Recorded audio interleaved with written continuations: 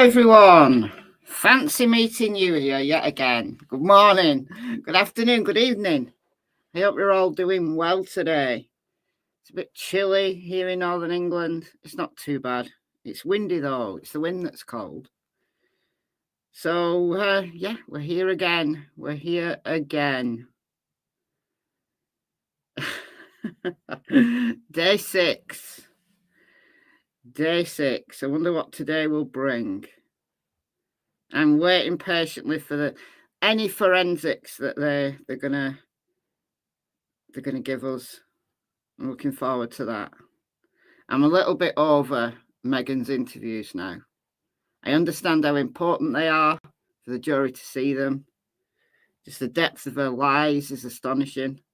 I'm glad that they showed those 2 news clips at the end of the day.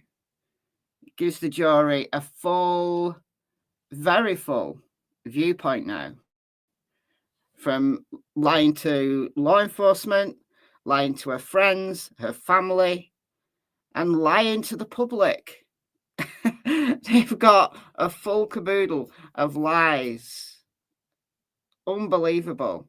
But as the prosecution are bringing, like, they're working chronologically forward, I think we should be reaching probably the point where she admits that Evelyn is dead. I think we're at that point coming up very soon. And that will bring us to the point where she was arrested. Thank you so much, Ipsy, for the £10. That's very kind of you. Thank you so much. Let's say a couple of hellos. Let's see who's in the house. I am waiting for shopping to be delivered. I've been tracking it. I've been tracking it for the last hour. It's only groceries. It's not many items, so it won't take me long to unpack. But, you know, staples like Pepsi Max, dog food, that kind of thing, you know, bread. So I didn't have anything in. Nothing. No dog food, nothing. So I've had to order some stuff. And I've been tracking the progress. It's been telling me that I'm next in the queue for an hour now. And it's about, I think, maybe 3 miles away last time I checked. So any minute now, there'll be a knock at the door.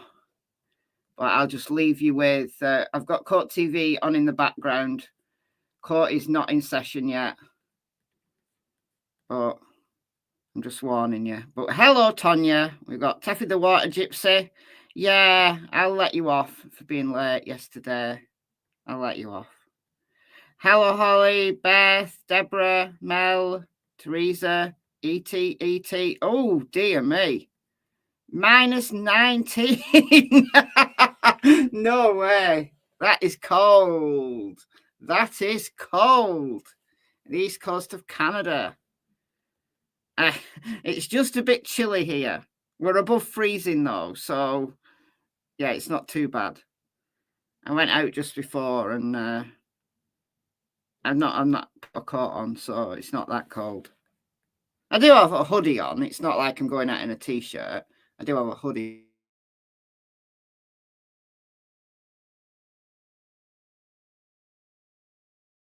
That is cold. I think the coldest I've ever experienced, I think we hit -15 here one winter. It was a really, really cold winter. It was unusually cold. And we hit -15. And I think when you get that cold, it doesn't really make that much of a difference. You know, whether it's -10, -15, it's all just really cold. But yeah, I forget that some people get the weather way more extreme than we do. We've got Soldi, we've got Remy, we've got Cassie Marie, Ipsy, I've already said hello to. Thank you for the £10. We've got who else is in? Blissful, Panalover. Had the stream on at work all day yesterday, but was too busy to pay close attention to any bombshells. No, it was all Megan's lies. Another day of Megan's lies. We watched some interviews that were quite long. So there was one with her dad in the room. It was all about just the depth. Like we knew she lied, but just the depth of it and the way that the lies just tripped off her tongue. And then there was one interview where they laid out all of like the timeline, and they had pictures of Evelyn. So from when she was really little all the way up to, you know, the point where she would have disappeared. And Megan just did not bat an eyelid. She was just emotionless. She was happy. It was like she was showing a friend, like some photos, like talking about them. And then, you know, they were like the good cops. They were just, you know, really, you know, chatty, just, you know, engaging her, and she was chatting back. And then they changed and they became the bad cops. And I thought that was a really good strategy. And then at the end of the day, they had they played 2 of the news interviews. We had an uncut kind of raw version of the WJHL interview, which had, I think it would be the 20th, 21st of February. And then there was one from WCYB, which we played the other day. That full interview had been released. So I played that the other day during one of the lunch hours. So no, you didn't miss any bombshells. We still don't know who Evelyn's biological father is. Everybody is waiting for that. I've just like forgotten how many times people have come in the chat and said, do we know yet? Do we know yet? Do we know yet? I guess it's people popping in and popping out. You know, if they're working or something or busy, they're popping in and popping out. And no, we still don't know. We've got Nicola, we've got Kimberly, Velvy, Tweety Lynn, Angie Baby, good afternoon to you. Petunia, okay, Amber. Okay, all right. I'm not going to say any more hellos. Does she even? Oh, sorry, wrong one. Does she even know who the dad is? Well, Jean Scott, her attorney, spoke to Ansley Daniel from WJHL a couple of times last week. She got like little sound bites from him, and he said that yes, and it's in the record, but he doesn't want to say who until it comes up in the trial. So apparently so. Thank you, Aussie TV, for gifting 5 memberships. I don't know who's got them because I'm not logged into YouTube on my other computer. Let me log us in so I can tell who did it. Let's see if court comes up yet. No, it's not, but I'll put it on the screen so that we're all ready. All right, let me just log into YouTube here. We've got, good to scroll up a little bit. All right, let's have a look here. We've got Laurie, Kathy, Pincho, Jacqueline, and Lorica, Midwest Mallow. So welcome you 5. If you've never been a member before, go and check out the members area. We've got members lives, we've got short videos, we've got a few bloopers, status updates, stuff like that, all in the members area. So go and check it out. And thank you so much, Aussie TV, for gifting those. Very kind of you. All right.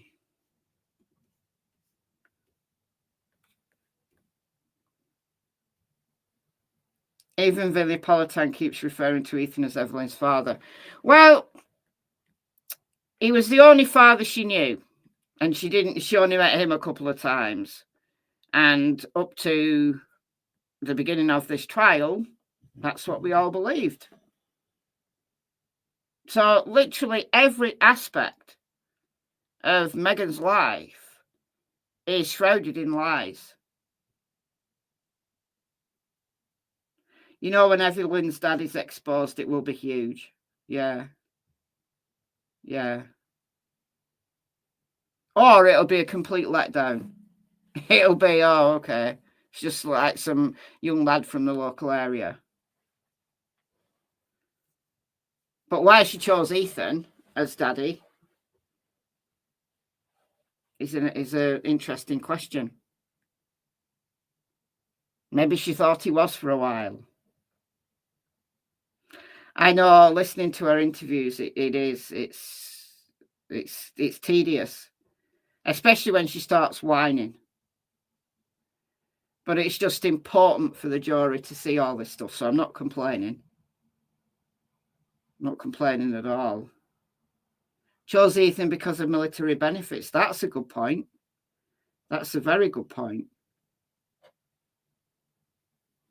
Yeah, maybe he was the one with the prospects, but he didn't want her, did he?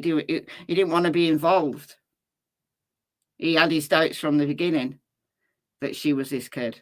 Maybe he did some math and thought, I don't think I can be daddy.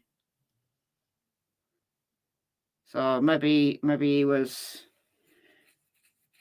you know, staying away or not getting involved because he knew in his heart of hearts that Evelyn wasn't his. She does have a look of him, though. She does look a little bit like him. Like, you wouldn't be questioning it, would you, just by the look of her? You wouldn't be questioning it based on looks. I know it's difficult to tell in a little baby, but she does have a look of him. Oh, her name isn't Ipsy, it's I Spy. Oh, I got you. All right. All right. I'll try and remember that. Don't hold it against me if I don't remember that, but I'll try. Some women choose military men because the military will make certain the father will provide housing, medical and other benefits. Yeah, maybe that's what she was going for.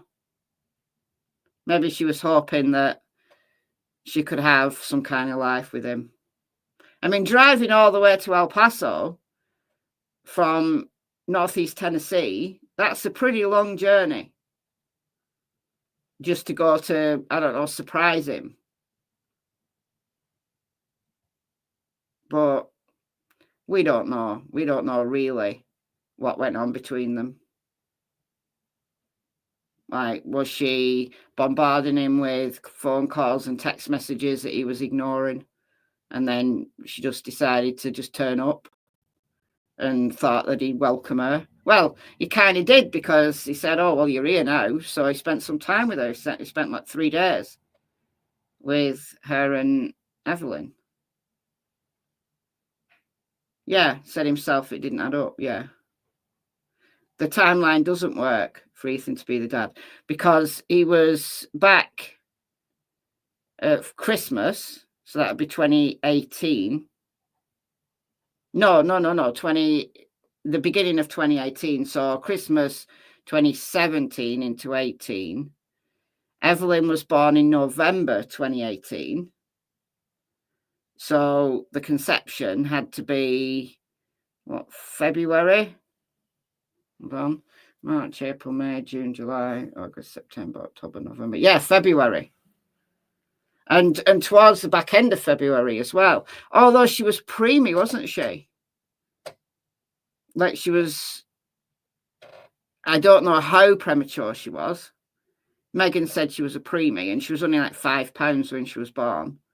So maybe she came a little bit early. Probably wasn't massively early. Just 5 pounds. I mean, that's small, but it's within the normalish range, isn't it?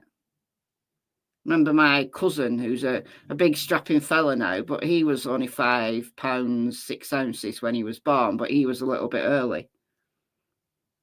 And then my cousin has got twin girls, and I think they were 4 pounds each.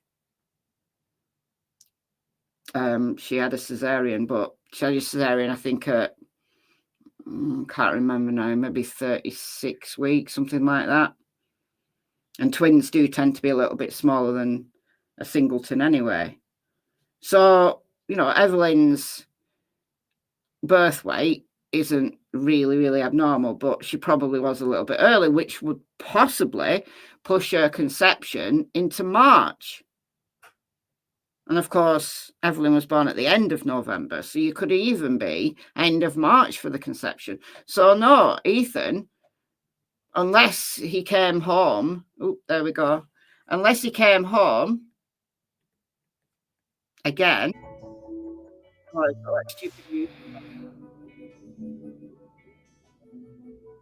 until we see the judge, till we see Judge Goodwin's head popping up. I can't be doing with that fake music that they play. Yeah. Thinking you didn't want to be a jerk or make accusations without a test. Yes. Yeah. And look, she lies. She lies just trip off her tongue. So he probably just didn't want to get into it. I think my shopping's here. I can hear the dogs like revving up behind the door. Usually when they drop stuff off, they drop it all at the doorstep and then just knock once they've dropped it all at the door. Here we go. All right. I'm going to leave you with all your music. I'll only be 5 minutes max, if that. I'll see you shortly.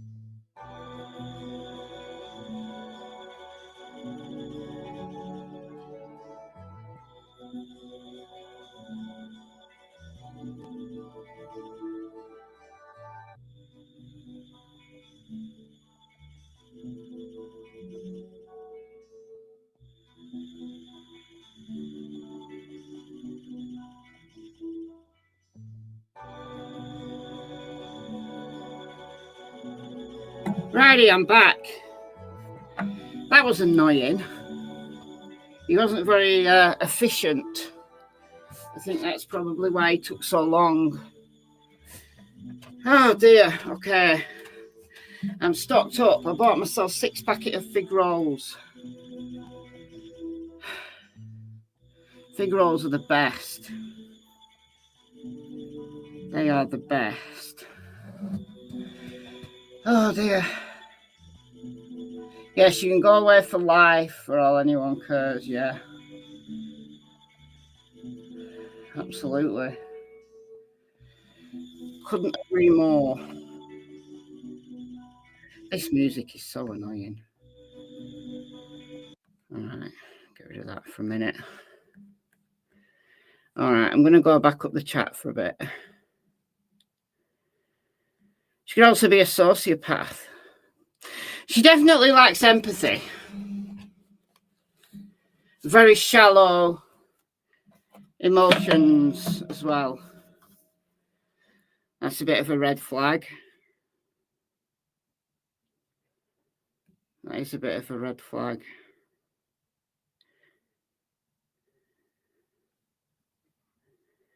Daughter was 6 weeks early and weighs, what, 6 pounds?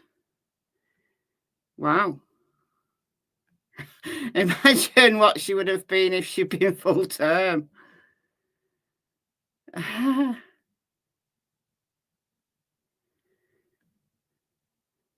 She'll be 34 this year. Who are we talking about? Daughter was 8 weeks early and was only 3 pounds. Ah. 4 weeks early and 7 pounds. Yeah, my kids were quite big, but they were all full term. think my daughter was the lightest. She was like £7.9, I think. And then the boys were all like £8, like £9.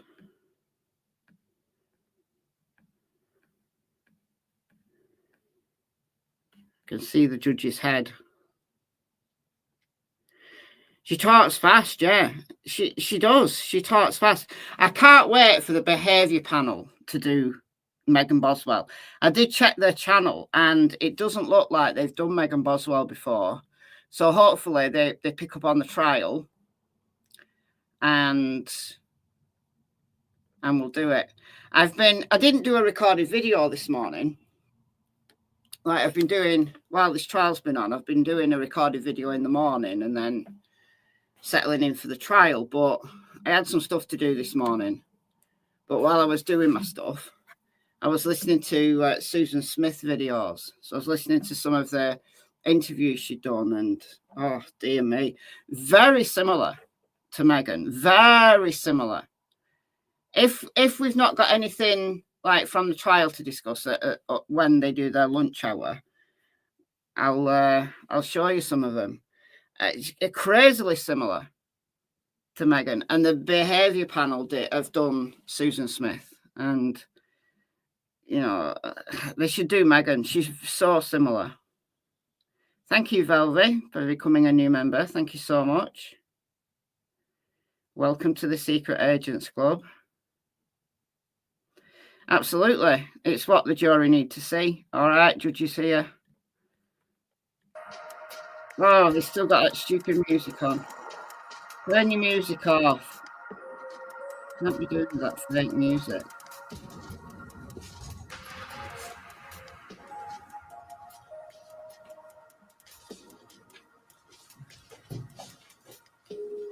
Right, he's put the court. Turn your music off, Court TV. There we go. How can you lie so quickly? I know.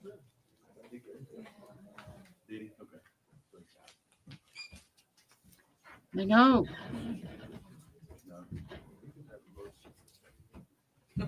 Thought it was £10. Oof.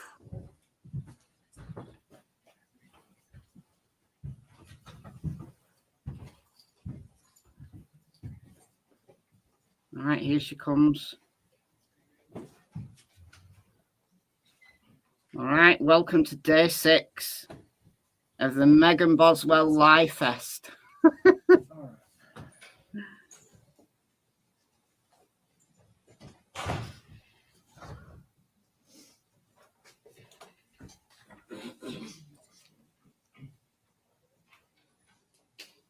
All right, I'm going to mute out and munch on some fig rolls while I'm watching the trial. Butter wouldn't melt. That's the thing. She's got like a very, like, she doesn't look her age. She looks very young. She looks very innocent. And it's the lies. Unbelievable. All right, I'm muting out now. Hopefully we get far ahead in this trial today. Megan Boswell, S72869. I think we finished with Mr. Weiss yesterday. Yes. All right. We'll come back with Mr. Weiss yesterday. Probably not much time. You ever find the case? We did. State versus Yoki? Yeah. Yes. No. 2011. Well, there's also State versus Barter, Judge, which was 1994. All right. Use of discretion. Yeah. Not much other guidance. Other than Correct. Well, Barter talks about the fact it's rare, and we'll, it's like, we'll take that up probably when we get back from lunch. okay, thank you. If you all make me copies of the cases or email. Would you prefer an email? Oh, that's fine. Okay. Email's fine. Okay. Is the state ready to proceed? We are, Judge. Defense ready to proceed? Yes, sir. Actually, if you have a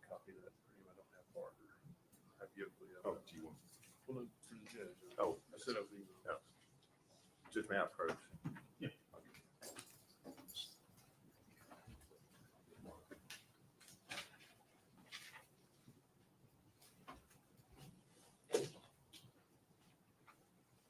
And I've emailed the Oakley case to you. I can get it 2 or 3 times. I understand. I called Susan Jones. That's the case she found. The law in that area does not seem to be very well developed. But Well, it's abuse of discretion. Well, Unless I Judge do what he wants. really screw them. Well, I mean, that's. What's the truth? That's the truth. Rely on bad facts or be wrong with law. Then that's abuse of discretion. Before we bring the jury in, I almost have the second draft of the charge ready. It's been my habit over the last 10 years to define the words that have to be defined in a definition section. And I think that's fine. And again, I was talking with Ms. Jones about this. I think that's fine with regard to like the definition of child or the definition of son. But when it comes to mens rea terms, knowing for the homicide counts, I have to define those within the count. Because it doesn't make sense that intentional means you formed an intent to kill on a case that's not a homicide case. And then I got to looking at, there's 2 ways that you can form intent or knowing or even reckless. You've got nature of the conduct, and you've got result of the conduct. And additionally, I have put both in the definition section, but I have gone back and so this is the reason you don't have the second draft. I'm thinking I'm going to have to put for certain charges the definition of knowing in the count, even on non-homicide, because, for example, assault, the definition of knowing is nature or result. But with child abuse, the definition of knowing is nature only, not result. And I want that to be correct. I want to correct all this. So it may be this afternoon before we get a copy of it. I did notice a couple of typos in there. Yeah, that's- Okay. but we'll go over. I have them marked, but I don't have them in front of me to tell you what they are. I found where on the felony murder, I still have a special segment. Yes, it will count there. You had the wrong name of the defendant. Yeah, on the I think it's somewhere else too. 'Cause I didn't read the verdict. we're at 77 pages. You get that done in 15 minutes, get you? Very Probably good. does.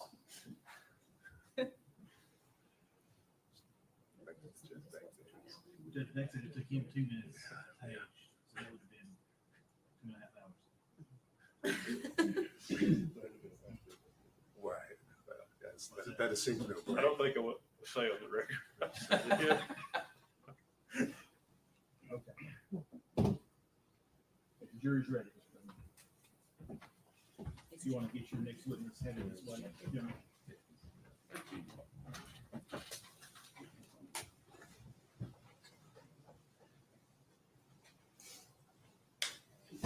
Everyone stand, please.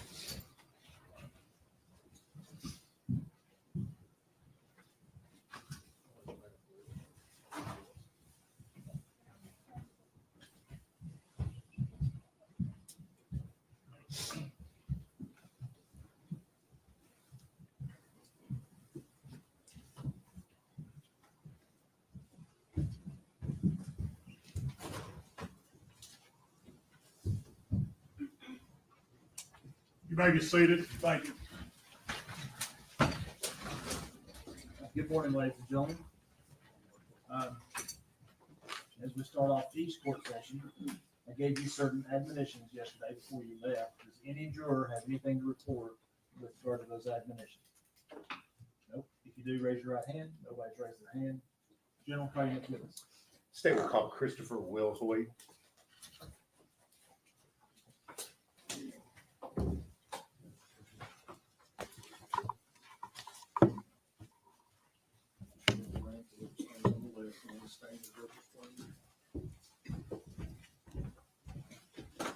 Raise your hand, sir. State your name. Chris Wilhoit. You solemnly swear or affirm the testimony you're about to give be the truth, the whole truth, and nothing but the truth. Yes.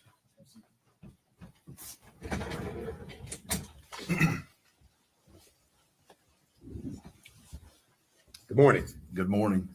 You are Christopher Wilhoit, is that correct? Yes, sir. And where are you employed? I'm employed with the Tennessee Bureau of Investigation. And what is your position there? I'm the Assistant Special Agent in charge of the Johnson City Criminal Investigation Division And how long have you been employed with TBI? since 2001. What was your assignment back in February of 2020? Same assignment. I was the Assistant Special Agent in charge of that unit and working on the Evelyn Boswell case. Okay. You anticipated my next question. So you did in fact assist the Sullivan County Sheriff's Office in their investigation into the disappearance of Evelyn Boswell? Yes, sir. All right. And what was your role as far as within the TBI or in that investigation? Just participated in the investigation in any way possible. We also had a case agent that was assigned to the case, a number of agents that also worked on the case. And I was here to, for lack of a better term, lend a hand and help in any way possible. All right. Specifically, I want to draw your attention to February the 23rd of 2020. Did you encounter the defendant, Megan Boswell, on that day? Yes, sir. And did you have an opportunity to speak with her? Yes, sir. All right. If you would kind of tell the jury what the circumstances around you talking with Miss Boswell. So I was at the Sullivan County Sheriff's Office that day. Miss Boswell had been interviewed that day, and following her interview, she left and went downstairs. I walked downstairs, or I guess I took the elevator downstairs and went outside where she was located and merely asked her if she was waiting on a ride. And at that point, she began talking to me about Evelyn. So I asked her if she wouldn't mind coming back inside and if I could take a statement from her. All right. Now, where all this occurred, is this over here at the sheriff's office? Yes, sir. Sullivan County Sheriff's Office. Right as you walk out the front door there, it's kind of a ramp that goes down, and she was standing against those bars there. Okay. That's right around the corner from where we are right now here in Blumpville, Sullivan County, correct? Yes, sir. Okay. You mentioned that she began speaking with you. Did she know who you were? I don't know. I at some point in time, I'm confident she knew that I was with the TBI or that I was law enforcement. Okay. Did you identify yourself to her? Yeah. At some point in time, I told her, that I was Chris Wilhoit and I was with TBI. All right. And I think you said this earlier, but when you actually went to speak with Miss Boswell, where did you go? Where over in the building did y'all talk? I went back upstairs because I asked her to come back into the lobby, and I went back upstairs to get a pad, a piece of paper to write on, and a writing to her, a pen.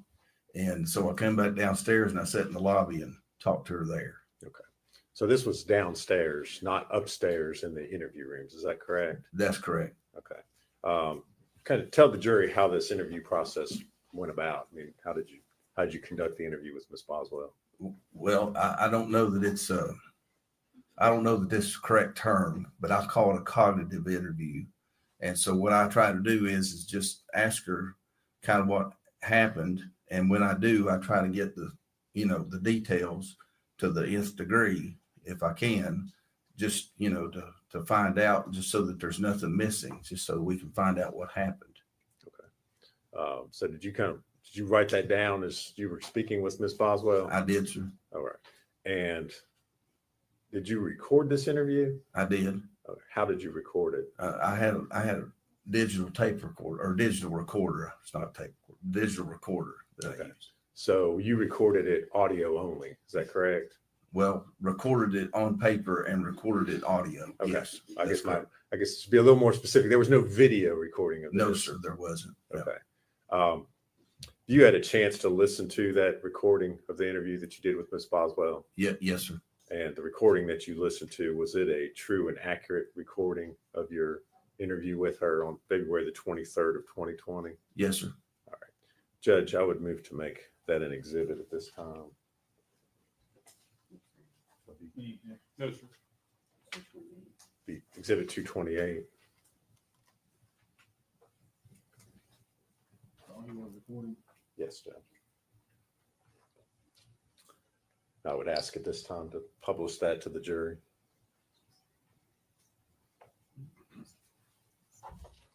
Okay.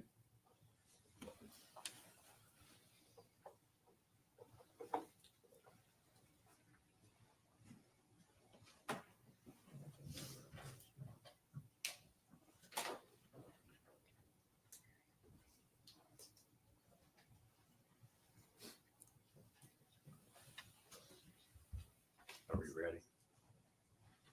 Yeah. February 23rd, 11:22 p.m.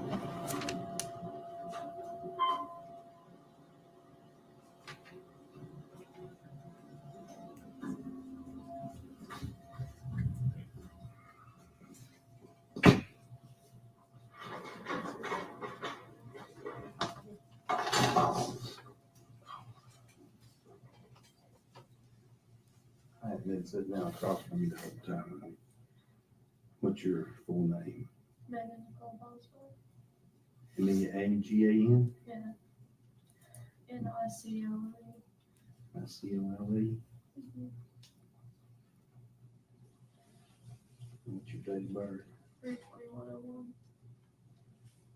That girl that hung out with my mom went missing the same time Evelyn did. What if my mom gave her to her?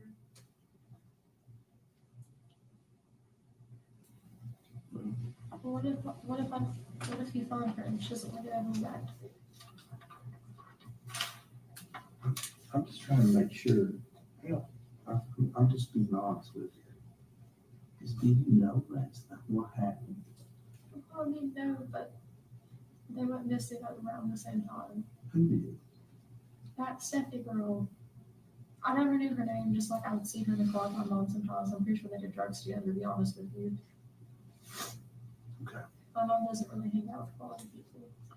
You told me right outside here that on the 14th and the 16th. Yeah.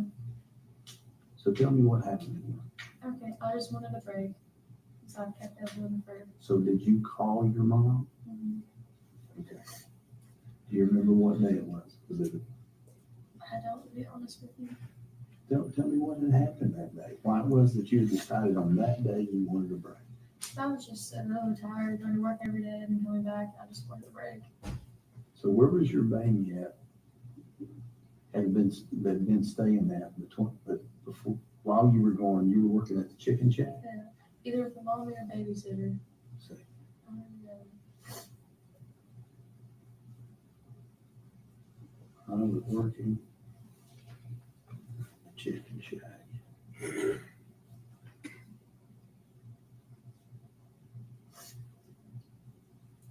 My mom, or my Oh, mommy. old mommy. No, mommy for the first one. I'm a babysitter.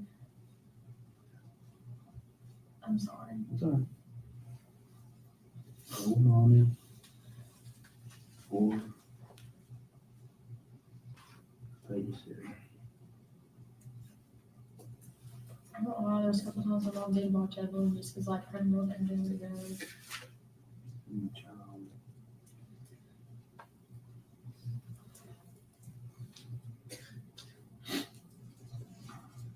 Was old mommy keeping the child all the way up to the 14th or the 16th? I went back and forth between people because sometimes she wouldn't feel good, and like sometimes babies are gonna watch her, and it was just a mess. But she kept her A lot. a lot. Yeah. Okay. So, Can we just start there and then give us over real quick? Yeah. Okay. I called my mom just because I wanted a break, and she told me that I heard what we were gonna go that night. call my mom. Call a break. This was sometime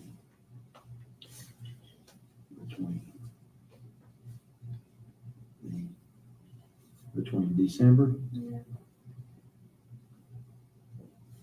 14th and 16th. So did your mom come to where you were, which was where? And she wasn't supposed to know I was staying there, so I didn't want her around.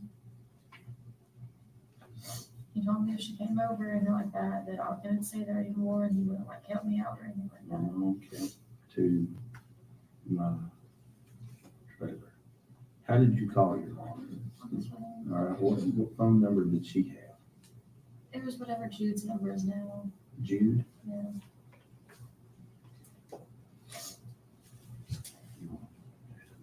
A phone.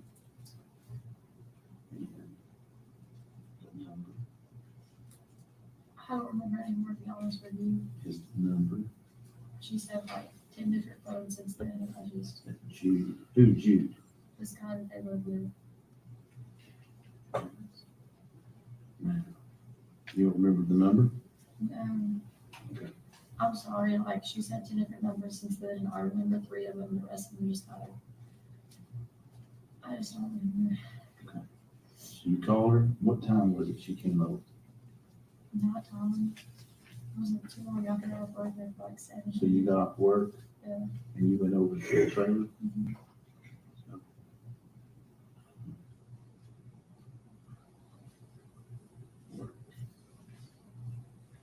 To the trailer. What happens if I find Evelyn? Am I gonna get her back, or if the person wants to speak her? Let's work on finding her.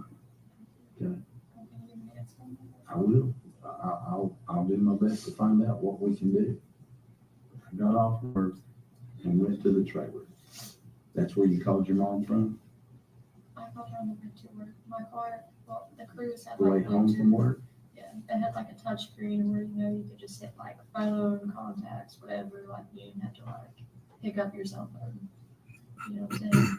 You had the number that you had back then. What was the number? My 579 number.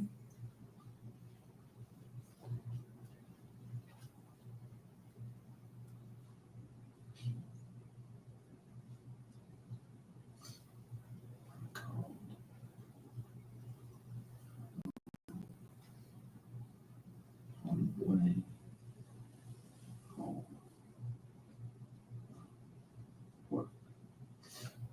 Like I said, my car had like a touch screen where, you know, you could plug your phone up and it'd be like contacts, calls, like, you know what I'm talking about? They had like Apple Play or whatever in the car.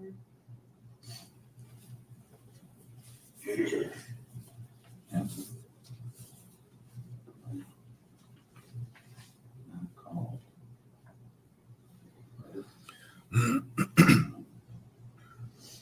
Call. Okay, I told her I just wanted a break.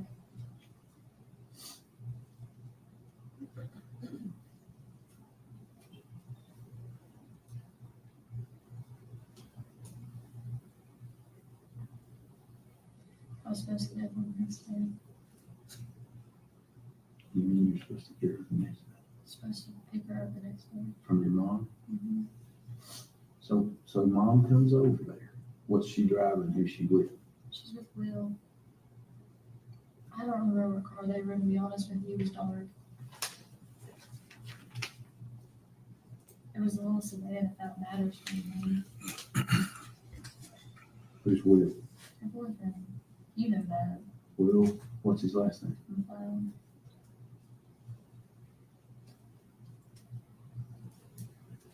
Small sedan, color, you know anything, what color was it? It was a dark car and it was not tone. And unfortunately, I didn't work at the time, so I mean, like, you know.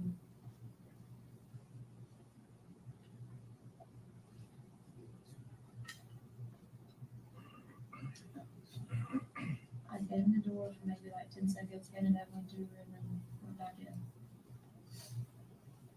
Your mom didn't come in and try it? Mhm.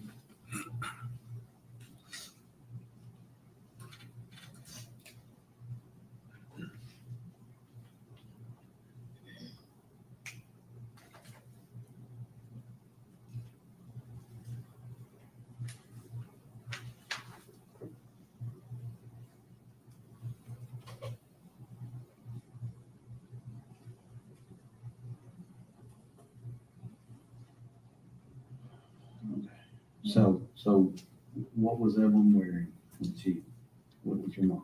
I already told you about the little pink, I wasn't in there. there's a little hot pink tracksuit, the matching belt and shoes. So Puma tracksuit. Had she been wearing this all day? Oh, yeah. I'm just asking. Does that make it bad because she's wearing it? No, no. No, so- she was wearing it all day. Evelyn was wearing She didn't get dirty, Hey. so I didn't change her. a small, A Puma a Puma. tracksuit, it's hot pink. Right. Suit. It's hot pink and she had to go to match.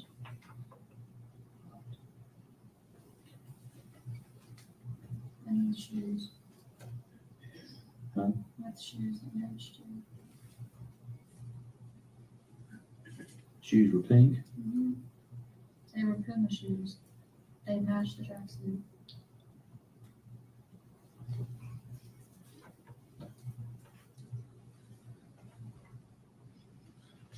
Okay, so she takes her What dress time had you picked? So had old mommy had her that day? Mm-hmm.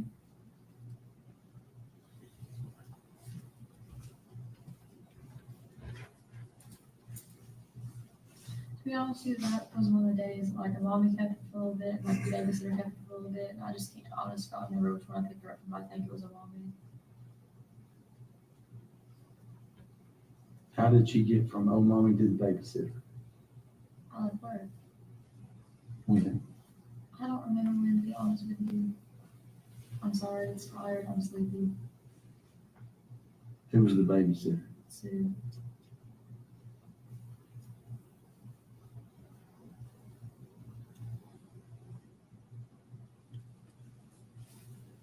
You left work like around lunch or when?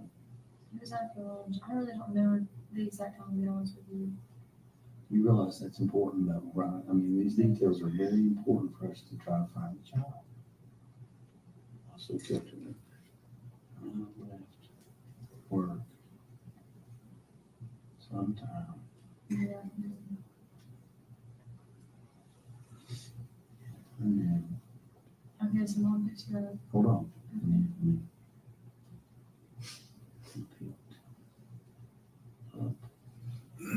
Evelyn.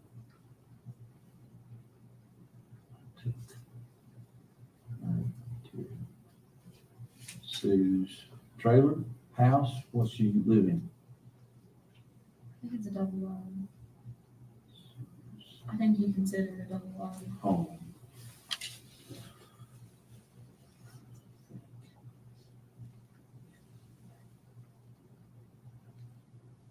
Tell me this. Why did you have to pick her up from old mommy and take her to Sue's? Why from the change? Mom would get tired of watching it. So did old mommy call you and tell you she was tired that day? She's old, she's 70 years old. So she called and told you, I'm tired, I can't watch her. Mm-hmm. She never meant it in a bad way. Mommy called.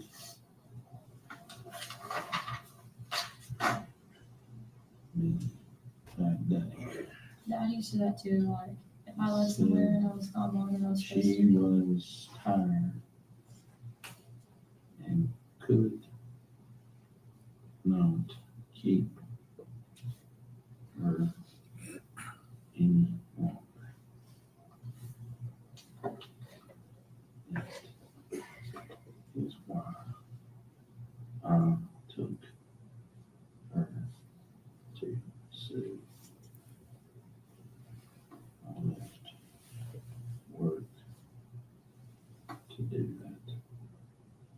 did you call Sue before you took her over there? Mhm.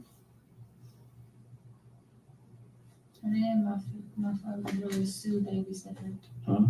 Her name on my phone was literally Sue Babysitter.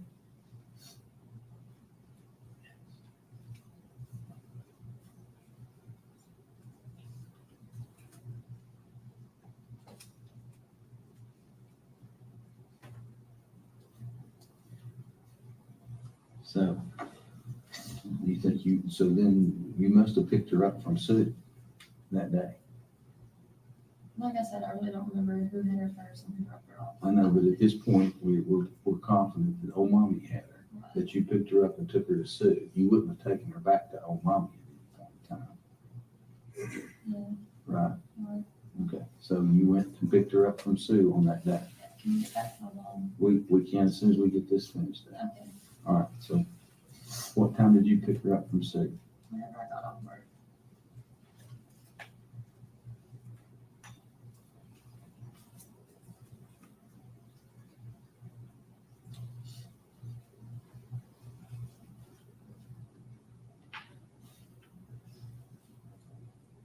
Which was about what time? Probably 6:30.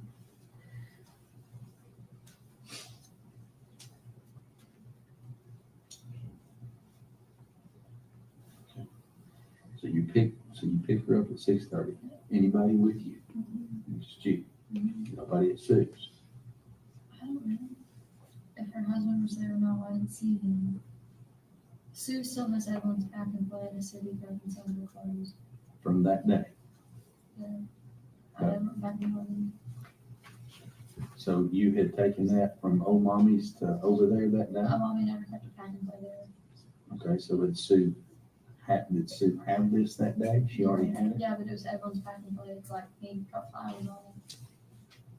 Well, like the insert of the bed playpen is pink and it's got like the edges of it's like white. It's got pink roses on it. Okay. Like, have you seen a pack and play? Mhm. I'm assuming you have a kid. Okay, you know what I'm talking about? Yeah. Like the design or whatever around it. Yeah. On the very top part, like that part, it's like a gray coat pack and play. It's Yeah. white. Pink roses. Got it. But Sue, Already has a pack and play. Okay. I left it before. Yeah. And some clothes. so she had clothes, so, And she maybe had. a but couple you had tools. dressed Evelyn that day, right? Yeah, In this Puma outfit. yeah. So she didn't change clothes or anything like that. Well, no, Sue still has clothes that I dropped off there forever. No problem. So you pick up Evelyn, Yeah. right? 6:30. Did you call your mom from when you were going from Evelyn's house or Sue's house to your trailer? Mhm. Okay. Tell me this. Were you or were you not living with Hunter at the time? On and off. On and off.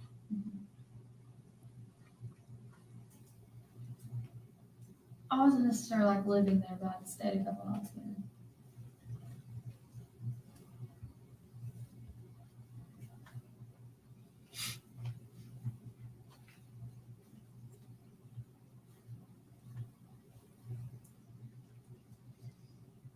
Okay, so mom picks Evelyn up. Uh-huh. You know, they're going to Mendota. I'm like, okay. So wait a minute. So your mom doesn't come inside. So is this conversation you're having with your mom, is it standing at the door? She's like, we're going to Mendota. I'm like, here's Evelyn's stuff. Bye. Like, it was really quick. Okay. How far is Mendota? I don't know. I've never been. How far is Mendota? Do you know? I don't. The reason I'm asking though is did you ask like, does she need a toothbrush? Or not a toothbrush, but does she need like overnight stuff? I did send her overnight stuff. Mom was supposed to go overnight, supposed to go the next morning. Okay. So you had a bag that you gave to your It mom. wasn't a bag, it was a little basket. It was a basket. It's blue. It had like diapers and like I gave like some Did milk. Will get out of the car and come with her to the door? No. Okay. So when my mom came to the door, Mhm. okay, were you planning on your mom keeping her that night? Mhm. Okay. So I sent overnight stuff. When mom came to the door, did you tell her that on the phone? Yeah, she knew. Okay. She was aware. So I was going the next day. Into the door. I gave her basket, It was a blue basket. Does that matter? that was blue. Does that matter at all? It had overnight clothes. Yeah. Well, anytime I ever take Evelyn anywhere, I sent with extra clothes. Because babies get dirty. Overnight clothes Diapers, milk. and extra clothes.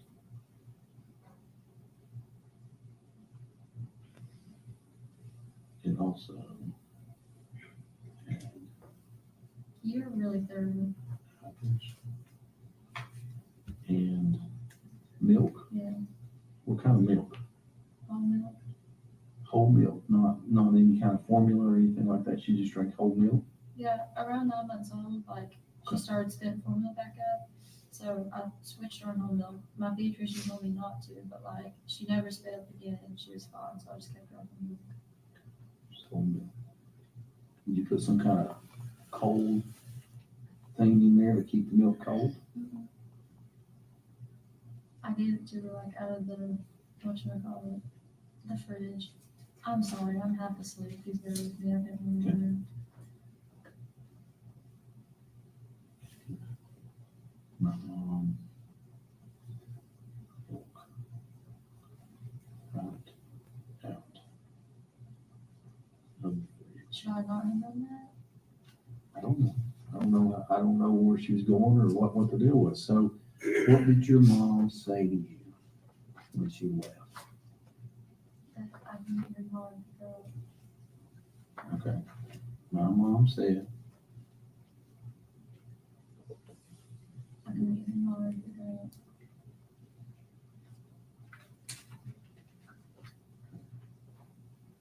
tomorrow, pick her up. So at some point, she's got to tell you where she's going. Mendoza. I know that, Megan, but it's important about how and when she told you. Did she tell you that at the beginning of the conversation, while you were on the phone, or at the door, or at the end? We were on the phone. She told me her will go to Mendoza for now.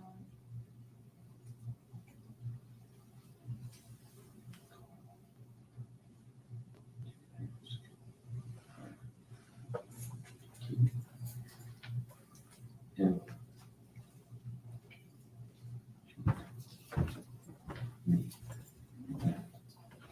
Her and Will, we're going to Mendoza.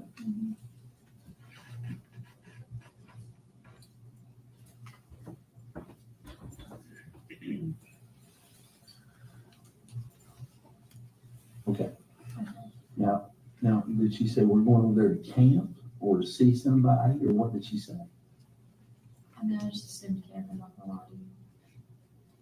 They always camped out there. Will has a camper. At Mendoza? What's it look like? I've never seen it, to be honest with you. It's just a camper. I think it's at Jude's now. Or it was at Jude's. It's just a camper. What kind of camper? A camper. I've never laid eyes on it to tell you that it was camper. Like what kind of camper it was or anything like that. I'm sorry.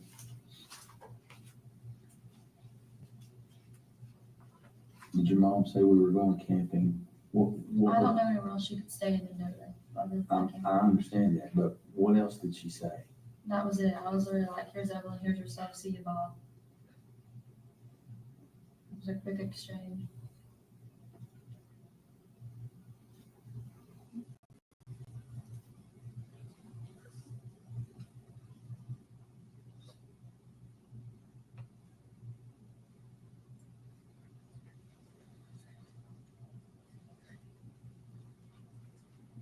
It's like along like Holston River, I guess. That's what my dad told me.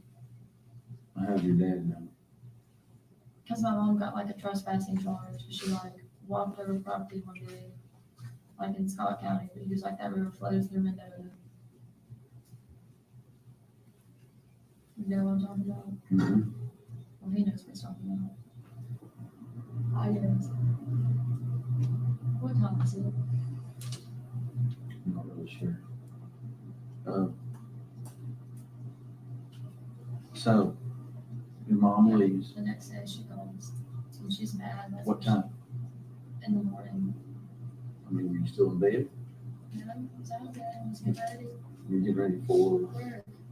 so what day was that? Huh? The 15th and the 17th.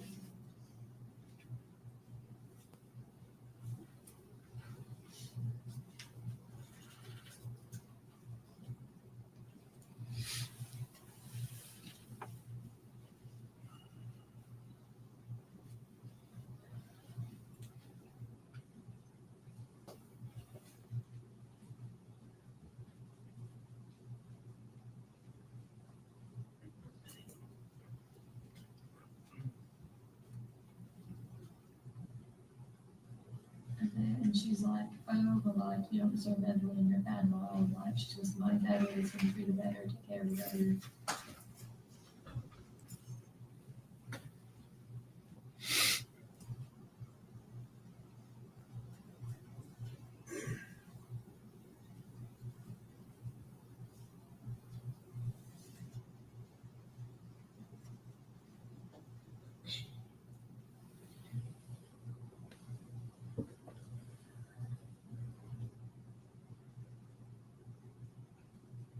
She kept telling me stuff like, oh, like, you don't deserve her. I said Evelyn was with. Somebody would take better care of her. She would have to do it.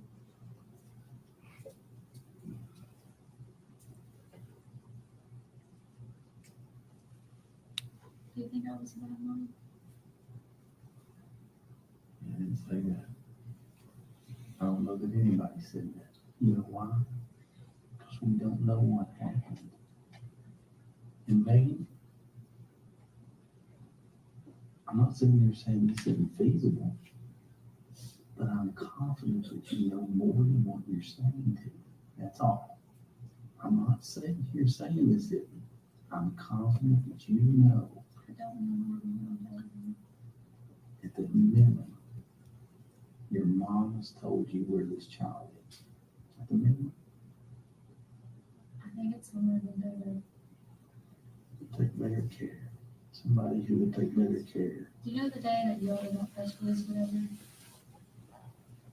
She kept trying to take me back up there, and I told her, I was like, look, you just give her to me. I was like, so help me God, I will not put your name into it. I will walk my ass up there with Evelyn on my hip and be like, it's mad at my dad and don't want him to see the baby, like, you know, think up some bullshit. And I was like, I will let them just see the baby. I was like, you're taking me to her, just tell me. I that's want where you to you're taking me. listen to what you just said.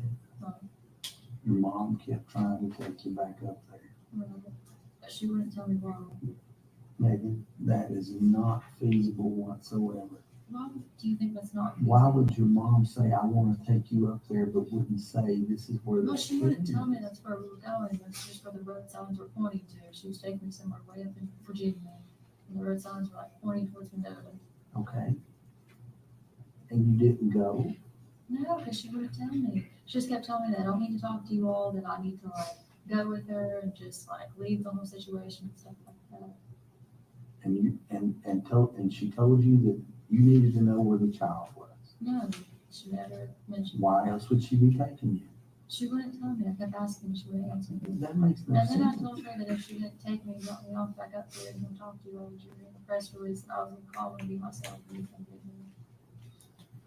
She told me that somebody who would take better care, Evelyn was with somebody who would take better care of the child. She told you that next morning that. No, What? but I didn't deserve Evelyn. That was a bad mom, and I didn't support her.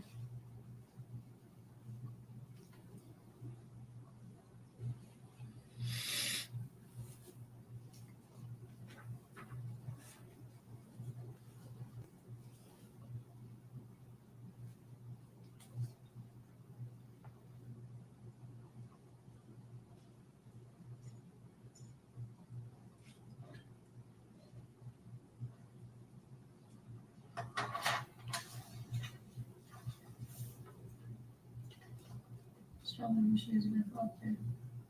She told you what? Then who she was with left her.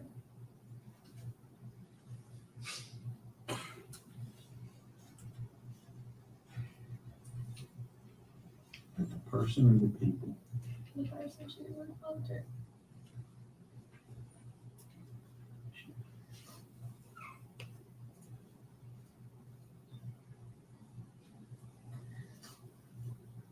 I should have saved for one for anything. Then if I left my child, I'd let her have a better life.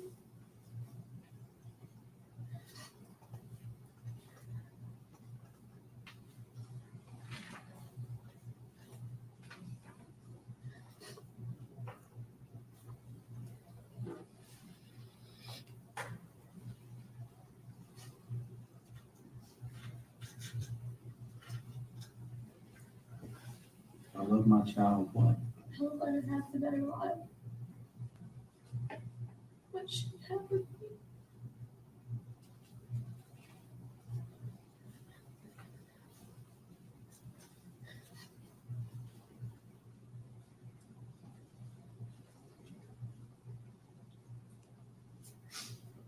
That's all. Megan, did your mom bring me any money? Just ask.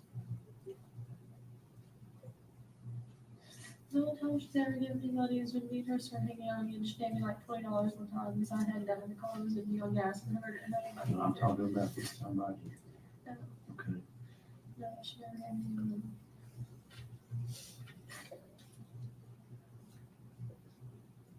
What else did your mom tell you? That's it. She just kept repeating the same like phrases over and over again. Just kept on saying if I wanted Evelyn to have a good life, it wasn't me.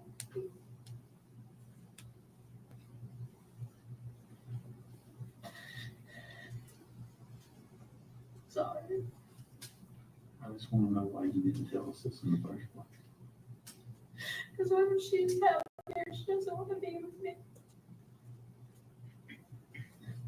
Megan,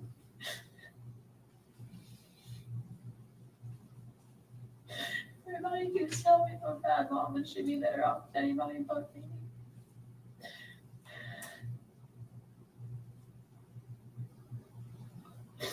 I want to know something. What? Do you think Evelyn is alive? You do. Are you confident of that? You're shaking your head yes. Does that mean yes? Yeah, Megan, just don't know what they're doing. Megan, I want you to know something. Well, If Evelyn is alive and she's okay, it's okay. Okay? And I even go back to the fact that if she's not, and something just accidentally happened, it happens. It's sad, but it happens. I can't go out here though and find this child, no matter how it is, and turn around and make it okay. If when I talk to the people, they say, Megan knew this. Do you understand that? And I'm telling you, that's more feasible than you don't know at this point because Marty told a couple of different stories. If you know where the child is, I need to put my hands on it so that I can help you with this. You need to tell me, honey. I don't have an exact idea. I just think so when I've been down there with my mom and dad with that kid. That your mom hangs out with. Tell me who your mom hangs out with. Nobody else heard me about the movie. I'm already. What names do you know? You're gonna have to give me a second, I think. There's like Travis, Tristan, Billy, Christy. These are all people in the know. No. I don't know anybody that she knows in the My mom has little like sketchy friends and they move around a lot. And Will has little sketchy friends that move around a lot.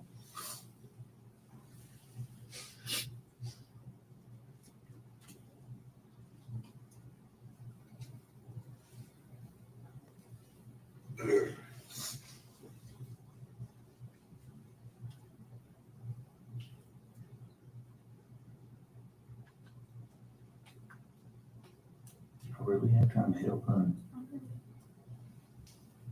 Did you find if they're letting it ever get back? I'm just telling you.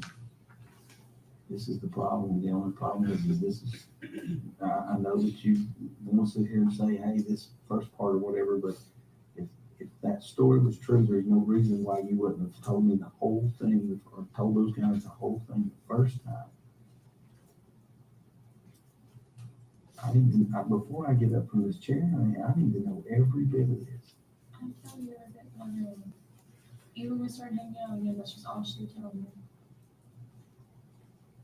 You do realize, Megan, that I know that you sat in that seat up there and you told those guys the last time that was everything you knew.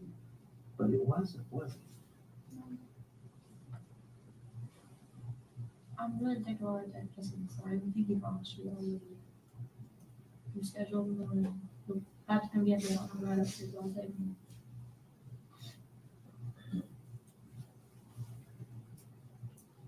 What are you going to do with the test shows that you're not being truthful? What are you going to do?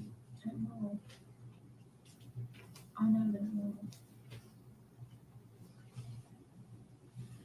See, I gotta sit here and believe you, honey. I also believe that you feel confident that your child is still alive. Right? Was that a bad thing? No. But what the bad thing is if you have an idea of where it's at and you're not telling me. I know a general area. All right, where? Mendota.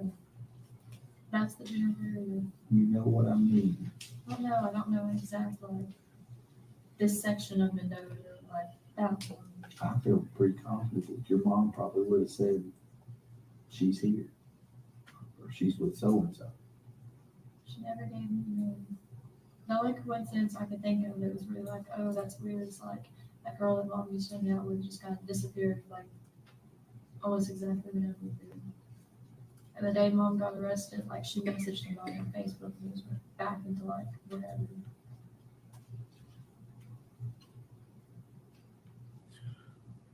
Mom never said people, it was always person. Like singular. Not like Why is that? Would you have said that if you didn't know? said one. Person? No, she never said people, it was always person. It's always the person who has it. It wasn't like, oh, the people were like, you know, it's always like one person. Just listen. We'll go to the ends of the earth for this kid. Okay. But I'm telling you right now, lots of problems.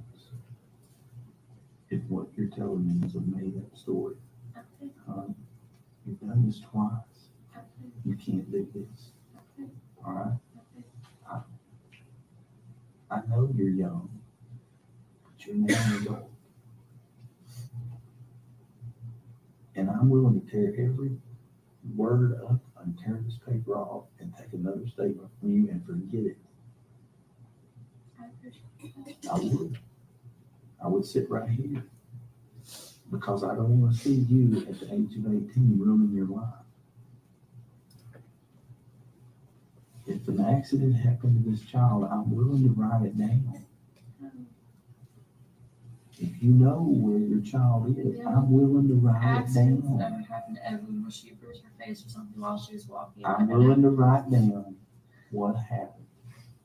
I told you. And if there's more that you know, I've got to know. There's not. I just have theories and I told you that. Like And I this said, is it. that one girl that went missing around the same time Evelyn did, like my mom hung out Do with you her. know the child to be with that girl? No, but don't you think it's weird they went missing around the same time? And literally, like almost down to the moment my mom was arrested, she talked to somebody. What's the girl's name? It's Lucy Staffy.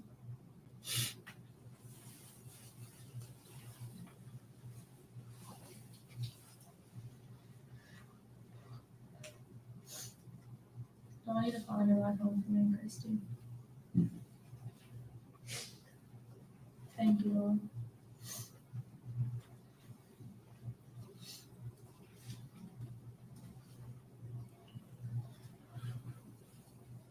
Can I ask you something? Listen, What if my mom told this girl that she was adopted Evelyn? Would you get her back? Because somebody there told me no. If they thought that under the pretenses of adoption, you couldn't get back. I don't think your mom has the right to let her be adopted out. Well, still, like, Her name is what? Lucy Steffi. Spell Steffi. I think it's STEFY maybe. I'm sorry if I spelled her last name wrong.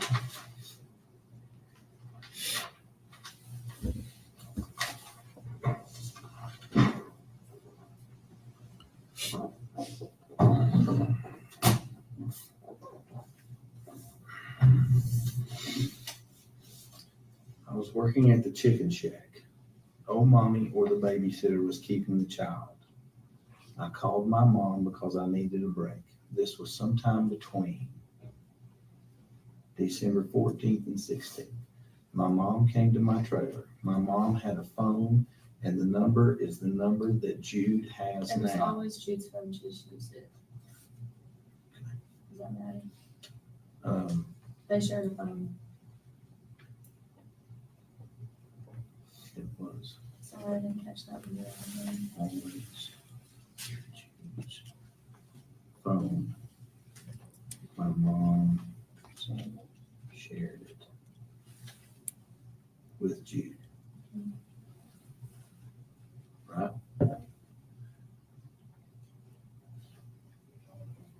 I got off work and went to the trailer. I had the 579 number. I called my mom on the way home from work. My car had Apple Play, and I called her from the car. I told her I just wanted a break. Well, technically, I called from the babysitter's house, but to me, that's still on the way from work. So if you get down here, you're like, oh, what do you call it from Sue's house? Like, that means the same thing to me. But you called her from the car, right? Right. And on your phone. Right. Okay. I told her I just wanted a break. My mom came to the trailer with Will McLeod in a small sedan. It was a dark car and it was dark outside. My mom did not come in the trailer. I handed Evelyn to her while she was outside. Evelyn was wearing a Puma track suit that was hot pink with a bow to match. The shoes were pink Puma and matched the suit. Oh, mommy had kept the child that day. The babysitter, Sue, also kept her that day. I left work sometime in the afternoon and picked up Evelyn. I took her to Sue's home that I think is a double wide, right? I mean, I don't know what you call it. It just looks like double line. But it's not as long as double line. What do you want me to do? Initial right here, so that I don't add anything to your statement. Okay. Right here. You see where I've marked this out? Yeah. Initial everywhere where I marked that and that out. Above it? Here's the initial right here where we added this. And then initial right here at the bottom. So I don't add anything to your statement. All right. Oh, mommy called.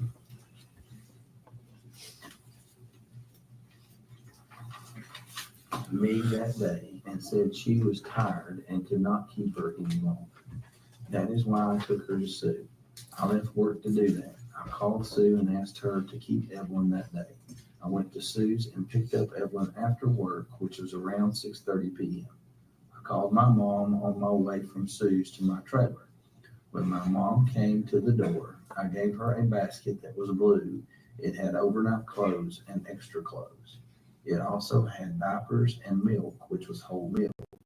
I gave my mom the milk right out of the fridge. My mom and I could meet her tomorrow. My mom said I could meet her tomorrow and pick her up. When I called her to ask her, I'm going to say Evelyn, and pick Evelyn up. When I called her to ask her to keep Evelyn, she told me that her and Will were going to Mendota.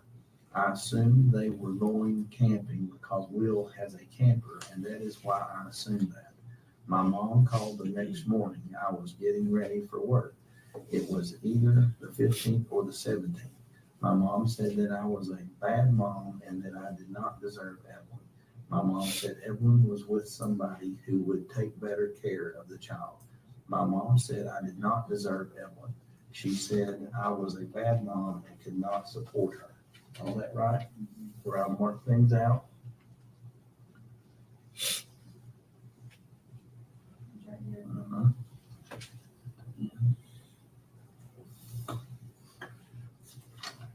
My mom said that the person she, Evelyn, was with loved her. My mom said she was safe and would not want for anything. My mom said that if I loved my child, I would let her have a better life than she would have with me.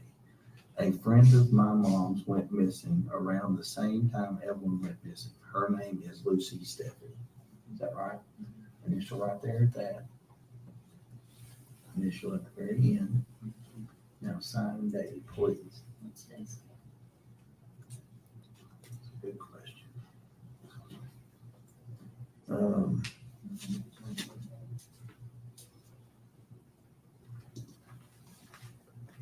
24. I'll see if I can remember. Mhm.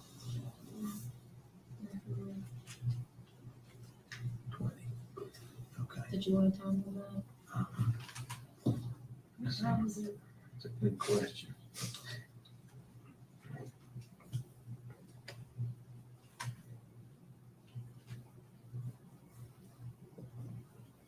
$12:08 a.m.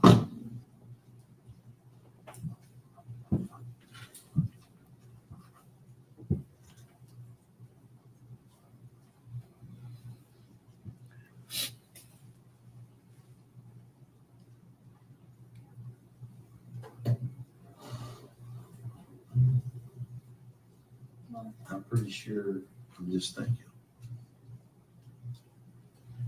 Megan. Oh, mommy quit touching the baby before that. No. She must have her dates wrong, but she didn't know it. I know for a fact that she didn't know it. Because I had nobody else to watch her except for 2 people.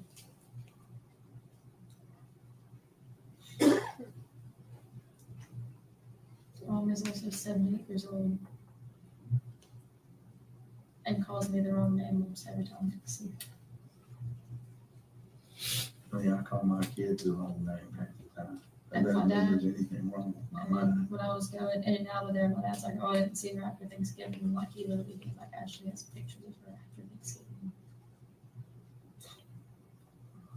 Or she used to forever that white husband that she had.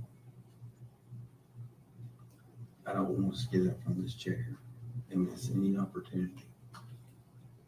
I've got an 18-year-old daughter.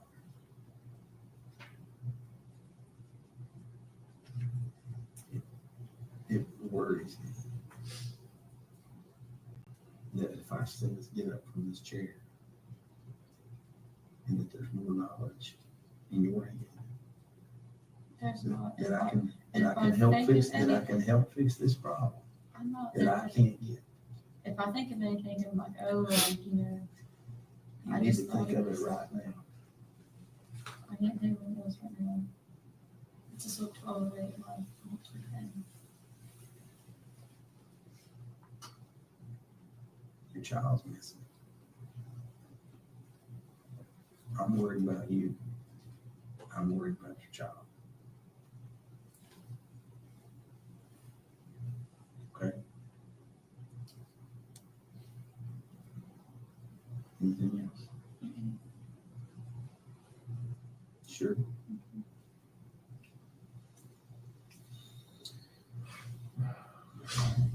Are you gonna go to Kristen? Fine.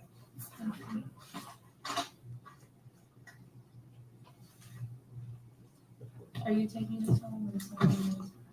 I'll either take you home or get somebody. Give me just a minute. Is it gonna be like a swap, like taking this home? Hold on. Like, getting the top part? We'll make it a good, safe ride home.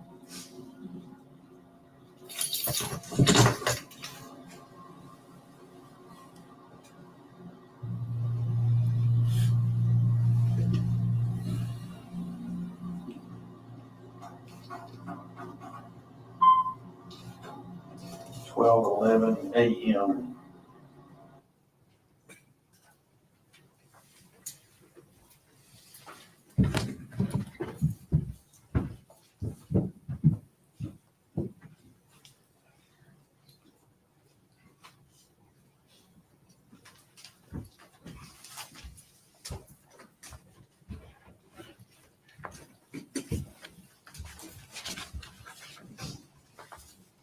Agent Will Hoare, we could kind of tell as you were speaking with Ms. Boswell, you writing that statement down Yes, sir. on a pad. Okay. Did you go over that statement with her? Yes, sir. Did you allow her to correct or make any changes to what you were writing down? Yes, sir. Okay. And is that indicated on the statement as well? Yes, sir. All right. And at the end of the statement, did you have her sign and date it? Yes, sir. And did you sign and date it as well? Yes, sir, I did. And when you took this statement, you started talking with her, I guess, shortly before midnight on the 23rd. Yes, sir. Is that right? And then you finished, I believe you turned off the recording at 12:11 a.m. on the 24th. Yes, sir. Okay. All right.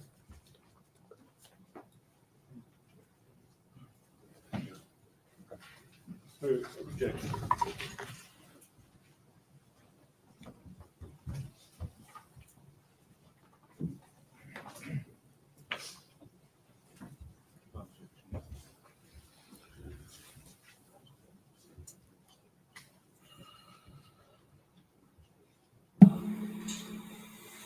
Why is the defense attorney objecting?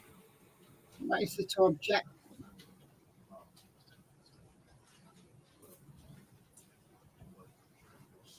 The sniffing must be someone close to a microphone. Yeah, there it goes again.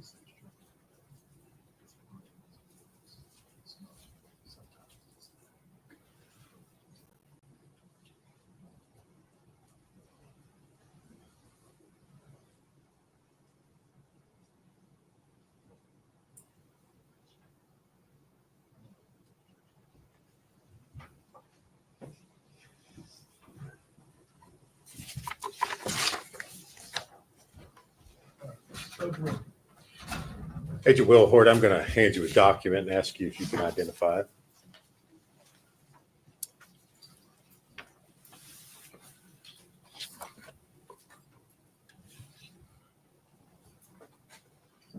You recognize it? Yes, sir. Is that a copy of the statement that you took from Megan Boswell on the February 23rd into February 24th of 2020? Yes, sir. All right. And you recognize her signature at the end of that statement? Yes, sir. And do you sign that as well? Yes, sir. Judge, we'd move to make that Exhibit 229. The full exhibit 229 over the defense objection.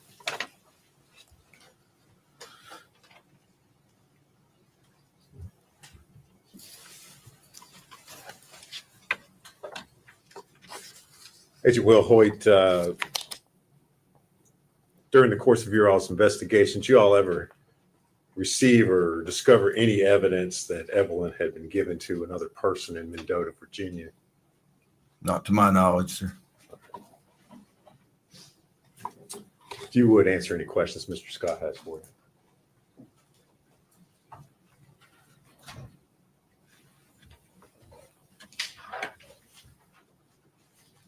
Good morning, Agent Will Hoyt. How are you? Fine, sir. How are you? Good. Thank you for asking. You took this statement on February the 23rd. It appears it started up into the night. Is that a fair statement? Yes, sir. How long had Megan been at the sheriff's department that day prior to that statement being taken? Do you know? I don't. Did you Mirandize her? No, sir. The statement, the subject matter of the statement, obviously you're aware that several other statements have been taken from her. Yes, sir. Okay. You're in charge of the field office in Johnson City, basically, right? Yes, sir. So that means you review and sign off on everything that's done in every case. In the field division, yes, sir. So everything that Agent Gratz is doing, you're reviewing and you're signing off on. Yes, sir. So You were aware that she had been interviewed several times prior to your interview. Several being, I guess, I don't know, but yes, she had been interviewed prior to that, Mr. Scott. You are correct. Okay. And your interview is essentially a continuation on the same subject matter of the prior interviews. Could you repeat the question? Your interview was a continuation of the subject matter of the prior interviews, being the disappearance of Evelyn Boswell. Well, it was a different interview, but I guess I was questioning her about Evelyn, which I think was the subject of every interview. Sure. That's all the questions I have, Judge. Actually, no, I can ask one more thing. Were you aware that the TBI had provided Megan with a cell phone on the 23rd?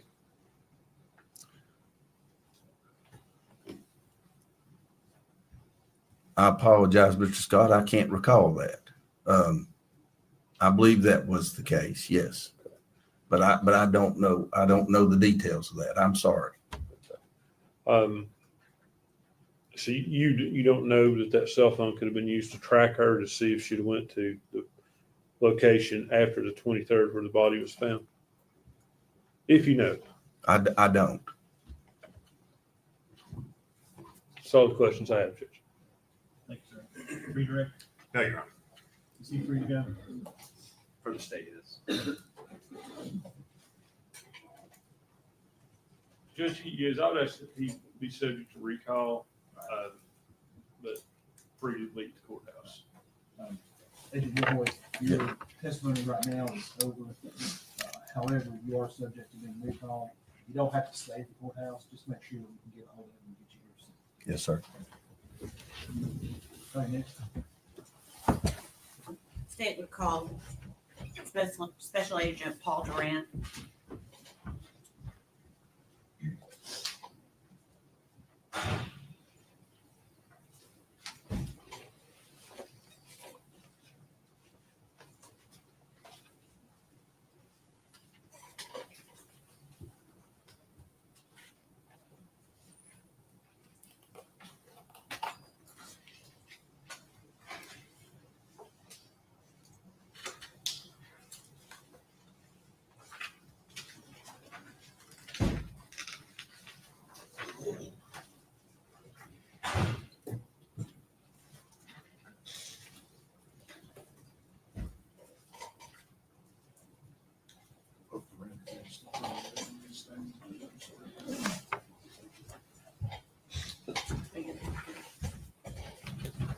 Raise your right hand, sir. State your name, please. My name is Paul Durant. You solemnly swear or affirm the testimony you're about to give is the truth, the whole truth, and nothing but the truth.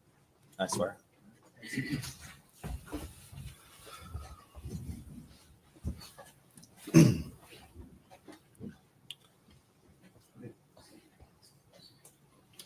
Please tell the jury your name and where you're employed. My name is Paul Durant. I'm a special agent with the FBI assigned to the Johnson City RA. Okay. And is your last name spelled Durant? Yes. Okay. How long have you been employed in that capacity? I've been employed with the FBI for about 5.5 years. Okay. And you stated your title was special agent? Yes, ma'am. Okay. Can you tell the jury a brief description of your current duties with the FBI? So as a special agent with the FBI, I'm primarily assigned to investigate crimes against children. So anything with sexual exploitation, kidnapping, human trafficking, things of that nature. Okay. Can you give the jury a brief summation of your education? Yes. So I have a bachelor's degree in finance that I attained from the University of Central Florida. I have a second bachelor's degree in biomedical science, which I also attained from the University of Central Florida. Okay. And during the time you were employed with the FBI, were you asked to aid in the investigation of missing child Evelyn Boswell? I was. What were you tasked with doing at that time? So the FBI in general was tasked with supporting our local and state partners. We did anything from interviews to phone extractions to assisting interviews outside of the state. Primarily, my responsibility was reviewing all of our documentation and looking for any patterns and things like that. When you say documentation, are you referencing digital documentation or other items? Mostly digital documentation, as well as like interviews and notes and stuff like that from the other investigative agents. Okay. And from the time you first assisted until now, have you continued to receive training in the area of forensic examination of digital devices? Yes, I have. Okay. Can you tell the jury briefly what type of training you've received? I received training through the FBI as part of the Computer Analyst Response Team technician, as well as the Digital Evidence Examination technician. Okay. When you say response team, what does that mean exactly? Essentially, like any of the response teams, are teams that can be deployed. We can go to search warrants. For example, like we call it CART for short. The CART team would join investigative agents in the field. We would examine any computers that were on and available during the time, as well as cell phones, and then bring those back to our office for further examination and extraction. So CART is short for Computer Analysis Response Team? Yes. Okay. And how long have you been a part of that team? I believe about 3 years now. Okay. And have we sufficiently covered your training regarding digital evidence, or is there anything else you would like the jury to know? So that's the majority of my training with digital evidence. Does the FBI utilize forensic digital evidence equipment to aid you in your investigations? Yes. So we have several different forensic softwares that are FBI approved, as well as specific devices to help us extract and image electronic devices. Okay.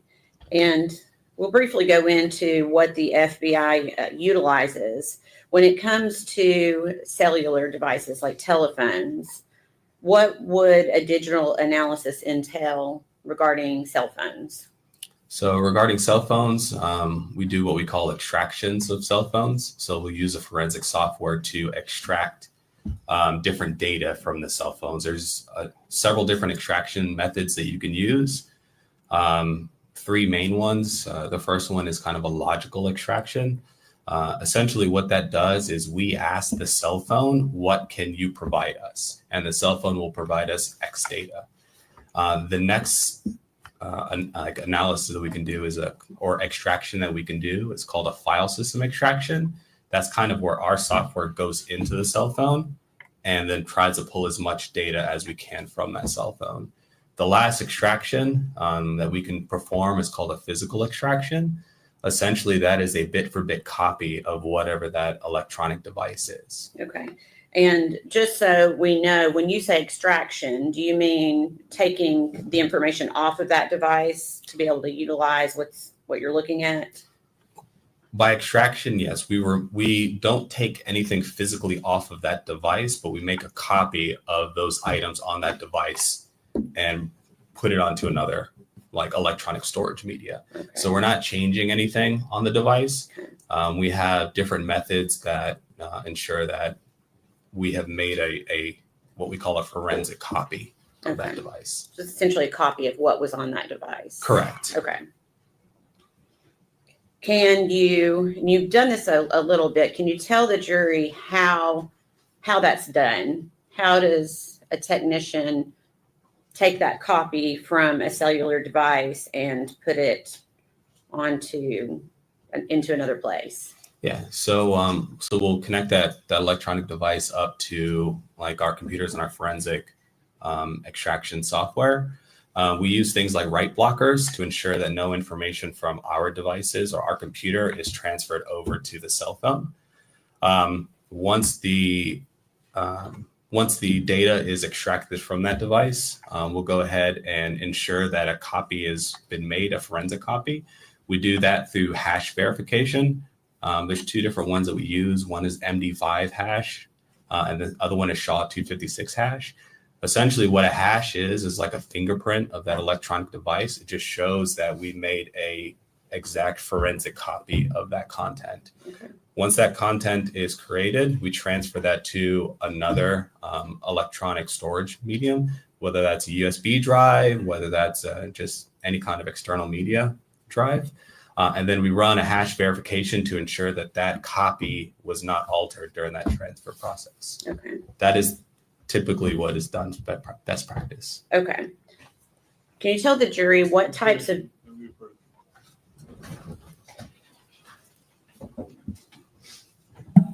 There is literally nothing to object about. Literally nothing to object about here.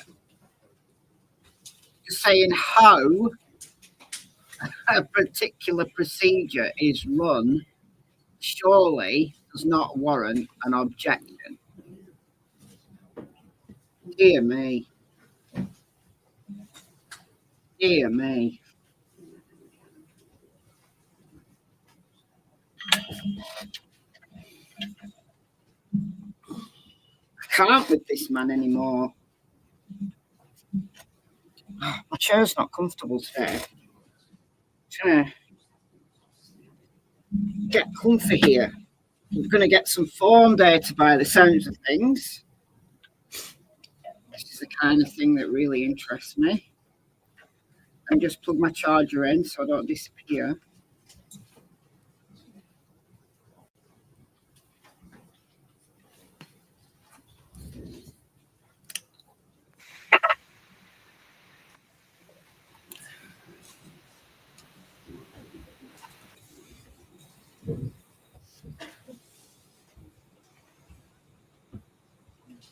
All right, we're all good. Come on. Don't need to be having long sidebars. Yeah, the objection is too relevant and inculpatory. Exactly. Absolutely, Your Honor.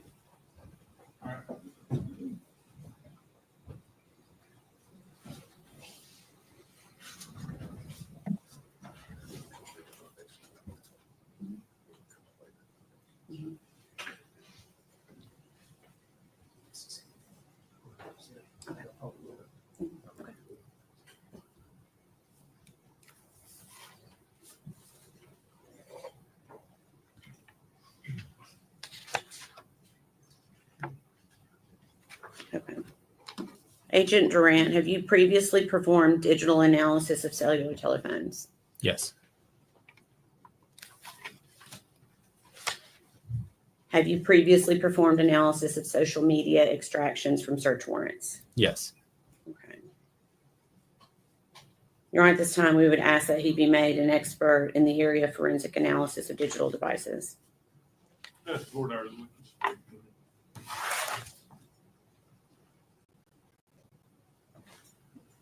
Sir, how long have you been employed by the FBI? I've been employed by the FBI for about 5.5 years, since September of 2019. And in that time, how many times have you been qualified as an expert in court? Or have you? I don't believe I've been qualified as one as per a digital evidence extraction. So I've been qualified in the areas of child investigation, like child crime investigations. But as far as digital forensics, you have not been qualified previously? No, I don't believe so. And if we could go back to your training, if you would go over that again with me, specifically as it relates to digital forensics, what training do you have? In terms of digital forensics, so I have two trainings that I pretty much attended to. One was the computer analyst response team technician. Essentially, that is the one that I explained that you kind of go out there and you're able to collect the electronic devices and then kind of take them back, prepare to do like the digital extraction portion. Okay. And how long was that course? So that course was 2 weeks. Okay. What other training do you have? So I also am authorized as a digital evidence examination technician. Essentially what that one is that's the actual like extraction process of being able to extract the data and search through the data for information, evidence of crime. Did you go to a course for that? Yes. How long was that course? It was about 2 weeks. About 2 weeks. Yeah. So both courses were 2 weeks long. You have specialized training in the software you're using? In the software? Yes. Yeah, we were shown how to use the software, and we use that software in our cases. Okay. When you say you were shown how to use the software, what type of training do you actually have with the software? That was part of that training program where we actually get the software, we review what the software can do, and then we use that in order to extract digital evidence. And your formal education background is a degree in finance and a degree in biomedical science. Yes. Do you have any formal education as far as college or anything like that as it relates to digital forensics, downloading phones, so forth? No college experience with that, no. Thank you. Good approach.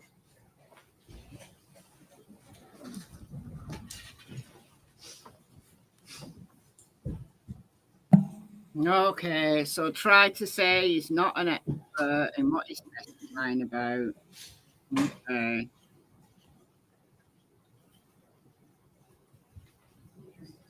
Yeah, personally, I would ask the defence, have you been trained in objections and going into sidebar?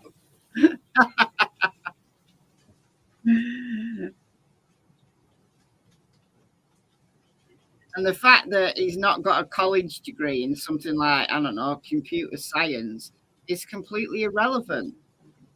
Because once he's in the job with the FBI, he has the training to do the job, which he's just stated.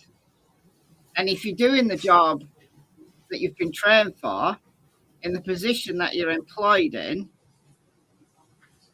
that surely gives you the credentials that allow you to testify. This is just silly. He might be doing phone extractions every single day for the 5.5 years that he's worked in the FBI.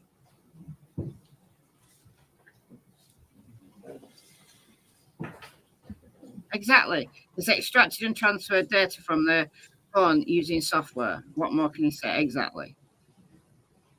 The FBI think he's strange, yeah.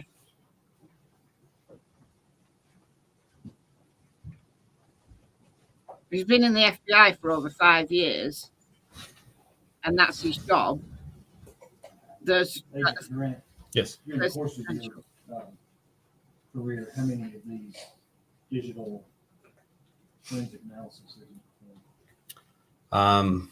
I've extracted and analyzed, I would say, approximately 30 cell phones or mobile devices, kind of cell phones, iPads, stuff like that. And in terms of computers, probably about another 20 for computers in terms of like laptops, external hard drives, and things like that.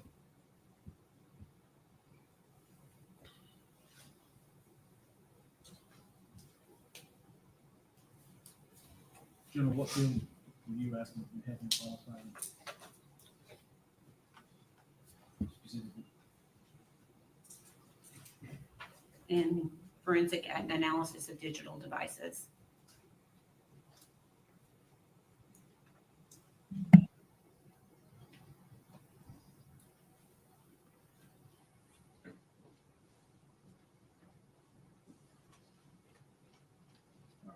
I'm going to overrule the defendant's objection. He'll be declared to be an expert in forensic analysis of digital devices Thank you, Your Honor. based on his training and his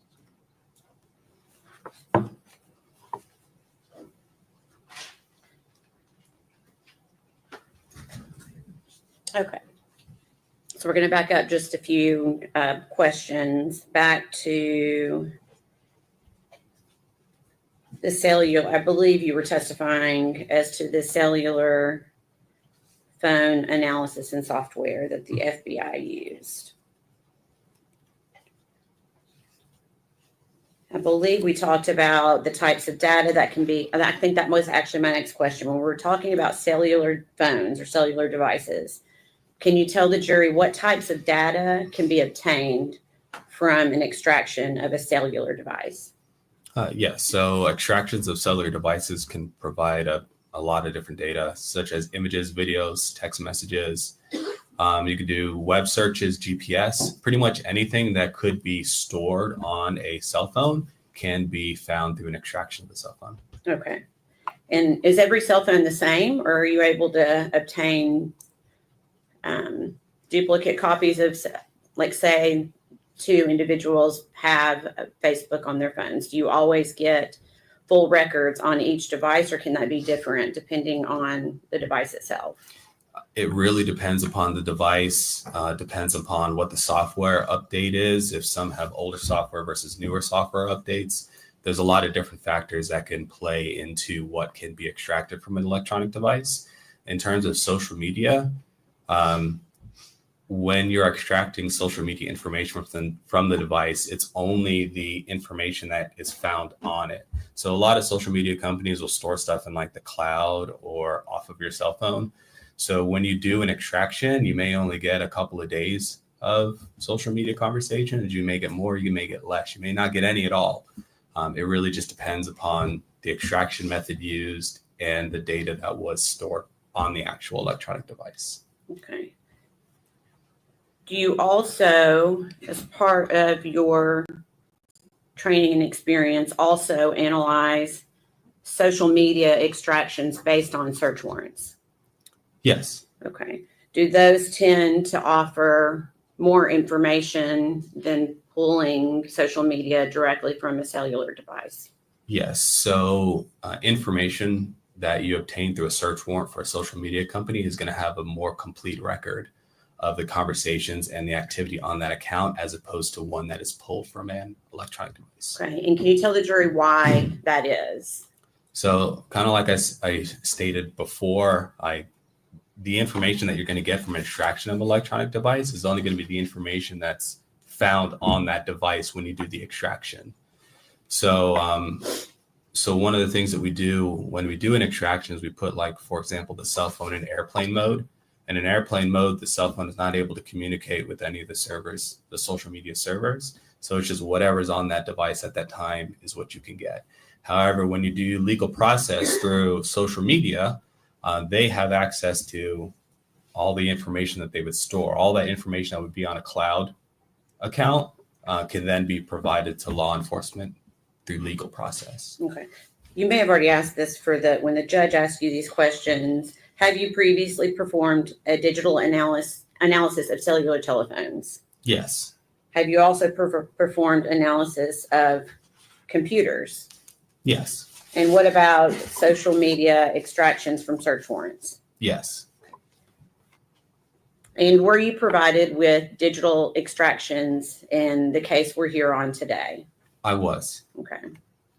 Do you know what types of digital extractions you were provided with? Yes. So the two main ones were a few cell phone extractions as well as social media search warrant returns. Okay. Were any of those directly linked to the defendant, Megan Boswell? Yes. Okay. What were you specifically asked to do with the information that you were given? I was asked to review the social media search warrant proceeds from Ms. Boswell's Facebook account and Instagram account. Okay. And tell us what proceeds are. Proceeds. So when you submit a search warrant to social media companies, essentially what they send you back is the proceeds of that warrant. So when I say search warrant proceeds, I mean all the information that's Facebook or Instagram or any social media has provided the law enforcement officer. Okay. And were you actually able to perform an analysis on the defendant's social media that was provided to you? Yes, I reviewed both the Facebook and Instagram accounts. Okay.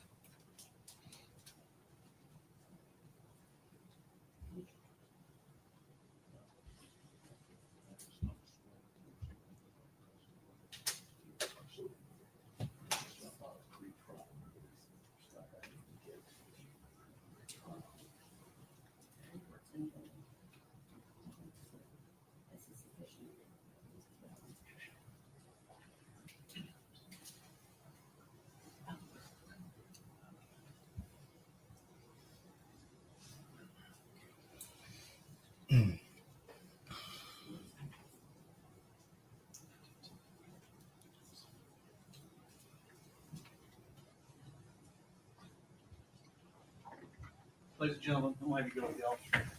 Everyone stand, please. Oh, God. Here we go. Here we go.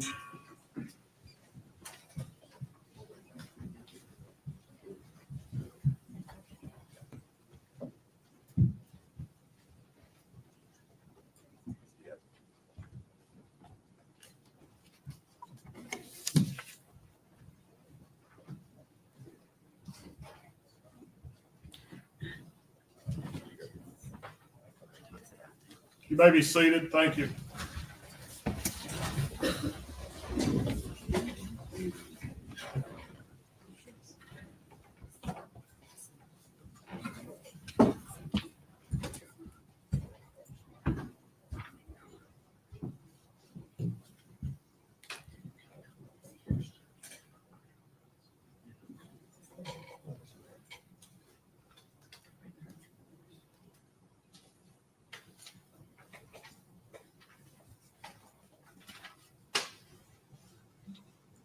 What are we even doing now?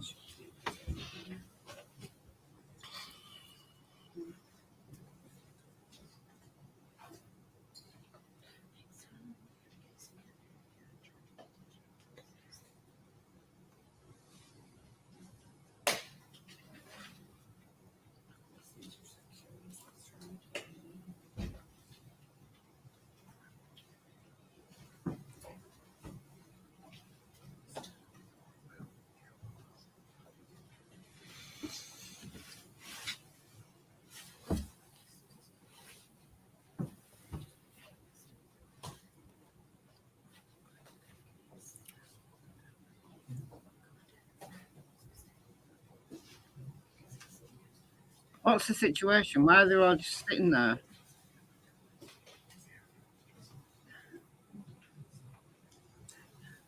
The sidebar needs a refill.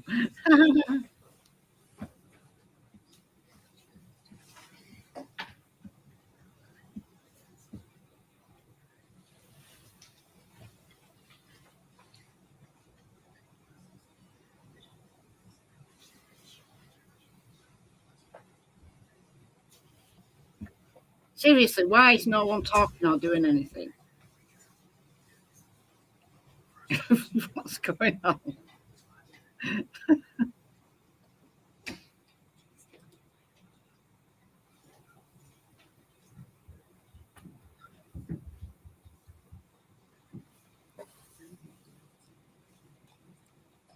Oh, yeah, regarding Summer's case. I can't remember her name, creator, who said she was talking to him through email and such.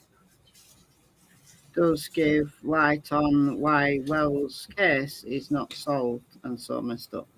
Yeah, Paul Durant has been mentioned a little bit in Summer's case, and there was someone communicating with him. I remember Jodie Sue talking about him as well. It's a long time ago, though. If anybody can remember who it was who was communicating with Paul Durant, or at least alleged to be communicating with him. If Paul Durant's been in that job for 5.5 years, he wasn't new at that job when this case happened. But what we don't know is what he did previous. He may have done something similar in a previous job. But given he's had the training, presumably if he's new, brand new, there's going to be a supervisor involved at somewhere, some level. So I don't have a particular concern that this guy is going to have done literally everything wrong. Yeah, of course the defence wants to get rid of the phone evidence because there's nothing in this case that's in Megan's favour.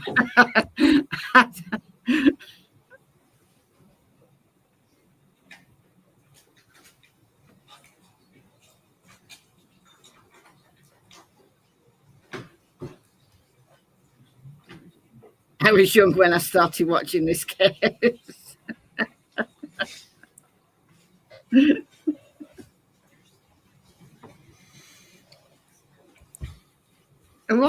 doing? What are they reading? Are they reading? Are they?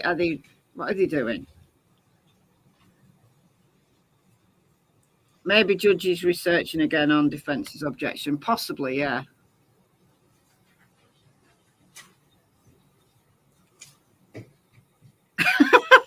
Judge has reached a crucial point at Candy Crush. Literally, the judge could sit there all day, couldn't he, playing Candy Crush or Tetris or something like that. I used to like Tetris. I used to play Tetris a lot.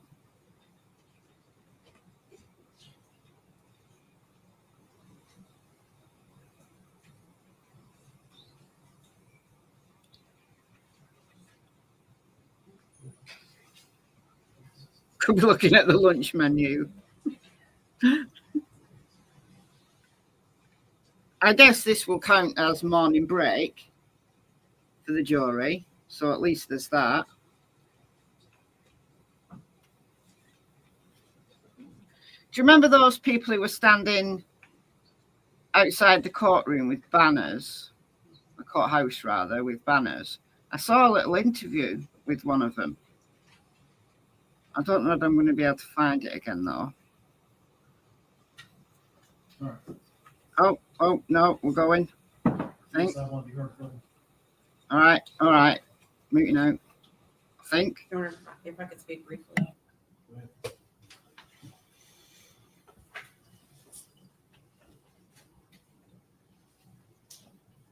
Well, first, the state of Tennessee has fulfilled the notice requirement by filing a written notice of intent to introduce these documents, and we were not at any time notified by the defense that they were going to be opposing these. But also under Rule 902, it falls under a self-authenticating documents because it is records of regularly conducted activity. And the case law is clear that a self-authenticating affidavit is sufficient on being able to bring these records in.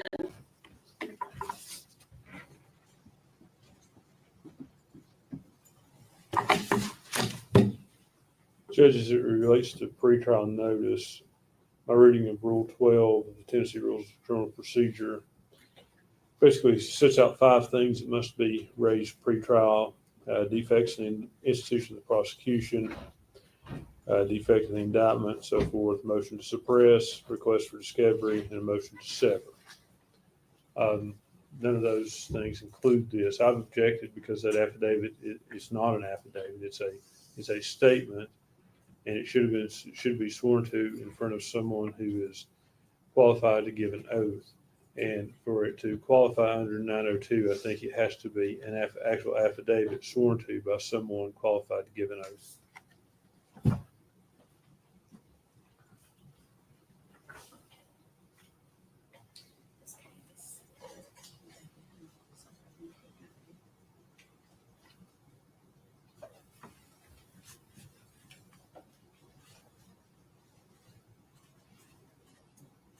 Your Honor, if you would like, we would be happy to provide you with a case that allows for this document to be sufficient.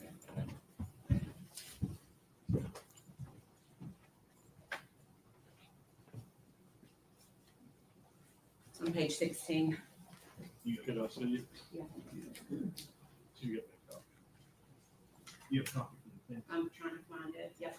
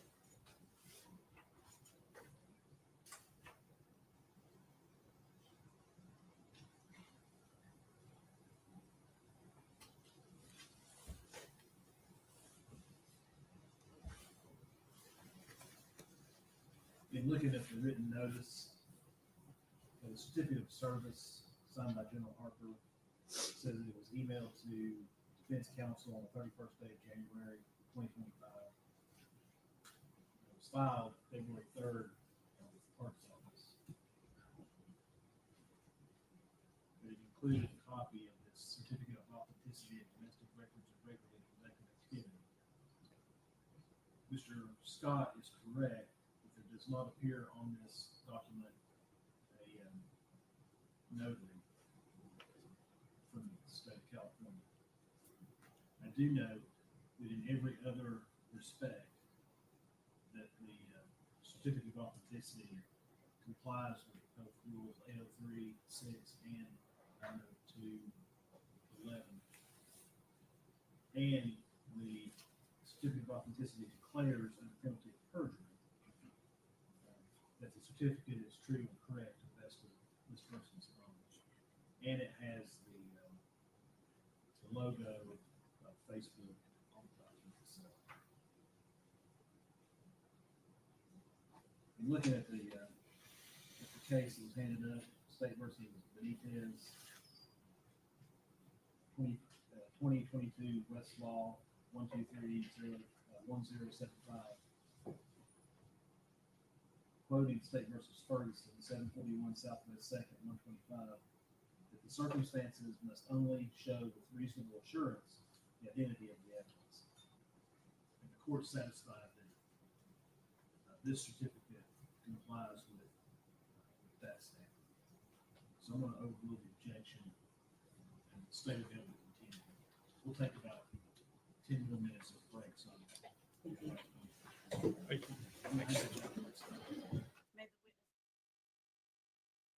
Ha! Overrule the objection. That's what I like to hear. That's what I like to hear. So we've got 10 minutes. All right, I found this little thing on WJHL. Group penned Evelyn's Army rallies for support outside Sullivan County Courthouse. So this happened yesterday. There was like news of a protest going on, and it was people supporting Evelyn, people outside the courthouse supporting Evelyn. So let's have a listen to this. You're watching News Channel 11, First at 4, the team you can trust. As the murder trial of Megan Boswell continues, several key pieces of evidence were shown in the courtroom today. Thank you for joining us. I'm Casey Marlar.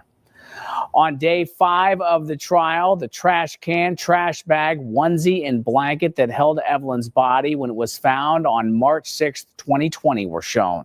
The defense, however, narrowed in on pieces of aluminum foil found in that trash can. Several members of Evelyn's army were outside the courtroom today, waving signs and trying to get cars to honk as they passed to keep Evelyn's name alive. They also plan to be outside every day during the trial. We have got both positive and negative reactions today. We don't care about the negative. Like I said, we're out here to support a little girl that did not get that support when she was alive. So it's important to us that we show that support now for her in any way we can. So we've got a lot more positive than we have negative today. The group has been making comfort bags for the Sullivan County Sheriff's Office for children that are involved in abusive situations. Oh, that's nice. Comfort bags. Just thought I'd share that.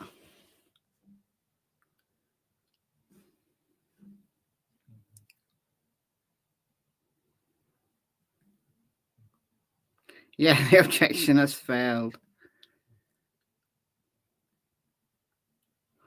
Are the people being interrogated allowed to walk out? Yeah. Unless they're under arrest, yes, they can walk out. They can just get up and go if they want. I don't really know who would be negative. I guess it's just people saying, what are you doing here? What do you think you're doing?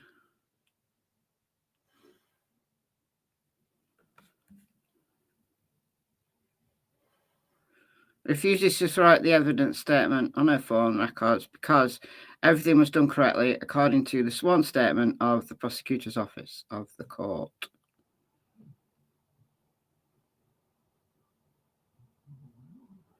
Someone said yesterday this group also made meals, gave water, etc. to all the search teams during the long ordeal of Evelyn. Ah, that's good.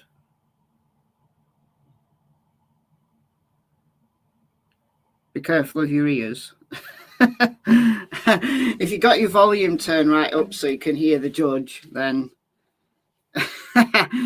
I do that. I turn my volume up, and then the female prosecutor, I still don't know her name, she comes on the mic and she's really loud. She's got a loud voice like I do. So she blasts me a little bit.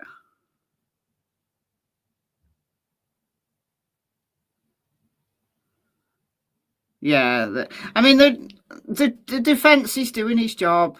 He's doing his job. But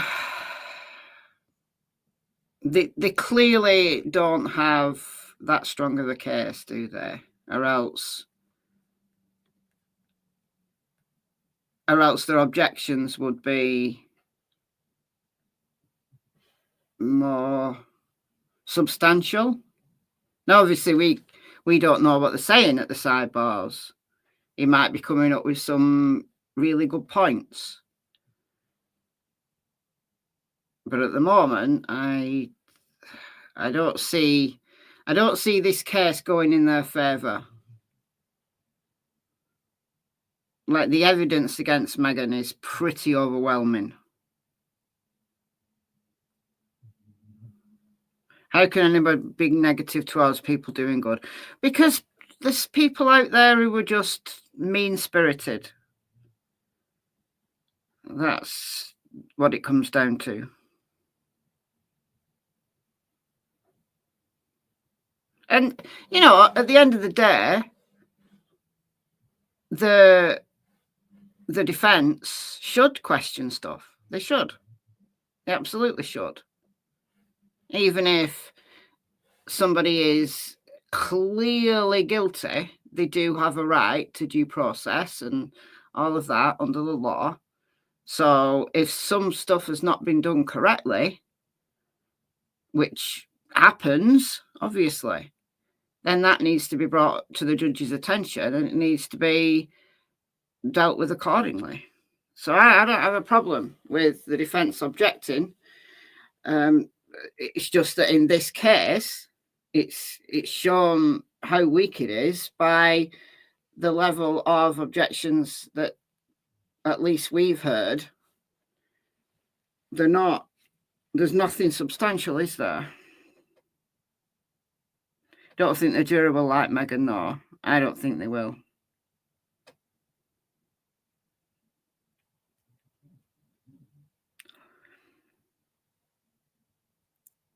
Is he on hourly rate?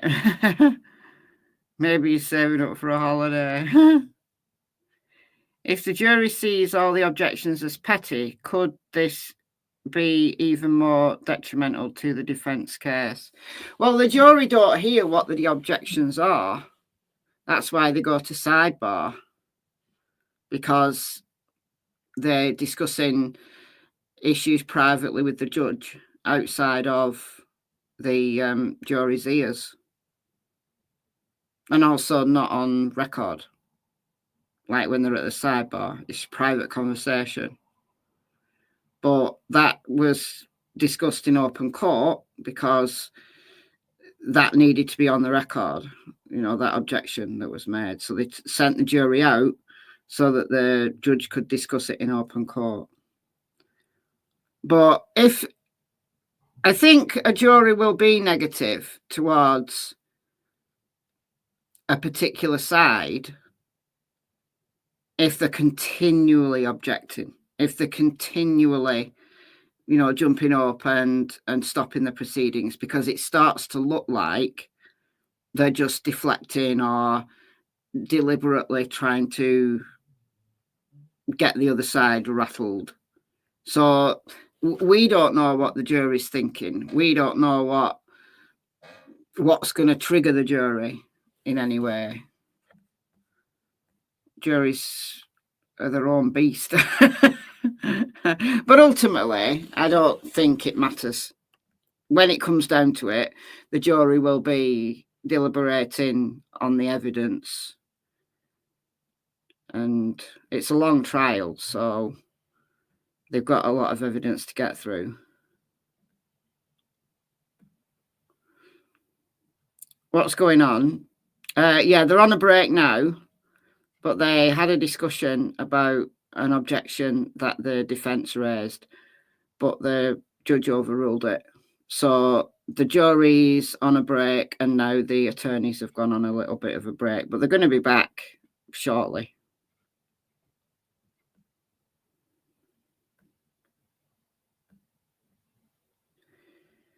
Swear to God, if the female lawyer messes this trial up, I'll be so mad. I don't think she is. The way she words things, she needs to be a little bit more succinct with the way she words things. Like sometimes the witness has to really think about what she's saying. But I don't think she's doing anything wrong. And I think the state's case is a strong one. Simply because, nothing to do with the attorneys, it's simply because the evidence is overwhelming against Megan. But juries do the darndest things.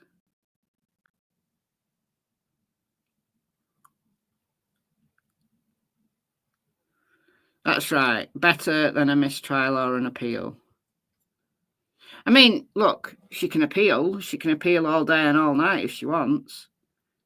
But what the state don't want is to give her grounds for an appeal to be accepted. So it's better to get all of this stuff out and discussed in open court, and then there's less grounds for an appeal. And we certainly don't want a mistrial. Certainly not. Not over something procedural. Oh, yeah, those press interviews they showed yesterday with Megan lapping up the limelight. Yeah. That's not going to go down well with the jury at all. At all. You remember, it's a long time ago, but at lunchtime, unless we've got something like important to discuss in the trial, I'm going to play some clips from Susan Smith. When Susan Smith was doing her rounds with the media, she was exactly like Megan. She was enjoying it. She was enjoying her 15 minutes of fame.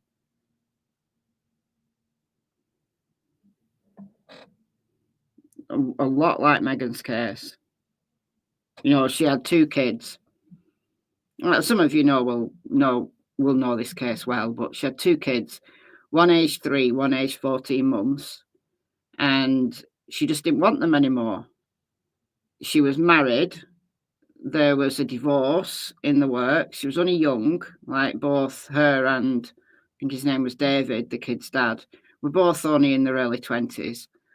And she'd had an affair with someone who didn't want children and who'd finished with her because she had kids. It was a deal breaker.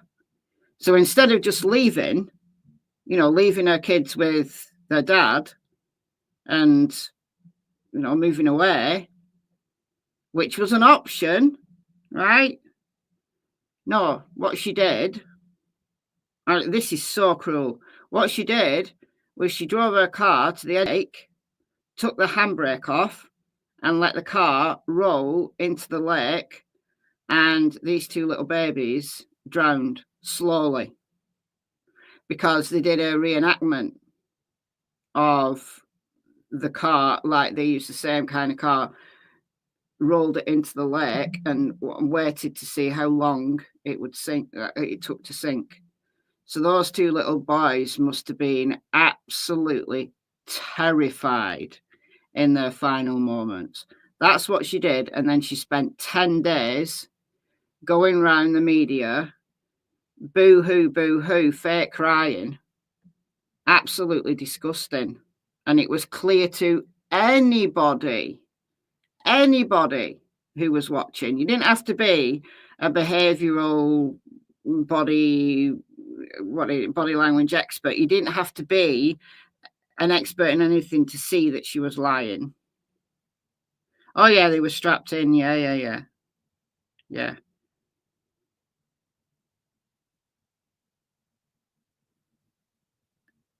And what she claimed was that she'd been carjacked, that a black man had hijacked her and stolen the car with the babies in.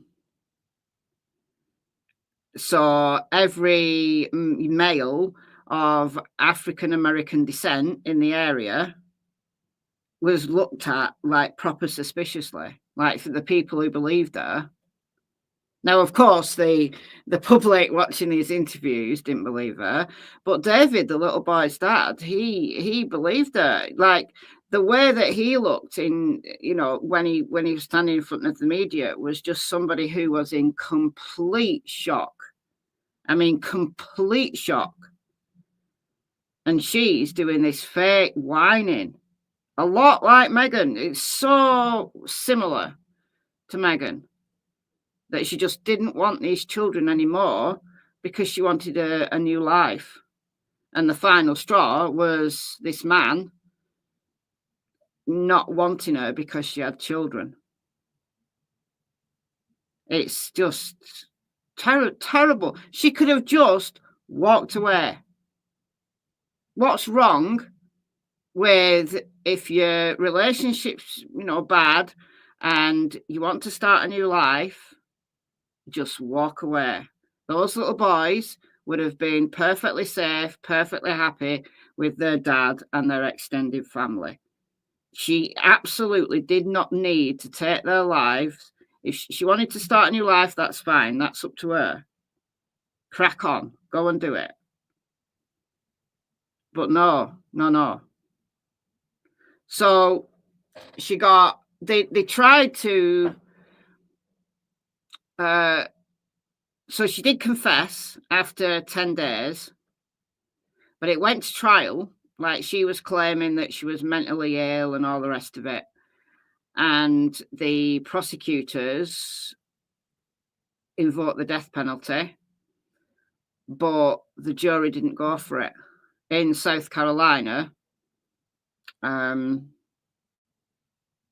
this is like the mid-90s, 1995, I think it was. The jury said no to the death penalty. The jury got to make the decision, and it was no to the death penalty. So the judge gave her 30 years. 30 years. And after 30 years, she was given the possibility of parole. But she's recently had a parole hearing, very recently. And she was denied. But she can apply for parole every 2 years. So this is why I don't like these, cases where somebody's allowed, they've clearly have no empathy. They clearly will never change.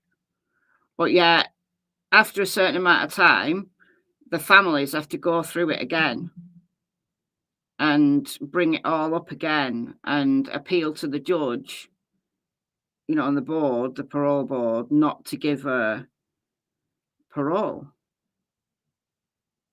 So, the family spoke, they had to go through it all again. But she was denied because she's been a naughty girl while she's been in prison. So she's not learned anything. She's had sexual relationships with 2 prison guards who were both fired. Now look, it takes 2. Takes 2 to tango. So those guards were just as blameworthy as she was. But yeah, she seduced 2 prison guards and they both got fired. She's been doing drugs. She's just, and she does this fake, oh, I'm sorry. And it's fake. It's fake. She's remorseless. And I can imagine that in 30 years' time, Megan's going to be the same. Right, no empathy. All right, I think we're going back. But if you don't know the Susan Smith case, look into it. There's a lot of stuff out there. You know, it's a very well discussed case. Go and look into it. Diane Downs as well is another one. I mean, if anybody is the epitome of psychopathy, it's Diane Downs. Like, that woman gives me the creeps.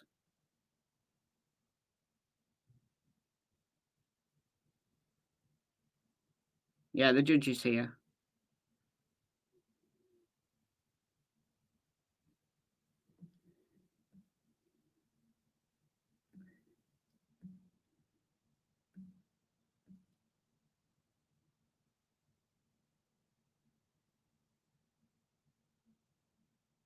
Yeah, one of the prison guards who she seduced has given interviews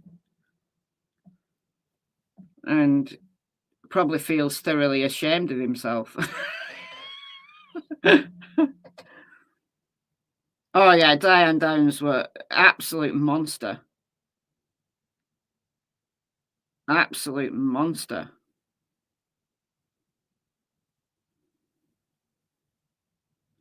I mean, just the look on her face, it's an absolute psychopath. She didn't even try to hide her psychopathy.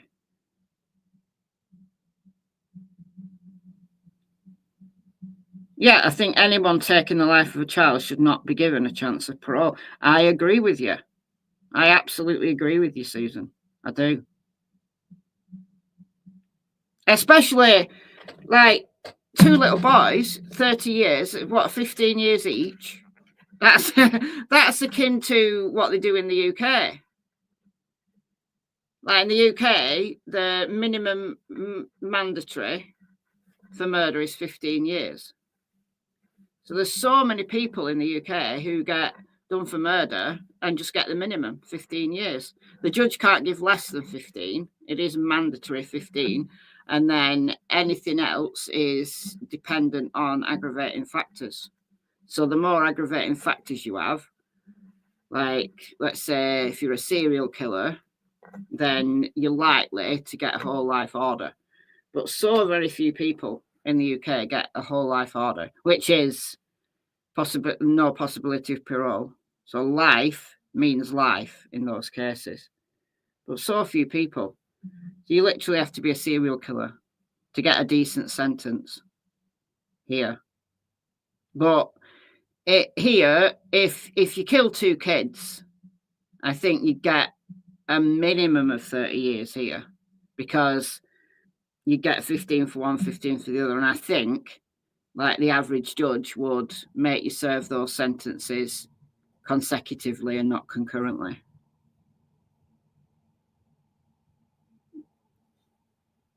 Like, kid killers, they're not very well thought of.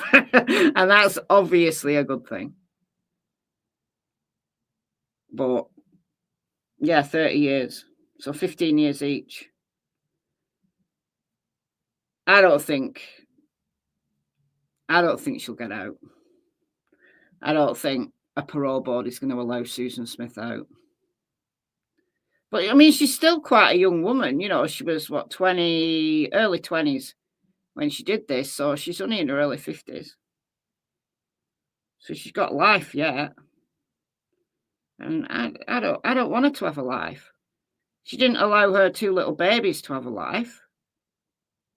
So why should she be allowed a life? I don't get it.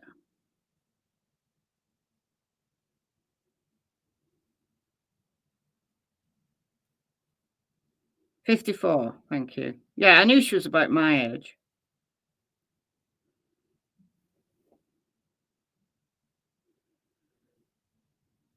I remember it happening. I remember it. The days before social media, but I remember watching, like, TV programs about her.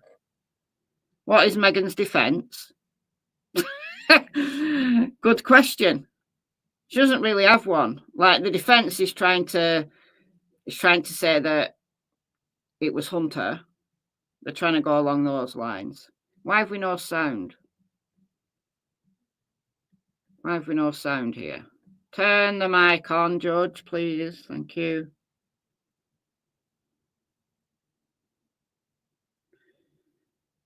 What's the rate of reoffence when life has come out in the UK?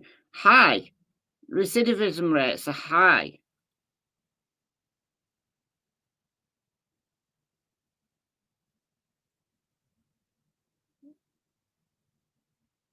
I'd have to go and look up the figures. I used to know all of this stuff like off by heart because I teach in forensic psychology. I used to know all this stuff off by heart, but I don't know the recent statistics on recidivism. I can't even say it. Recidivism.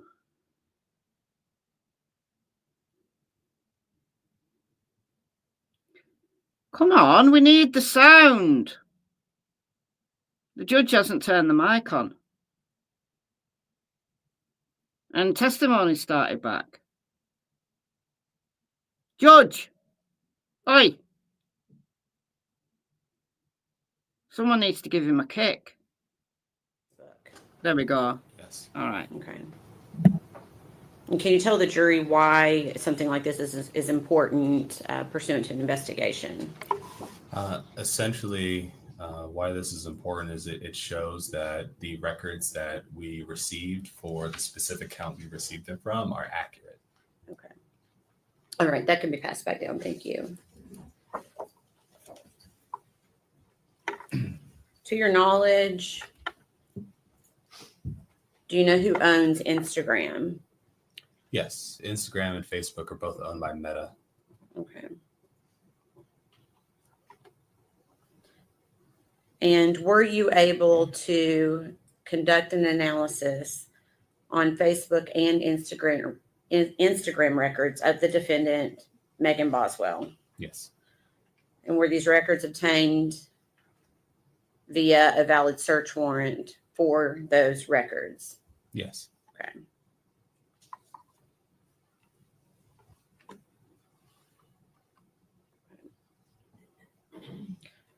In reviewing, I guess let me ask you this. Were you able to review all of the information, not just the Facebook and Instagram records, but all of the information that you were provided regarding digital evidence in this case? Yes, I reviewed a number of different phone extractions as well as search warrant returns. Okay. Based upon this, were you able to identify conversations pertinent to this investigation? Yes. Have you identified and reviewed those in preparation for court today? Yes.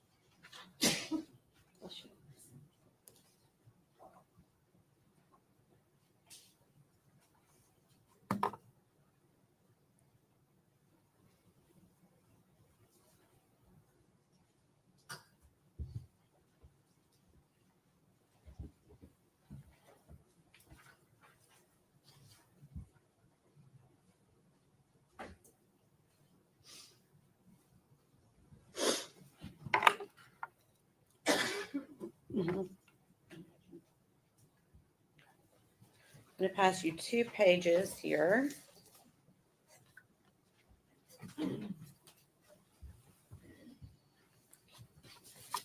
Take a look and see if you recognize that.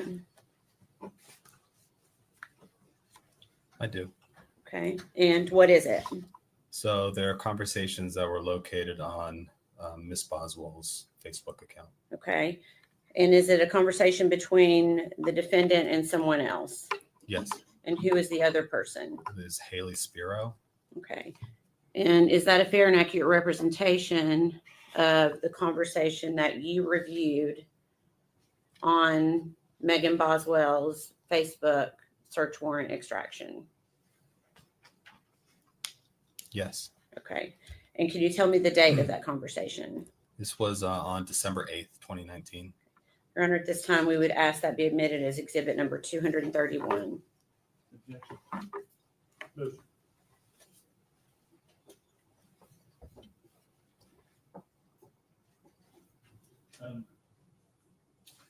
Approach up here for just a second.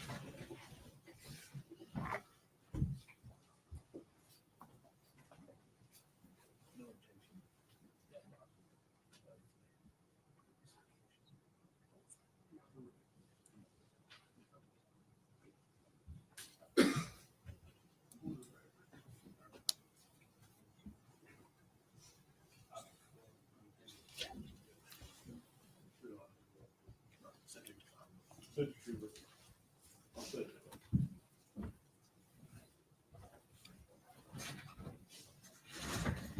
There's no objection to 231, subject to the court's previous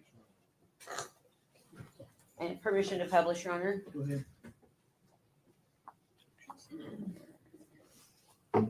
Okay.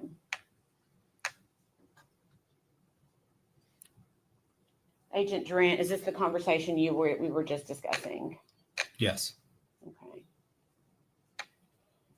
And can you tell me what the defendant states right after it shows that she called Haley on the phone? So the defendant states, I'll have to double check with her dad as her, or her dad has her, but I should have an extra. Okay. And then it goes to, I don't think I sent them all with him, but then again, I might have because I'm irresponsible. Okay, thank you.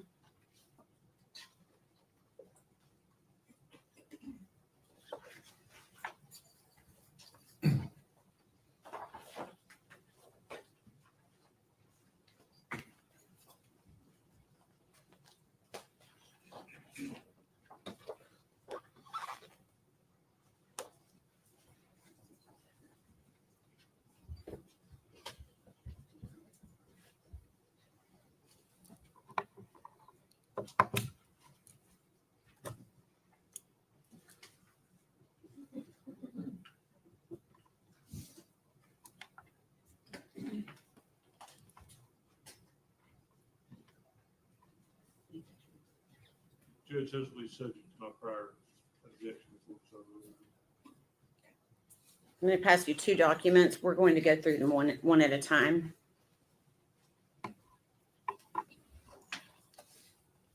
You could look first at the one with the earliest date on it, please. Okay. And do you recognize that document? I do.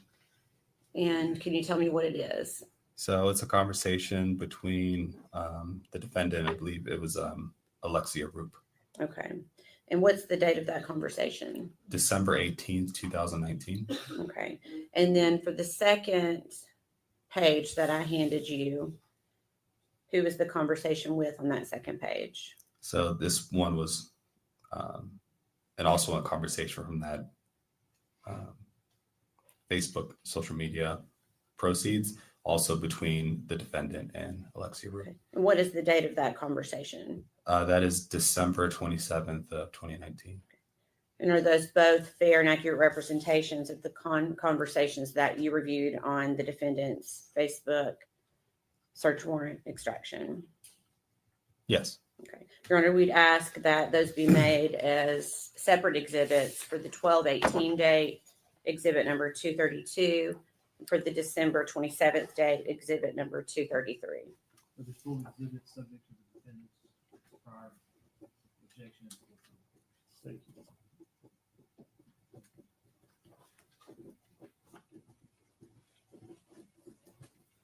you. Thank you. Permission to publish.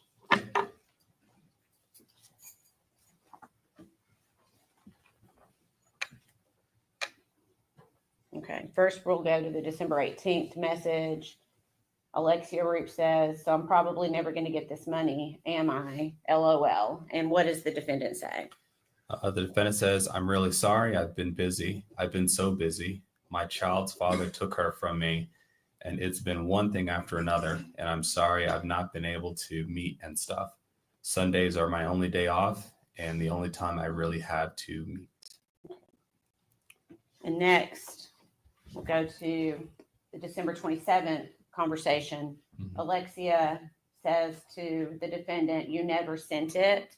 And what does the defendant say? Defendant says, I honestly have to get a new one, have to go get a new one. Can I give you my social? And you try that card. I put money on it again. And then Alexia says, yeah, I can try. And what does the defendant say? I'm sorry. I'm just so busy and like in a custody fight with Evelyn's dad right now. And I'm exhausted, to be honest with you. And I'm trying to keep up with everything as is. I'm really hoping we can get that prepaid card figured out. Okay.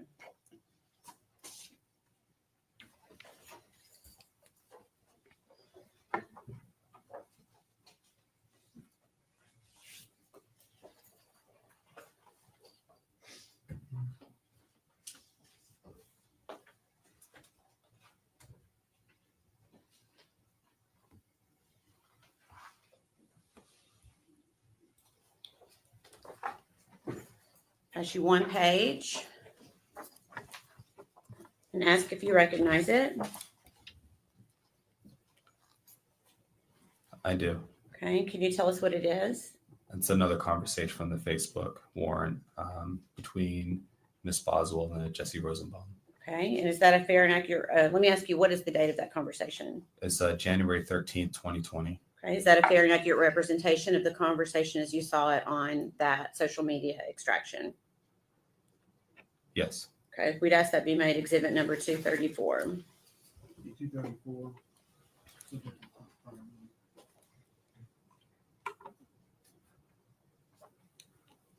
Okay, permission to publish.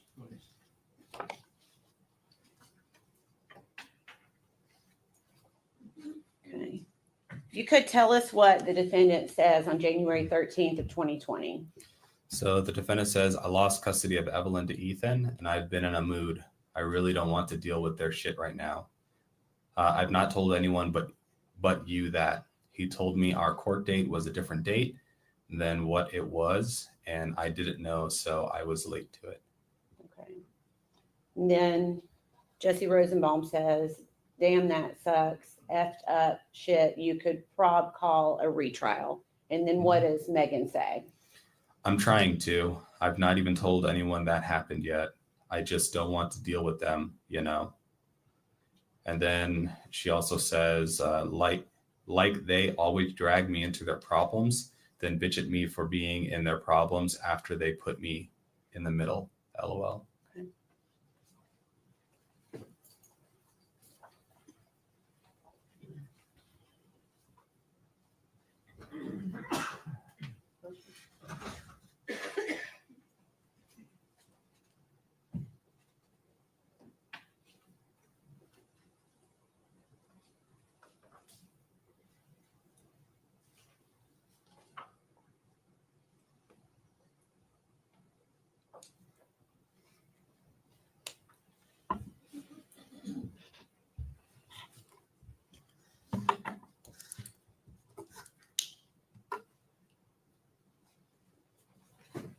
And you 2 pages. Ask you the same thing if you can recognize them.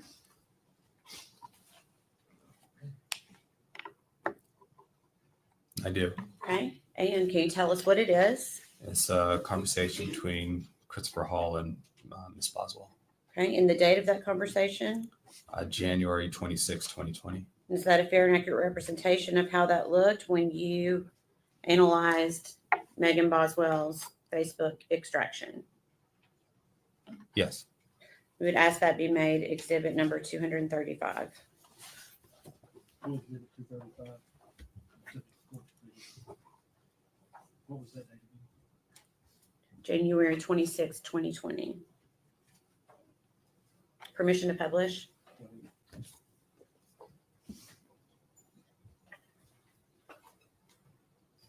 Okay. So Christopher Hall asks, how's Evelyn? And what does the defendant say? Defendant says, good, mean as fuck. And he says, aw. And what does Megan Boswell say? She says, she hates me. Okay.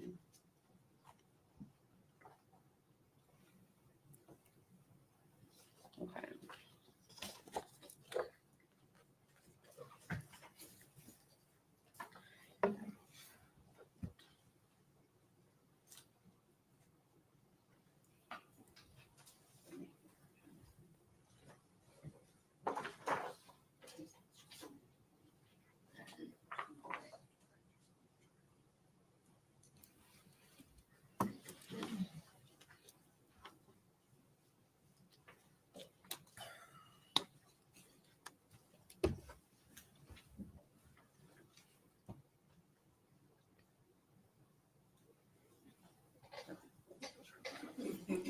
May we approach your own?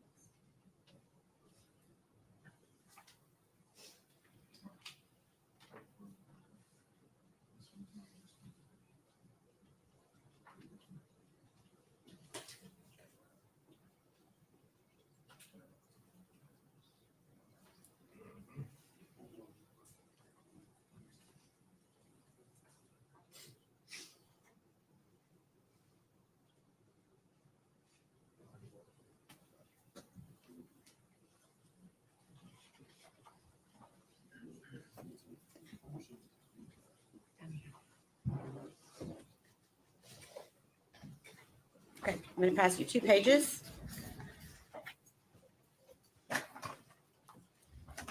And ask if you can identify that.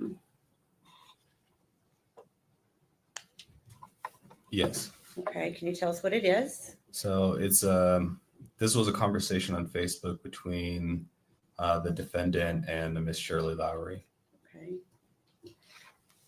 And what was the date of that conversation? This was February 18th, 2020. Okay, is that a fair and accurate representation of the conversation from the defendant's Facebook extraction? Yes. We'd ask that be made exhibit number 236. The full exhibit 236.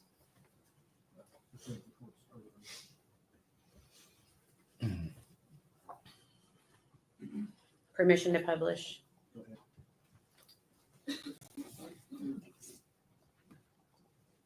Okay.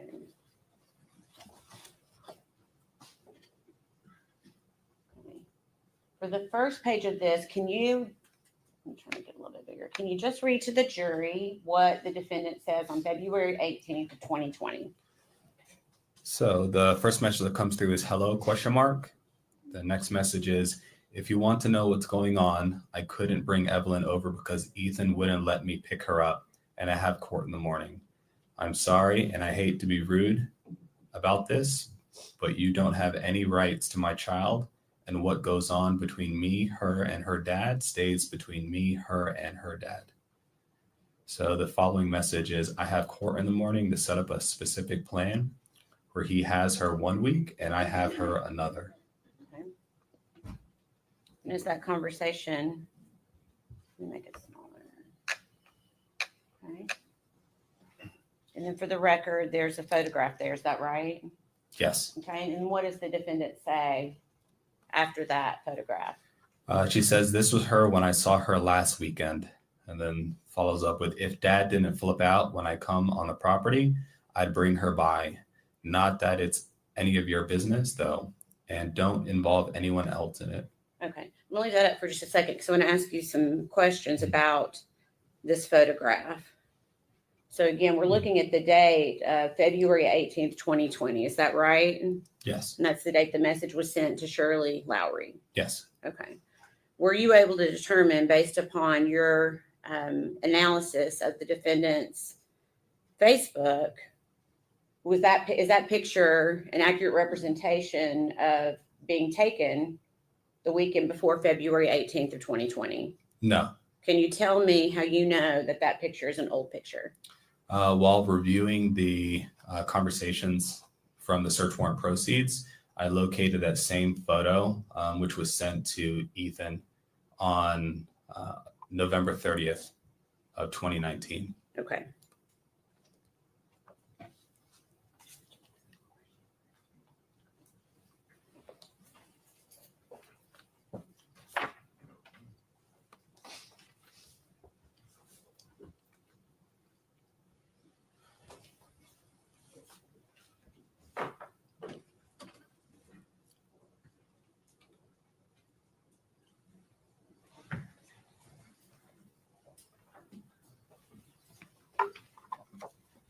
Okay. Same thing. I'm going to ask if you're able to identify that. Yes. Okay. Can you tell me what it is? It's a conversation between Kristen Arnett and the defendant. Okay. And is there a date on that conversation? February 22nd, 2020. Okay. Is that a fair and accurate representation of the conversation between the defendant and Kristen Arnett on that date from her Facebook proceeds? Yes. We'd ask that be made exhibit number 237. 237.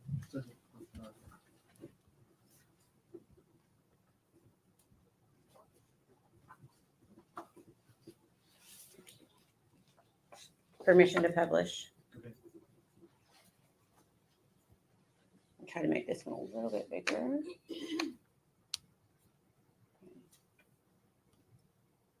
Christian Arnett says, honey, I pray that you come out of this. I pray you and that baby are both safe. All you got to do is be honest, honey. I'm praying so hard for you. And what does the defendant say in response? I am being 100% honest and trying to help find my baby. I was scared of the person who took her. Thank you.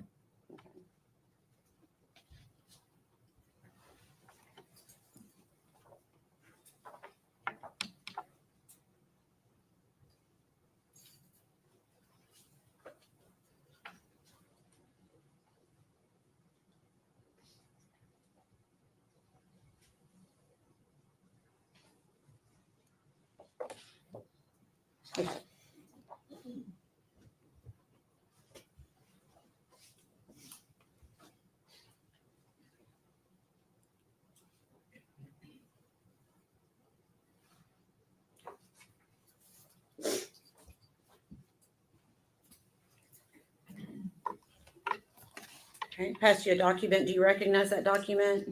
I do. Okay, what is it?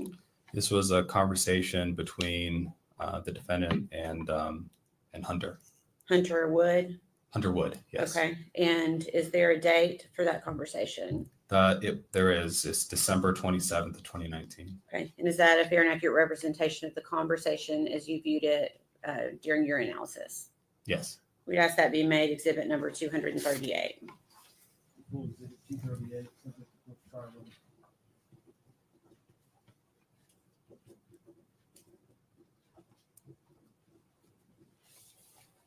And permission to publish. Okay. If you can, just tell us what the defendant says to Hunter Wood on December 27th and December 28th. On December 27th, the defendant says, text me again so I have your number. I ended up just swapping phones with her. And then follows on with, hey, I'm going to leave here soon.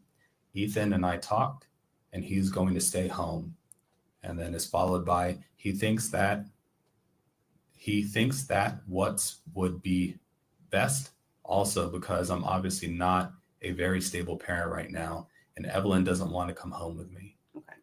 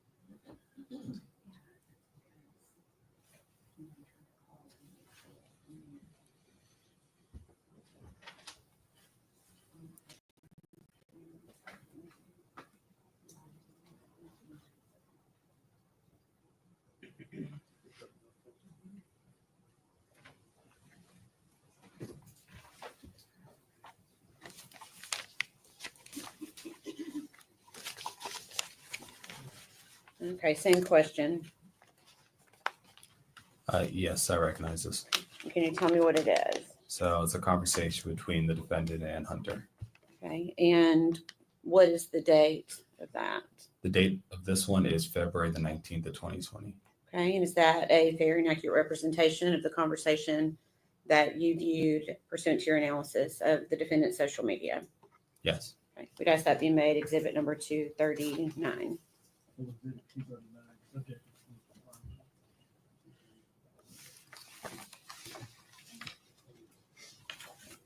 And permission to publish.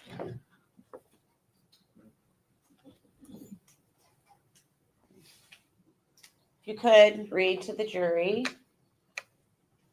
each of these text bubbles from the defendant to Hunter Wood on February 19th of 2020. Yes. It says, hey, I have no clue why you're mad at me, but I've been waiting for mom for fucking hours at the BP. Can I please come sleep in your truck if I get a ride there? And she says, like, seriously, I've done nothing. I've not done anything for you to be mad at me. I love you, and I was supposed to leave so long ago, and I tired as fucking hell. I'm also pregnant with your child, so you could let me sleep in your truck. I'm gonna just come anyways and sleep in it when I can find a ride. I'm so tired, and I needed you tonight, but thank you, Hunter. I might just say fuck it and come in. And then she tried to call, and Hunter missed a call. And then the final one is, I've tried to call. Okay.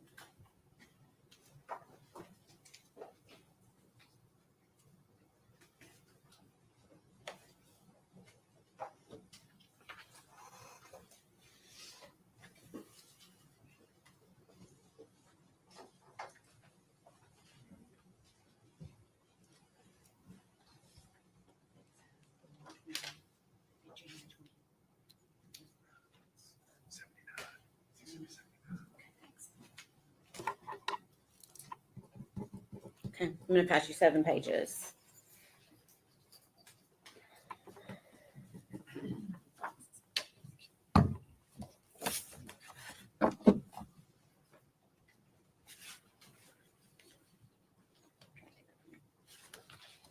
Take a moment to look through that.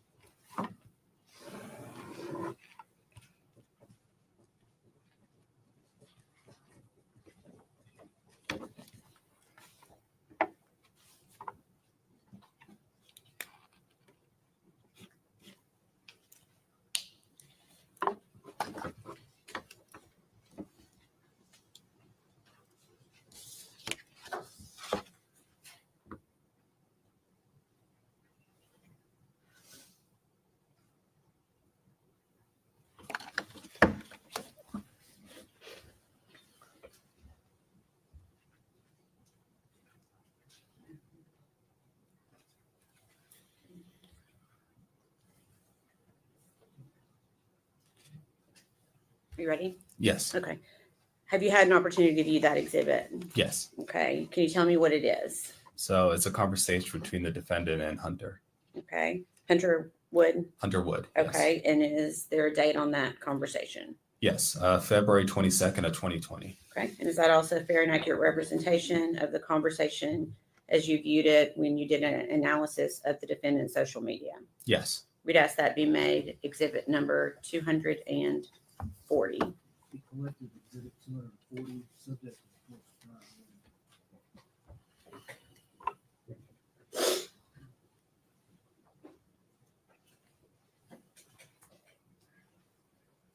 Permission to publish. Go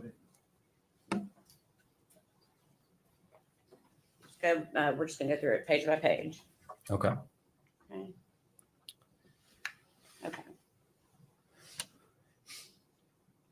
What does Megan Boswell start out saying on February 22nd of 2020?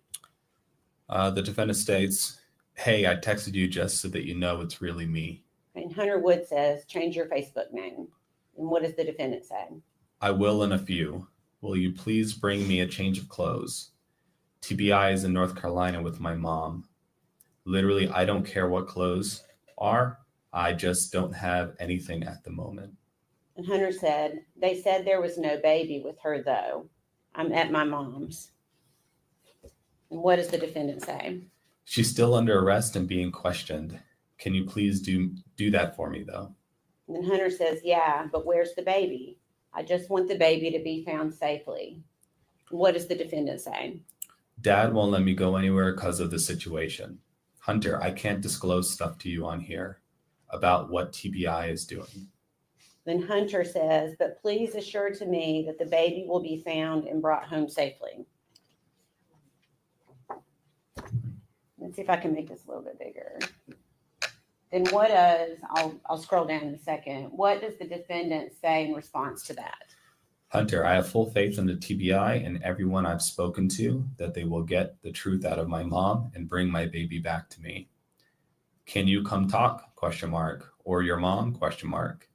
I just can't disclose anything much more over the internet at this point in time or over the phone, and I hope you can understand that." Okay, I'll move that up a little bit, and if you could continue.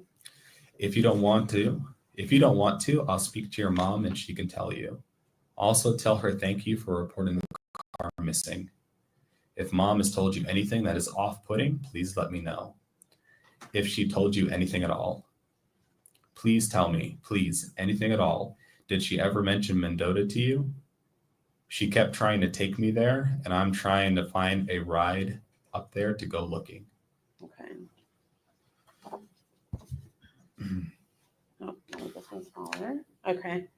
And what does the defendant, I guess it's a continuation from the last page. What is she saying?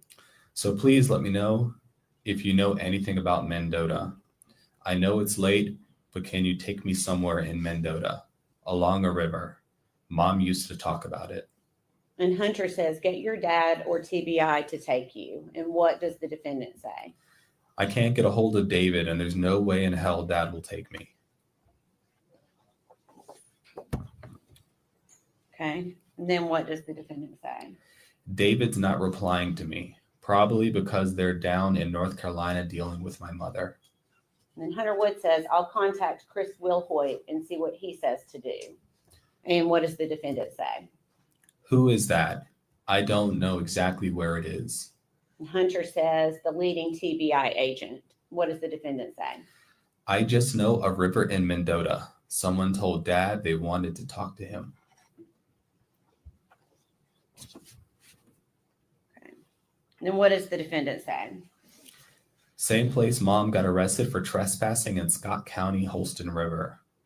And then Hunter says, what does that have to do with the baby? And what does the defendant say? "Only place I know she might be connected with in Mendota. Dad is on the phone with someone right now. Something about who reported the car she saw. She says she would only talk to Dad and that she had important information." Okay. And what does she say in that last message? Dad's on the phone with her recording the call." This is the last page. I might have to make this one a little bit bigger. And then Hunter says, what did they say? And what does the defendant say back to Hunter? She said, my mom dropped the baby off behind a church 3 days ago. They're looking into the church thing right now. She said a church off 394. I think she said Feathers Chapel. Dad talked to her. Not sire, but I'm losing my shit right now and have no one. I have to find Evelyn now. It's been 3 days already. What if she's cold and hungry? Okay, and then what does she say? Let me go up a little bit with where it starts. Hunter, please. Hunter, please. No one will take me to look for her mom. Had to have dropped her off somewhere. Please help me find my baby. And she continues, says, if you won't take me, I'm literally going to steal a car. I don't care. I'm sitting at Food City with the cops. Hunter, if she dropped her off 3 days ago, time is ticking fast. And she says, hey, TBI has some sort of update. I'm about to head up there now. I'll let you know. I'll let you and Melissa know. And then she ends with, are you up? ? Okay, thank you.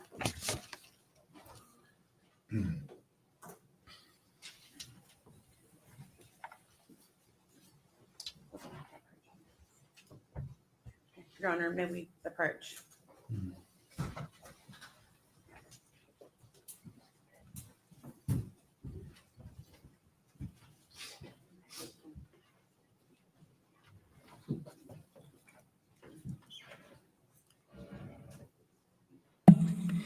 She is toast.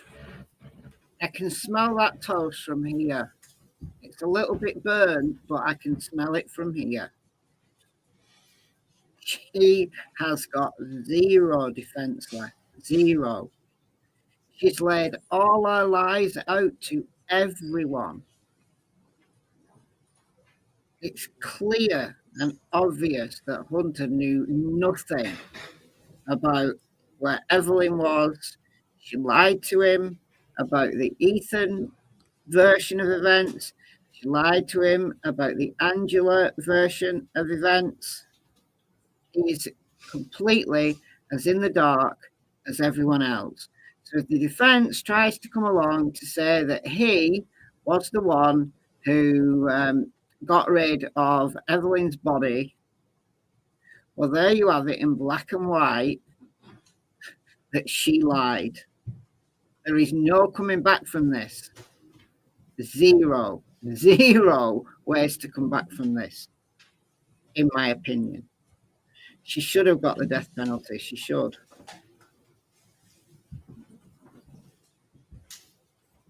No, there's no evidence that she was ever pregnant. That's another. What she's doing there is trying to get his attention. He doesn't want to know. And she's bombarding him with, oh, I'm pregnant with your baby. And then, you know, time is ticking fast. Evelyn could be cold and hungry. She could have been left somewhere. Give me a ride. All she wants is his attention. Absolutely no clue. He had no idea. He probably knew that he was being lied to. He probably smelt a rat, but he absolutely knew nothing about Evelyn's whereabouts or the fact that she was dead. She has cooked her own goose, absolutely without a doubt. Laying it all out in black and white. Yeah, the same as Danny and Leilani. Yeah. Yeah. Why carry on the lies with him? If he had something to do with it, these text messages, Facebook messages would not have happened, would they? They wouldn't have happened. So, no. Absolutely not.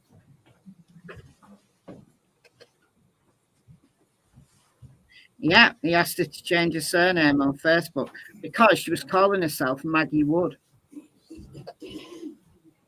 So he didn't want her name associated, his name associated with her. He didn't want to know. He did not want to know. So it was a short-term bit of fun for him. She tried to get her claws into him. He wasn't having it. She murdered her baby.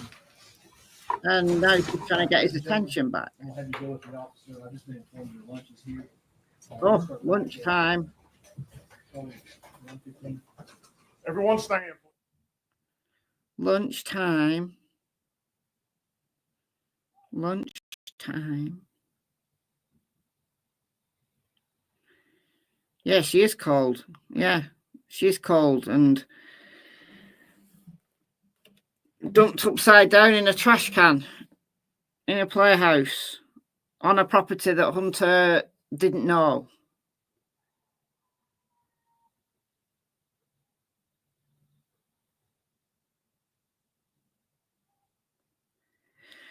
I don't think she'll plead guilty.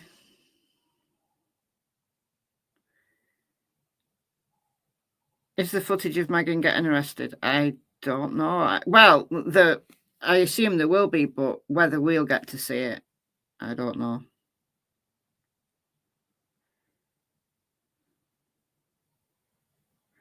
Yeah. His balls must have shriveled when he saw she changed her name to his.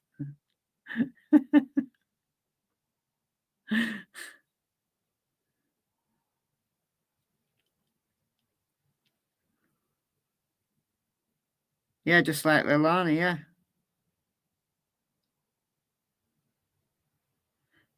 Megan was a young cougar in training.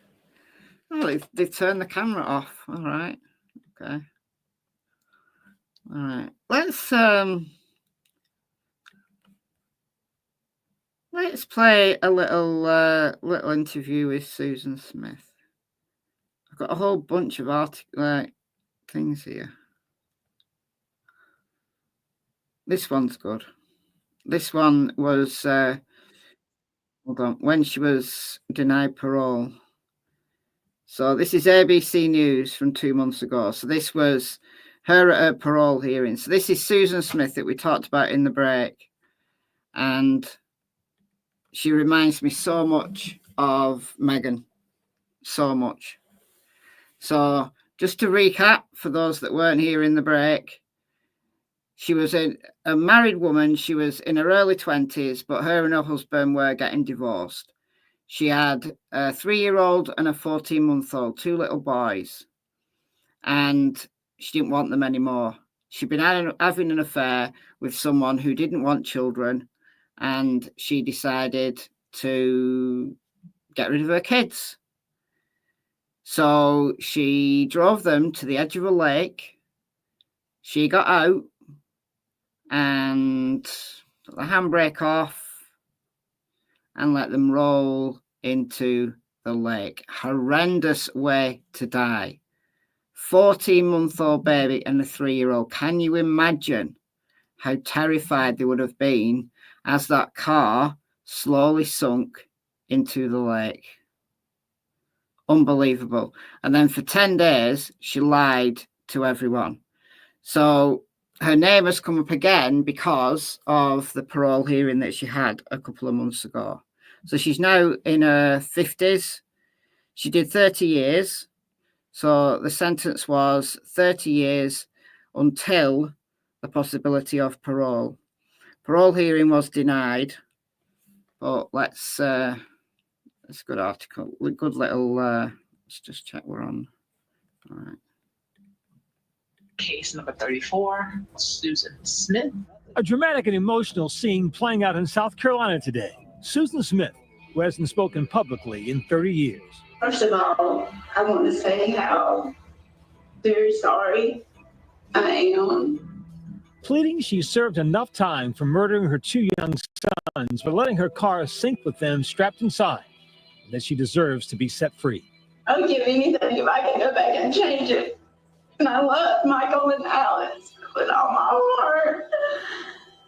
Smith, serving a life sentence, but under South Carolina law, is up for parole after 30 years in prison. I'm sorry. I'm not going to interrupt this again, but I'm sorry. Even the whining that she does, it sounds like Megan. So this is her still whining 30 years later. She's whining. There is zero genuine emotion in this woman.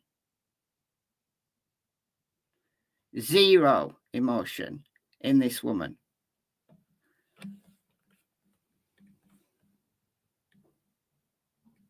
Making her case to the 7-person parole board. I am a Christian, and God is a big part of my life, and I know He has forgiven me. Susan's ex-husband, David Smith, arguing just as emphatically that she should be kept behind bars. That's only 15 years per child. Her own children. It's just not enough. So I'm asking that you please deny her parole today. Also in the room, family members and prosecutors from the original case, who spoke for nearly 30 minutes urging the board to deny parole. Michael and Alex didn't get a chance at life. They were forced the death penalty. Susan has always focused on what's best for Susan. And so the evidence that you have before you, I think, tells clearly that she has not focused on Michael and Alex. Now she wants a chance to be free after only serving 30 years. No. Life should mean life. Susan's lawyer arguing that her mental health should have been given more weight during the trial. It is about the lack of insight, the lack of diagnosis into mental health, and it's about stigmas, old stigmas. After a short deliberation, Ms. Susan Smith is denied parole. The vote is unanimous. David speaking to reporters shortly after the decision. For 2 more years, there'll still be justice for Michael and Alex. Michael and Alex, 2 toddlers who were the center of a crime that captivated the nation. On October 25th, 1994, Susan reported in what we now know was a fake story, that a black man with a gun carjacked her and drove off with her son still strapped in their car seats. I've been on the highway in this same area with my children at that exact same time. It's too close to your heart. Susan and her husband appeared together, pleading for their son's return. Your mom and dad are going to be right here waiting on you when you get home. I love you so much. To the public, it was compelling stuff. To the authorities, they had questions early on. Behind the scenes, law enforcement is focusing more on the discrepancies, and little by little, her story was unraveling. 9 days after the boys went missing, investigators confronted Susan. The 23-year-old confessed. Everyone down, please. Susan Smith has been arrested and will be charged with 2 counts of murder in connection with the deaths of her children, Michael 3 and Alexander 14 months. I almost dropped to my knees. I mean, did he say kill? How could she have 2 children and do them like that? This was a stunning moment. The woman who's on TV calling for help, she's the one who did this? There was an audible gasp, a silence of, how can this woman go from victim to alleged murderer in just an instance? In her handwritten confession, Susan wrote that on the night of October 25th, she didn't want to live anymore. She detailed how she was in love with someone very much, but he didn't love her and never would. She says she decided to kill herself and her sons because she didn't want them to grow up without a mom, and drove to John DeLong Lake, got out of the car, put it in neutral, and let it roll down the boat ramp into the water with her boys inside. Tommy Polk, who spoke at today's parole hearing, was the lead prosecutor in the case. I tried a lot of horrible cases, but the media component just took everything you would normally have in a case and put it on steroids. For months, the focus of the nation was on this tiny town, hitting a fever pitch just days before trial when investigators reenacted the crime. At trial, prosecutors played that reenactment and heard testimony from one of the divers who described seeing a small hand against a car window at the bottom of the lake. The jury also heard from Susan's ex-lover, Tom Finley. You have someone saying, yeah, I was in this relationship with her and broke it off because I didn't want the responsibility of children. I think it gives her the intent. Susan Smith's main defense, her mental health. They focused a lot on her background, on what had happened to her as a child, being molested, being troubled, and tried to portray her as something other than a monster. The jury found Susan guilty after just 2 hours of deliberation. There was a tough psychological component going here. People didn't want to believe that a mother could do that. Now 53, Susan has been behind bars more than half of her life. Record shows she has not been a model prisoner. She says, I want to have oral sex with you. Alfred Rowe was a guard at a prison in Colombia when Susan was an inmate there. When I first met Susan, she was kind of friendly. She was well-spoken, polite, confident. They had an affair back in 2000. According to the court records, she also had sex with a second guard. Both men lost their jobs. The second man went to jail for 3 months, and Rowe got 5 years probation. Susan was ultimately transferred to a different prison. I truly regret what I done. She has shown through her abuse of the institutional rules and regulations that she's not ready to join society and be a law-abiding citizen again. She doesn't deserve parole yet. Records also show at least 3 instances of drug use and being sanctioned for mutilation. But she had no infractions for 10 years until this past August, when, according to the South Carolina Department of Corrections, she got into trouble for speaking to a filmmaker who deposited an undisclosed amount of money into her prison account. Why should this board think that if we grant you parole that you're going to go out and follow the rules and the laws of society? Well, this last infraction, I was trusted the wrong person. This lady contacted me and I trusted her. I thought she was going to do a documentary on mental health and the things that I have been found guilty of in here have been just stupidity. Susan Smith is next eligible for parole in 2 years. David says he's not looking forward to reliving the pain. I miss them very much, and I love them very much. And I will be here every 2 years going forward to ensure that their death doesn't go in vain.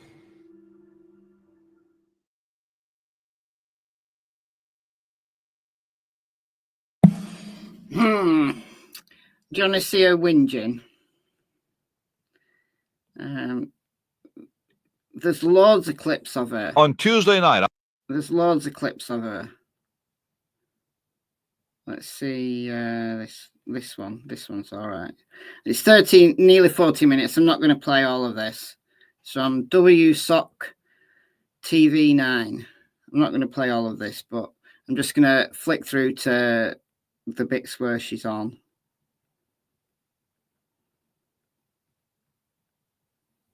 I mean, look, the entire community was terrified, absolutely terrified, when she claimed that she'd been carjacked. Can you imagine? They were terrified, thinking, you know, it was a small town, Union County, South Carolina, a small town. And she was just driving along, going visiting a friend, and this man jumps out and carjacks her and steals her kids. Can you imagine how terrifying that would be for the local community? So Listen to this one. Well, like I said, I'm not going to play all of this.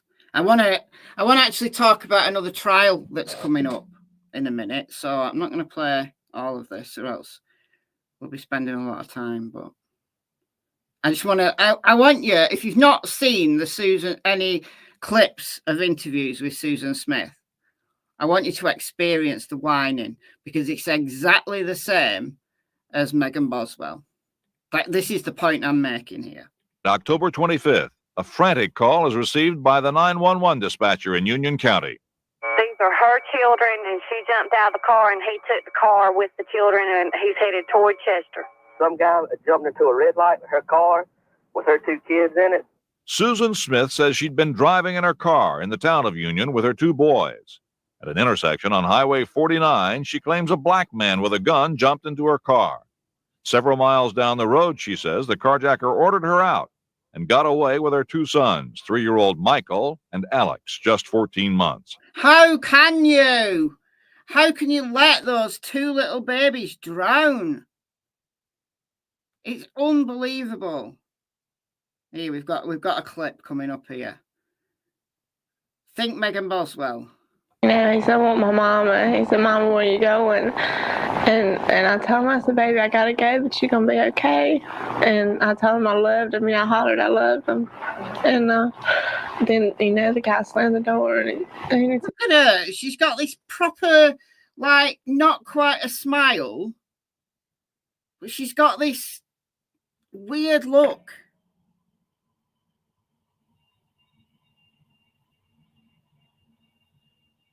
Ugh. Took off, and I just felt like such a failure. Susan Smith first goes to this home, the home where the 911 call was made. Rick and Shirley McLeod.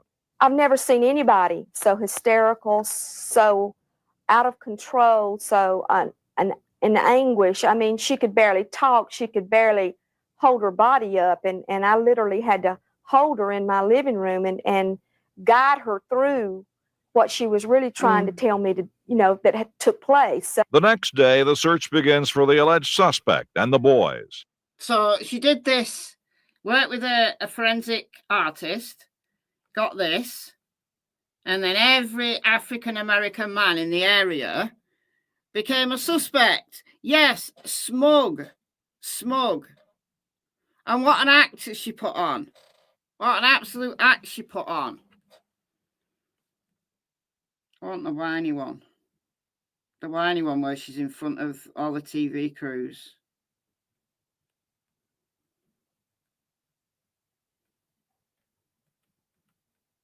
They're worth watching, these old clips.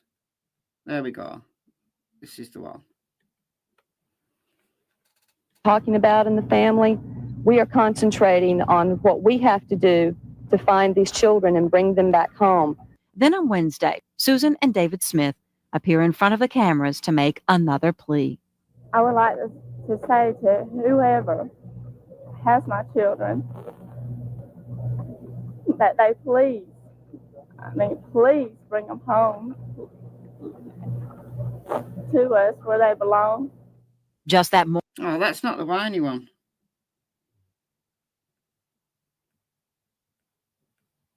Oh, there's another one here. I might play this one. I've just put my faith in the sheriff. But after 9 days, is the sheriff putting his faith in her? In this case, until I determine who's a suspect, everybody's a suspect. There is still plenty of support for the boys. The hardest part is not knowing. 2 sons Susan Smith pleaded for just this morning. It's very hard. The hardest part is not knowing. Just not knowing. I mean, But authorities say Susan Smith did know. So literally hours after she gave that TV interview, she confessed. But then her defense was that she was mentally ill. And I think that's probably why the jury voted for her not to get the death penalty. Because they acknowledged that perhaps she was mentally ill. I want the whiny one. Let's try this one. I watched so many of these this morning.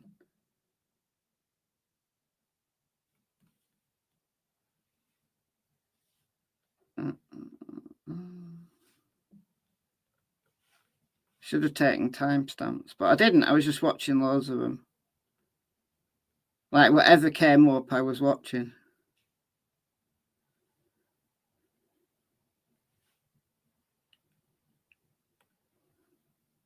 There we are. Let's try this. But question the whereabouts of the two little Right, the boys. whiny bit.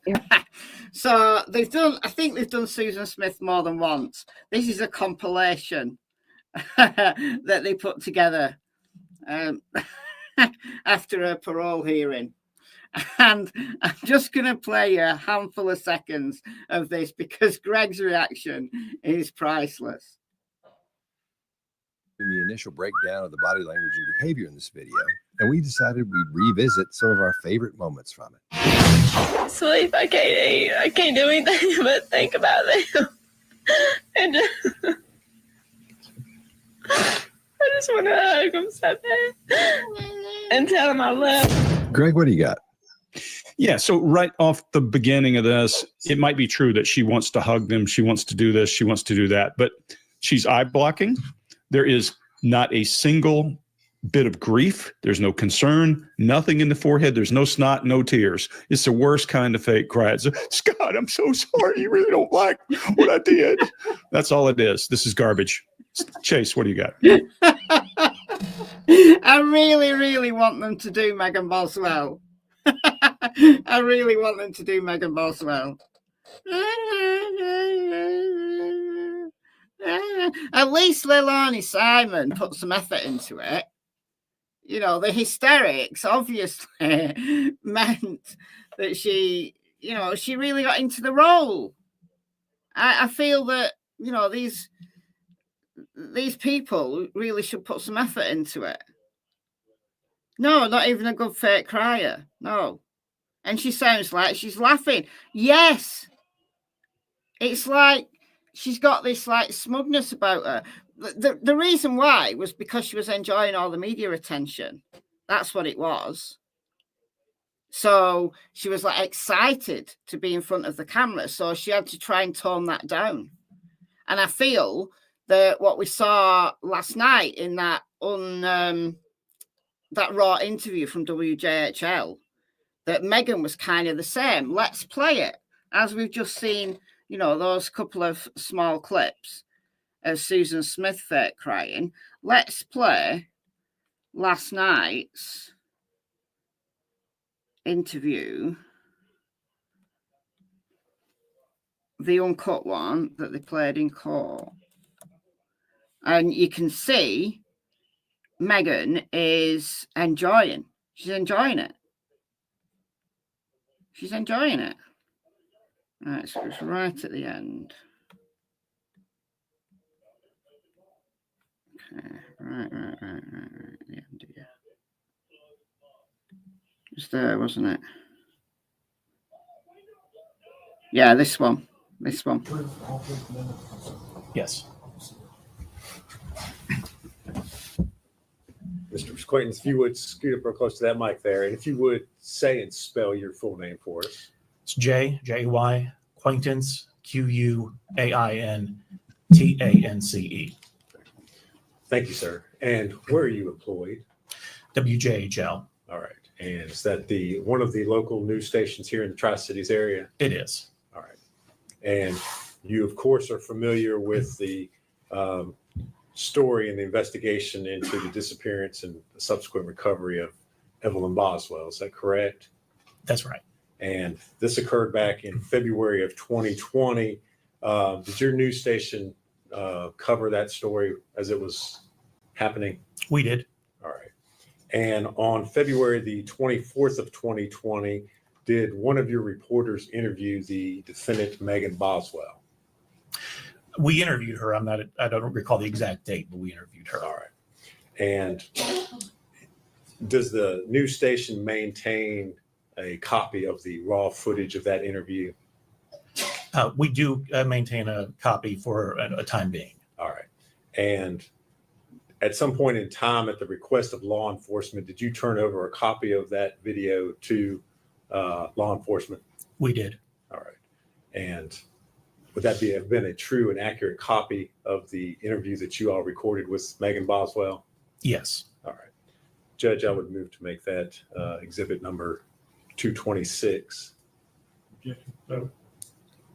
Full exhibit 226. And I would ask that I be allowed to play that for the jury. Go ahead.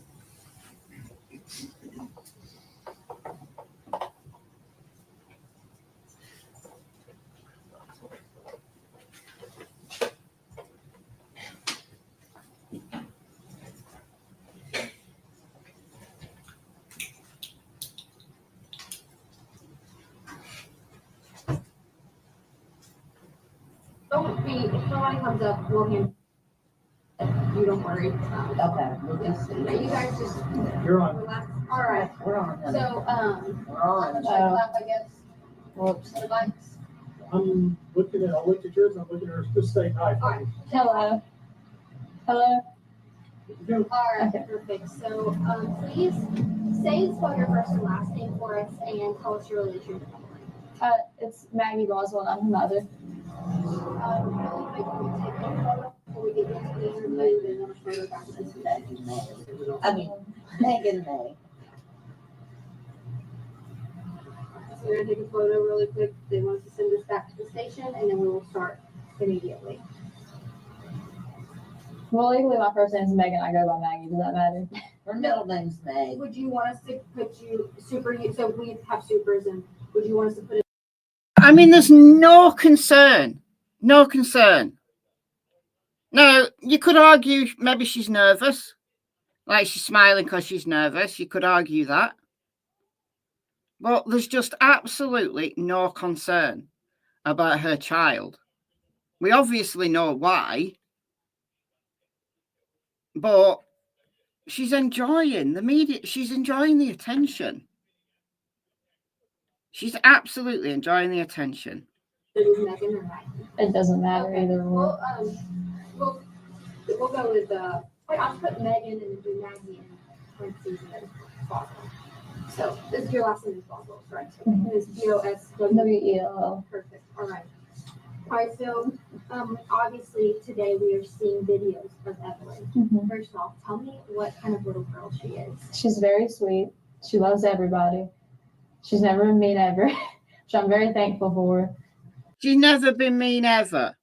Well, we know she doesn't believe that because she was telling people how mean Evelyn was. I mean, look, that face is not one of a concerned parent whose child is missing. She looks in her element. She looks like she's being interviewed for, I don't know, winning a prize of some kind. Not because her child is missing. Yeah, she's pumped to be on TV. Just like Susan Smith. Susan Smith was trying to conceal her delight about being in the media spotlight. And they've got like similar motives. Susan Smith wanted out of her life, didn't want her kids, wanted a new man. New man didn't want kids. So instead of just walking away and getting a divorce, she murders her kids. It's very Chris Watts, isn't it? Chris Watts did exactly the same. Wanted a new life, so decided just to delete his whole family. Looks like she's selling cookies, yeah. She does. She's just a really good-hearted baby in general. Like textbook, how you want a baby to be, like, has every milestone early, you know what I mean?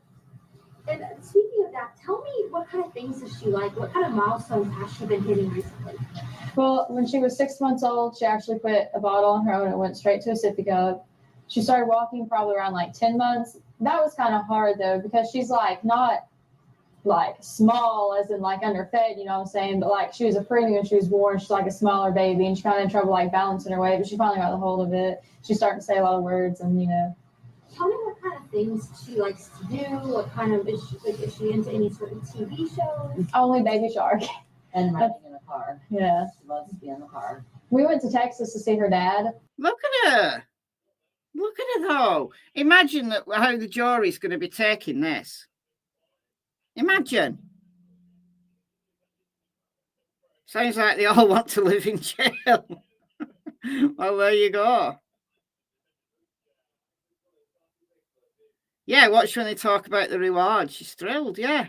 Like, oh, all this attention. Oh, on me, on me. All these people want to talk to me. Sickening.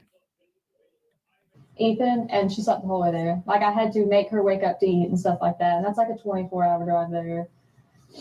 So let's get into the last time you saw her. Tell me what that time was like and when that was.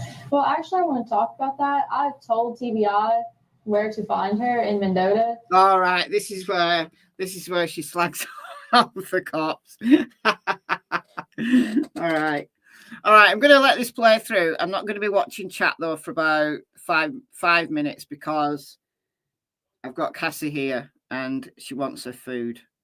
I've not fed them yet, so I'm going to go and feed the dogs. So I'm not watching chat. I'm listening, but I'm not watching chat, just so you know. All right, but I'm just going to let this play. We've got more than half an hour left yet before court comes back. So this is from right at the end of yesterday's testimony. All right, you'll see you shortly. My mom took her to a campground and a silver camper, and if they don't go tonight, I'm going to go find her myself. Because I've told them, and they're not really like taking it seriously. And if they don't go tonight, like I will go myself and go get her. Tell them why they're not. Don't get into It's that. cut. Stop. They can edit Stop. it. Stop. No, you need to defend yourself. That's all they need to know. Quit. They already know, Megan. So let's kind of go back into. Sorry. No, it's Sorry. okay. Can you edit that? I will. Absolutely. Okay. Yeah. We'll take care of it. So tell me about the last time though that you saw Evelyn. Tell me what you guys did and when that was. We went to go out to eat, and then my mom came and got her. She was wearing a little hot pink tracksuit with the matching bow, little matching shoes. And was this December 20, like right after Christmas? A little bit before Christmas. So this was before Christmas. Okay. So tell me what you know about her situation. Obviously, you just revealed that you know she's where your mom took her. So tell me what all you know about that situation. That's really all I know. My mom, like you can ask her, is a very vindictive, manipulating person, and she basically like threatened me the whole time that she was gone. She's like, seriously, I don't care to say it. She's like the biggest sociopath I've ever seen in my life. So, so she was with your mom, but obviously your mom is being at the moment extradited back to Tennessee. Right. Do you know who has Evelyn right now? She dropped her off somewhere in Mendota at a silver camper. That's what her mom told me. So that's all you know. You don't know who she's with. But my mom would always say the person, not like people, plural. So there is a person that has her in Mendota. Tell me, obviously you said you just know that she's just been naming them as the person. So do you know what their name is? Not at all. Can I say something like that? Can I talk to something real quick? Off the record. I don't know. Listen to me, sweetie. You want the baby found? Then you need to be honest with yourself. They're not taking you seriously because you've been trying to protect you. They're not taking me seriously. TBI isn't, because I've not fully told them. I've been like, hey, like my mom camped out at Mendota. You want to go check them out? But I've never been like specifically, hey, she's not your silver camper, because my mom did threaten me, like, you know, if I told anybody. I'm not gonna get that, but she did. So your mom has had Evelyn the whole time, or the whole time, or the person that is in Mendota has had her the whole time. So you believe that your mom took her to Mendota?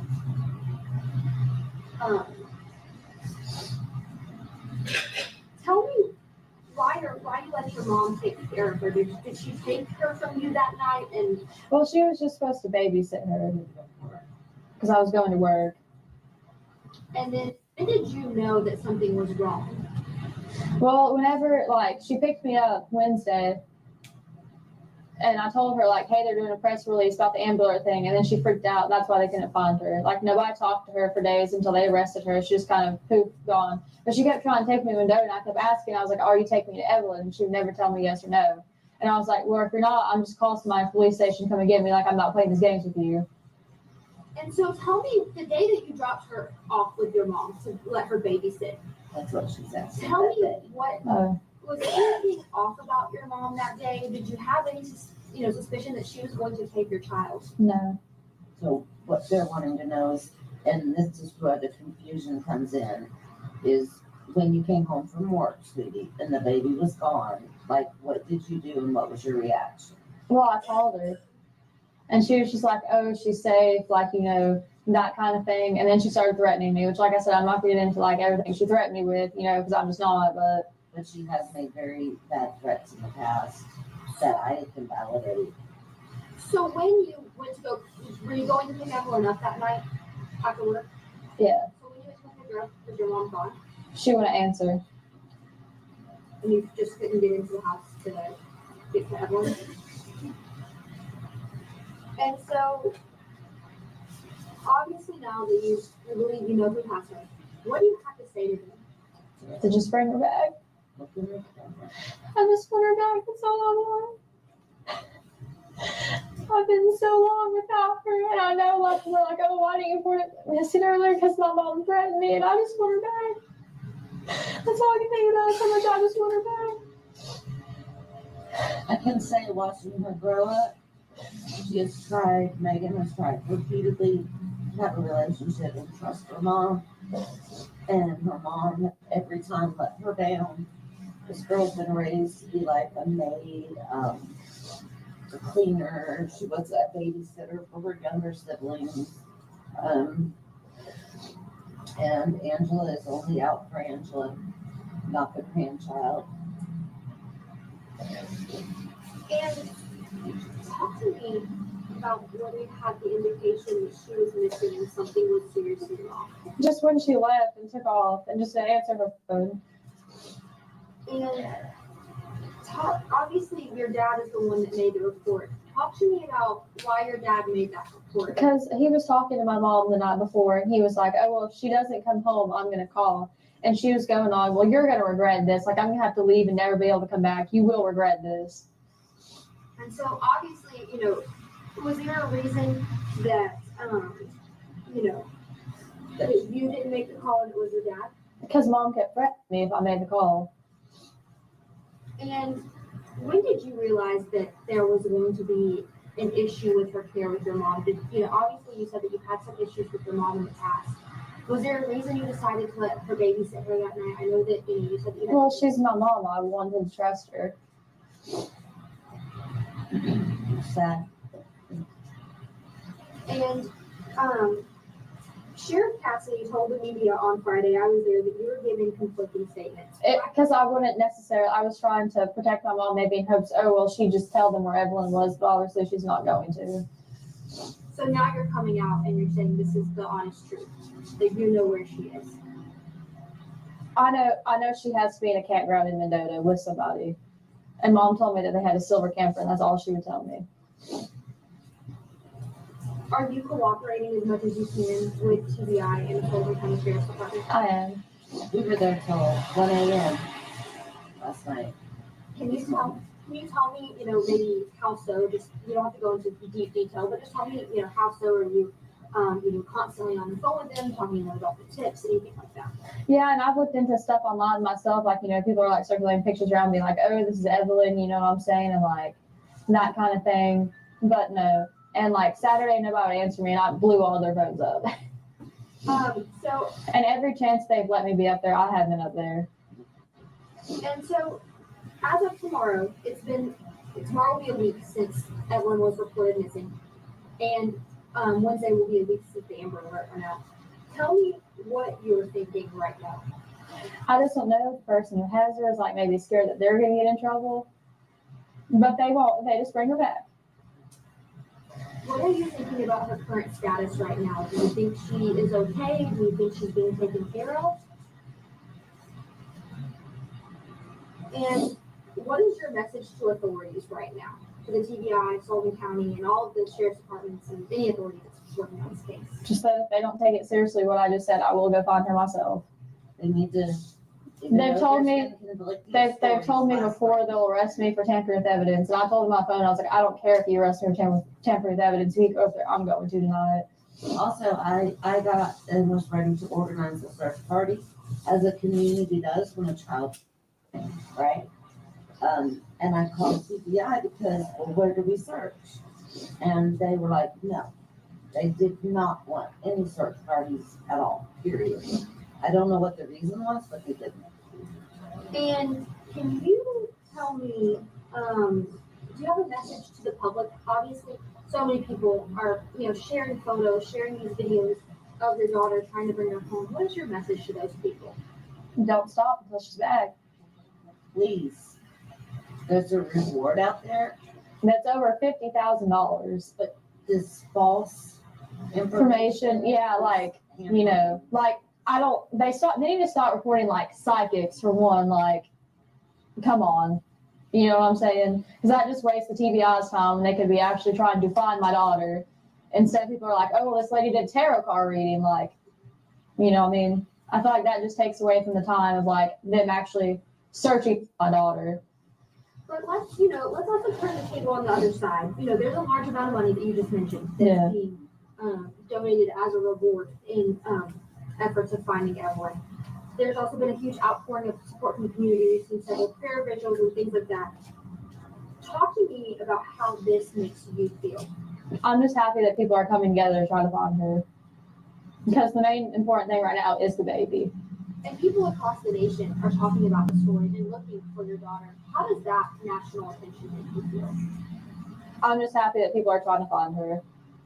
Also, we did want to attend the prayer vigils. We just didn't have a ride. We did not. And I didn't know about the one in Bristol because, we did not have transportation. Yeah. People did offer. My daughter tried to Uber for us, but we were told that her safety would be at risk if she attended a prayer vigil or any type of thing because there's so many people that are against her. So he didn't go. And let's talk a little bit more about Evelyn and your relationship with her father. Have you been in contact with your father? Yeah. He's actually trying to get leave approved right now to come up here and try to, help find her. What is her relationship like with him? She's only been around him a couple of times because Ray was in the army. And what is your relationship like with him? Do you keep in contact with him? Well, yeah, we have a kid together.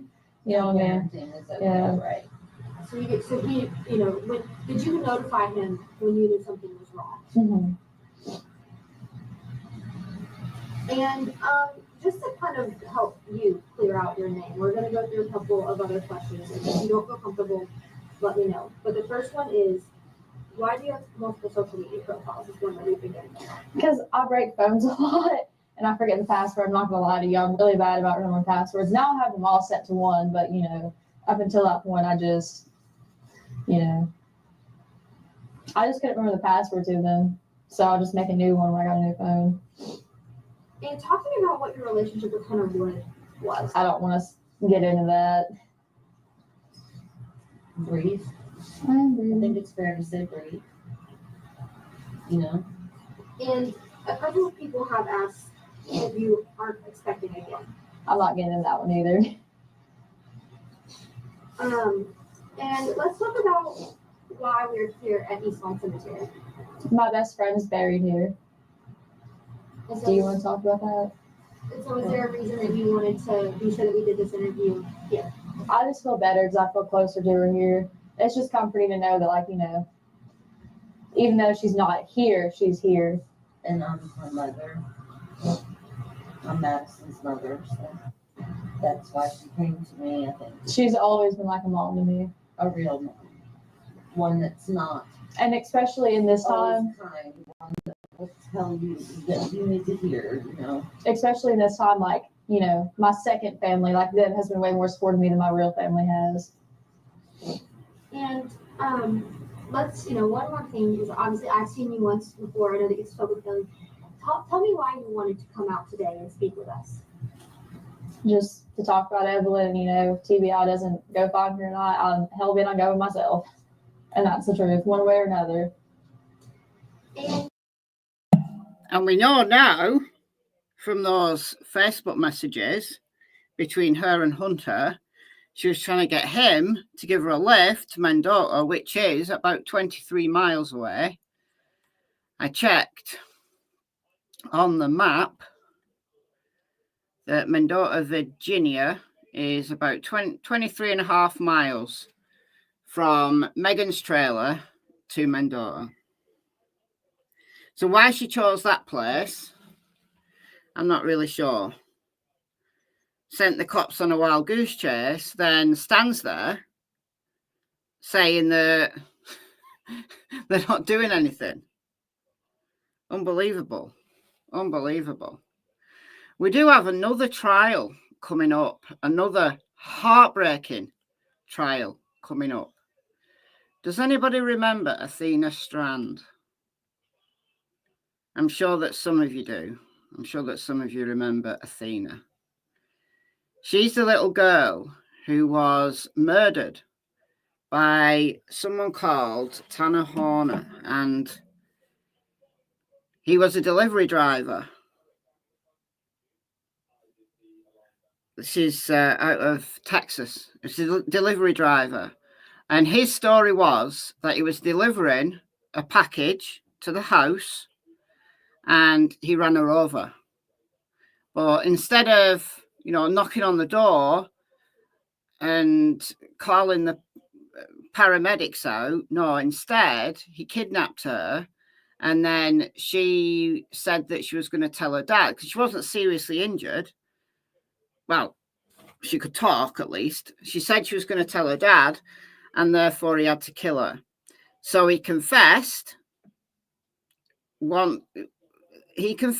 He told them where her body was.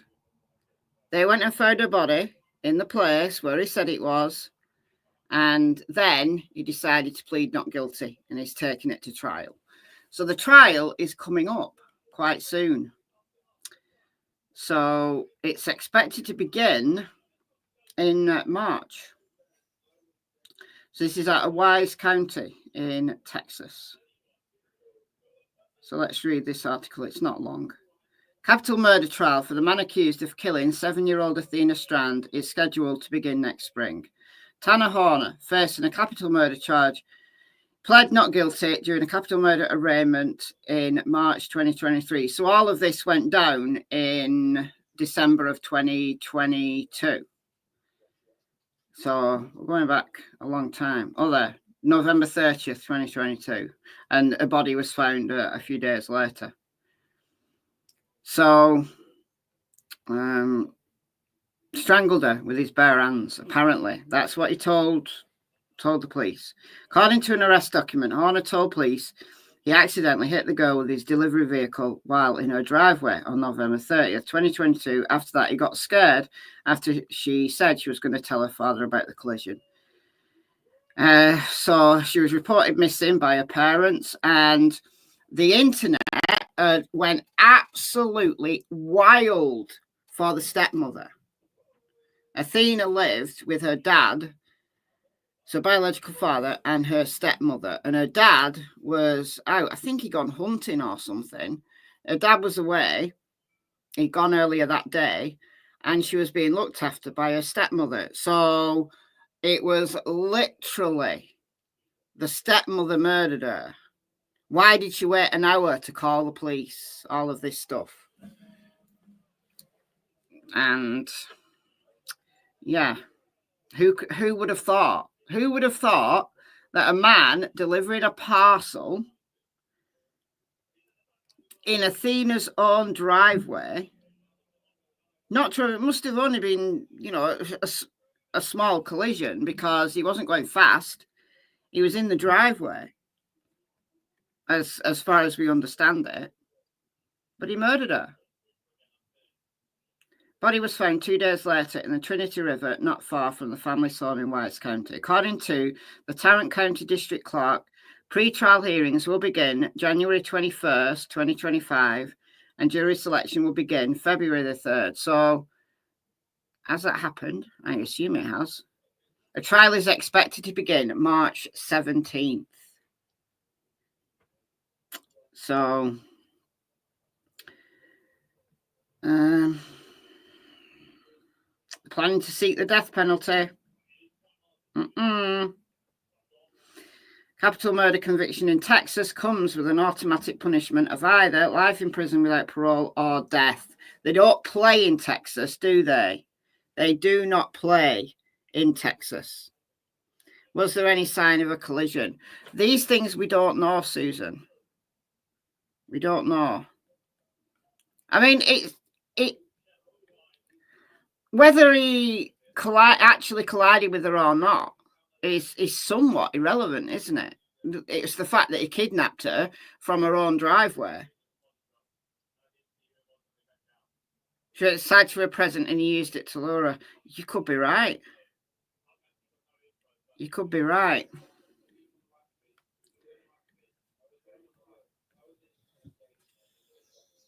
Oh, yeah. Wadia gets underway in Tanner Horner's capital murder. Yeah. So, yeah. Jury selection is underway. Let's listen to this from a week ago.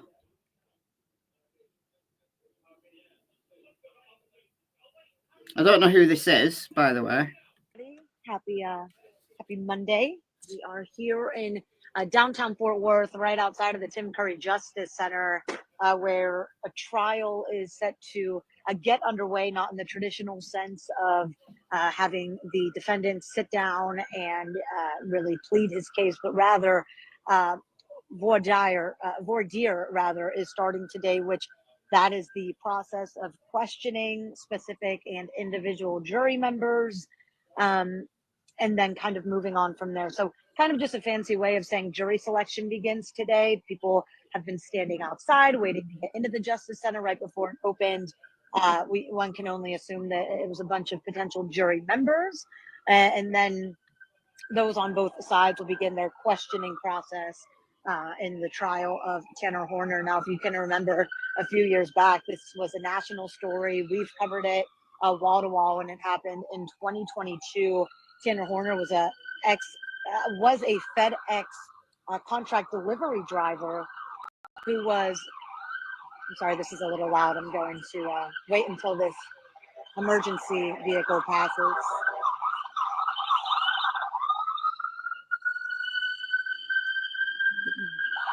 Looks like a Fort Worth fire vehicle. But so Tanner Horner was the man who back in 2022, he was a FedEx contract delivery driver. He had dropped off a package at a home in Wise County. That home belonged to the father and I believe stepmother of 7-year-old Athena Strand.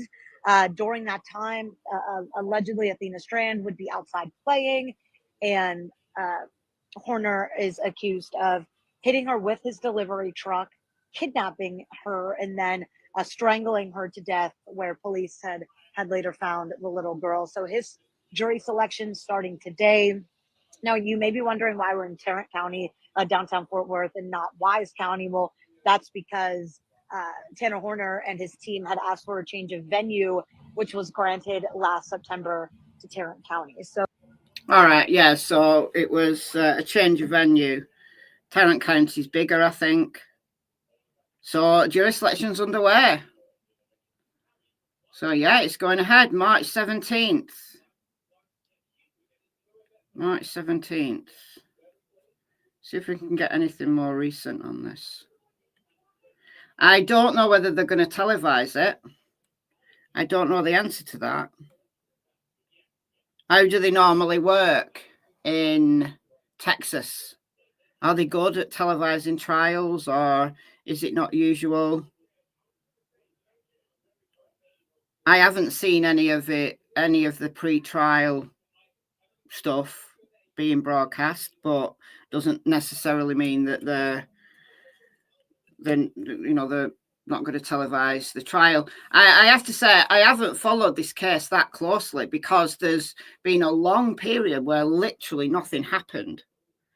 So I've kind of got away from this case, and it was maybe maybe a month ago, maybe around Christmas time, maybe. I was thinking about like various cases that I covered in the past that I haven't had any, like, heard any updates on or anything, and this was one of the cases that I went to check. So I'm glad I did. But I haven't heard anybody talking about this case for a long time, and I think it's because nothing moved for ages.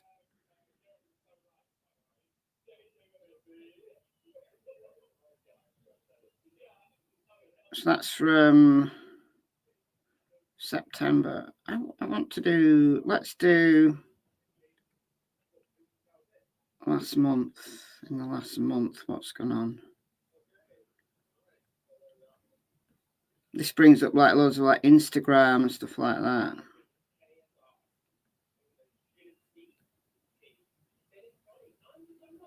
Not a great deal.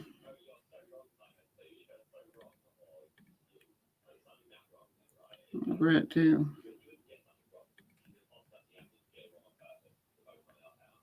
September, March. I'll play this. This is from November, so I think this is just going to be saying that the court date's. Oh, actually, the court date's been and gone. So let's see if there's any clips from inside court. That tends to be a good gauge, because quite often there is a camera in the court, but nobody streams it, nobody televises it.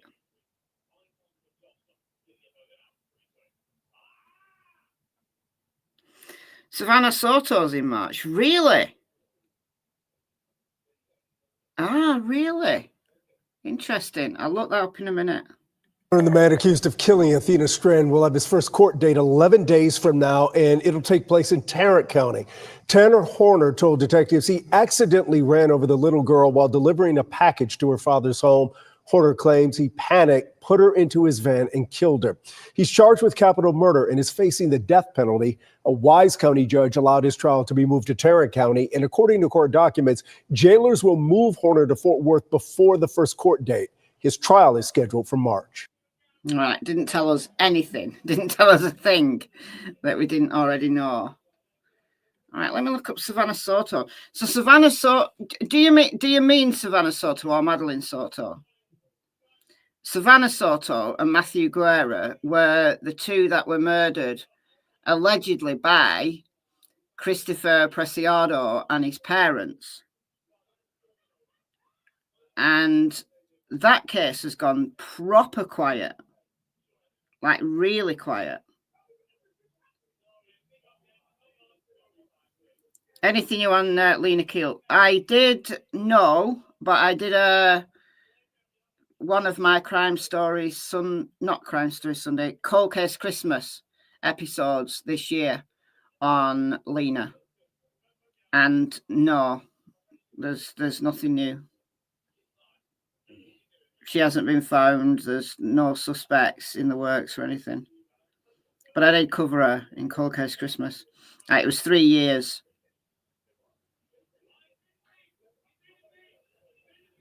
3 years to the day I covered her case. When are they due back from lunch? Soon. I've got the court feed on in the background, so as soon as it comes up, I will hear it. Don't worry.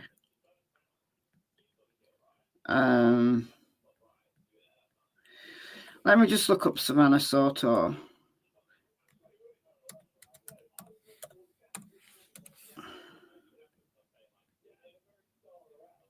Okay. 1 year since the murder. Okay, let's play this from KSAT. So this is regarding Savannah Soto and Matthew Guerra. And this is KSAT 12. Well, it's been more than a year since Savannah Soto and Matthew Guerra were found shot and killed. And Christopher Preciado was charged with capital murder, and his parents, Ramon Preciado and Mierta Romanos, are accused of helping him cover up that crime. So today, KSAT 12 was the only camera in the courtroom as Ramon Preciado was brought out. Now, Erica Hernandez joins us live from outside of the courtroom. And Erica, what took place during this hearing? Yeah, Stephanie. So defense attorneys are trying to figure out what's going on in this case because there has been very little movement since it was indicted. Now, Ramon Preciado, the only one of the three co-defendants brought out today, and I will say he looked drastically different from when he was arrested. Oh, wow. He and his wife, Romanos, How are much weight facing is a what? tampering with evidence charge and abuse of a human corpse charge. Savannah Soto was reported missing in December 2023 when she didn't show to her doctor's appointment to be induced. Days later, her and her boyfriend, Matthew Guerra, were found fatally shot in their vehicle that was parked at an apartment complex. Police later arrested Christopher Preciado, and he is alleged to have shot them during a drug deal. Today, the judge checked in with the attorneys on the case, and still not much was figured out. Defense attorneys saying they may still need more evidence handed over from the state, so the judge ordered them back in April and asked that they have everything figured out by then. Now, the state still has not also made a decision whether they will be seeking the death penalty for Christopher Preciado, so that could be a decision that is made by April as well. Now, we will have more on this hearing later this afternoon. Stephanie? All right, Erica, thank you. Well, we know it's been a busy week in court, and on top of this case that you're covering now, 3 murder trials underway. Can you tell us where do they stand right now? All right. Yeah, we should have. Okay. So no, I don't think that trial is going ahead anytime soon. So maybe you meant whoever it was whose comment I replied to. Maybe you meant Madeline Soto, because Stefan Stearns, his SA trial is coming up. Not the murder, SA. It's 2 different trials. So we've got no date and no movement on the murder, but he doesn't want the death penalty. He's saying it's unconstitutional. Well, you should have thought about that, Stefan. Anyhow, his SA trial is coming up. Maybe that's what you meant. Cold-hearted biatch. Alexi Treviso.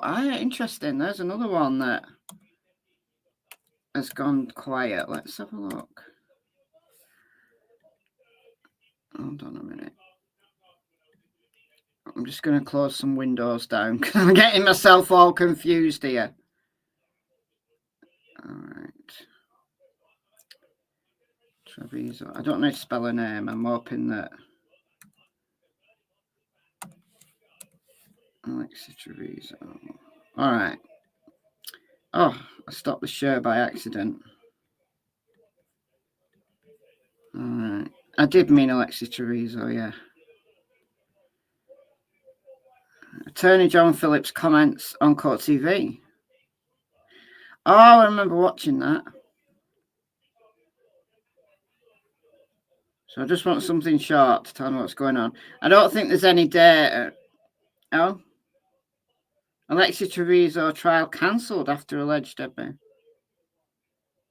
So she was due to go to trial last month. The last thing I heard about this case was that they were trying to get the videos stricken. So the defense has been arguing, and I do see the point on this. The defense has been arguing that the incriminating statement she made while she was in hospital, like straight after she'd given birth and then just dumped the baby in the trash can in the toilets, the incriminating statements she made were on police body cam. And because it was a medical, it was a hospital room, because it was like a medical facility, that should be protected and the police shouldn't have been filming it. That was the last thing. It was a big deal at the time. Maybe that's what they're talking about. But I haven't heard anything since then. There might be more.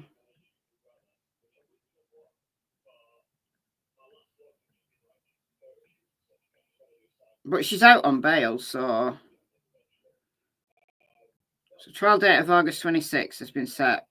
But case information sheet obtained by Insider Digital shows the trial date and an August the 6th pre-trial hearing have both been cancelled. The case vacated. The decision by prosecutors not to move forward with the case at this time. Oh. Comes after the judge ruled all the comments allegedly made by Treviso in presence of hospital staff, as well as all video footage of her taken inside the medical facility, would not be admissible. Wow. Wow. That's a while ago. May 13th and June 3rd. So it's a long time. Like, I'd not paid attention to this case very much. I remember it all happening and stuff, but I thought, oh, you're so guilty. Of course I don't know what she's guilty of, but she's guilty of something. But all that stuff, all of that evidence is not admissible. And I do understand why. I do. I get it. That she was in a hospital bed and that police body cam footage, it's infringing on it's HIPAA, isn't it? Is it? I don't know what it is, but the judges ruled it's not admissible. Prosecutors have since filed an appeal with the New Mexico Supreme Court objecting to the judge's ruling that footage of Treviso entering and exiting the bathroom where the baby was born is admissible. I think that should be admissible. Like the CCTV footage of her running down the hallway and then coming back. I don't see any reason why that's not admissible, because that's not in a hospital room. That's in the corridor. What I think is questionable is the police body cam. You know, that we've all seen it.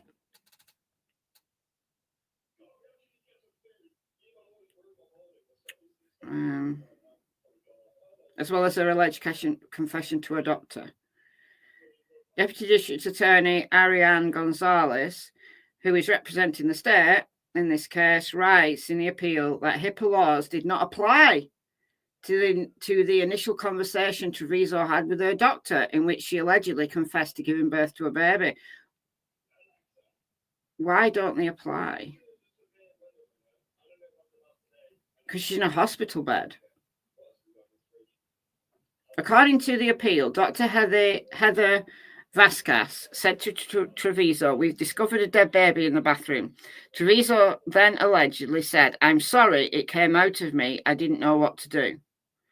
The state argues in the appeal that Treviso was not under arrest or restraint when she made that admission, and that the exchange between Treviso and the physician did not rise to the level of police interrogation. Yeah, but the police were...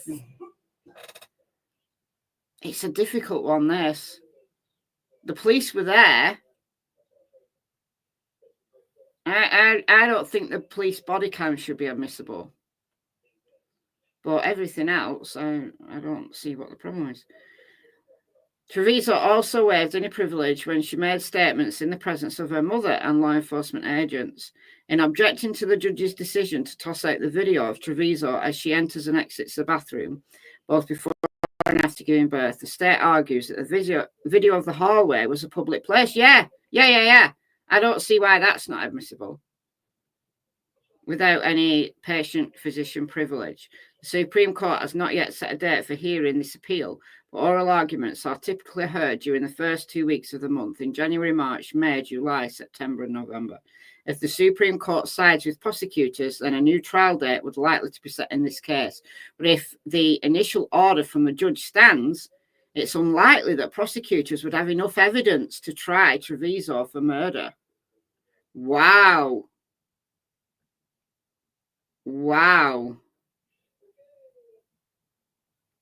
That's nuts. That is nuts.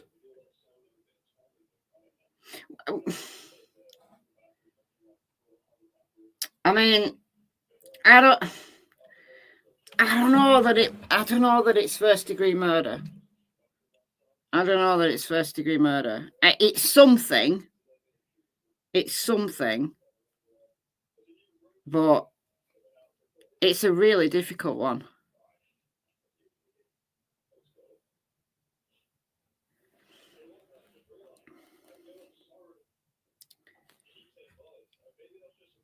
When you're talking to medical staff, if you are a risk to yourself or someone else, they're able to breach confidentiality. Yeah, but not if you implicate yourself. No, I don't know.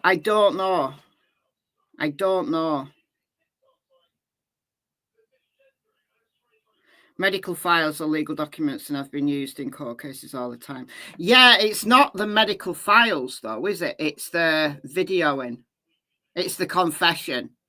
I think that's the issue. I don't know. I can see both sides here. It's a difficult one. I'm not surprised that it's gone to the Supreme Court. Let them sort it out. Because if you confess and then you are charged with the crime, like you've made a confession, like it's not under interrogation, it's a voluntary confession, but you just happen to be in a room that includes your doctor, your mother, and a police officer. She's not under interrogation. She's not under arrest. She makes a voluntary statement. The question will be whether that should be protected, that's her personal conversation with her physician, and that should be protected, or whether it should be waived.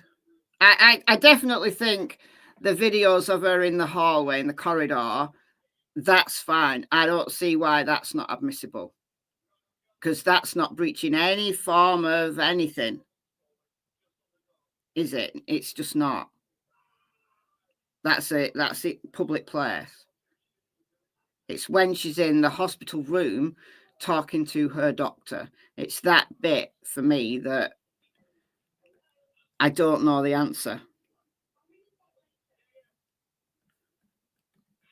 I don't know the answer. I want to watch that video again.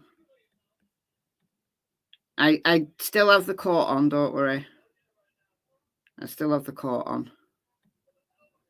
I want to watch that video, Lexi Treviso video. This one.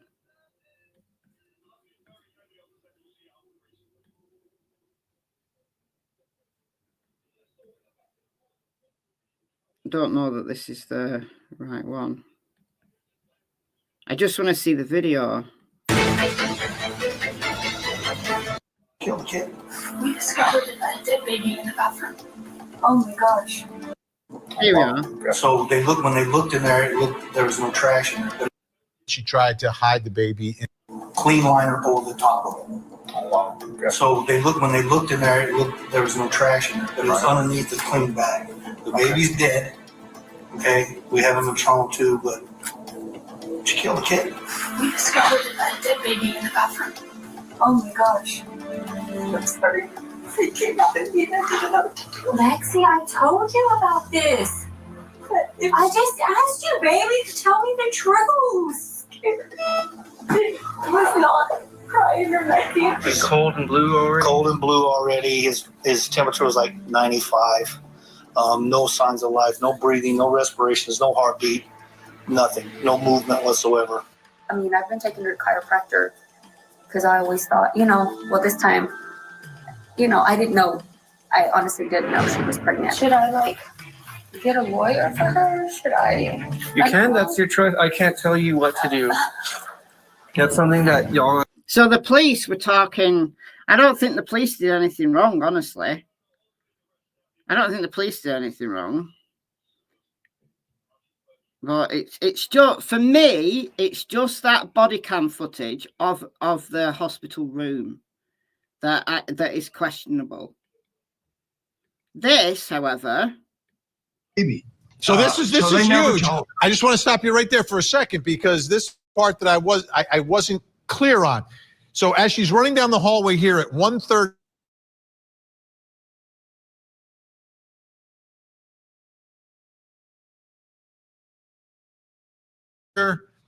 They have these results and don't tell her that she's pregnant. But if they know, oh yeah, and then they tried to say that the baby died because she'd been given morphine because she'd gone in for back pain, and they'd given her, I don't know whether it was morphine, but an opiate. But that's nonsense because if you're in labour, they give you pethidine as a pain reliever, which is an opiate. So her having an opiate drug an hour before she gives birth is not going to kill the baby. It's not going to kill the baby. It's absolutely not going to kill the baby.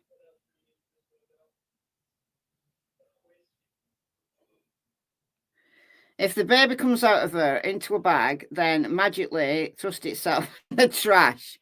I guess then maybe it's not murder. Yeah. But first degree murder.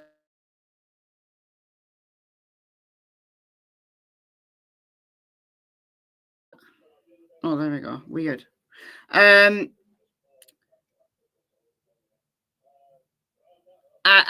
don't know about first degree murder. Second degree, because she might not have intentionally meant to kill it, as in, let's say, put her hand over his mouth. I think he's a boy, isn't he? Put her hand over his mouth and suffocated him. She might not have done that, but what she might have done is allow him to die. Or being that, I don't know, wackadoodle that she's just not gone and got help. For me, that would be second degree. I don't know what the law is in New Mexico. I've no idea. For me, that would be more second degree manslaughter than first degree murder. That's just for me. But then again, I don't know the law in New Mexico. She knew she was pregnant, went to hospital, left her room to give birth, killed him, I believe, first degree. Okay. It's proving it, though, isn't it? I think the state would have a better chance of proving second degree. Now, maybe they give the jury, first degree, second degree, whatever, lesser charges, and let the jury decide. I'd be okay with that. What I do have a problem with in these kinds of ambiguous cases where you're on a little bit of shaky ground, that you're not quite, and overcharging is a problem.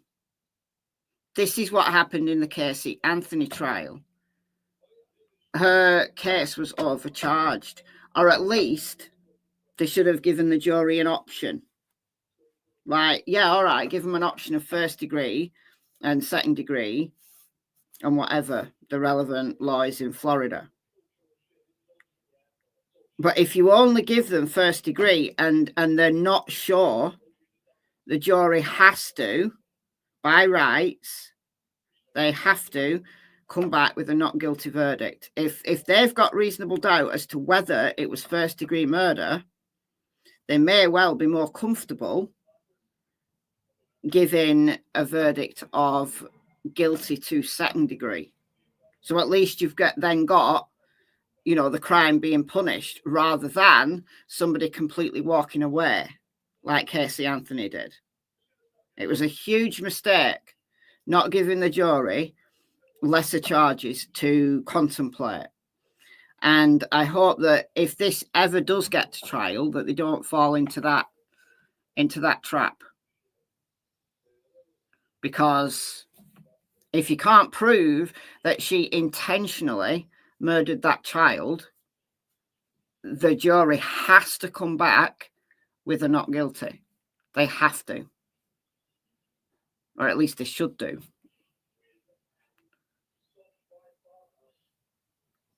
But She looked pregnant. She absolutely looked pregnant. Now, her mother says that she didn't know she was pregnant. Alexis said she didn't know she was pregnant. No.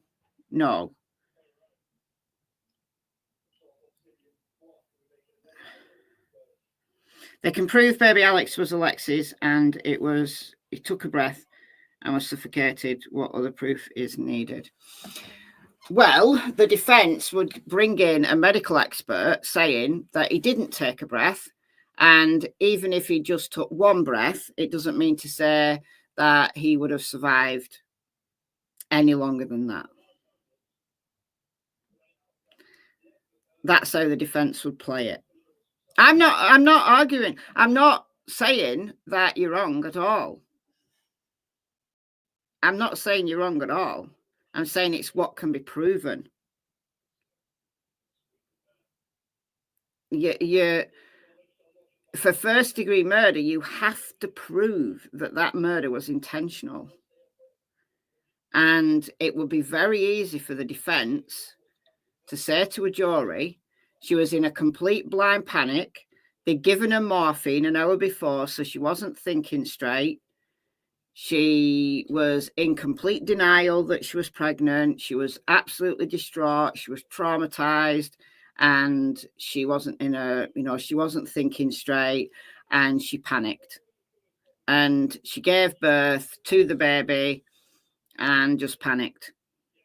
It's nonsense. I'm not saying that that's what happened, because look, she's in a hospital, right?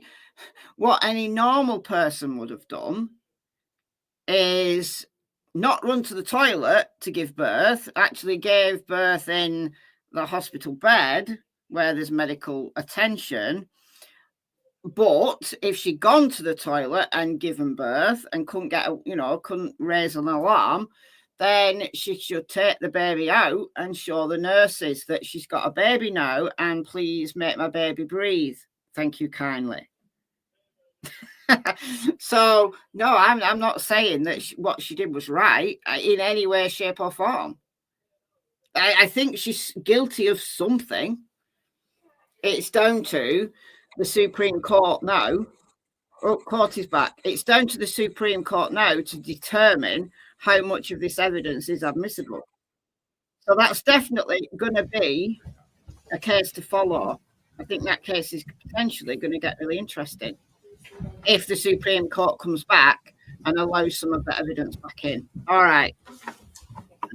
We are back. So I'm moving out. Court is back in session.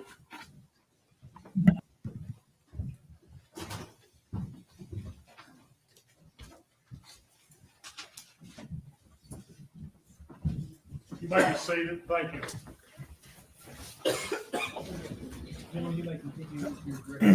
Thanks, Your Honor. May I please have exhibit number 79?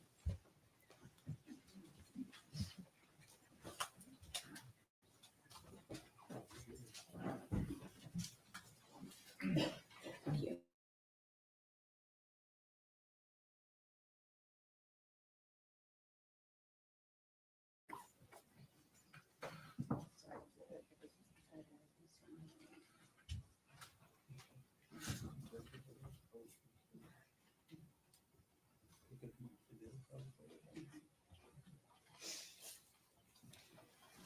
I'm going to pass you two documents. One has previously been marked as Exhibit 79. So for the one that's not marked, I'm going to ask if you recognize that. I do. Okay. Can you tell us what it is? It was a image found on the social media returns of Megan and Hunter at Blowing Rock. Okay. And based upon your analysis, were you able to determine a date of that photograph being taken? Yeah, according to the search warrant proceeds, it was taken on or about January 20th of 2020. Okay. Your Honor, we'd ask that that photograph be made exhibit number 241.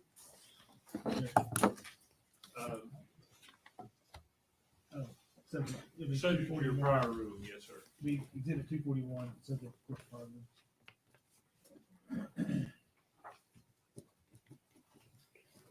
And did you also recognize the exhibit that I handed up along with that?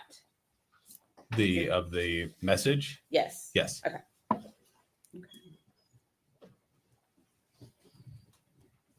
Permission to publish, Your Honor. Go ahead. Okay. Okay. So is this the photograph you were referencing? Yes. A few moments ago, dated January 20th of 2020. Yes. Is that right? And based upon your work on this investigation, are you able to identify who the individuals are in this photograph? It appears to be the defendant and Hunter. Hunter Wood. Hunter Wood. It's kind of difficult to see it, but Okay. it's believed to be Hunter Wood. Yeah, I think it's always a little bit more difficult on these screens. Mhm. Okay, then previously marked exhibit number 79. Did you also locate that in your analysis of the defendant's social media extraction? Yes, this appears to have been a message sent on Instagram from the defendant to Bailey. Okay, and was that also on January 20th of 2020? Yes. Okay. Were these sent together? Are you aware if they were sent together or not? Yes, I think the photo came through first, and then the message came through right after the photo, but they were sent pretty much at the same time. Okay.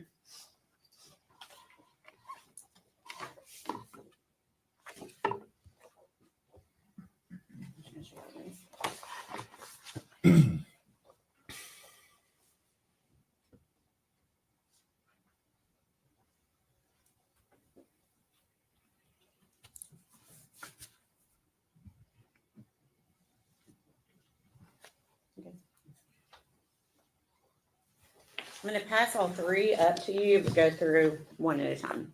Okay.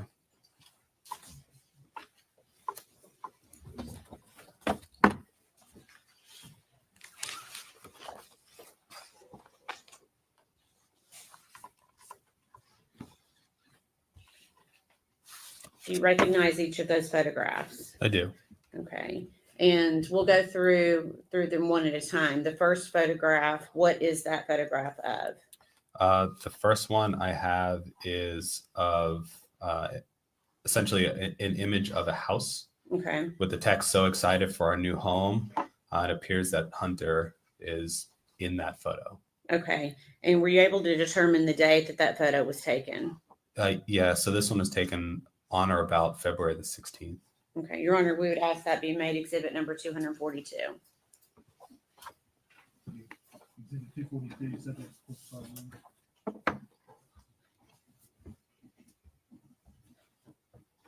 Again, that came from the defendant's social media extraction. Yes. Okay. So on Instagram. Okay. On Instagram. Okay. Permission to publish, Your Honor. Go ahead. Okay. And is this the photo that you were referencing from February 16th of 2020? Yes. Okay.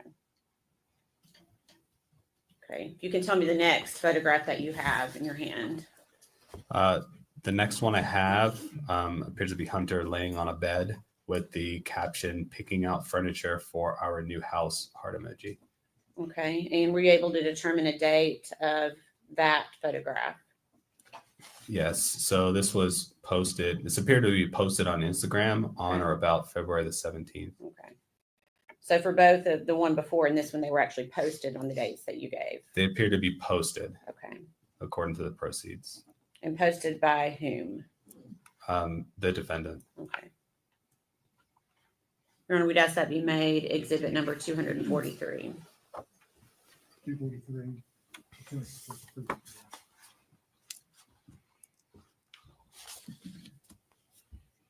And permission to publish.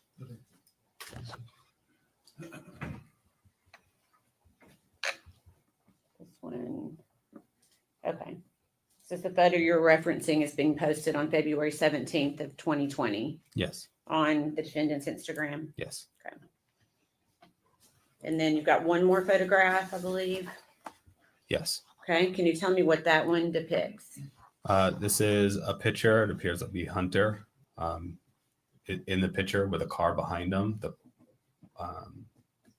caption at the bottom says, "So proud of my baby!" Exclamation point, new 2020 high country. Okay, and are you able to determine the date that that was posted? Yeah, it's appeared to have been posted on or about February the 18th. Okay, and did you also obtain that from the defendant's social media search warrant? Yes. Okay, we asked that be exhibit number 244. Exhibit 244, pursuant to court. And permission to publish. Go ahead. So is this the photo you're referencing that the defendant posted on February 18th of 2020? Yes. Okay.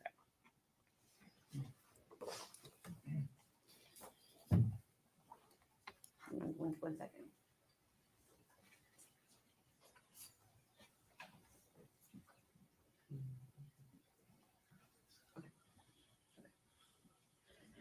Were you also asked to review the defendant's social media records regarding Ethan Perry?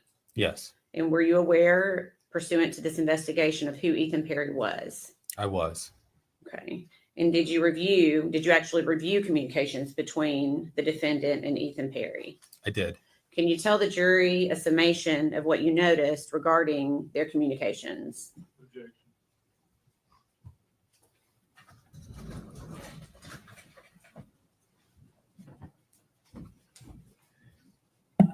Of course, you're going to object a little bit more.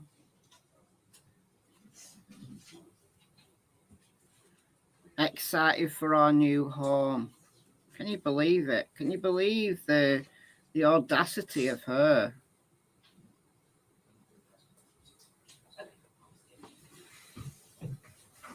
Yeah, that's why Tommy got fed up. Yeah. Out posting a whole new life with that Evelyn. Just saying that's the form of the question.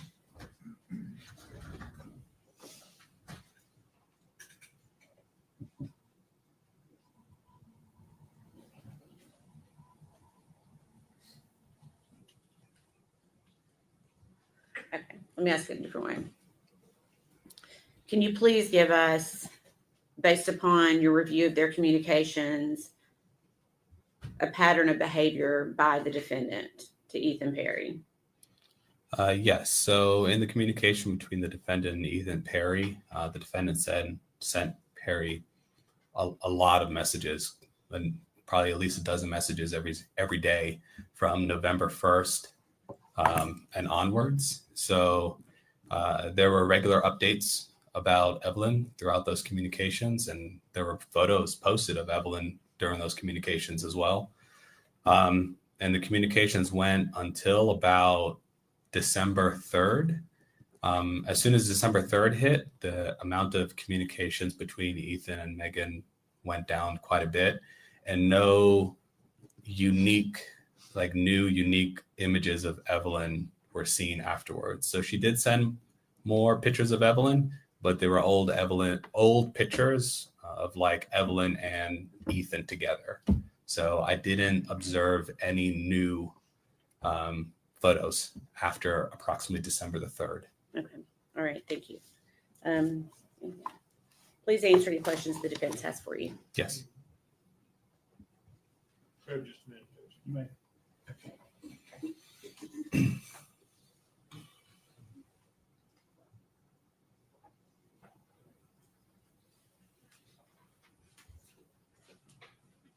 No questions.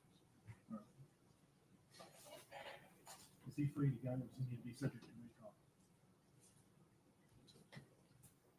There's a potential for recall, but if so, we will get in touch with him and let him know. Agent Durant, you're finished right now with your testimony. You are being subject to recall. You don't have to sit here at the courthouse, but make sure they can get a hold of you. Yes, sir. Thank you. Turn next. State call Marlon Gray.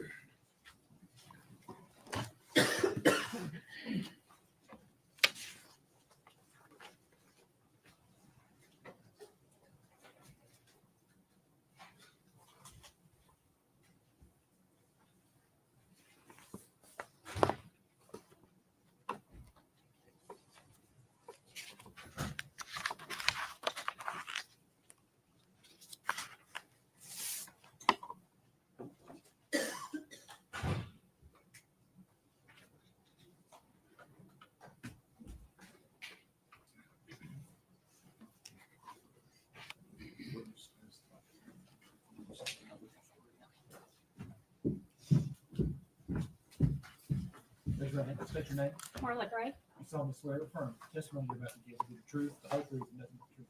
I do.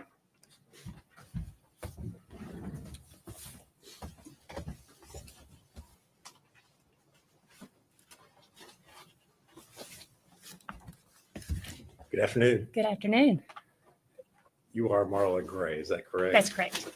And where are you employed? I'm employed at the Tennessee Bureau of Investigation, the Knoxville Crime Lab. And what is your position there with the TBI? I'm a special agent forensic scientist supervisor, and I'm assigned to the forensic biology unit. And Agent Gray, if you would kind of give the jury an overview of what your duties are there within that division. So we analyze evidence for the presence of bodily fluids and skin cells, and then we determine who those fluids or skin cells belong to, doing DNA analysis. And what sort of educational background do you have that allows you to perform these duties? I have a Bachelor's of Science degree in biology from the University of Tennessee in Knoxville. I have also completed the in-house training program that is set forth by the TBI. And have you had specific training relating to serology and DNA analysis? Yes, during that 18-month training program, we cover serology, all the testings that we do, DNA analysis, and interpretation. Approximately how many examinations would you say you've performed over your years in the TBI? Yeah, I've been there for 14 years, and in that time, I've worked almost 1,600 cases. Do you hold any certifications? I do not. Okay. Does the TBI provide technical equipment that you're able to use in the performance of your duties there? Yes, they do. All right. And is this equipment standard across the state and within the scientific community? Yes, it is well known, not just across the state, but in forensic labs all over the world. Have you been qualified to testify as an expert witness in the criminal courts here in Tennessee? I have. And in fact, have you been qualified as an expert here in Sullivan County? I have. All right. And after having been qualified as an expert witness, have you then gone on to give testimony as an expert witness? Yes, I have. And was your qualification as an expert in the field of serology and DNA analysis? Yes, or in forensic biology, which encompasses both of those. All right. Judge, we would tender Agent Gray as an expert in the field of serology and DNA analysis. Judge, I agree. She's an expert. All right. She'll be deemed to be an expert in the field of serology.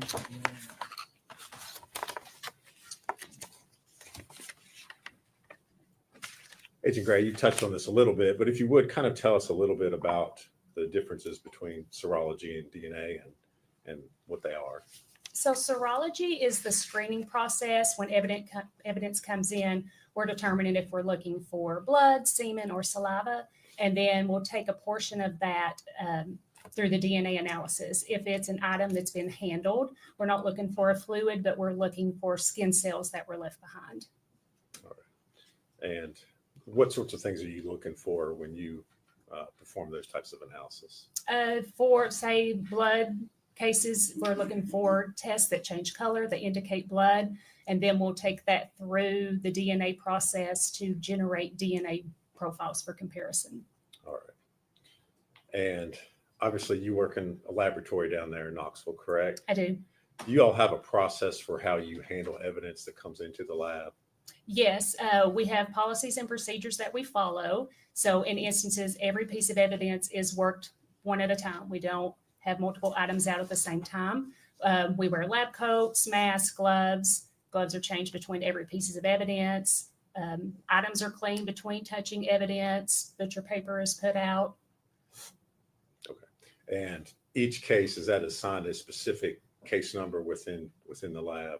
Yes. So when evidence comes in, the evidence receiving unit will give it a unique laboratory case number. All the evidence that is associated with this case will have that number, and all the requests for exams that come in. That way we make sure they match. All right. And I assume that you make sure that evidence, before you perform any testing, is secured and has not been tampered with in any way. Yes, before it is accepted into the lab, the evidence receiving unit will make sure that it is in a sealed condition. And then when we get it to analyze it, we also double check that it is in a sealed condition before we begin our testing. All right. Agent Gray, you were asked to perform numerous tests on evidence in connection with the Evelyn Boswell case. Is that correct? Yes, that's correct. All right. And you received items in the lab on several different occasions. That be correct? Yes, that's correct. Okay. So I'm going to start with the first batch of items that you received on March the 4th of 2020, which resulted in your first report that was issued on March the 10th of 2020. When you received those first items, what were you attempting to do or to find within the evidence that it was sent to you? For this first batch of items, the Evelyn had not been found yet. So these were items that said that they belonged to her. So I was trying to generate a DNA profile that could be put in the missing persons database. Okay. So at this point in time, you had no profile with which to compare because the body had not been found, correct? Yes, that's correct. Okay. And if you would kind of describe for the jury the process that you went in trying to develop a profile from those items. So this was a box of clothing that said belonged to Evelyn, bracelets, a baby book, stuffed animals. There was also items that were submitted from different areas that had been collected from previous investigations. So with looking for something I could generate a profile from, I was looking at the neck area because babies drool. So I thought that would be a good source of DNA. For the first batch, I didn't get anything. The items could have been washed. So her profile wasn't generated until the next report with the next batch of items. Okay. And specifically, which item you mentioned that you were looking for drool, which item were you testing in that first? For the first report, it was the first birthday shirt from the baby box. Okay. And I noticed in the report, it says that staining was observed with alternate light source screening in the neck area. Okay. And was there any sort of profile you developed at all?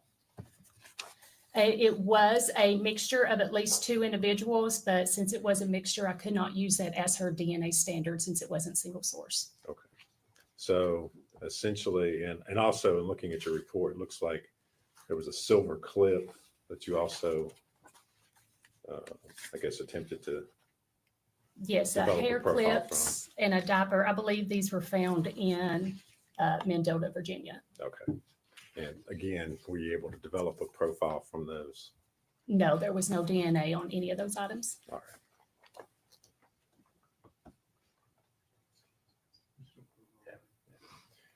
Agent Gray, I'm going to pass you a document and ask you if you recognize it.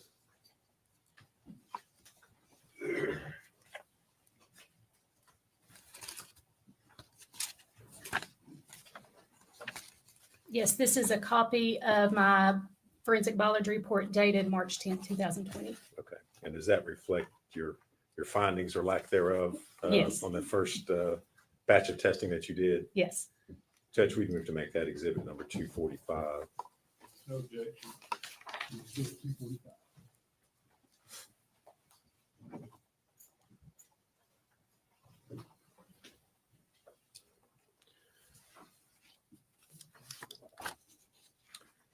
Now, Agent Gray, I want to ask you about another report. You were aware of an item of evidence, which was a trash can that was collected from the scene. Is that correct? Yes.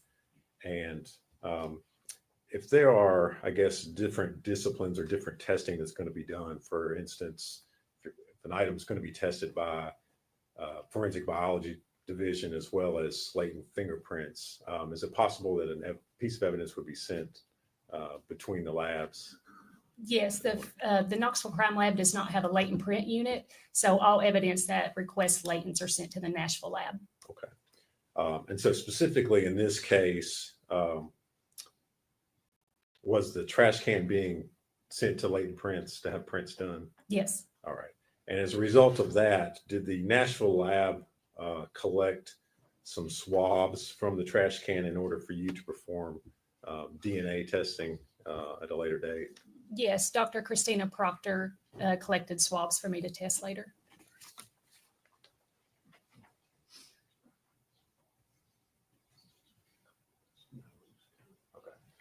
And Agent Gray, I'm going to hand you another document, ask if you recognize that.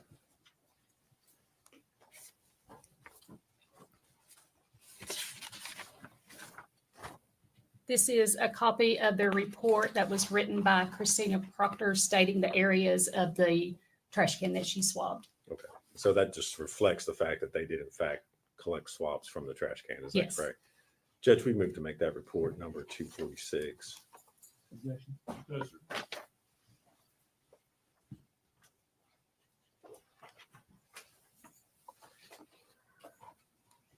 P246. All right. Agent Gray, the next batch of items that you tested, those were items that had been taken from the trash can and from trash bags that were found in the area where the victim was located. At the point in time which you began your testing on these items, had you received additional information as far as the profile of the victim was concerned? Yes, I received a call from Special Agent Brian Fraley the night that Evelyn was found regarding her condition. And they were just making sure that a body could generate a DNA profile after it had decomposed that badly. Okay. And did you subsequently receive items from the forensic pathology department at ETSU after the autopsy had been performed?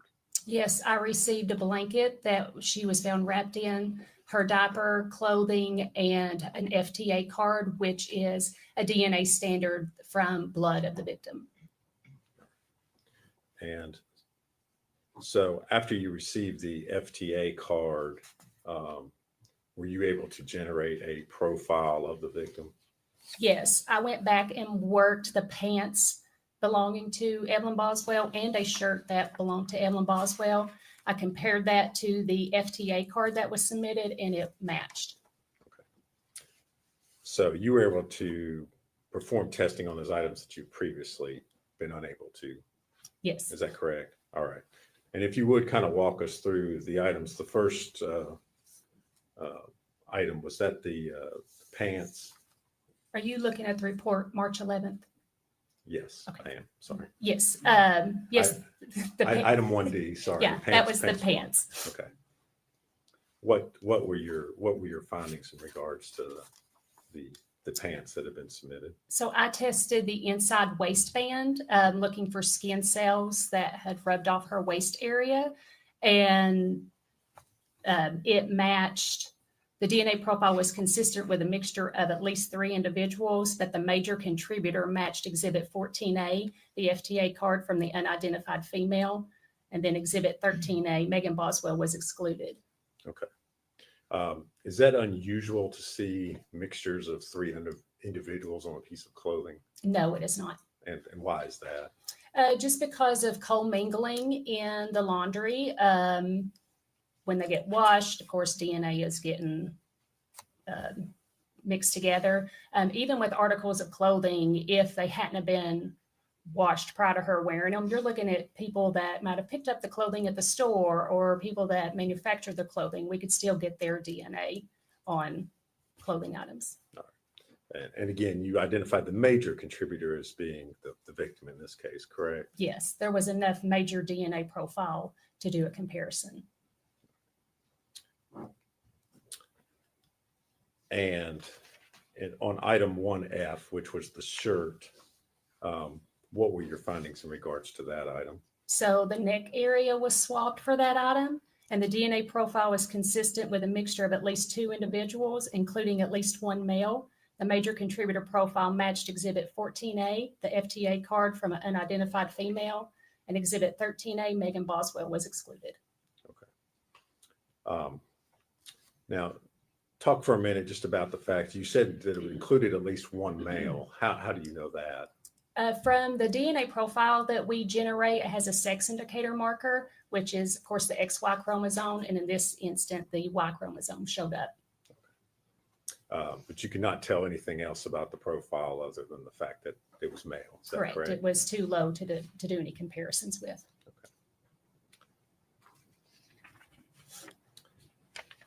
Were there any other items that were tested as part of your report that was done on March the 11th, 2020?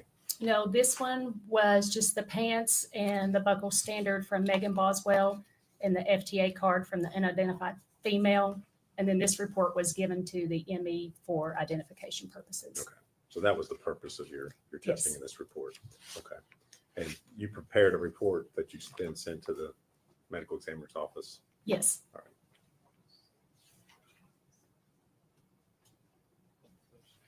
I'm going to hand you a document, Agent Gray, and ask you if you can recognize that.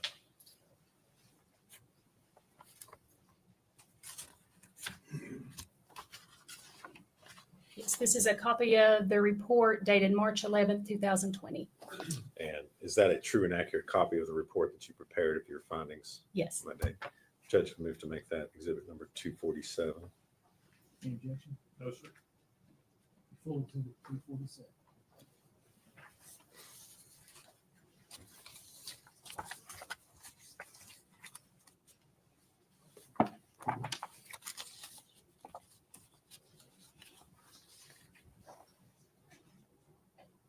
The next results that you reported, those would be on your report from March the 25th of 2020.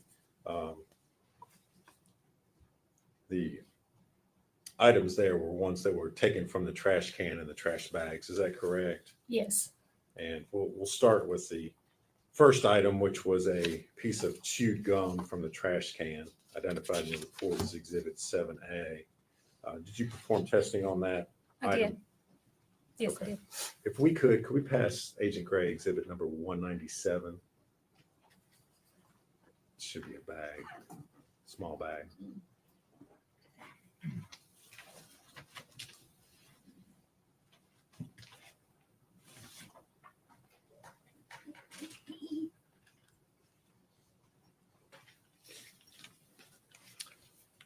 Agent Gray, will you take a look at that and see if you recognize it?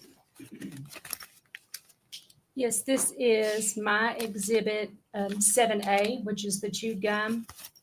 This is the seal, has my initials on it. This barcode, this is what is generated by the evidence receiving unit that has that unique laboratory case number. And this is how the internal chain of custody is maintained throughout the lab. And these are, of course, my initials. Okay. You recognize your initials there on that item? Yes. All right. Did you perform analysis on that particular item? I did.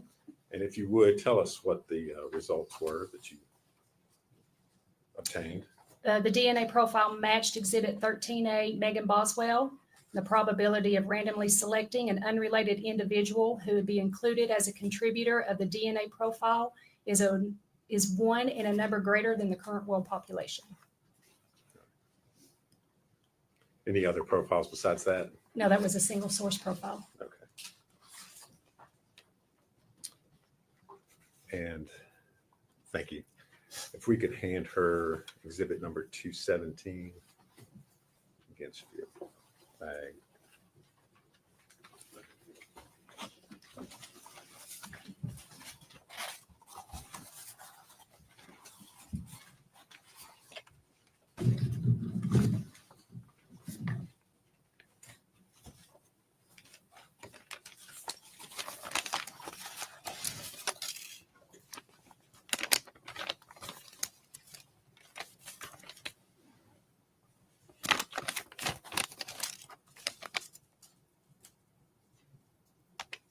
It says blue gloves. Yes, do you recognize what's been handed to you?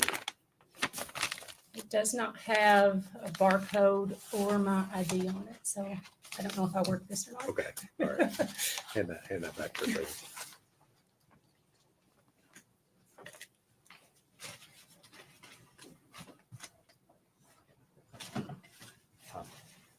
I'm gonna come back to that.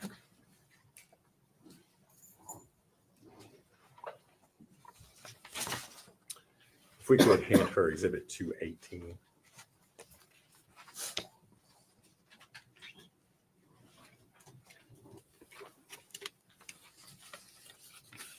you recognize that item? Yes. And what is it? This is my exhibit 18A, which was a cold and cough medicine bottle. There's the barcode that is generated by the TBI and the seal that I placed on it after I was done with the evidence. And did you perform analysis on that particular item? I did. And if you would, tell us what the results were of your analysis. The outside of the bottle was swabbed. A limited DNA profile was obtained and is consistent with a mixture of at least 2 individuals, including at least 1 male. Due to the limited profile obtained and the unknown number of potential contributors, interpretation is inconclusive. All right.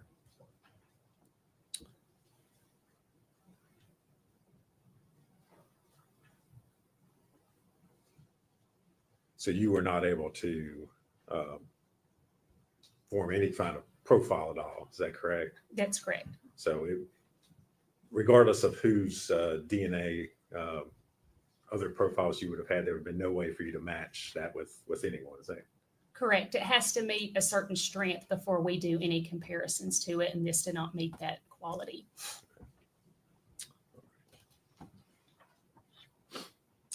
And can we next hand her exhibit number 200?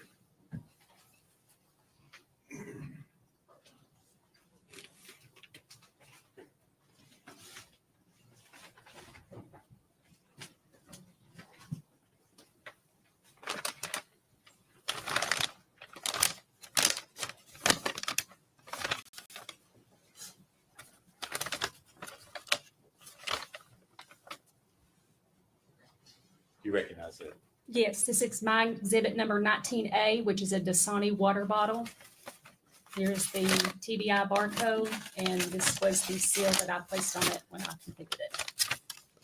And did you perform analysis on that particular item? I did. And what were your findings?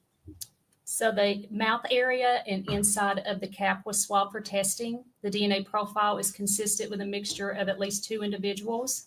The major contributor profile is consistent with Exhibit 13A, Megan Boswell. It also had World Pop stats, and the minor profile was inconclusive.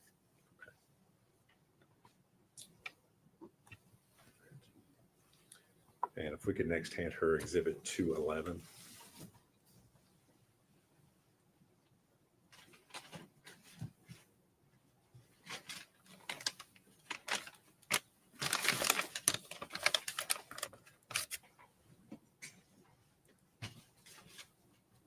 Do you recognize that? I do. And what is it? This is my Exhibit 20A, which is a great value water bottle. There's the TBI barcode, my ID, and the seal that was placed on it with my initials. And again, I'd ask you, did you perform analysis on that particular item? I did. And what were your findings? The mouth and inside the cap area were swabbed in this item also. The DNA profile is consistent with Exhibit 14A, Evelyn Boswell, with World Pop stats. No other profiles on that particular item? There was an additional allele at one of the locations, but nothing was, it was inconclusive. Okay. Next, if we could hand her number 212.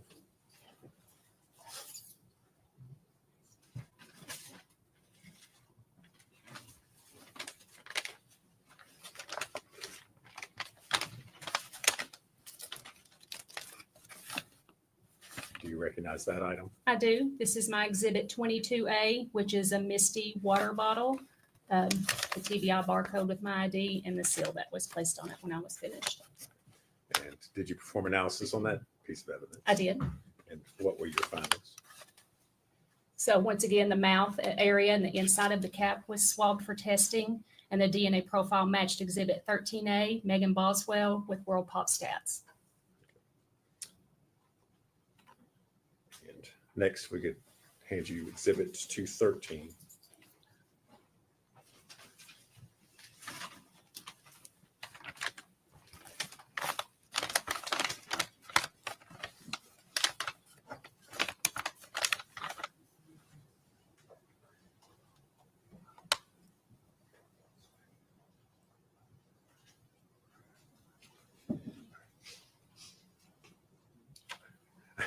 I'm sorry. Let me pick up what were you just handed 213? Yes. Do you recognize that? I'm sorry. That's okay. Yes, it is my exhibit 24A. It is a Food Club water bottle. Here's the TBI barcode label and my seal that I put on it when I was complete. Okay. And did you perform analysis on that particular item? I did. And what were your findings? So once again, the mouth area and inside the cap was tested. Quantification results did not indicate a sufficient amount of human DNA for analysis, so no further testing was performed. All right. And next, if we could enter 223, which should be one of the pillows.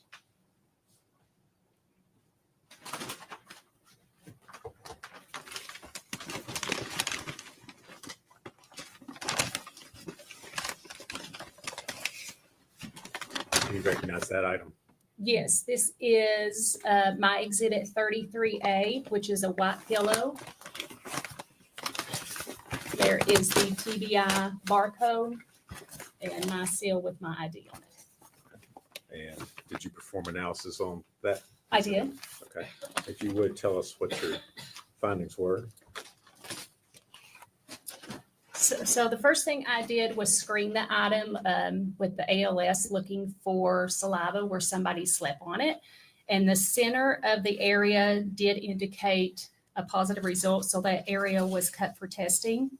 And the DNA profile is consistent with a mixture of at least 2 individuals, including at least 1 male. The major contributor profile is consistent with Exhibit 14A, Evelyn Boswell, and with World Pop stats that the minor contributor profile was inconclusive. The edges were also tested on the pillow, and this DNA profile obtained is consistent with a mixture of at least 3 individuals, including at least 1 male, but due to the complexity of the mixture, it was deemed to be inconclusive. All right. So the only profile you were able to develop was the victim, Evelyn Boswell. Is that correct? Yes, from the center of the pillow.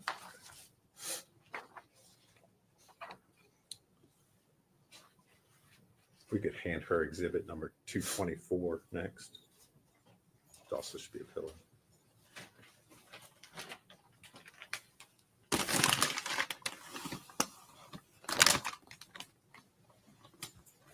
Do you recognize that item? Yes, this is a white pillow with yellow staining. Here is the TBI barcode with my ID. It's the seal that was placed.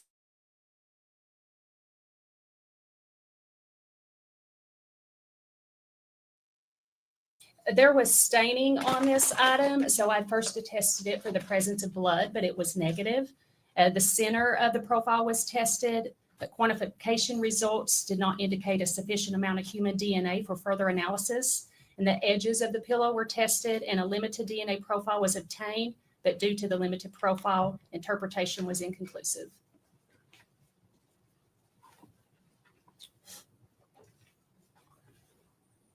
We could hand her at 215 next.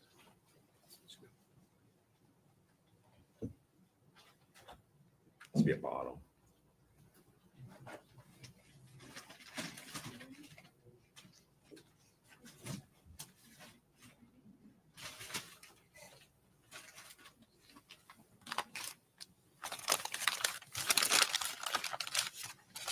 You recognize what's been handed to you? I do. This is my exhibit 39A, which is a nuke baby bottle with contents. Here is the TBI barcode and the seal that I placed on it. And did you perform analysis on that baby bottle? I did. And what were your findings? So the nipple area was swabbed and the DNA profile matched exhibit 14A, Evelyn Boswell. And the sides of the bottle were also swabbed. The DNA profile is consistent with a mixture of at least 2 individuals. The major contributor profile was consistent with exhibit 14A, Evelyn Boswell, and the minor contributor profile was inconclusive.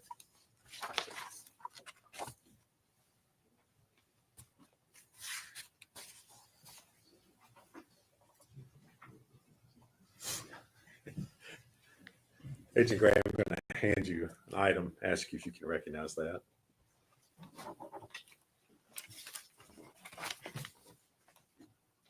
Yes, this is my exhibit 9A, which is blue latex gloves with hair. This is the TBI barcode and my seal on the top. And did you perform analysis on that item? I did. Okay. And what were your findings in regards to that? Inside this bag are 3 blue latex gloves. The inside of glove 1 was a limited DNA profile of at least 2 individuals, including at least 1 male. Due to the limited profile obtained, it was inconclusive. The outside of glove 1 was a mixture of at least 2 individuals. Due to the limited profile obtained, it was also inconclusive. The inside of glove 2, a limited profile was obtained, including at least 1 male. Due to the limited profile obtained, interpretation was inconclusive. The outside of glove 2, a limited DNA profile was obtained. It was also inconclusive. Possible hairs were collected from this item, but returned with the evidence because the TBI does not work hair. The inside of glove 3, a limited DNA profile was obtained. It was inconclusive. And the outside of glove 3, a limited DNA profile obtained, which was also inconclusive.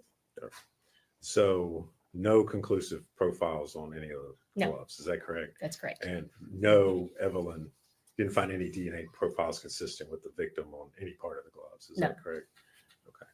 Okay. Judge, at this time, I would move to make the gloves as exhibit 248. Any objection? I guess she probably needs to. I don't think did you open those up? I didn't. Okay. Do you care to open those Oh, up? yeah. So we can-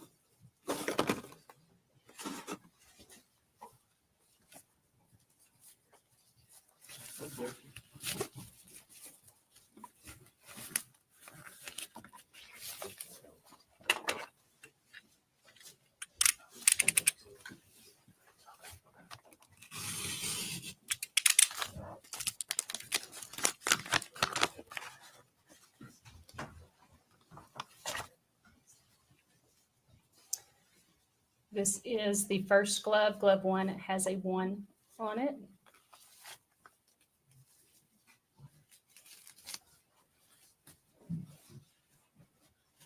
And this is glove number 2. Or sorry, that was glove number 3. This is glove number 2. As you can see, they're shredded.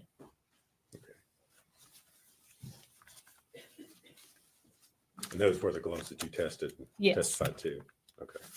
Judge, I think we 248. All right. I just want to make sure.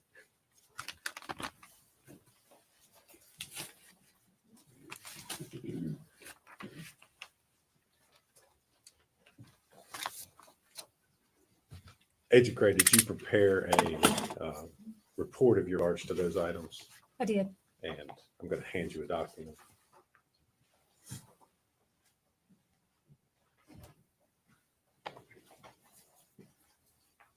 Let's see if you recognize that.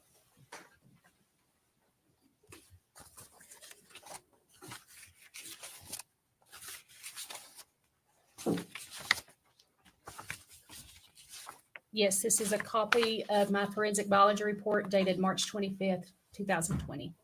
Is that a true and accurate copy of your report that Yes. you issued on that date? Judge, we move to make that exhibit number 249. Any objection? No, sir. Equal exhibit 249.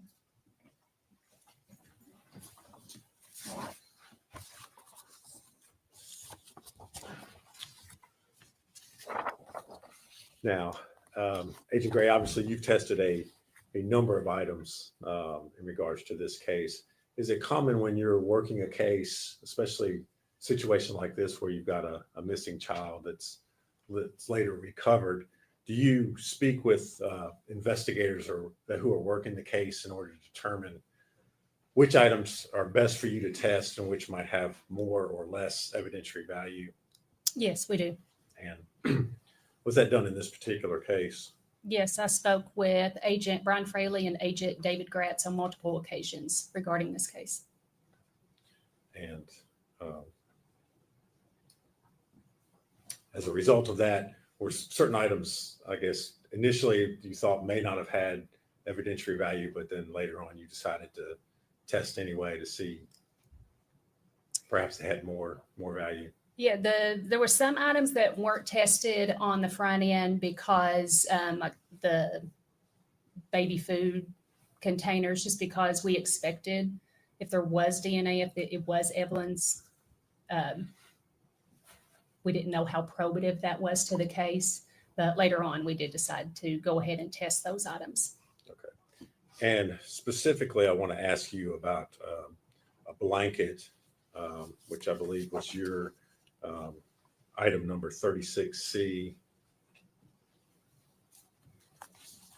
Yes. Was that in fact a blanket? Yes.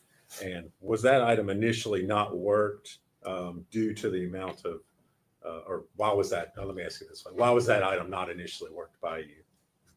Due to the amount of decomposition fluid on the blanket, decomposition fluid contains waste and bacteria and water. And what that does is it finds the DNA and it doesn't destroy it, but it defragments it enough that we can't generate a DNA profile. So if I were to put it on my instrument, it's so fragmented that it can't resequence it. So in this instance, it wasn't originally worked due to the amount of decomposition fluid on the blanket. Did you all ultimately make a decision later on to take a shot at it, I guess? Yes, after speaking with Special Agent Gratz, we decided to only see if there were areas that were not stained and possibly get DNA off of that. So I tested the areas that didn't appear to have decomposition fluid on it and did not test the stained areas. Right. And were you able to develop any sort of profiles as a result of your testing? It was a limited DNA profile that was a mixture of at least 2 individuals, but due to the limited profile obtained, it was inconclusive. All right. And did you prepare a report of your findings in that regard? I did.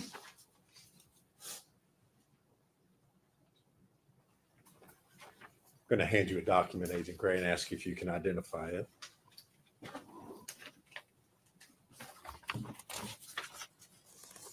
Yes, this is an accurate copy of my biology report dated April 22nd, 2020.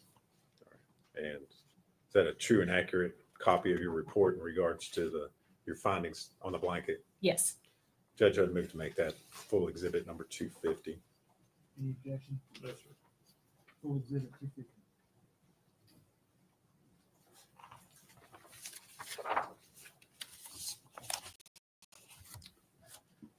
Agent Gray, the next item I want to talk about is the foil sheeting.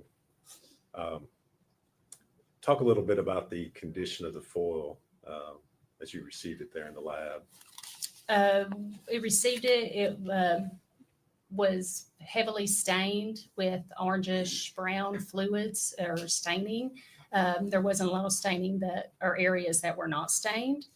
And there were pieces that were wadded up together. But I think there were 5 pieces in total. Okay. If we could hand Agent Gray exhibits 201 and 203. One is that white box sitting right there. Yep.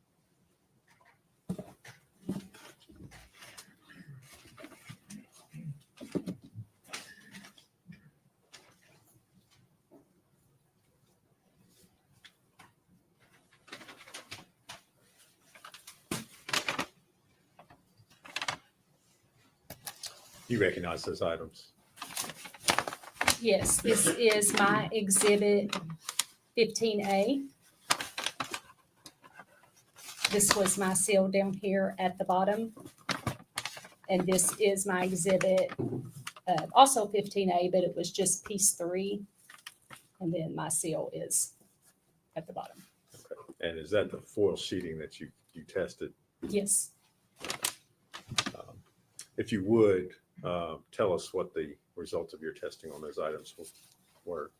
So for all of the foil sheeting, presumptive testing, chemical testing indicated the presence of blood, but presumptive immunological testing did not indicate the presence of human hemoglobin, which is a component of human blood. And for all of the stained and non-stained areas, which were 10 areas total that were tested, The quantification results did not indicate the presence of human DNA. So these items were sent to the latent print laboratory. All right. And did you prepare a report of your findings in regard to the foil sheeting? I did. I'm going to hand you a document and ask you if you can identify it.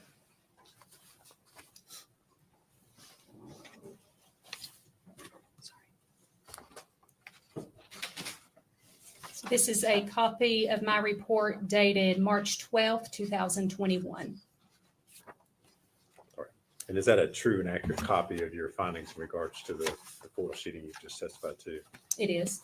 Judge, I'd move to make that exhibit number 251.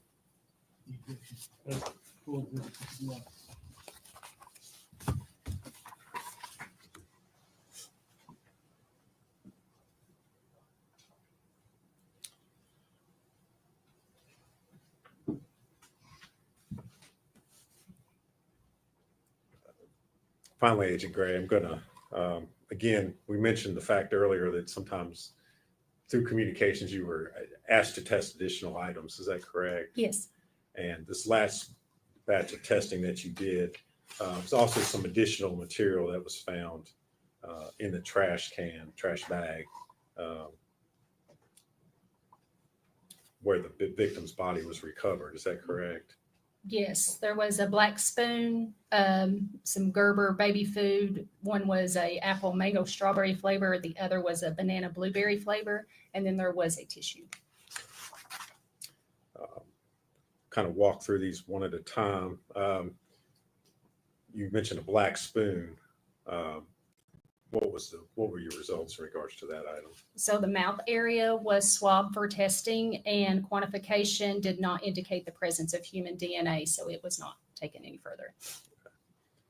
And about the Gerber apple mango strawberry baby food. The sides of the pouch was swabbed. There was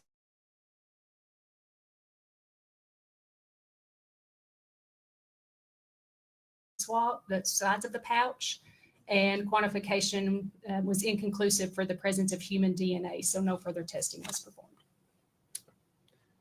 And what about the Gerber banana blueberry baby food?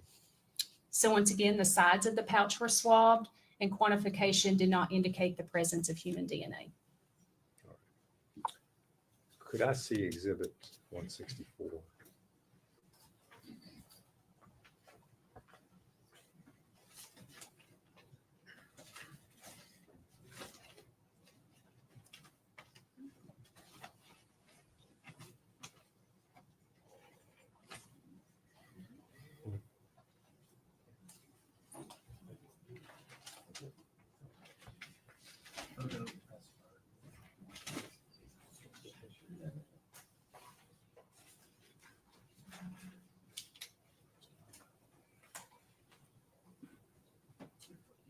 I'm sorry, 214. I'm sorry, wrong number. 214. I want to see it first. Yes.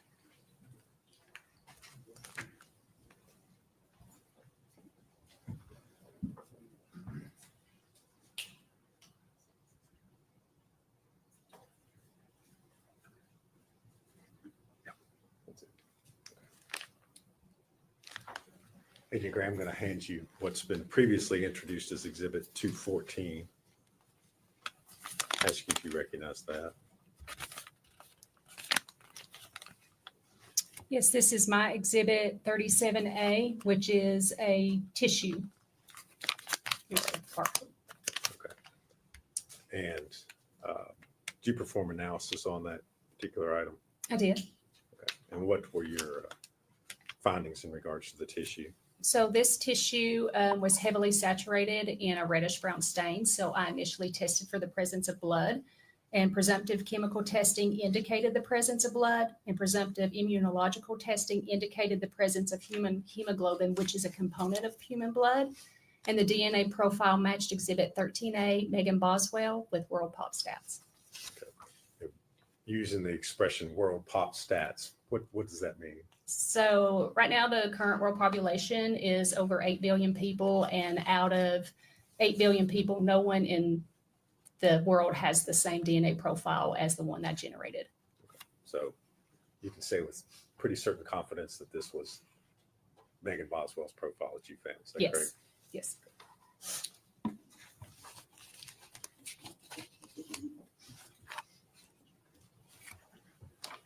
Agent Gray, I'm going to hand you a document and ask you if you recognize that one.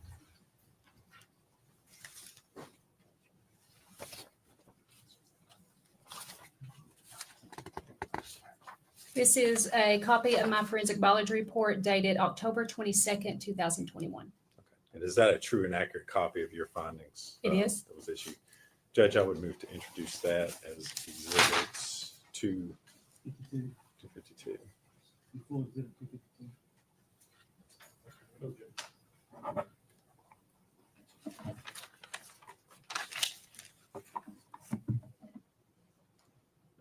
Agent Gray, in addition to your responsibilities and duties within the lab there, are you also a member of the TBI's violent crime response team? Currently, I am not.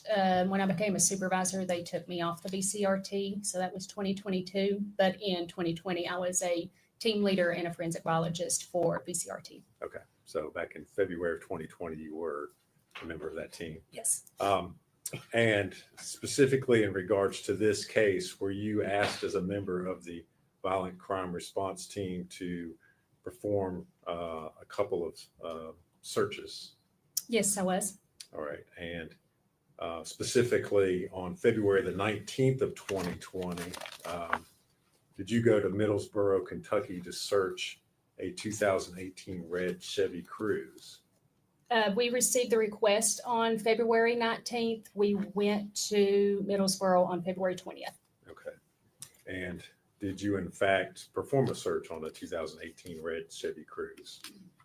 I did. And what were y'all looking for?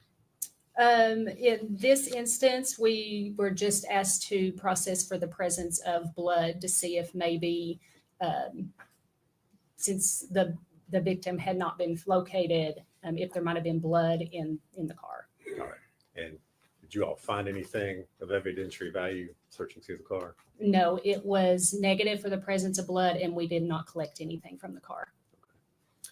And subsequent to that, did you also receive a request around February the 28th of 2020 to search a mobile home that was located at 967 Sugar Hollow Road in Bluntville, Tennessee?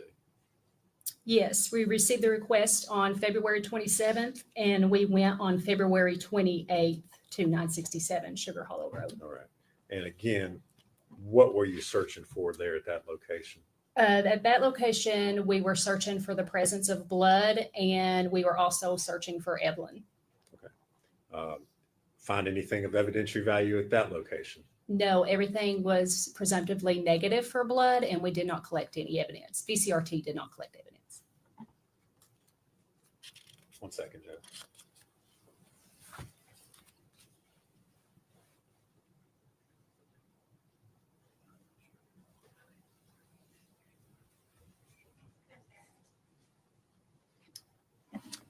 Thank you, Agent Gray. If you would answer any questions Mr. Scott has for us.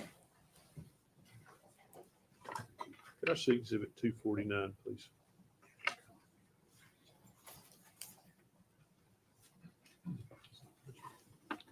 No, it's the report.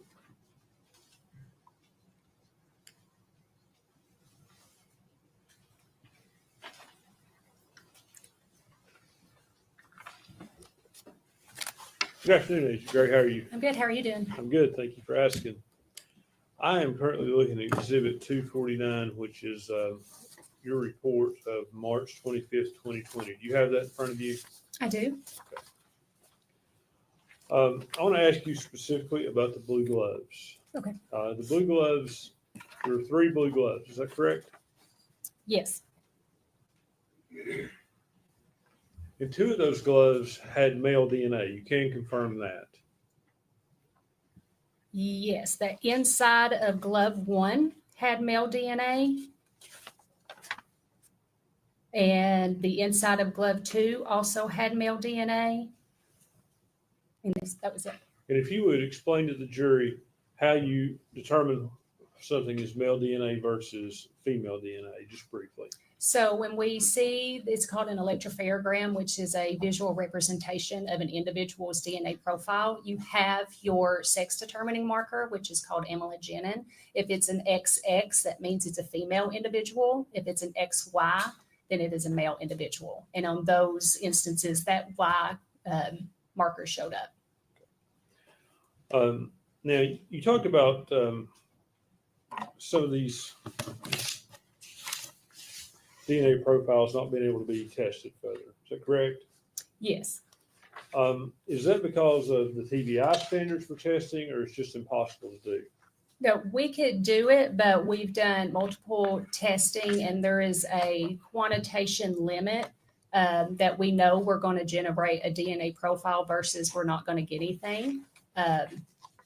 So in this instance, I do believe that all of these were taken through all the way through the DNA analysis, and just it was too limited to say anything about. But mostly across the nation, we follow the same QAS guidelines, which are set forth by the FBI. So it's not just TBI specific, and they are specific into the quality of DNA before we can interpret it. Would other labs have greater capabilities? Not to my knowledge, is if they are accredited by the same accrediting body, they have to follow the same QAS guidelines. So it's your testimony that no lab in the world would be able to perform more specific testing than the TBI lab? There's probably labs out there that might do a different type of DNA that we do, but that we follow like STR DNA. Okay. So to your knowledge, these profiles were not tested by anyone after you got finished with them. Is that correct? That is correct. Okay. What about the glove? Outside of glove twos, mentioned hairs were collected from that exhibit. Yes. Did you photograph the hairs? No, I did not. I just documented the hairs. Okay. Did you make a note of, are they long hairs, are they short hairs, color, anything like that? I do believe.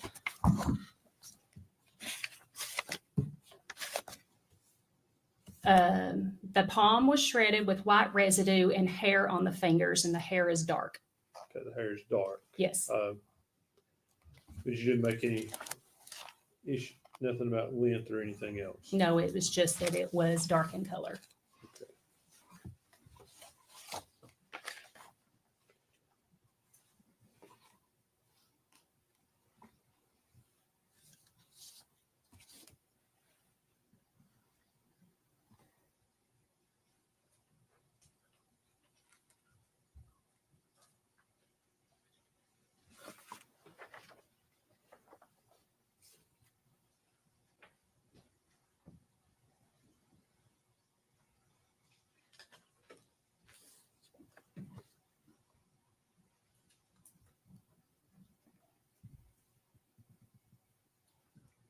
Let's talk about the pillow.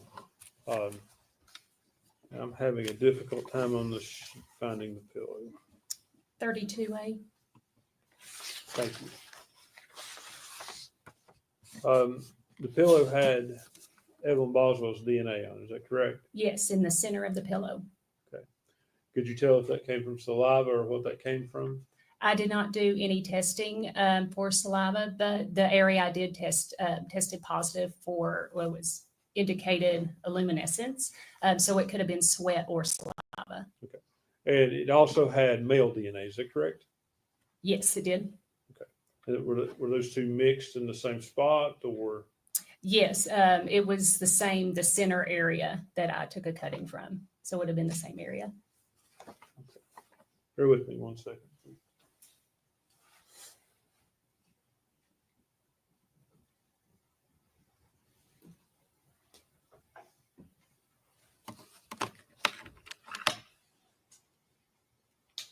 And finally, there was a bottle, like a medicine bottle, yes, found in the trash can. What number was it? Do you have that? It was Exhibit 18A. Yes, ma'am, 18A. That's what I'm looking for. And that item, was it was tested, and were you able to determine if it had male DNA? I was able to determine that it had male DNA, but it was inconclusive for any comparison purposes. And as far as other DNA, were you able to determine if you could link anyone else to the bottle with DNA? No, not, but once it's deemed inconclusive, no comparisons are performed. If I could have just 1 minute, Judge.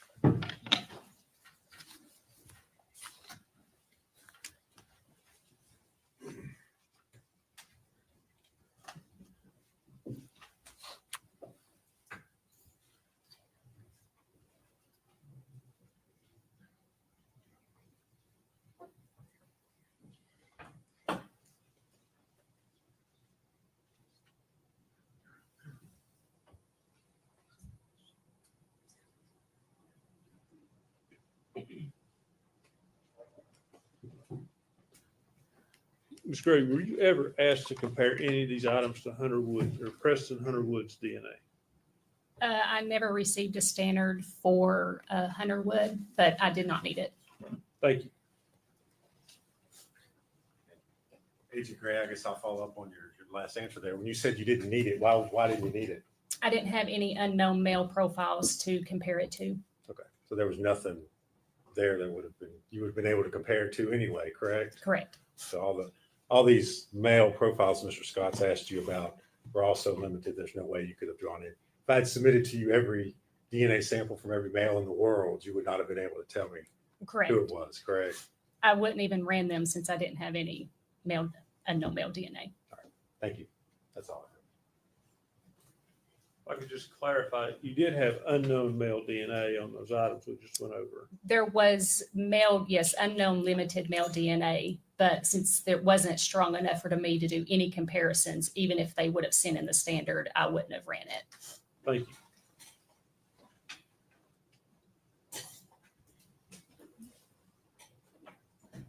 That's all. She approved it. She is. Yes, sir.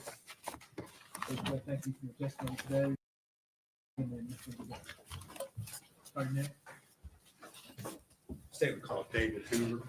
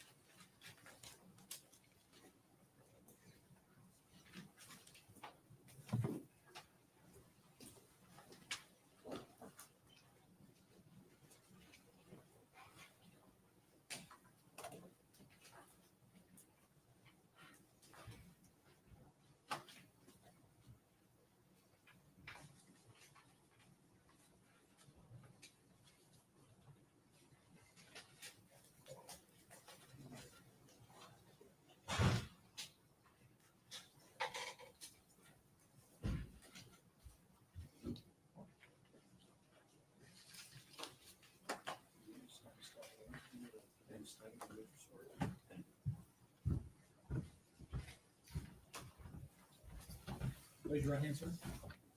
State your name. David Hoover. You solemnly swear or affirm the testimony you're about to give will be the truth, the whole truth, and nothing but the truth. I do. Seeker.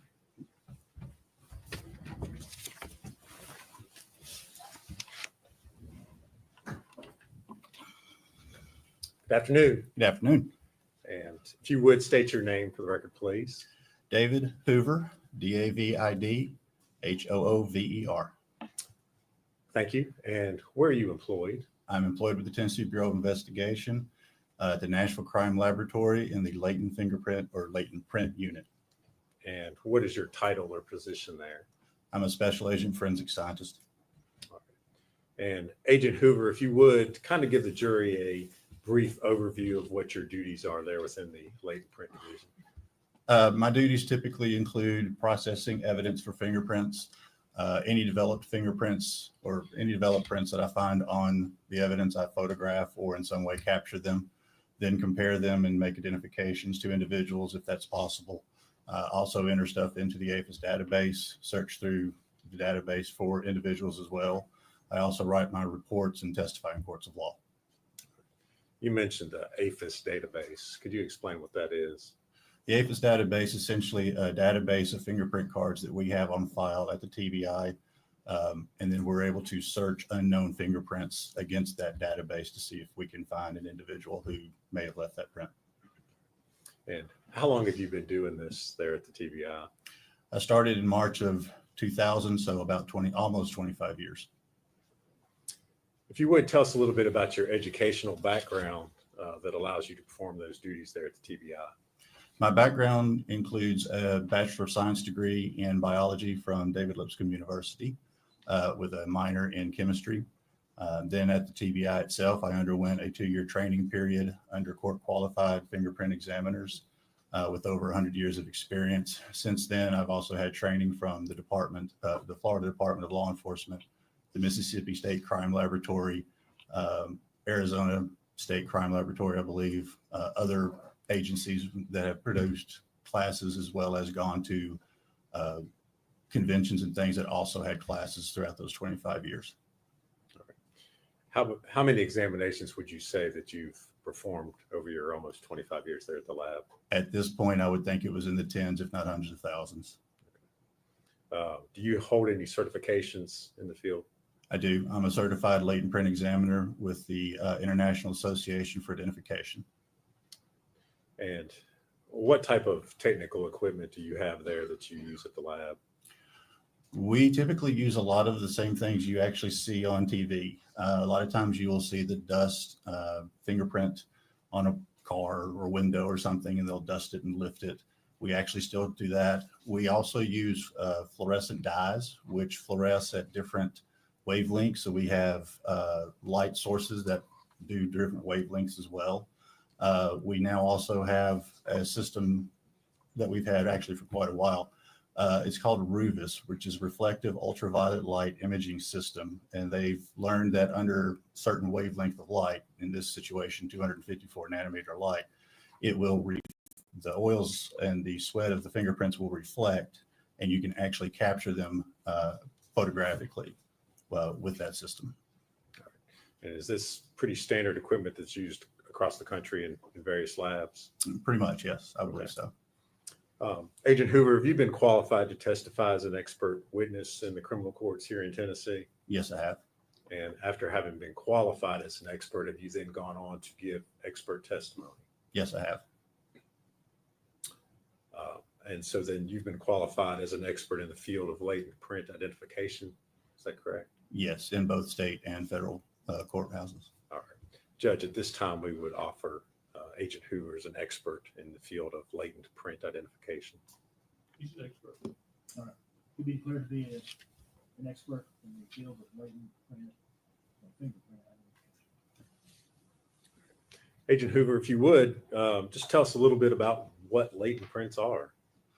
A latent fingerprint is essentially a reproduction of the ridges of your fingers or palms, and it can also include your feet. This is called friction ridge skin. It helps you hold on to things. So a latent print is essentially a reproduction of those ridges on a surface after you've touched them. Essentially, you've touched something, you've left sweat or oil in that reproduction of your ridges behind on that surface. Okay. And as a latent print examiner, when you look at an object or you're looking for prints, what exactly is it that you're looking for? I am looking for the ridge formations that we have in our fingerprints. Predominantly, we'll look for what is called level 1 detail first, which is the ridge flow and the pattern types within the fingerprint. Sometimes we don't have the pattern types and we can only look for the ridge flow itself. We're also looking for what we call level 2 detail, which is bifurcations, ridge endings, dots. These are the types of things that happen within the ridge flow itself. So a ridge is flowing along and then it suddenly stops and the two ridges on either side continues to go. That's an ending ridge. A bifurcation is essentially like a fork in a road. So you have the same thing except for that ending ridge touches one or the other side of that, those other two ridges, forming essentially a fork in the ridge flow itself. A dot is essentially what it describes. It's defined. It's just simply a small area that's just a ridge, and it's just a small dot that shows up. All right. Are latent prints more than just what we talk about as being fingerprints? Yes. Okay. What all is? They can be fingerprints. There can be palm impressions. Your joints of the fingers also have the same type of detail that we can use to identify people. And like I said a little earlier, your feet even has the same thing where you can actually develop feet footprints and then compare them to individuals their footprints and see if it's the same individual or not. It's rare, but it can be used for identification purposes. Okay. If you would talk for a second about how a latent print is created or left on a surface. Like I said, when you touch something, you can leave behind that sweat and oil on that surface, and it can remain there, and then I can process it and develop it to be able to actually see it and capture it. Do certain things affect whether or not you're able to develop a latent print on a surface or an object? Yes. Some surfaces are not very good at retaining a latent print. Rough surfaces typically are not something that's very good in retaining a usable latent print, because as you touch a rough surface, that rough surface is going to break up that ridge flow. What you're touching, what you're using to actually leave behind, like I said, is sweat and oils, which typically also have a lot of water to them as well. So you're talking about a liquid medium, and if you're touching something that's very bumped and bubbled up, then some of that medium is going to be lost in the valleys and crevices of the rough surface. Some of it's going to be left on top. So it's going to be very broken up, and you're not going to be able to see or use it to actually identify somebody, because what we're looking for is enough information and enough clear information to be able to say this latent print was left by this person's finger or palm or footprint. Okay. And does whether or not a surface is clean or dirty, does that affect? That can also affect it, yes. Okay. Now, you work at the lab in Nashville, is that correct? That's correct. Okay. Do you have a process as far as processing evidence that comes into the lab there in Nashville? Yes, we do. If you would explain to the jury how that works. So an agency will bring in a piece of evidence. It will go through our evidence receiving section, in which case that piece of evidence is given a specific lab number and an evidence number. If that lab number is already created, then that's another lab number, or excuse me, another evidence number. As it goes through, it's then the case is assigned to an individual. In this case, I would receive the case. In this situation, I would receive the case. And then I would go pick up that evidence from evidence receiving to then do my testing. All right. And prior to testing any items, do you make sure that they have been secured and not tampered with in any way? The evidence receiving unit is involved in that, and they have a vault in which it is stored in, and that only they have the opportunity to get to. Once I get the evidence, I make sure that the evidence is in a sealed condition in some way, and then I go from there and then open it, process it from there. All right. If we could at this time, I'd like to hand Agent Hoover exhibit number 196, trash can.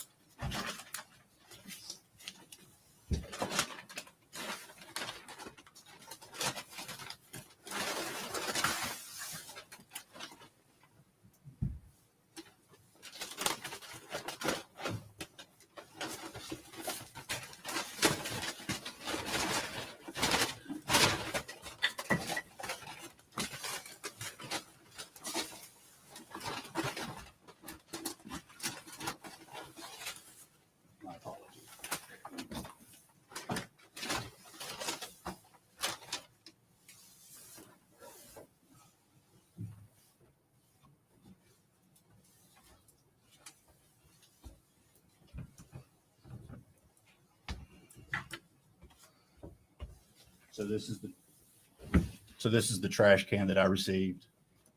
It has our laboratory number. It has our exhibit number as well as my initials. This is the sticker that was on the side of the trash can. It also contains the exhibit number and my initials. And these are pieces of the rim of the trash can that I removed to be able to process better. So at the time that you received the trash can there at the lab, the pieces that you just held up, they were actually to the attached. Yes, it was a full trash can with those pieces of the rim attached to it. Okay, you removed them. They were not broken or anything like that. Is that No, correct? they were not. And you mentioned you held up a sticker. Is that like a sticker that would come from the manufacturer? Yes, that was on there. Yes, it was on the side of the trash can. It's a Sterilite sticker, manufacturer of the trash can. Okay, and you removed that as well? I did. Okay. All right, Agent Hoover, did you attempt to develop any latent prints off of that particular item, the trash can? I did. And if you would kind of walk us through what your approach to analyzing that piece of evidence was. May I refer to my notes, Your Honor? Is that all right? Yes.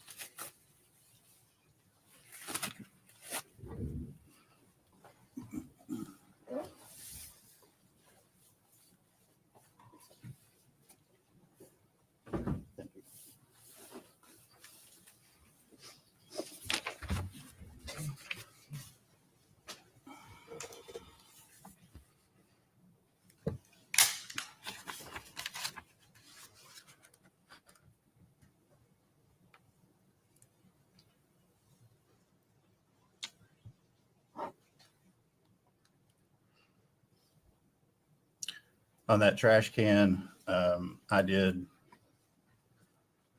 pretty much a full process of just about everything that we can do at the laboratory, or that we normally do for fingerprints at the laboratory, including super glue, dust, the Rubis system that I mentioned, the ALS, the fluorescent dyes that I mentioned as well.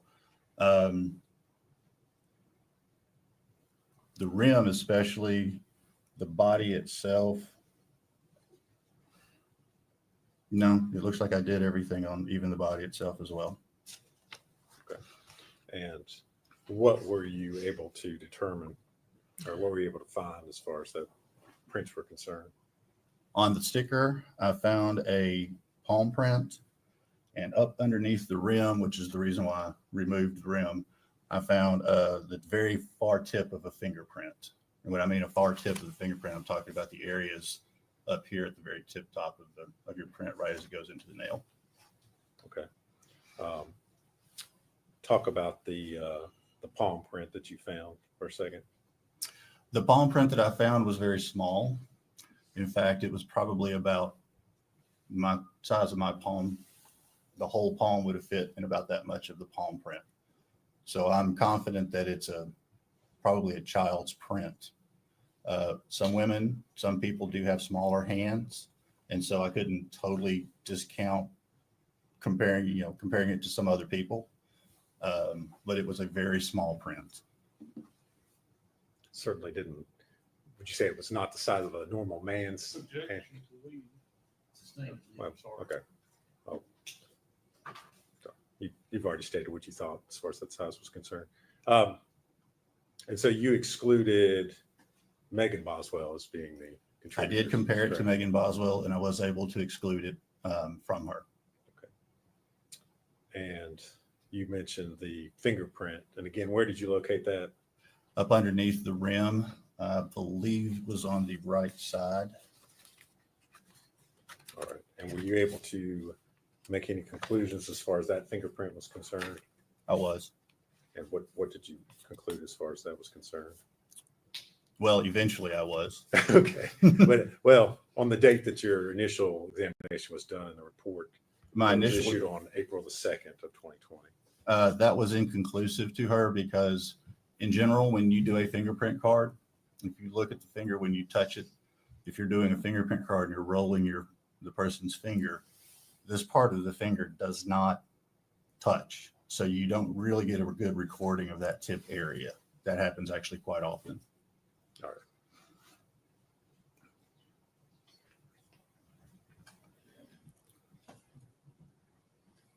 Agent Hoover, I'm going to hand you a document, ask you if you recognize that. Thank you.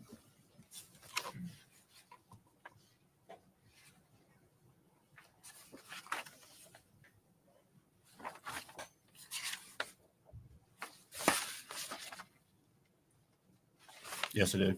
And what is that? It appears to be a copy of my report from April 2nd of 2020. And is that a true and accurate copy of your report?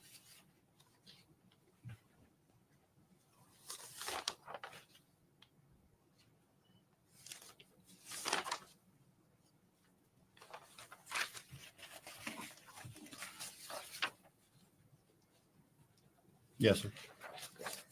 Judge, I move to make that exhibit 253. Full exhibit 253.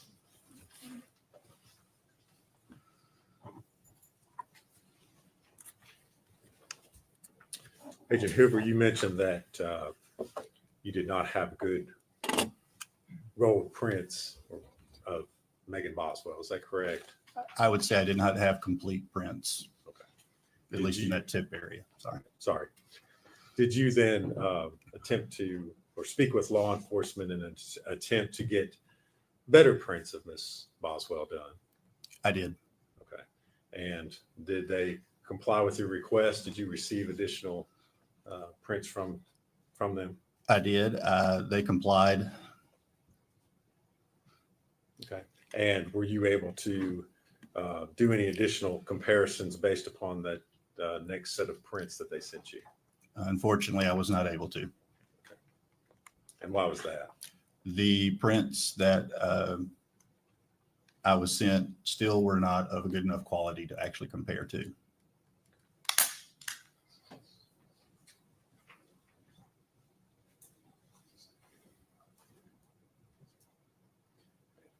And did you, Agent Hoover, did you prepare a finding in that regards? I did. Report? I'm going to hand you the document and ask you if you recognize that.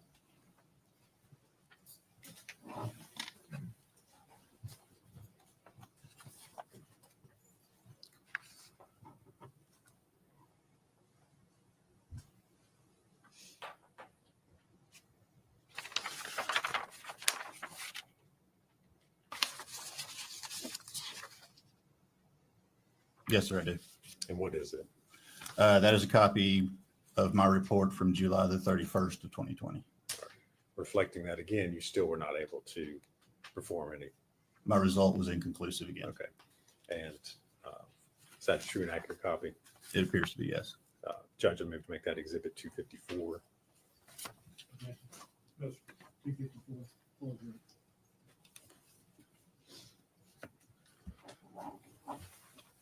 And so, Agent Hoover, did you then again speak with law enforcement?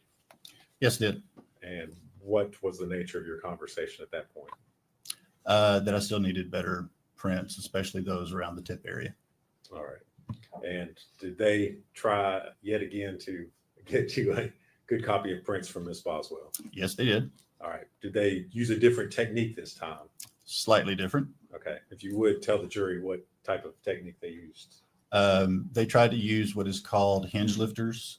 These are a product that some forensic warehouses produce, and it essentially is a small plastic, can be a square, can be a rectangle piece with tape over it, so that what happens is when you lift the tape, you're able to then lift it or put the tape over the print and then lift it, and it has its own backing already.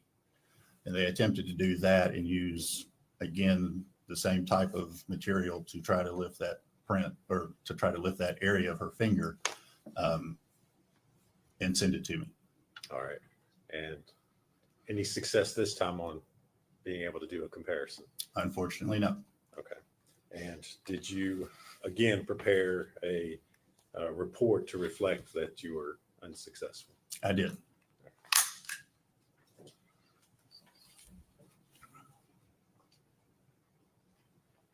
I'm going to hand you another document and ask you if you can identify that. Thank you.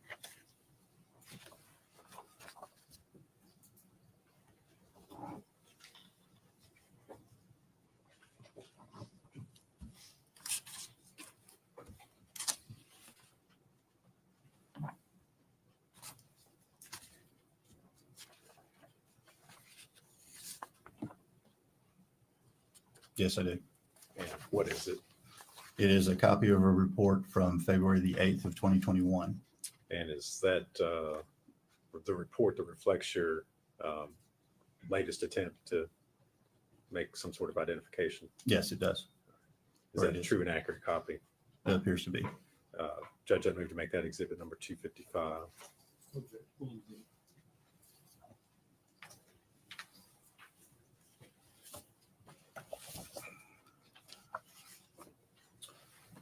Agent Hoover, at that point, what did you speak with law enforcement about what needed to be done further? I did. Okay, but you would kind of tell us how that conversation went.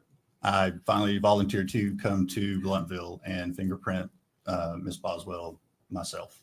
And did you in fact do that? I did. All right.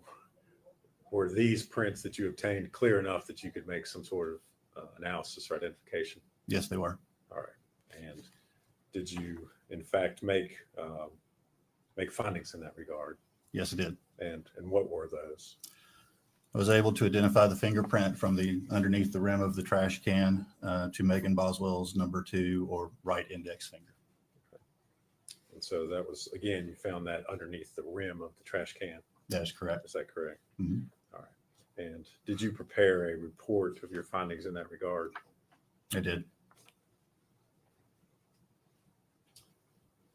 And I hand you another document and ask you if you can identify it.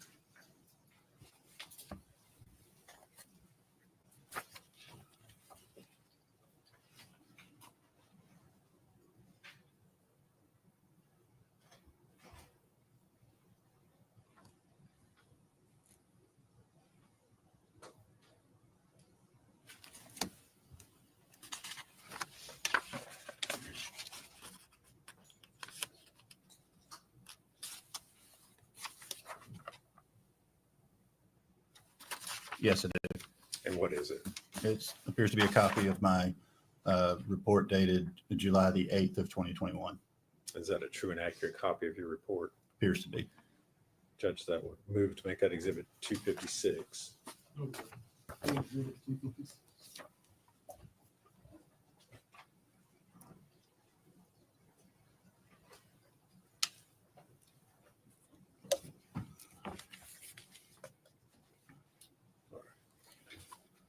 Agent Hoover, I'm going to ask that you be handed exhibits 201 and 203.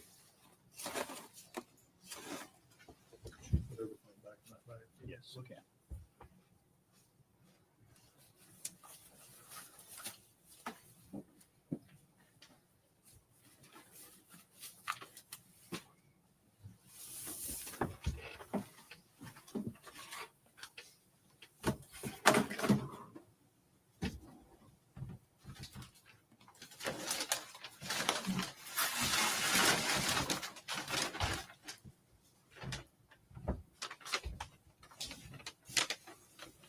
Thank you.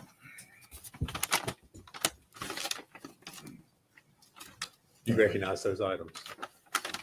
I do. And how is it that you recognize them? Again, I have our laboratory number, exhibit number, and my initials on the bag, as well as on the box itself. And these items, were they the foil sheeting that you were requested to develop latent prints from?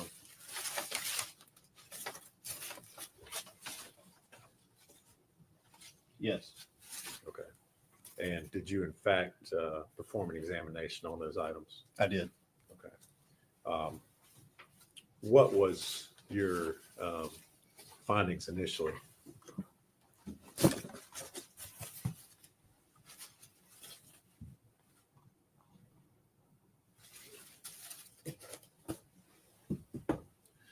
My initial findings? Yes. From the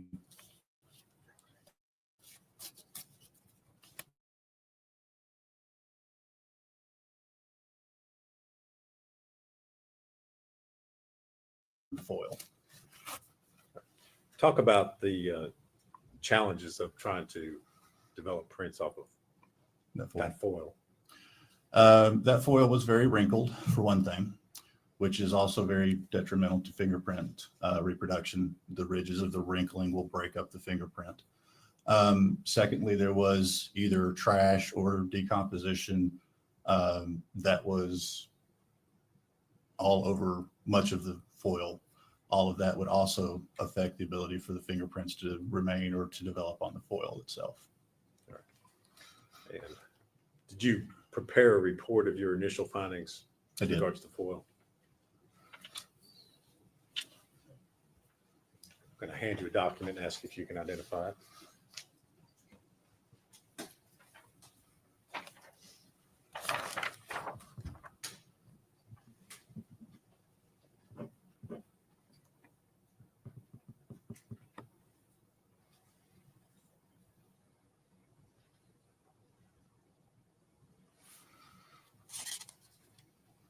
Yes, I recognize it.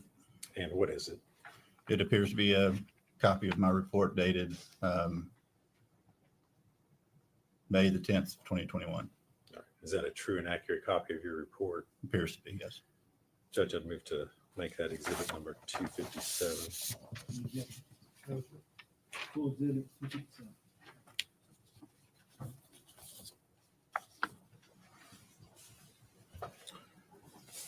Agent Hoover, in regards to the foil, were you later contacted by scientists within the lab about performing additional testing on the foil? Yes, it was. And did you in fact receive that foil back in the lab? Yes, it originally went back to the Knoxville laboratory, and then it came back to us in the Nashville laboratory. Okay. And do you remember why that was? Yes, part of the original packaging was a large box, and then inside that box was these other pieces as well. And this box had markings on it that looked like it was only for forensic biology. And so I ignored that box and focused on the other pieces of aluminum foil because that's what I was understanding was to be working, to be processing. That was the actual piece of evidence. I did not know that the forensic biologist had separated one piece out because she actually saw ridge detail that would be considered fingerprints. And so she actually separated that piece out and sent it separate so that nothing got destroyed or damaged. And it was my mistake that I did not recognize that that box was actually also part of the full exhibit. Okay. And when you say the box, you're talking, it's actually in a separate, it's exhibit 203, is that correct? That is correct. Okay. And so you had not performed testing on that piece initially? No, I did not. Okay. After it was received back in the lab by you, did you perform testing on it? Yes, it did. And were you able to develop any sort of latent print profiles as a result? I developed a couple of prints on it. One print was not identifiable, meaning it did not have enough clarity or detail to be able to use to identify to an individual. One print was identifiable, and that print I identified. You're right. Yes, go ahead. Sorry. My findings on that one was that it did identify to Megan Boswell's left middle finger. So you had one print that there was no identification. You can't make any. It wasn't useful for it. No. Okay. And the only other one was identified to Megan Boswell. Is that That's correct. And did you prepare a report of your findings in regards to that piece of foil? I did.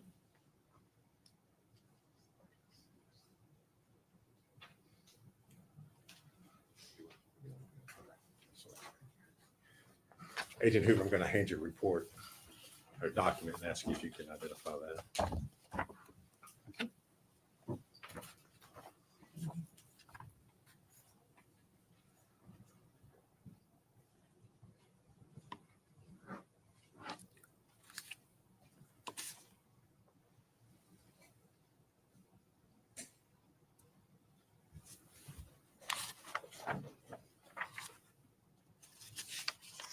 Yes, I recognize it. And what is it? It's another copy of my report from May the 6th, 2022. And is that a true and accurate copy of your report? Yes, it appears to be. Judge, we would move to make that exhibit number 258. Full exhibit 258.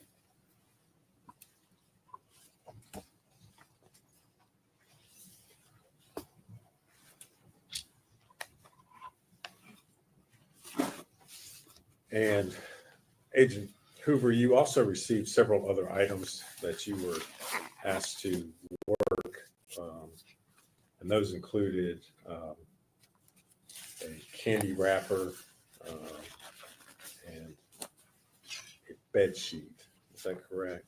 Yes, that's correct. Were you able to make any identifications or get any results from those items? The candy wrapper, I was not. It didn't have any fingerprint detail whatsoever. Didn't have any ridges whatsoever. The bed sheet I did not examine as a latent fingerprint expert or individual because the bed sheet would not be something we would typically look for fingerprints on. It's a cloth folded up item that we wouldn't actually think of a fingerprint developing on. And finally, if we could hand you Exhibit 198.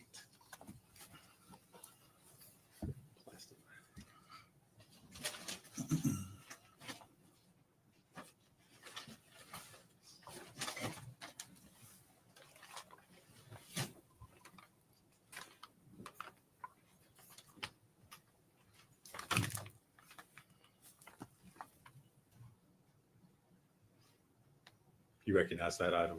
I do. And how is it that you recognize it? Again, this one happens to be a sticker, but we have our laboratory number as well as the exhibit number and my initials. And that item is a black, if you could remove it, is that a black plastic bag?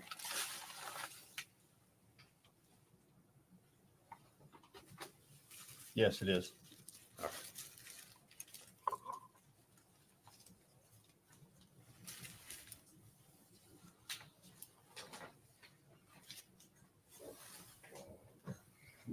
And did you perform print analysis on the bag? Yes, it did. All right. And if you would tell us what you were able to find in regards to the bag.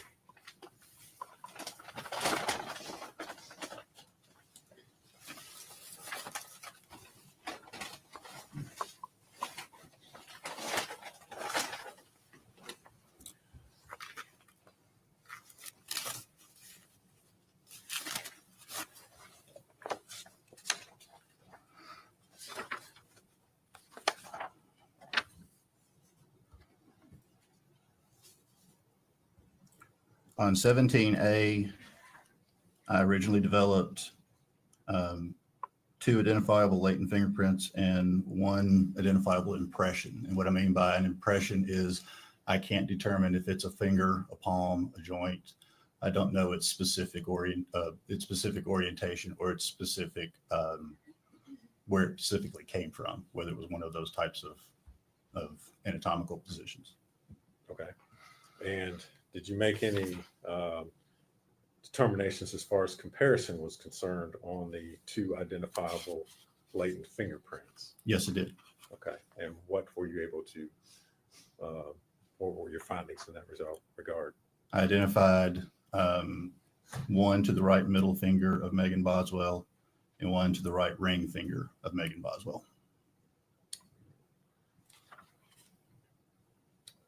And what about the latent impression? At that time, I reported that it was inconclusive with Megan Boswell. And did you prepare a report of your findings? I did. On that day? I'm going to hand you another document, Agent Hoover, and ask if you can identify that.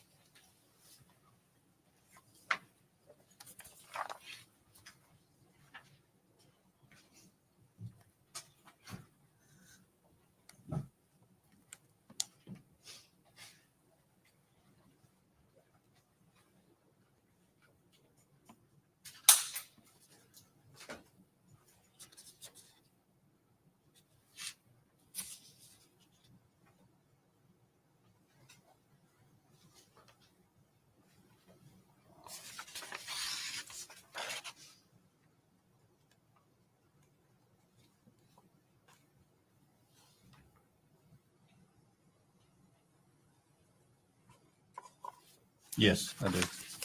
And what is that? It's a copy of my report from February 27th of 22. And is that a true and accurate copy Yes, of your report? it appears to be. Judge, would we move to make that exhibit number 259, I believe. You pulled exhibit 250.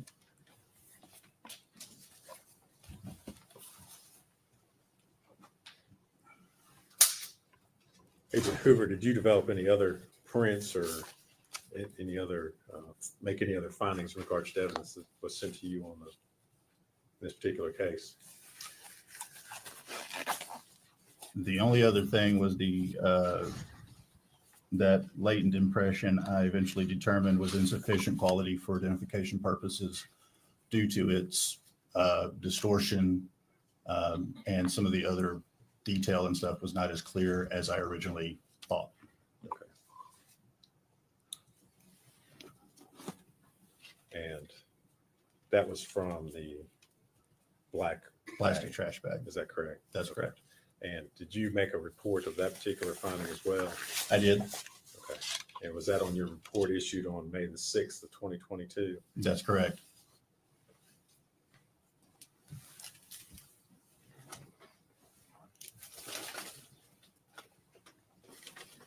Agent Hoover, I'm going to hand you a document in that regard. Okay.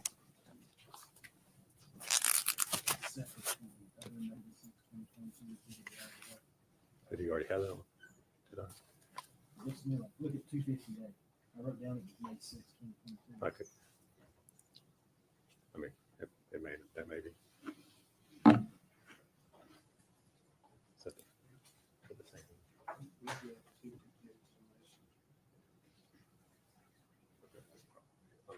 That may be the same one, Judge. Which does he have the one I just handed him? I do. Yes.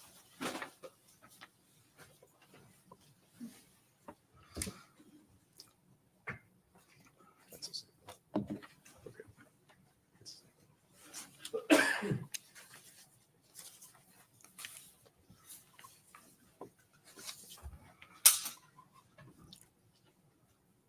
Agent Hoover, of all the exhibits that you tested in this particular case, were there any prints that you could have possibly identified, any other prints that you were able to develop? The only one remaining is the small palm print from the trash can sticker.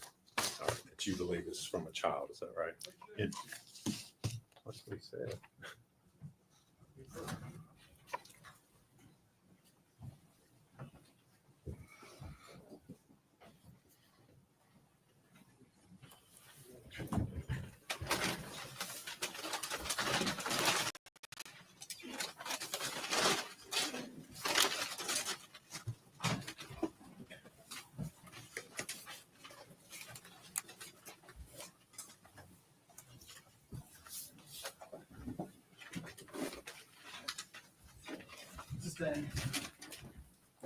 So again, Agent Hoover, the only print that you developed that you were not able to identify was the small print from the side of the trash can. Is that correct?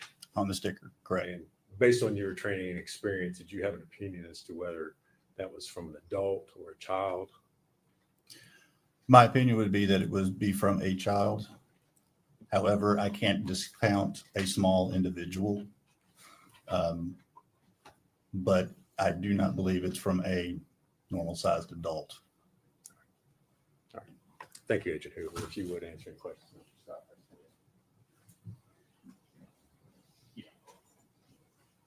Ladies and gentlemen, we'll take about 15-minute break. Everyone stand, please. During the break, please do not.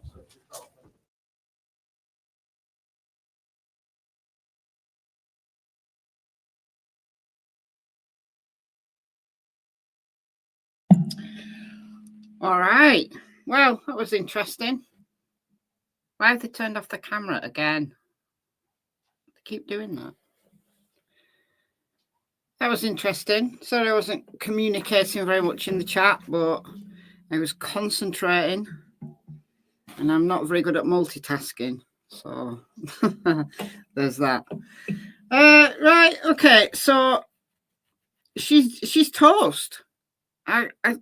She's toast. The fingerprint on the foil on the trash bag. Look, she is toast. It's a shame they couldn't have got more. I think probably the defense is going to maybe try to do something with that DNA. Not that they can, but you've got to think about where she would have got these items from. So fingerprints degrade over time because fingerprints are caused by the oil on your skin, like leaving an impression. So if you think about where Evelyn's body and that trash was for 3 months, you've got a multitude of environmental things that could have decayed those fingerprints. So they're lucky to get any, honestly. The DNA on the gum was Megan Boswell's, and the gum was in the trash, stuck to a side of the trash. So it's like she dumped Evelyn into it first, spat out the gum, and then dumped another trash bag on top. DNA also degrades. So they mentioned, the DNA lady mentioned that decomposition degrades DNA. And given the significant amount of decomposition that would have been in that environment, I would imagine that it's very contaminated. I would have liked them to have got more, like, pieces of evidence, but given that that was out there, inside that trash can would have been wet, humid, those kind of environments, they degrade biological evidence, unfortunately. And I think she was a little bit confusing when she said there was no male DNA. And then she was like, well, there's limited male DNA. I think what she should have said, just to be very clear to the jury, she should have said, and this was on the state's rebuttal, he tried to get her to clarify, she should have said there was no male DNA profile. So there was male DNA because there's evidence of the Y chromosome, but there was no DNA profile. So she couldn't test it against anything because there was no profile. I think that's what she was meaning. There was no profile to test against. But trace DNA comes from all over. Like, there was, even if they could have got, let's say, male DNA from the pillow, let's say the pillow. If they could have got a DNA profile off the pillow, it wouldn't have meant that that person murdered Evelyn. It just meant that someone who is male slept on that pillow in the recent past. We don't know where that pillow came from. We don't know whether Megan had anyone sleeping in the trailer at some point, either potentially after Evelyn was murdered.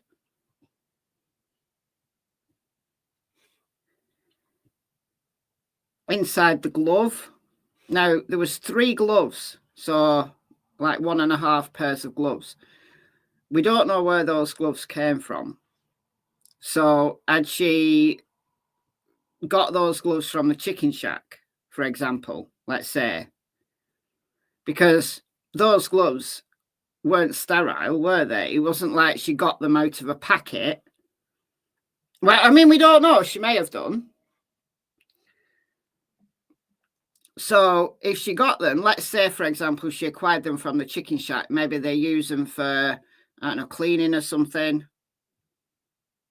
Blue gloves, I saw some conversation about this in the chat. And I don't really know what colour gloves we use in the UK for various things. I've never really noticed, to be honest with you. I really haven't. Like, I've got some gloves, latex gloves, but they're clear. But I just like bought them on Amazon. I have like I think I came like 50 pairs or something. But blue latex gloves, I don't know how they would be used. Do they use them for cleaning? Do they use them for food? So she could have just acquired those from the chicken shack. The important items are the ones inside that trash can. Her little brother was at her trailer too. There you go. So it could well be, if that's true, we've only got Megan's word for it. But yeah, absolutely. So, you know, Megan had a brother, so it could be that he stayed over. It doesn't mean anything. The only thing that's really important is the contents of that trash can. But the majority of the items in that trash can would have suffered from the effects of the decomposition, like the contamination and stuff. I was hoping they'd have a little bit more, but I think they've got enough. I think they've got enough, given everything else.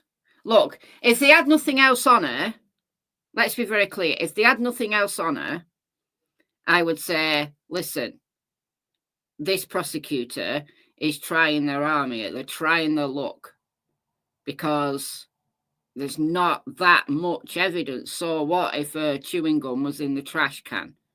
That's where you put chewing gum when you've used it, when you've chomped it and it's no longer got flavour. Of course, she'd have a fingerprint on the trash can because it was her trash can. You know, that's the argument I would be using. But you've got to put it in context of all the other evidence that they've got. And I think this morning's testimony nailed her. In terms of any argument that her defence could use, those Facebook messages between her and Hunter nailed her. 100% nailed her. If I was on that jury, that would be it. Any lingering doubt I had that it could be Hunter, you know, the new boyfriend who took a dislike to the baby, would have gone. Would have gone this morning. That would be it for me.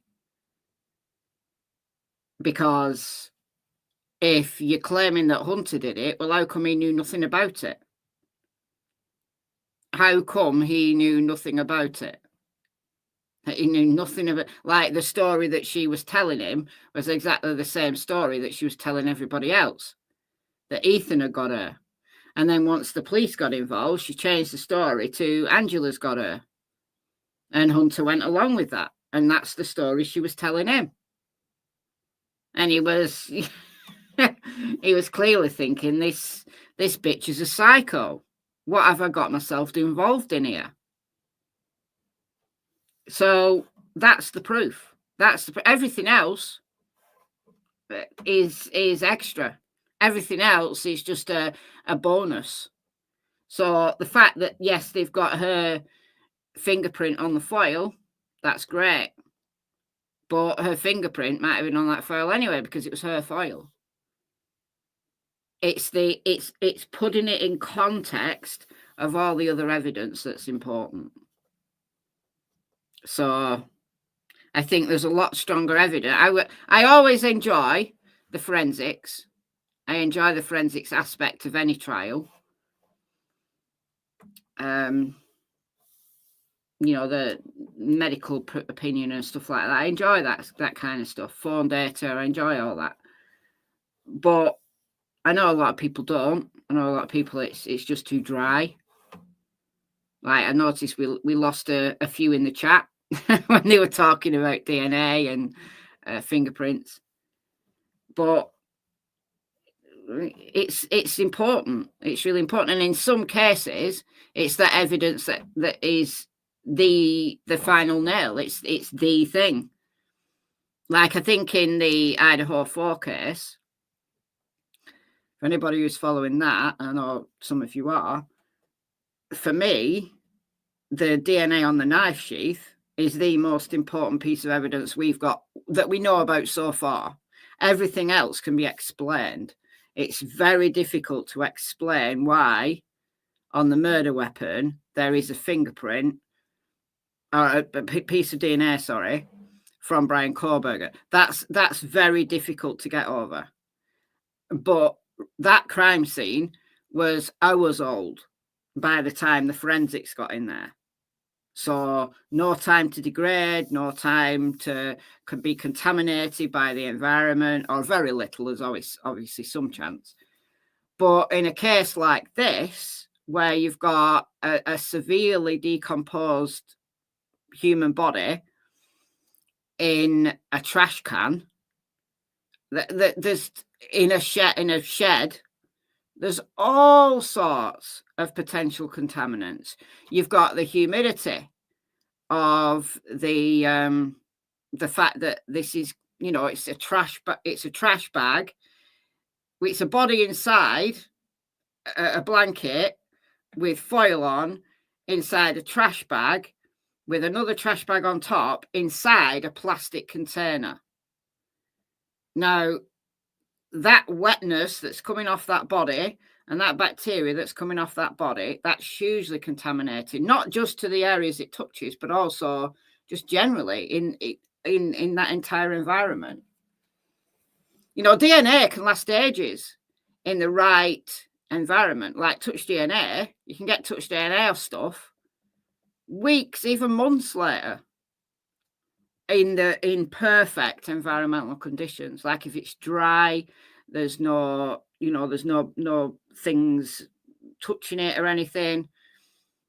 It's, you know, it's undisturbed. Obviously, you know, any biological evidence decays over time.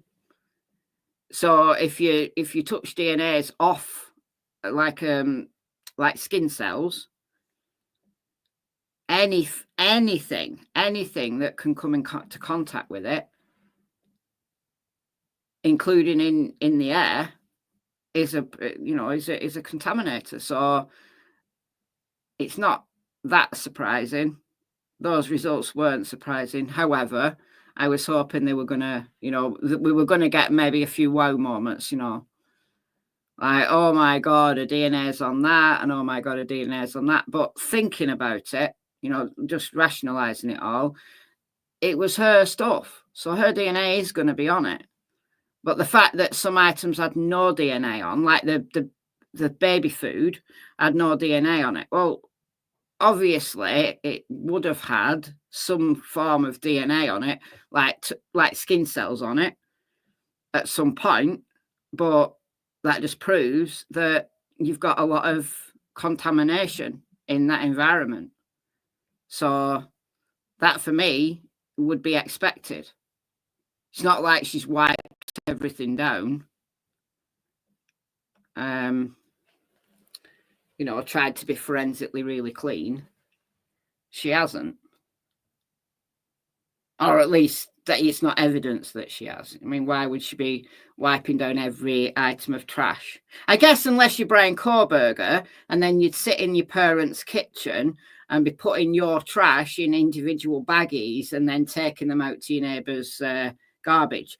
You know, unless you're Brian Koberger. But I can't see that Megan Boswell would have that forensic sciencey knowledge or criminal justice sciencey knowledge that Brian Koberger would have. So for Megan Boswell, I would say the lack of DNA or the lack of fingerprints isn't because she's been dead clever. It's because of the contamination in that environment. That little baby was there for 3 months, rotting away. And also, we've got potential animal contamination.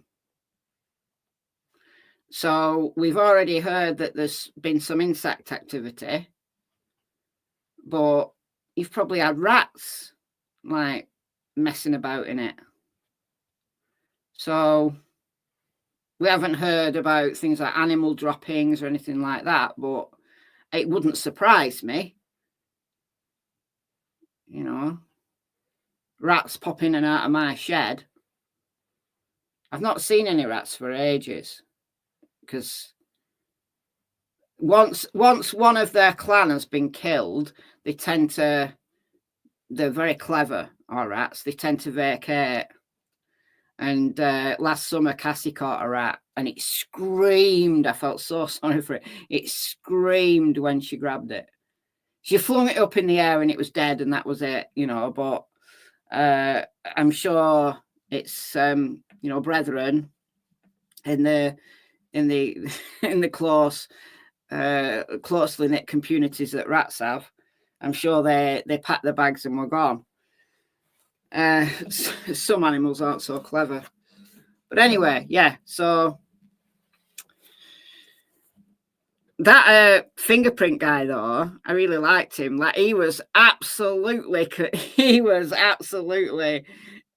gonna get a fingerprint. He was gonna get a fingerprint match, even if he had to go there himself. Even if he had to go to Megan Boswell and do the fingerprinting himself, he was gonna go and get it, and he got it, and he got the match. But so look, juries like DNA, they like fingerprints. They've watched, a few episodes of CSI or something like that. So it's good to have, a DNA specialist and a fingerprint specialist on the stand and say, yes, we got this match with Megan Boswell. It's good for the jury, but there's better evidence. We've seen better evidence. We absolutely have seen better evidence. This morning's evidence was better. This morning's evidence was more, you are done. That was the evidence we had this morning. You are done. All right, we're back. Court's back in session. Muting out. There are 2 resources that I use in addition to the Burns test. There's a lesser included offense list. Oh, maybe we're not back. I went by Judge Tipton's outline. Oh, yeah, we are. And it does go back, but I don't think it's been overturned at least.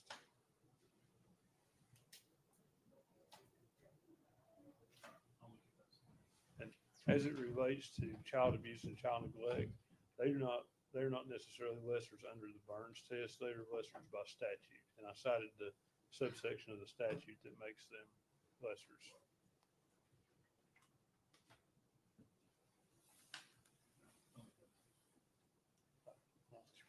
We need to approach Judge if we could.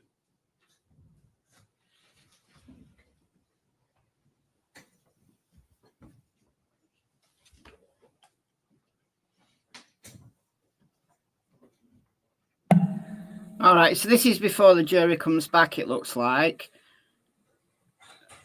They obviously, whatever they're discussing, they obviously want it off the record, which is why they've gone to a sidebar. Because if they discuss it in open court, then it becomes part of the record.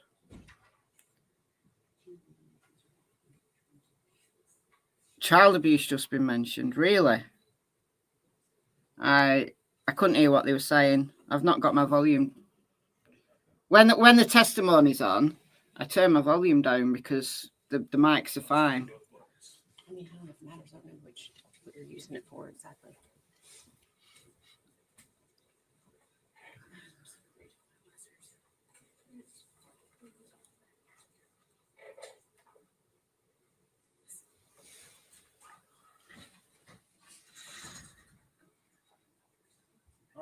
Is the state ready to proceed? All right, I think we're ready now. State's ready, yes, Judge. Sorry. State's ready to proceed. Yes, sir.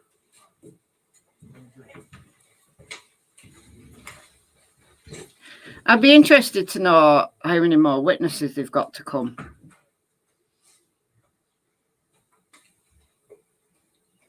Everyone stand, please. Okay, stand for the jury. Muting out.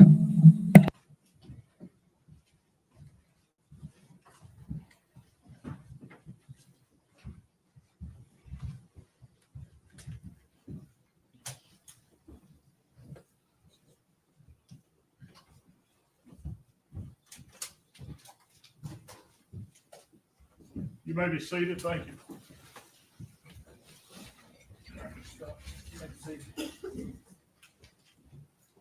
Good afternoon, Mr. Hoover. How are you? Good. How are you? Good. My name's Gene Scott. Nice to meet you. Nice to meet you. I want to talk to you about that palm print that was discussed earlier. You did not include in your report exhibit number 253 that was a small palm print. Is that correct? That's correct. But what you're describing to me sounds as though that could have been a child's palm print, could have even been Evelyn's palm print. It's very possible. Were you able to check against her palm print or not? Against Evelyn's? Yes.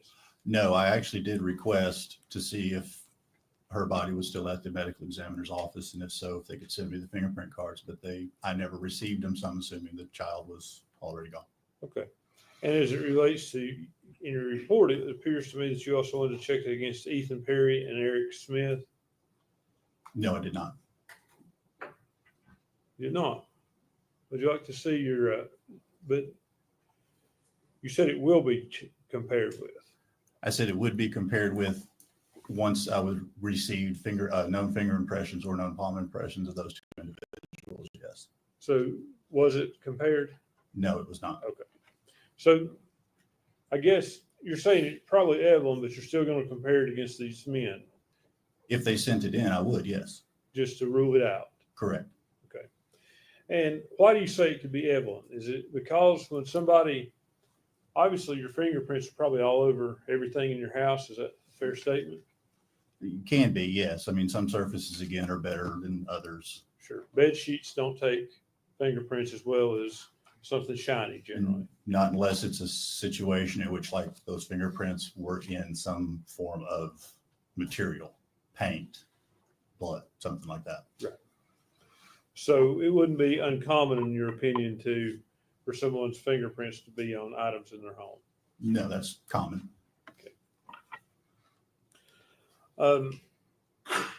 As it relates to the aluminum foil and the one fingerprint you find of Megan's, you can't say when that print was put there, can you? No, I cannot. It's possible it was on the aluminum foil before the foil was placed on the child. I have no knowledge of that one way or the other. It would be possible. That's a possibility. And again, you have no knowledge one way or the other if the print was, when the print was made there. No, that's correct. How long would the print stay there? That's something you really can't determine, depending upon the situation. If the print was protected and like in a closed off space inside of a box, like a keepsake box or something like that, it may last for quite a while. In fact, I had one that they know of. It was a ex-wife's fingerprint in a case, and it was on a box that hadn't been touched for 5 years, but it was in a closet inside a box. It was perfectly protected. Once you get into places where you have water, rain, heat, cold, different things affecting the actual piece of evidence, you're not going to have typically a longer lifespan of that fingerprint.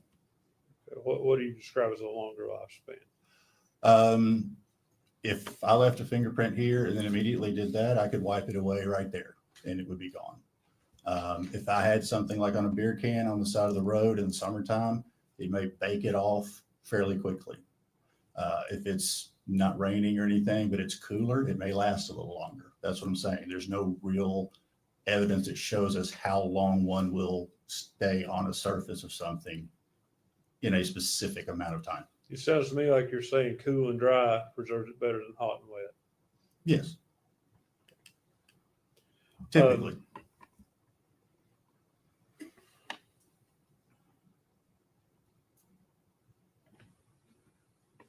Give me just a second.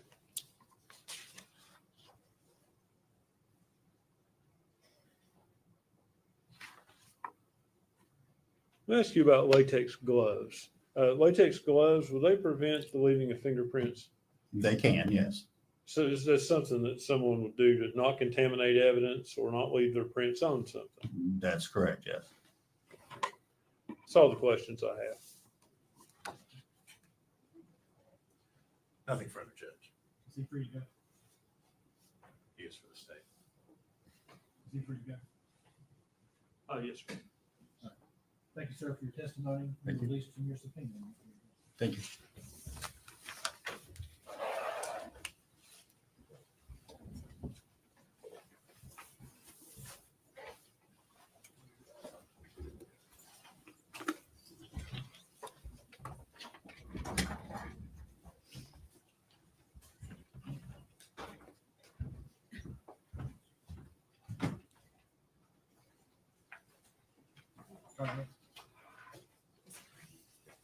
Dr. Matrina Schmidt.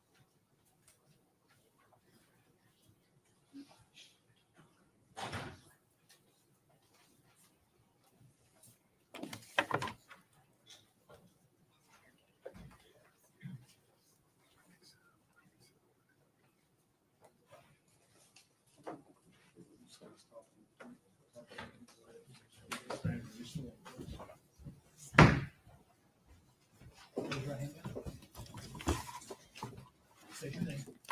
Dr. Matrina Schmidt. You solemnly swear or affirm the testimony you're about to give the truth, the whole truth, and nothing but the truth. Yes. Have a seat.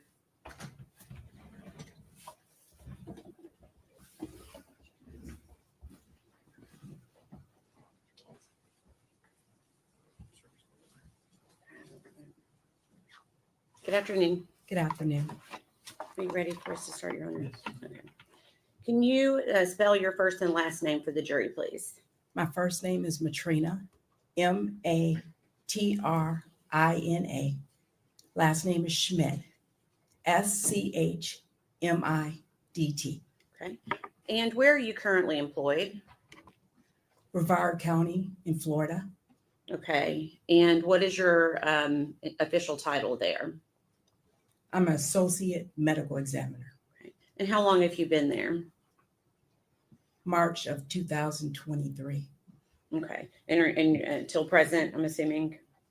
Yes. Yes. Okay. And can you give us a background of your education, please? I have a bachelor's in biology. Got it at Aquinas College in Grand Rapids, Michigan, 4 years. Then I went to medical school at Medical College of Ohio in Toledo, Ohio for 4 years. Then I did a residency in anatomic and clinical pathology at West Virginia University Department of Pathology. I did that for 4 years. I did a 1-year fellowship in forensic pathology at Bexar County Medical Examiner's Office in San Antonio, Texas. I returned to West Virginia and did another year of residency, and then I started practicing as a medical examiner. Okay. And where did you first start practicing as a medical examiner?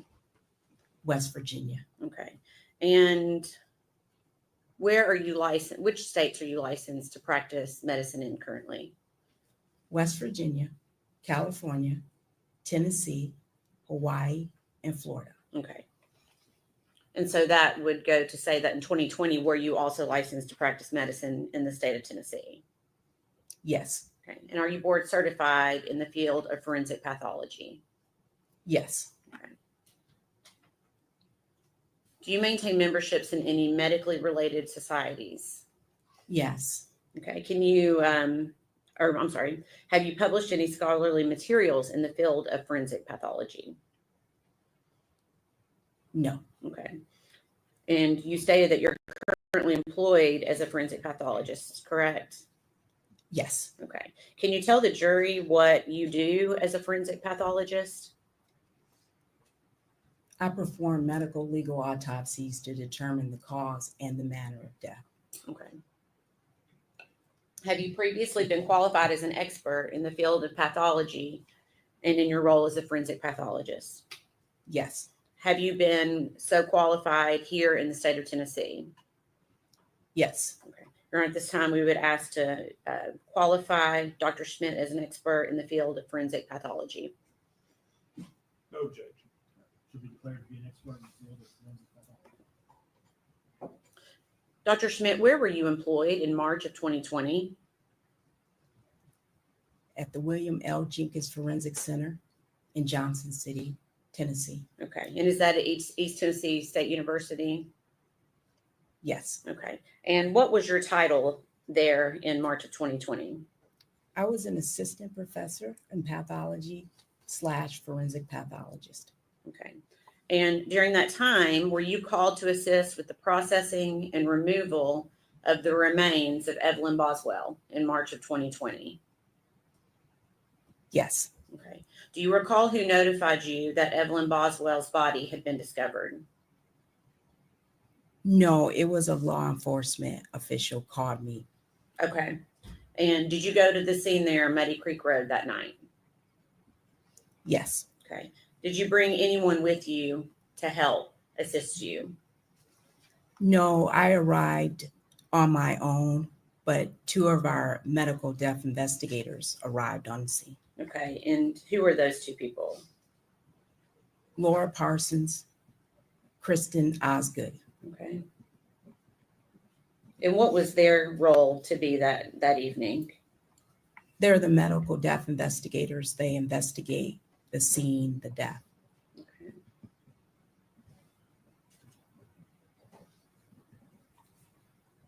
And was law enforcement present when you arrived that evening? Yes. Okay. Do you recall what time of day you arrived?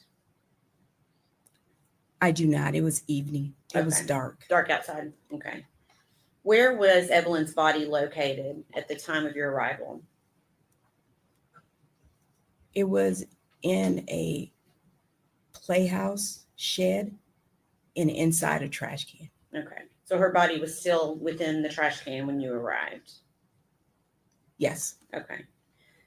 And did you observe or assist in the removal of Evelyn's body from the trash can? Yes. Okay. Can you please describe to the jury what that process looked like? We removed the trash can from the shed. Photographs were taken, and then we did a step-by-step process of removing the decedent from the trash can and the contents of the trash can. Okay.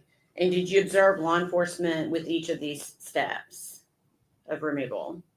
Yes, and our medical death investigators were also a part of the process. Okay. And was this at your direction or at someone else's, the process that they used? We had discussed the direction we were going to take prior to removing the trash can from the shed. So I was directing it, but I think we had all had a discussion on the best way to handle the process. Give me just a second.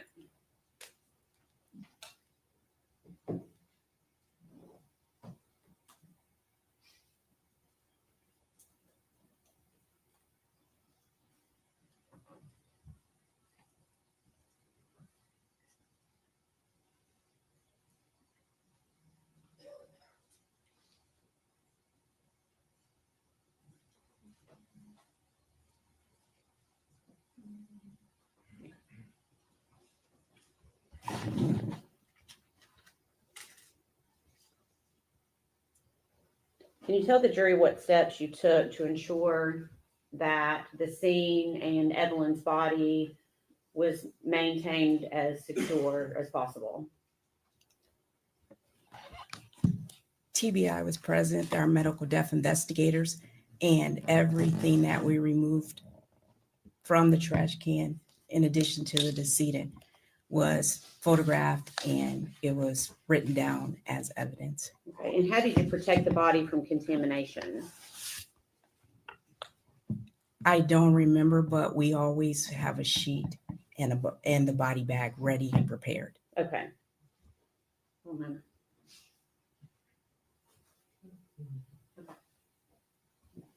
Can I please see?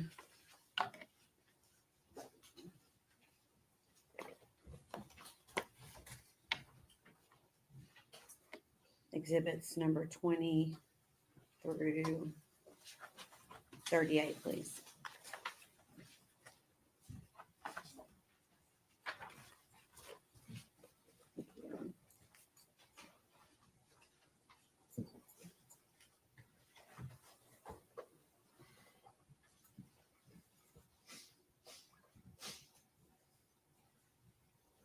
In the past, you has been previously marked as exhibit number 21.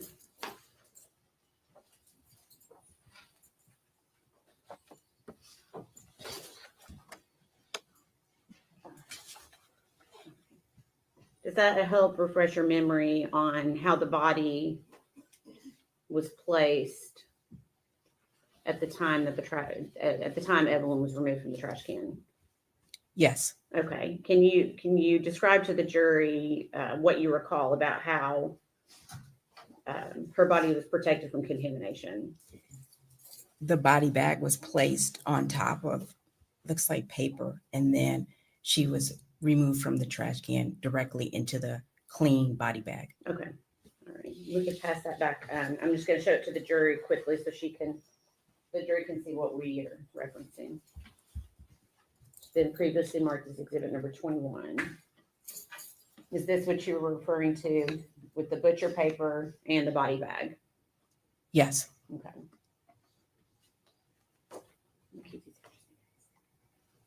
Okay. So at some point, Evelyn's body was going to be transported to a different location, I'm assuming. Is that right? Yes. Okay. And where was her body transported? The Forensic Center in Johnson City. Okay. And are you the individual that performed the autopsy on Evelyn Boswell? Yes. Okay. And was that also performed at the same location in Johnson City? Yes. Okay. Can you please describe the process of this particular autopsy for the jury? We re-photographed the body. We collected evidence from the body and we removed the clothing, and I performed the autopsy, starting with an external examination, then an internal examination. Okay. Was it more difficult due to the state of Evelyn's remains?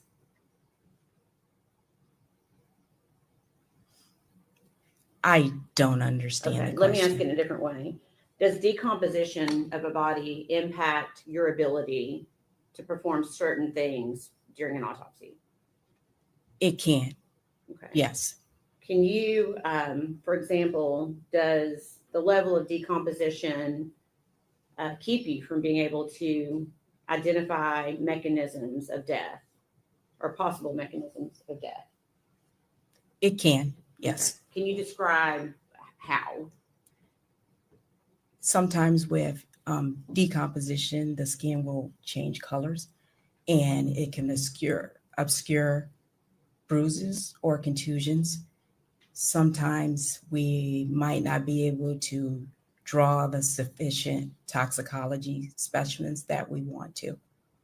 Okay. And did any of that happen in this case? Were you able to see any potential soft tissue injuries to Evelyn's body? I did not identify any soft tissue injuries. Okay. Did decomposition play a role in that at all? It's probable, yes. Okay.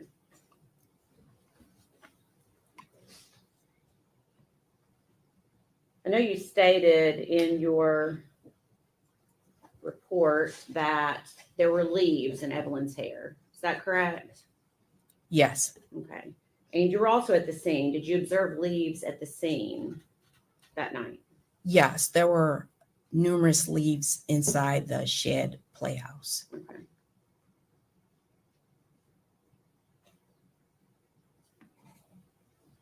Okay.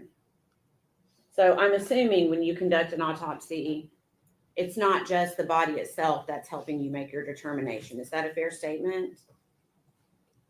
That's correct. Okay. What other materials do you as a doctor use in order to make a determination when you're conducting an autopsy and trying to determine a cause and manner of death? Our investigators' investigation or summary, law enforcement's investigation. I can use medical records, sometimes histology. That's where I take the tissue and I look at it under a microscope. Okay. Okay. And after you conducted the autopsy of Evelyn, are those results essentially generated into a report? Yes. Okay. Is that report kept in the normal course of business? Yes. And have you reviewed your autopsy report for accuracy and completeness? Yes. I'm going to pass you a document.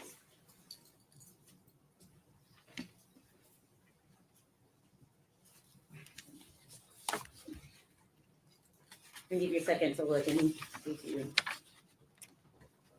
recognize that.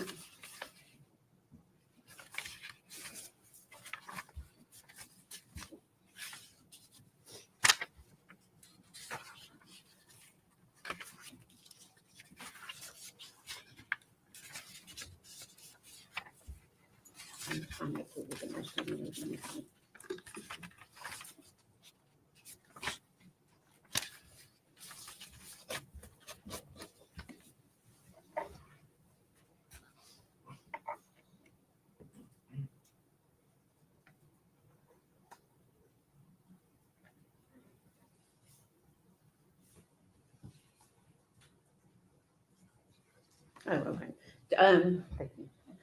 Are you able to identify that document? Yes. Okay. Can you tell us what it is? It's the autopsy report I prepared on Evelyn. Okay. And is that a complete and accurate copy? Yes. Okay. Your Honor, this time we would ask that be made exhibit number 260. No objection. Full exhibit 260.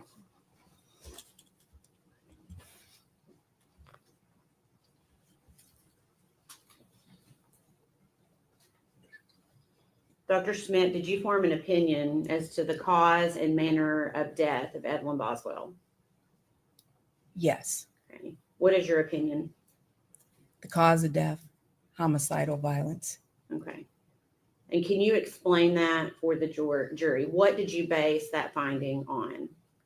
I based it on the autopsy findings, the investigative summary, the investigators that went to the scene, and law enforcement investigation.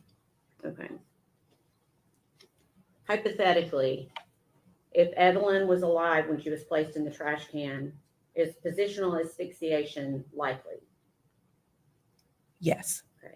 Can you tell the jury what positional asphyxiation is? It's your body's in a position that compromises your breathing.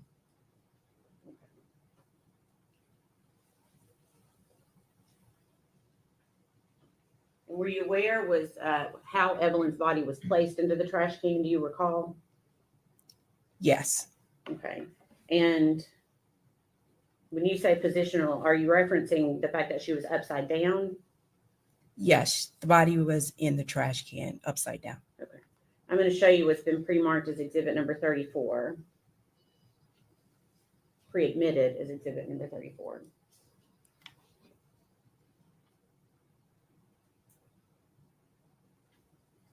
Okay. Okay, so hypothetically, if a blanket is pulled up over the face of a child who's then placed into a trash can upside down, could the blanket itself cause some type of asphyxiation? Yes. Okay. What about the trash bag that Evelyn's body was in? Could the trash bag itself cause some type of asphyxiation? Yes, if it covered the airways, the nose and the mouth. Okay.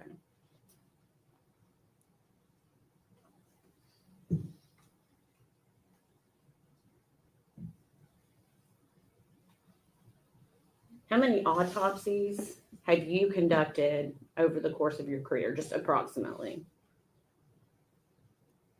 3,600 approximately. Okay. Approximately how many of those are were on children? Close to 100, between 80 and 100. Okay.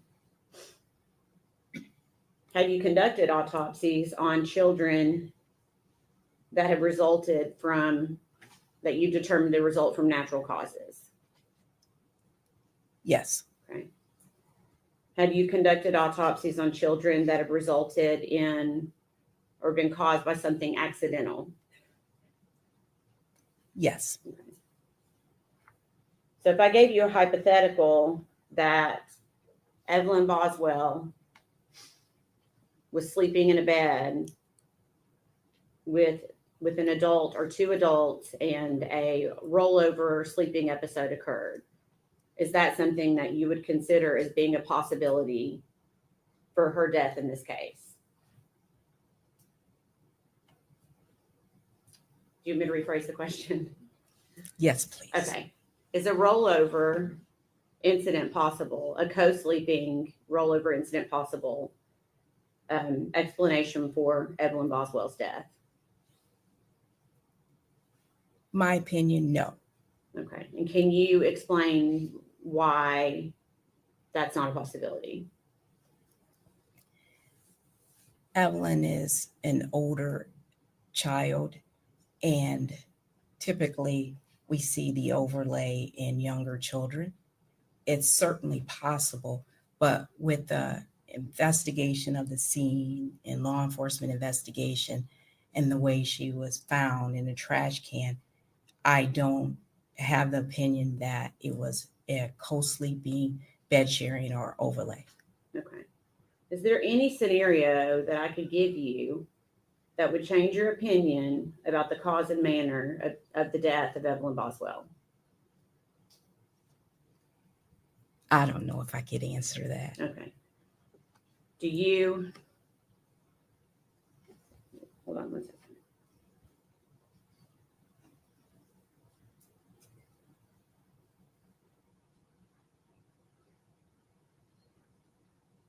Let me ask it a different way. Anything about the autopsy, as well as the other things that you had said that you used to come to your conclusion, that led you to believe that Evelyn Boswell died from natural causes? No. Okay. Same question. Anything based upon the history that you were given from law enforcement, the scene itself, plus your autopsy of Evelyn's body, that led you to believe that Evelyn died from something accidental? No. Please answer any questions that the defense has for you.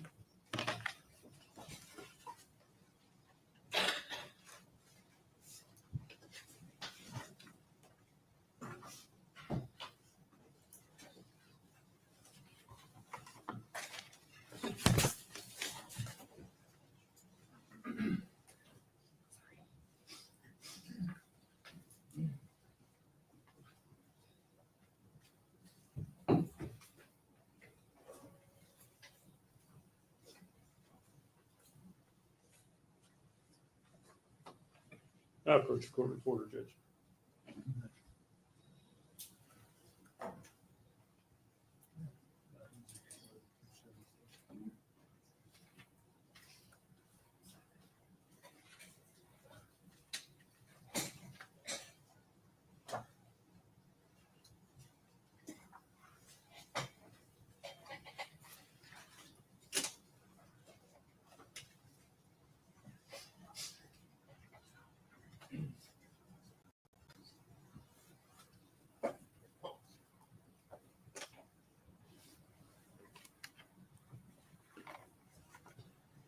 Good afternoon, Dr. Smith. I'm Gene Scott. How are you?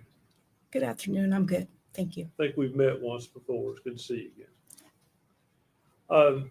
I do have some questions about your report and your conclusions. And I guess I'd like to know what you relied on in forming your report. You talked about the investigations of law enforcement. Obviously, you did an autopsy on the body. Did you go through Evelyn's medical records, the OB records from when her mom was pregnant with her, and her pediatrician records? I routinely go through the medical records. I remember going through the pediatric records, but I don't remember the OB/GYN, but I might have went through them. Do you think it would have been helpful to have done that? Yes, I always review the medical records on children.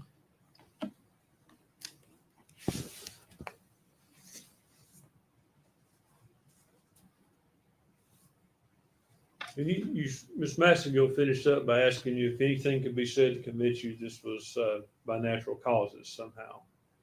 And it's your opinion it could not be, I assume. Based on my autopsy examination, no. Let's talk about your autopsy examination. Are there any medical findings of a cause of death, or is it simply the way the body was placed? There are no natural medical disease processes to support her death. Yet there are no medical bases for her death based on your autopsy, are there? For instance, give me a hypothetical. If the child were found laying on a table as opposed to in a trash can, would anything have changed about the findings you found in your autopsy report about her medical conditions?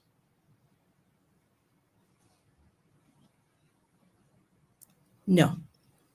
So you mentioned in your report that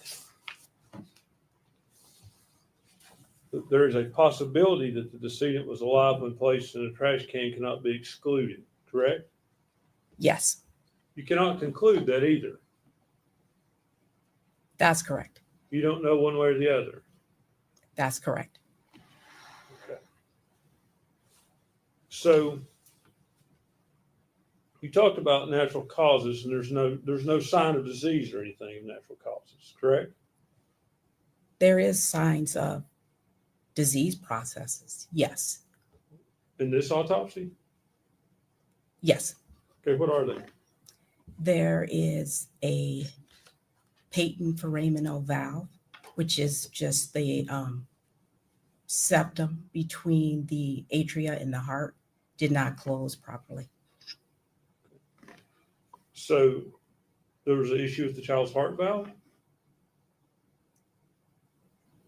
I wouldn't call it an issue, but yes, there was a defect in her heart valve. I would think a defect, whether you take issue with the word issue or not, it is a defect. It's not good. I don't know how to define good. I'm sorry. Is a defect in one's heart healthy? No. Could that defect have led to the child's death? Is that possible? It's a possibility. You can't rule it out in this case, can you? Based on the findings of the histological examination, looking at it under the microscope, I didn't see any changes in the heart.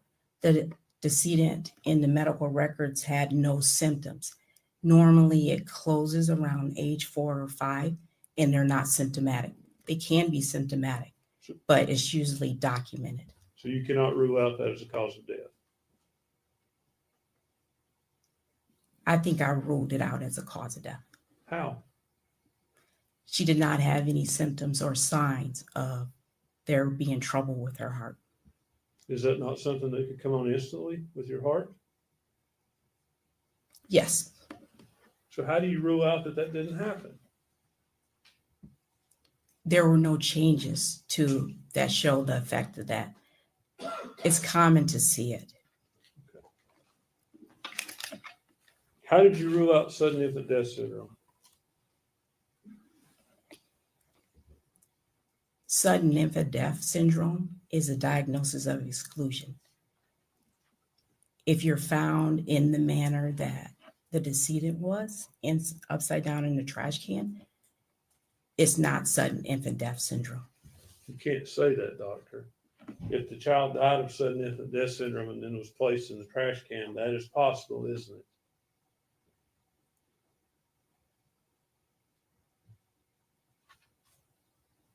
Usually they die around 9 to 10 months is the upper age, but yes, you're right. It could be a sudden death and then placed in the trash can. It could be possible in this case. I wouldn't rule it a sudden infant death syndrome. Okay.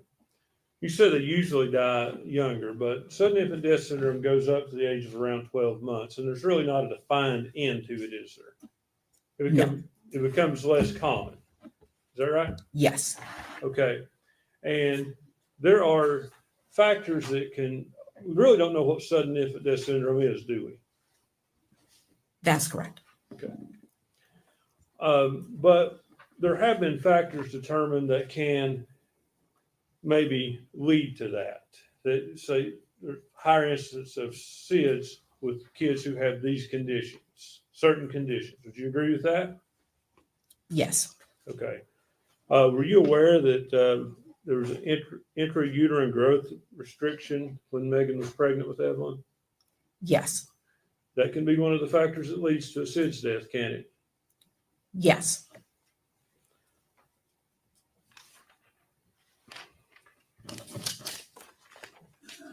Were you also aware that as of her 10-4 visit, Evelyn suffered from acute pharyngitis? I reviewed the records, but I can't remember everything that was in the records. I reviewed the records. Would it help you to see the records? Sure.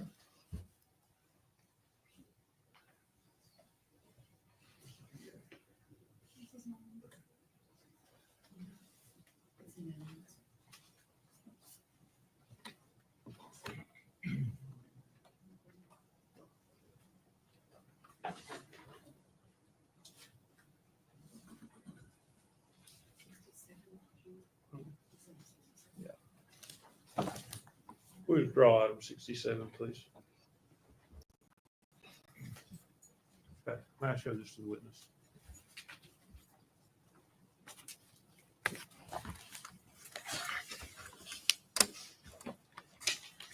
Doctor, I would direct you to her October the 4th visit.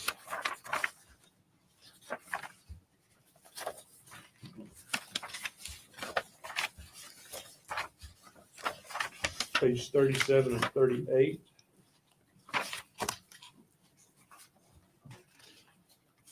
I'm sorry.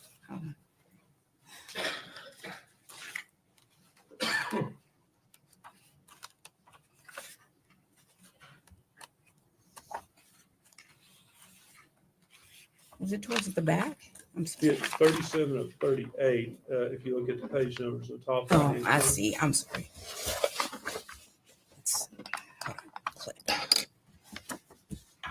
Okay. Child suffered from acute pharyngitis. Is that correct? Yes. Okay.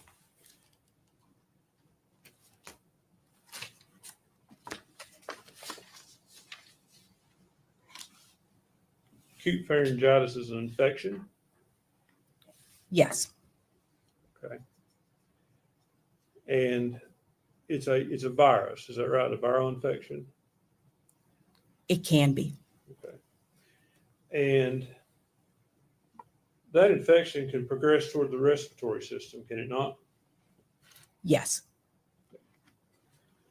Viral pharyngitis itself can increase the risk of SIDS. Yes or no? Yes. I'm sorry.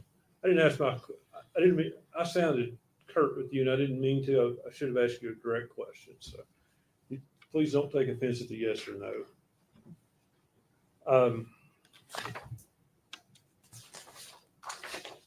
Child also suffered from gastroesophageal reflux. Is that correct? Yes. Okay. And what is that?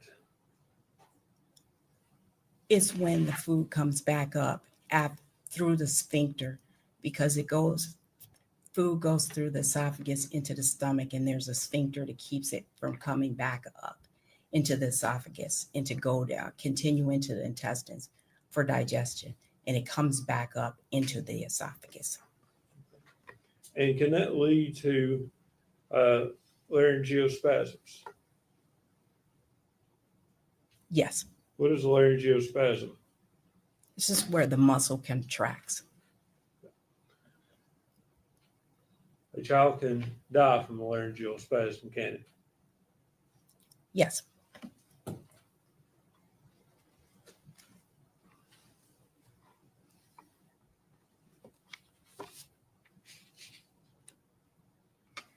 Child also suffered from ankyloglossia. I may not be saying that right, but you know what I mean? It sounded good. Yes. Okay. What is that? They call it tongue tie. Your lower frenulum is not long, it's short. And so they really can't poke their tongue out very far. The research shows that can lead to an increased cause of sudden infant death syndrome, doesn't it? I don't know. You don't know one way or the other? I don't know one way or the other. So with all that said, this child is in a state of the body's in a state of decomposition. That's correct. You can't rule these things I've asked you about out as the cause of death, can you? I ruled them out as the cause of death. But how? Based on what? Based on the autopsy examination and the circumstances surrounding the death. Please tell me what medical evidence in the autopsy report rules them out. I'm not talking about the child is found in a trash can. What medical evidence in that report rules those things out? You can't rule out SIDS with an autopsy, can you? Ron, I'm going to ask that he asks only one question at a time. Yes. Sorry. No, you cannot. So you can't rule that out in this case, can you? I ruled it out. You did, but you don't have any reason to do that, do you? Yes, I do. What is that? A forensic examination is not based only on the autopsy. The autopsy helps you out. It's based on all the circumstances surrounding the death. What circumstances allows you to rule that out without medical proof, doctor? I did not see any bone fractures. I didn't see enough natural disease that I thought it would account for her death. Bone fractures have nothing to do with SIDS, do they? No. Natural disease has nothing to do with identifying SIDS, does it? Yes, it does. What does it? It rules out SIDS. Okay, so does natural disease, you say it rules out SIDS, it doesn't identify SIDS, does it? No, it does not. It rules it out. Right? That's correct.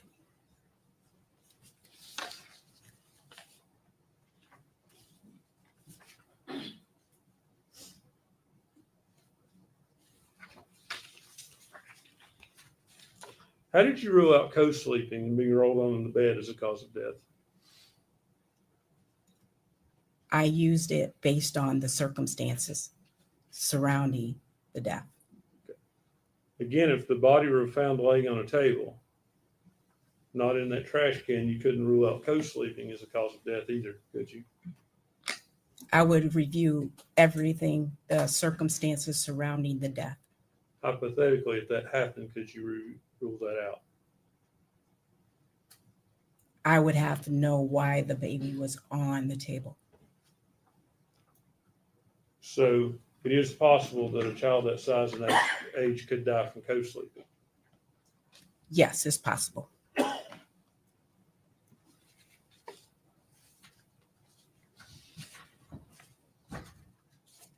Let me ask you about the leaves you talked about in the baby's hair. Yes. Okay. That wrapped up under the blanket and the tinfoil? Yes. Okay. So you testified that there were leaves in the shed. Yes.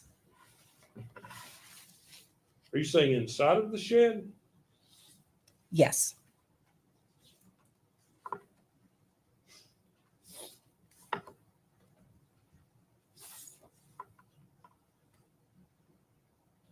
Were there any in the trash can?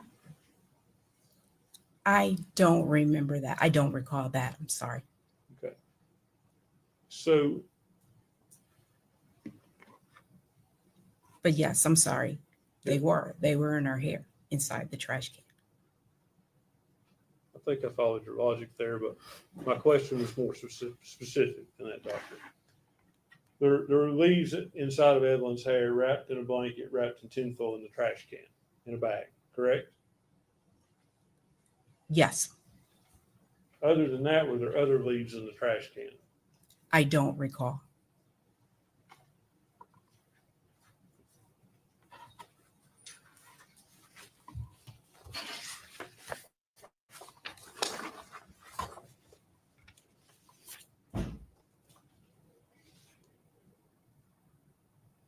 So when you described this death as homicidal violence, you described that as based on the child being found in the trash can. Is that correct?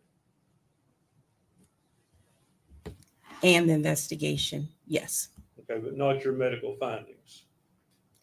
Yes, my medical findings in There addition. There were no findings of violence in your autopsy, were there? Yes, the decedent was found upside down in the trash can. Okay. Were there any broken bones? No. Okay. At this point, soft tissue, it was hard to determine any kind of damage to soft tissue. Is that fair? That's correct. Okay. So there were no medical findings of violence in your report, was there? Yes, the decedent was found upside down in the trash can. I'm sorry. I'm asking.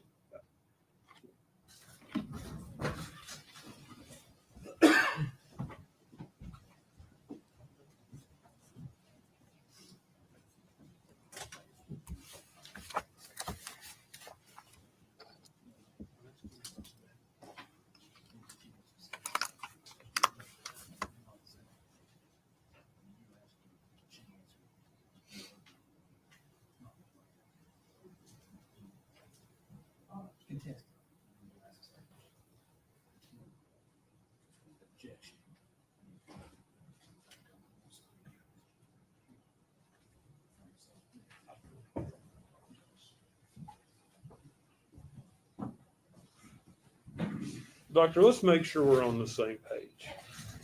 I'm asking about medical causes that you would find in the autopsy.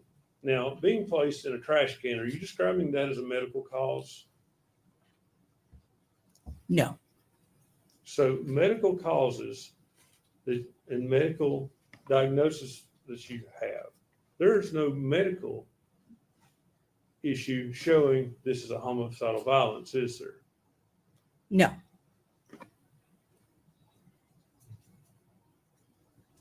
And you can't say that the child was dead or alive when it went in the trash can you? That's correct. Can I have just a minute, Judge? No.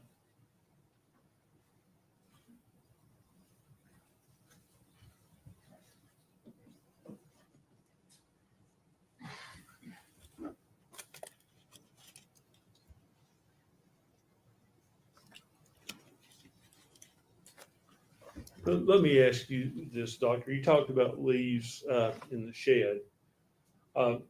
You were there directing when the baby was taken out of the trash can. Yes, that's correct. And I assume that you and your team were very careful that the baby, nothing got on the baby once it was taken out of the trash can and the trash bag before being placed on the body bag.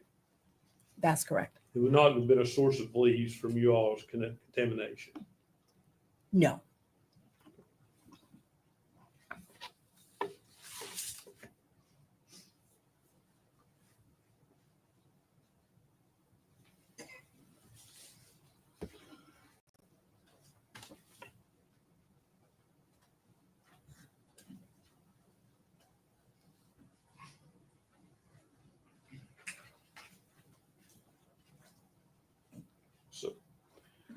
Doctor, based on your medical findings, not based on the baby being found in the trash can, but based on medical findings, is there anything to support abuse as a cause of her death? I'm sorry, you have to define abuse. Physical abuse. I still don't understand what you mean by that. Any broken bones? No. Well, I'm trying to.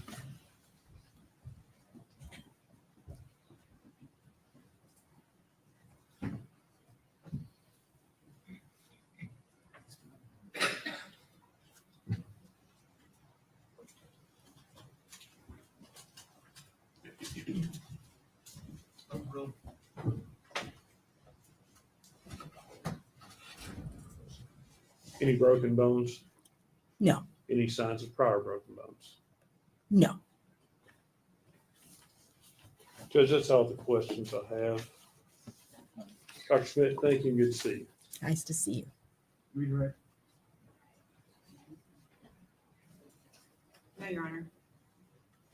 She released from rescue. Like the state, yes. Stop. Yes, sir. Dr. Smith, thank you for your testimony today. You are released from your skin and Thank you. next. David call Dr. Malusnik.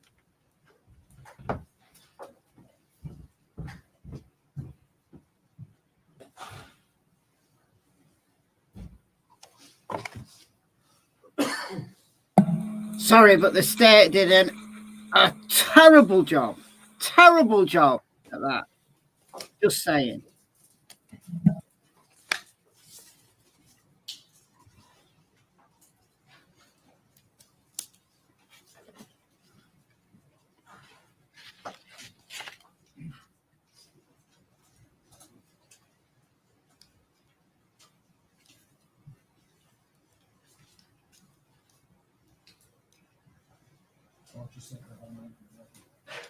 Dr. Darinka Malusnik Polchon.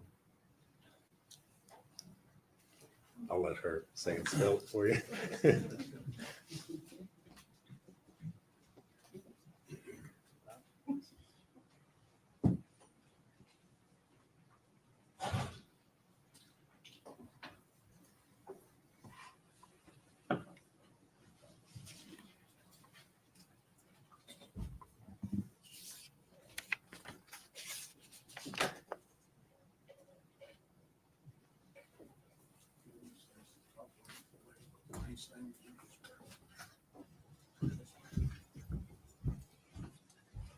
Raise your right hand. State your name. Darenka Milusnik Polchan. You solemnly swear or affirm the testimony you're about to give will be the truth, the whole truth, and nothing but the truth. I do. Thank you. Doctor, good afternoon. Good afternoon. If you would say and spell your full name for us, for the record, please. My first name is Darenka, spelled Darinka, and my last name is Milusnik Polchan. Milusnik is spelled Mileusnic. Polchan is Polchan. Thank you. And where are you employed? I'm the chief medical examiner for Knox and Anderson counties and the chief medical officer for the Regional Forensic Center in Knoxville, Tennessee, and also hold the position of clinical assistant professor of, actually associate professor of pathology at University of Tennessee Medical Center in Knoxville. And how long have you held those positions? I've been acting chief and chief since 2008. I've been in Knoxville since 2002. What, if you would give us a little bit about your education that allows you to hold those positions? So I graduated from medical school, University of Rijeka, Rijeka in Croatia. It's a 6-year medical program with the last year of internship because it's a different kind of system of schooling in Europe. And then I stayed at the same university teaching medical students and doing research for approximately 4 more years. and then relocated to Chicago area in 1991 to continue research and teach. And I joined the Department of Pharmacology and Neuroscience at Loyola University Medical Center in Chicago. And then during those research years, while I was completing my PhD, I also joined the Department of Pathology to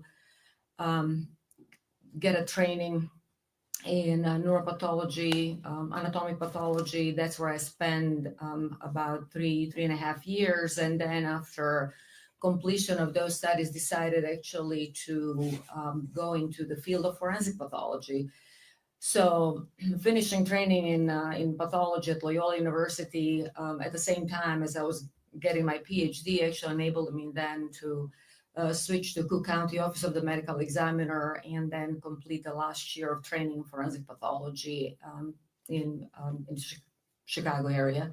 And I stayed there with the Cook County Office of the Medical Examiner in the city of Chicago for about 4 years prior to relocating to Knoxville to continue the same line of work essentially. And during that time, I became board certified in anatomic pathology and forensic pathology. Are you licensed to practice medicine here in Tennessee?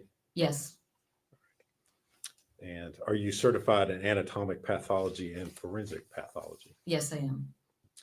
Do you maintain membership in any sort of medical related societies? Yes, there are a number of societies such as American Academy of Forensic Sciences, the National Association of Medical Examiners, and then just the regular pathology groups that College of American Pathologists and American Society of Clinical Pathologists. The membership in the name, actually, National Association of Medical Examiners is important because actually that's the accrediting body for the forensic centers in the state of Tennessee. And then, of course, we are accredited by the name, by the National Association of Medical Examiners. All right. Have you published any scholarly materials in the field of forensic pathology? Yes, I've published some papers and platform presentations and book chapters with the main interest in intersection of forensic pathology and anthropology, and then those mainly book chapters. And as far as the publications, I have a special interest in toxicology and child abuse. All right. And have you done any presentations on asphyxia in children and strangulation? That was actually one of the old presentations at the National Association of Medical Examiner meetings. It was a platform presentation. Now, you are currently employed as a forensic pathologist, correct? Yes. And are you board certified in the area of forensic pathology? Yes, the anatomic pathology and forensic pathology is kind of dual certification. All right. And so what is it that you do as a forensic pathologist? So in the state of Tennessee, actually, the forensic pathologists are medical examiners. And so because we don't have a coroner system, we have a medical examiner system, we are appointed to perform the duties of a medical legal death investigation on a county level. So essentially, that's what I do. I investigate with the help, of course, with the rest of the staff in the office. We investigate all the sudden deaths that happen, as I said, suddenly without medical attendance or due to violence. And our main obligation is to work not for any particular organization or the law enforcement. We work with the law enforcement to come up with an answer to what really happened and what the cause, manner, and mechanism of that in these situations where that happens suddenly, unexpectedly, without medical attendance or due to violence.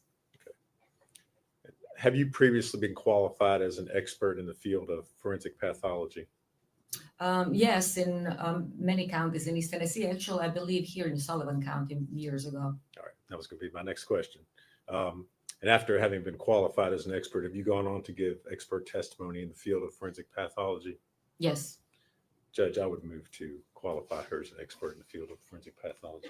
No objection, Judge. Right. To the declared to be an expert in the field of forensic psychology.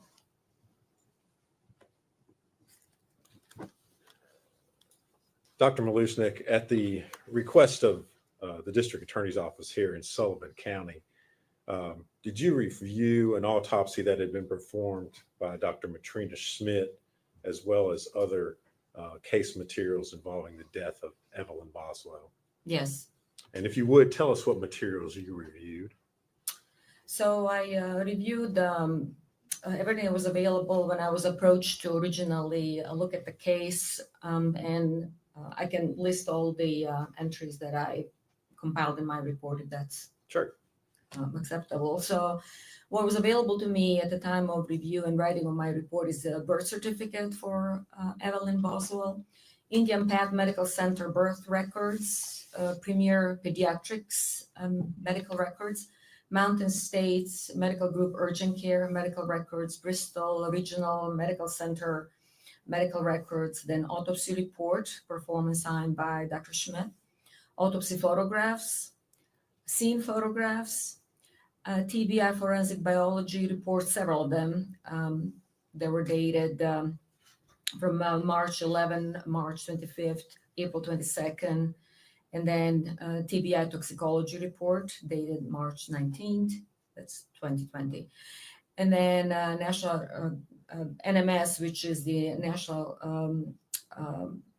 Medical Toxicology Lab, both technology forensic case report, summary of facts by the Attorney General's office, and the presentment State of Tennessee, Sullivan County Criminal Court case S72869.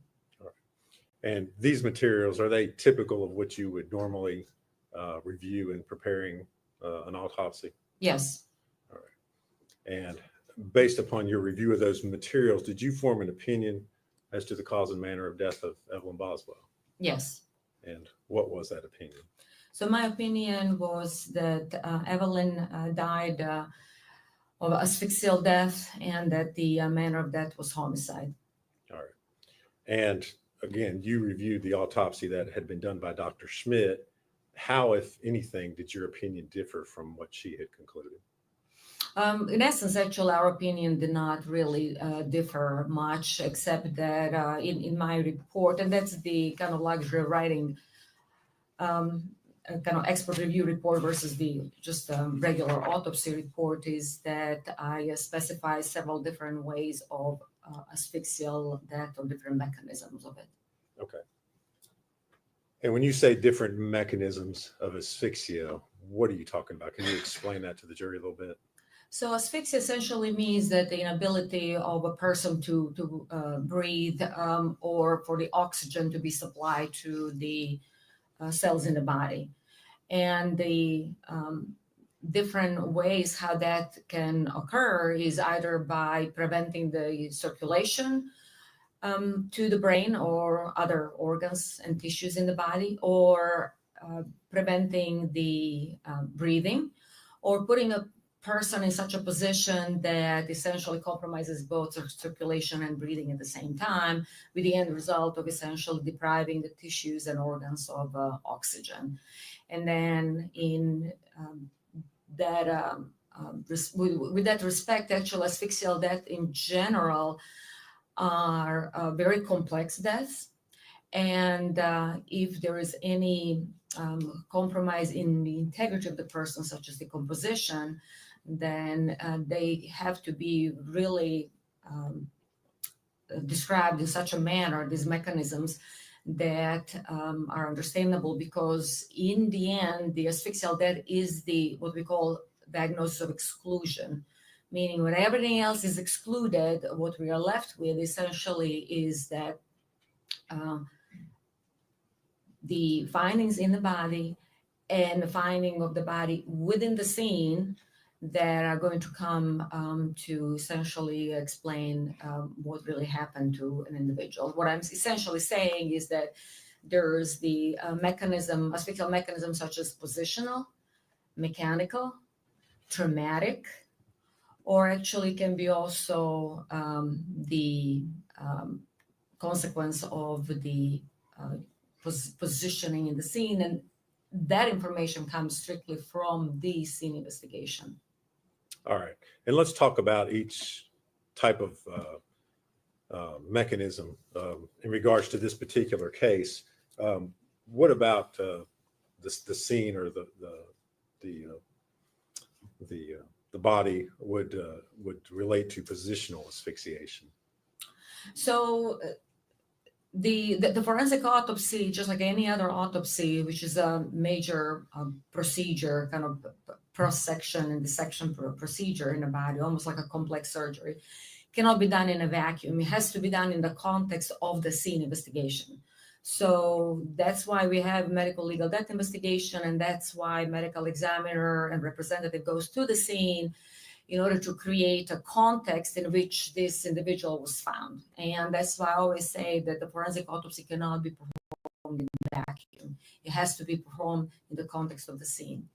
And then that's how essentially we approach this particular case, whether Dr. Schmidt or me reviewing it, is that in the context of the case, we have an individual who is now wrapped in multiple layers, so we can talk about it in a minute, who is positioned upside down in a confined space and in a position that prevents essentially breathing. And that's why I say the components of positional asphyxia, that's being upside down in a contorted kind of letter S position, mechanical asphyxia with the different objects essentially covering the individual's face or the body, and then traumatic asphyxia because of the positioning that is going to prevent the movement of diaphragm and breathing. And then, as I said, finding the individual in a trash can essentially creates a confined space, which is going to lead to confined space asphyxia. And that's why essentially, that's where I listed all these 4 different categories of or mechanisms of asphyxia. All right. Could I see exhibits 19 through 38, please?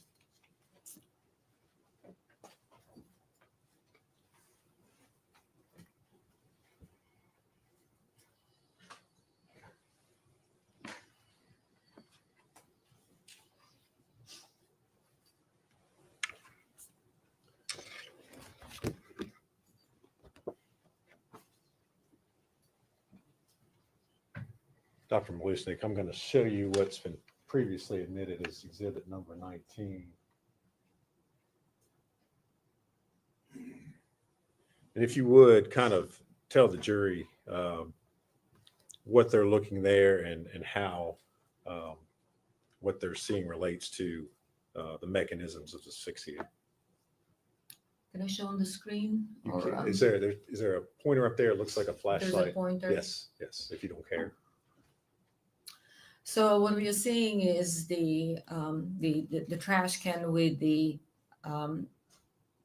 a child in a trash bag with the several layers on top of her, one of them being the blanket. That's essentially when, and that's how we all approach the scenes, is we go layer by layer, kind of uncovering the individual, whether it's adult or a child, in a similar fashion, because we don't want to lose any evidence, number one. And number two, we want to show all the kind of components of that asphyxia by approaching it in this layered fashion.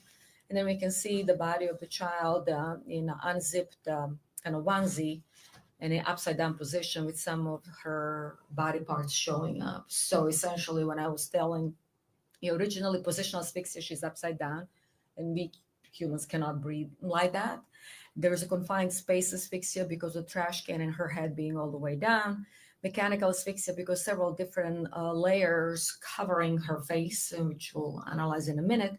And then traumatic asphyxia just from her body being in like a kind of reverse S position, totally crumpled and compressed in such a way that she could not breathe. There is no expansion of the diaphragm or movement of the intercostal muscles between the ribs that allow us to breathe in a position like that.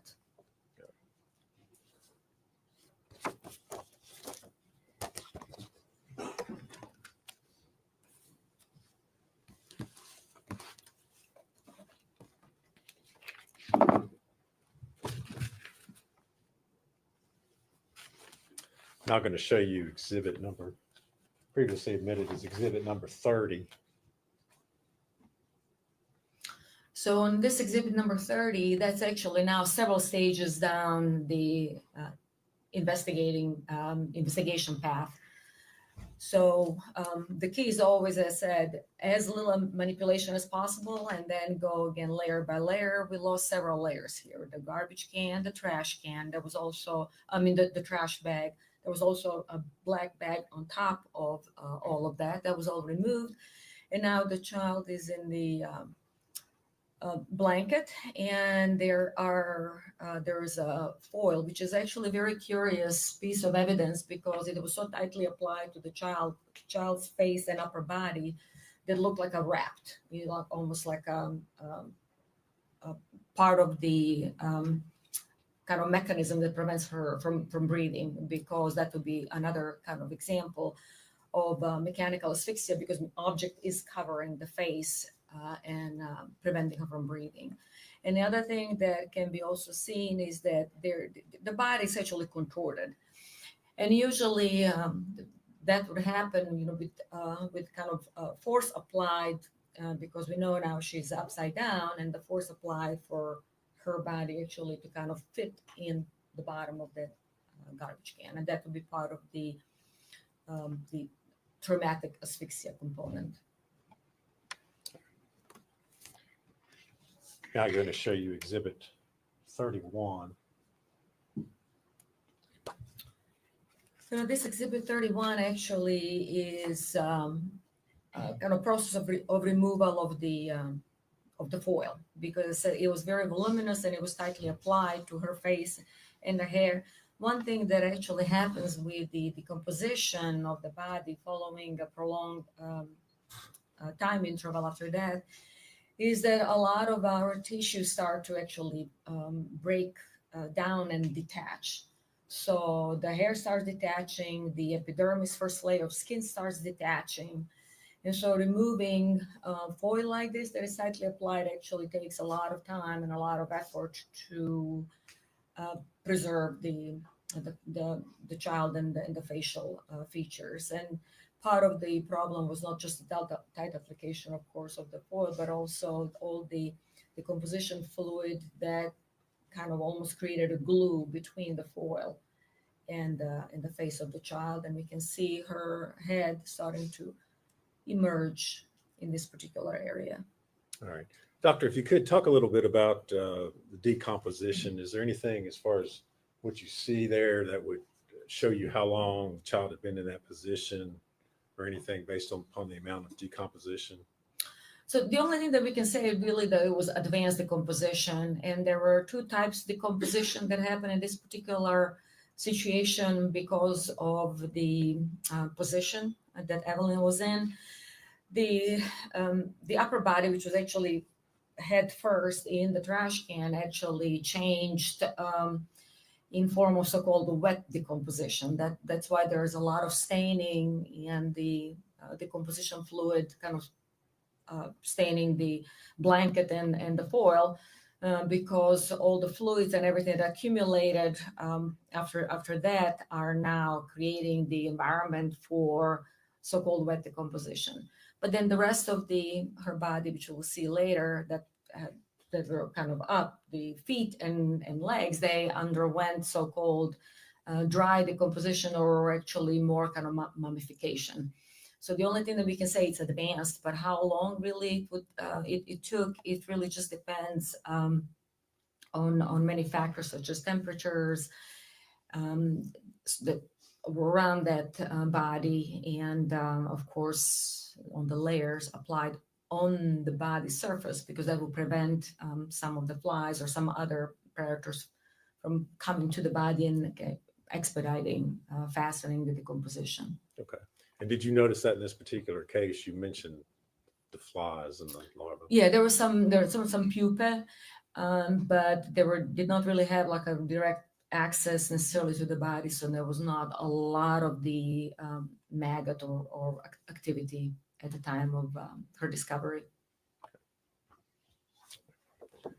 Now I'm going to show you exhibit 32.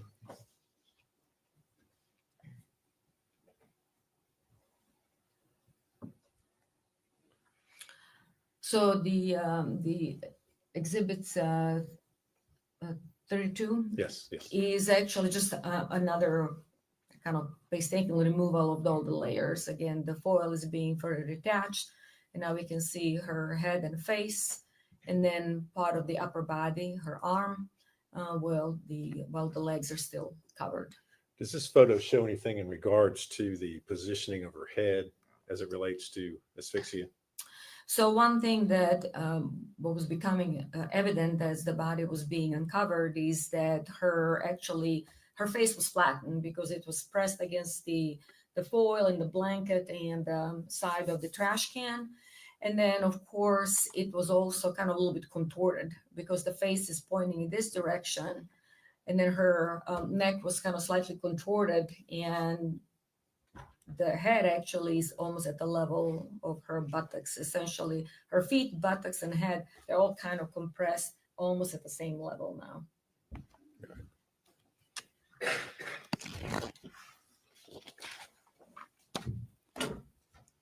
Now I'm going to show you Exhibit 34.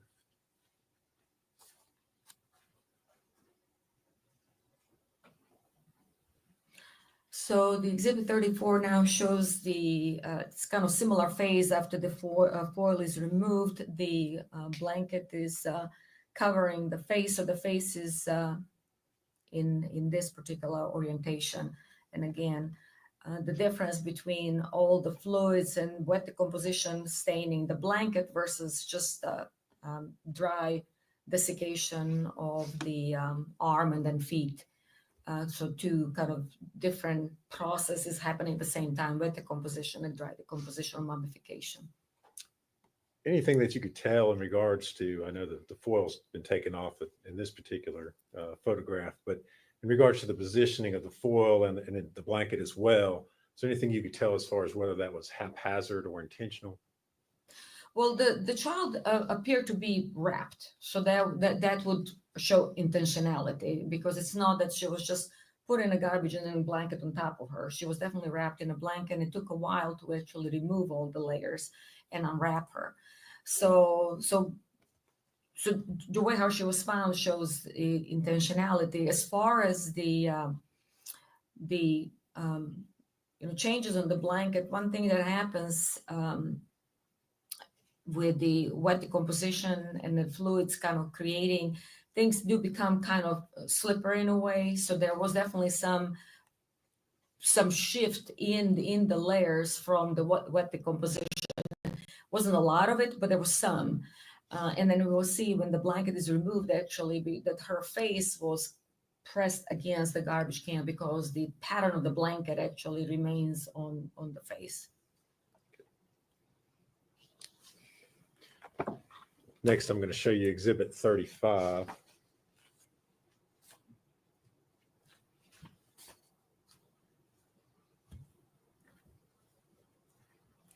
So the Exhibit 35, now the layers of the blanket that are further removed. So the face is still covered. So we have the face, the shoulder, her buttocks, and her feet, as I said, almost at the same kind of compressed reverse kind of letter S shape. And that's how she was presented after removal of the blanket. The blanket is still stuck to the face in this area, but that's going to be the next phase. You mentioned this, she's in a reverse S kind of shape.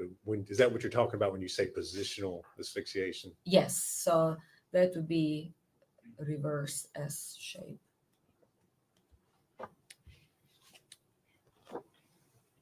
Next, I'm going to show you Exhibit 36.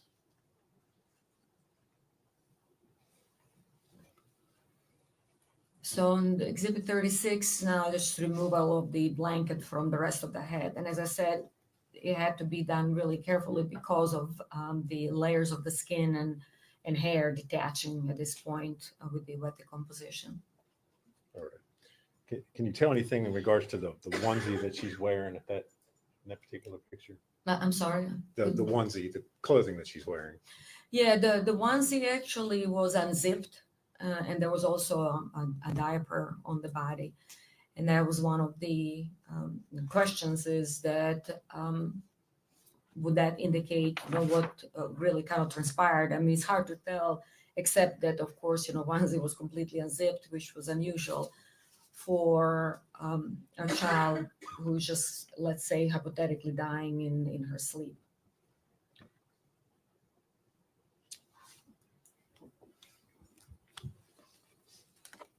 Now showing you Exhibit 37.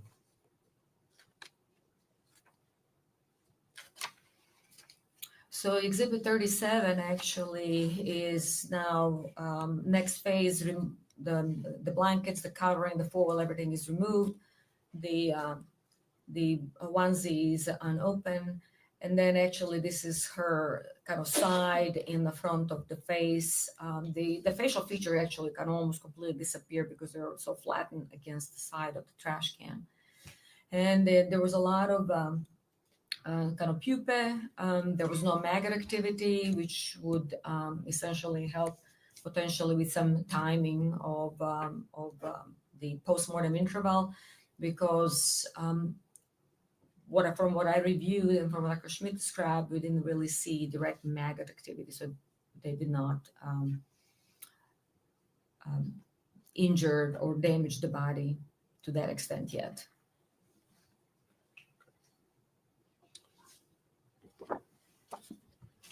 And now showing you Exhibit 38. And essentially what's happening now is that her body is kind of being unfolded. That's what needs to happen in order for the clothing items to be removed, and then for the photographs to be taken, and then an autopsy to be performed. Because with the autopsy, the head has to be open and the body has to be open in a Y-shaped manner with the Y-shaped incision. And that can only happen if the body is kind of unfolded now and for complete examination.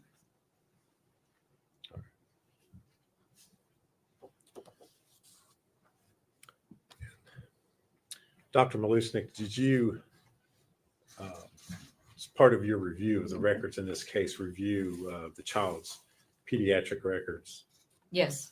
Do you see anything in there that would indicate to you that she would have died from something that was medically related, any medical conditions? No, she was considered a healthy child, and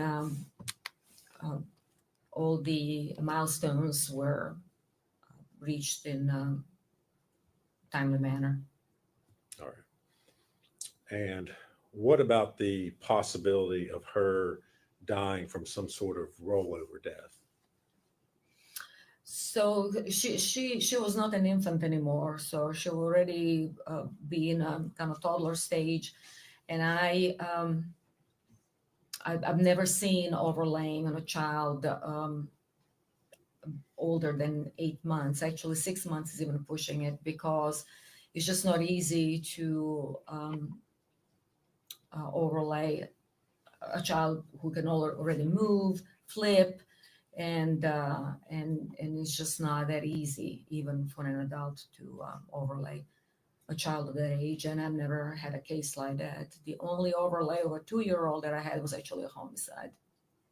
All right. Dr. Malusnik, are you aware whether the state of Tennessee Department of Health maintains statistics on rollover deaths as far as the age of children in Tennessee? Yes. And have you had an opportunity to review those statistics? Yes. How many children last year under the age of, or over the age of 12 months died of rollover deaths in Tennessee? None. How many children in the last 10 years over the age of 1 in the state of Tennessee died from rollover deaths? Yeah, we all of those we call like unsafe sleeping environment. That's a none of the children who died of overlaying, rolling over, unsafe sleeping environment were older than a year.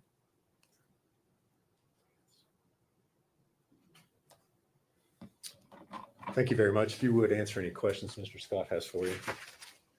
Do you want any of these photos? No. Okay. Just thought I'd ask.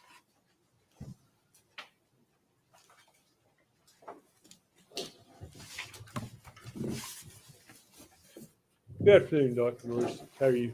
Good afternoon.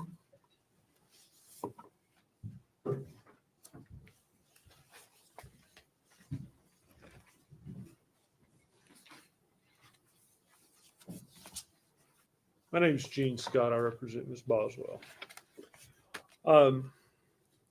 First thing I want to ask you about is you did not conduct this autopsy. No, I did not.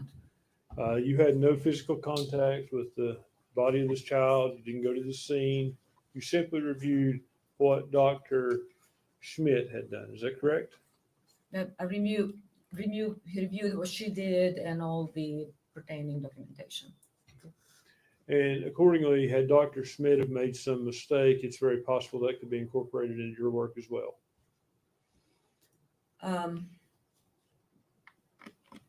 That's a very complex question. I cannot answer yes or no. May I explain? Sure. So the point of having an autopsy report is to objectively describe the findings. And then the only subjective part of the autopsy report, the conclusion as to what happened, that's essentially Dr. Schmidt, in this case, conclusion as to what the child died of, cause and manner of death. So the objective findings, such as photograph, tissue sampling, should be part of the description of the case that should not be influenced by one's opinion. Now, my opinion is going to be based on those facts plus the scene investigation. So the question was, if Dr. Schmidt made a mistake, she made objective observations and put them in her report that are corroborated with photography and tissue sampling.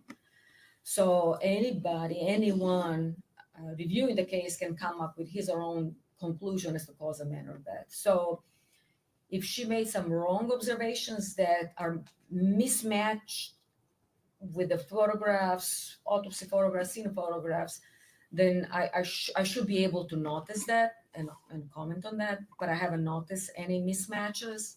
So essentially, her conclusion as to the cause and manner of that is that's her subjective thing.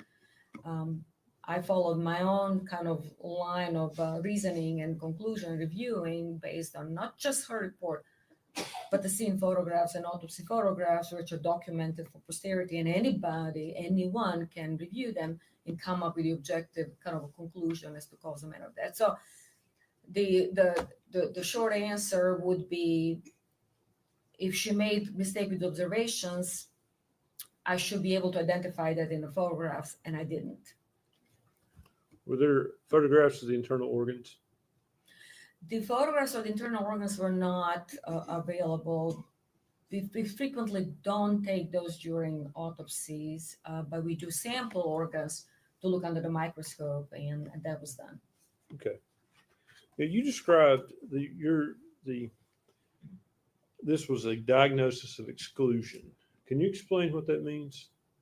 So by saying asphyxial deaths are frequently diagnosed exclusion means that we found an individual in a position that prevents breathing, but there is no mark on the body. And I've done thorough investigation. Unlike in this case, there are plenty of marks on the body. But what we say with the diagnostic exclusion, for example, is that if I have a drowning victim and I have absolutely nothing else on the autopsy, no heart attack, no evidence of seizure, no evidence of trauma, no evidence of drugs, well, the only now conclusion is that I excluded everything else, and therefore drowning as a part of the asphyxial death is the cause of that. So that's what I meant by diagnosis of exclusion. Okay.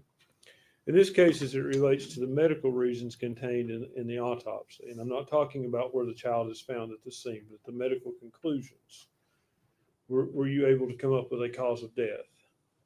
So there was no other reason for this child to be dead because there was no evidence of an infection or or tumor or anything like that that was identified at the time of the autopsy. And the review of the medical records, which is always mandatory for forensic pathologists to review medical records, birth records, pediatric records, did not indicate that anything was wrong with the child, such as seizures or anything of that sort.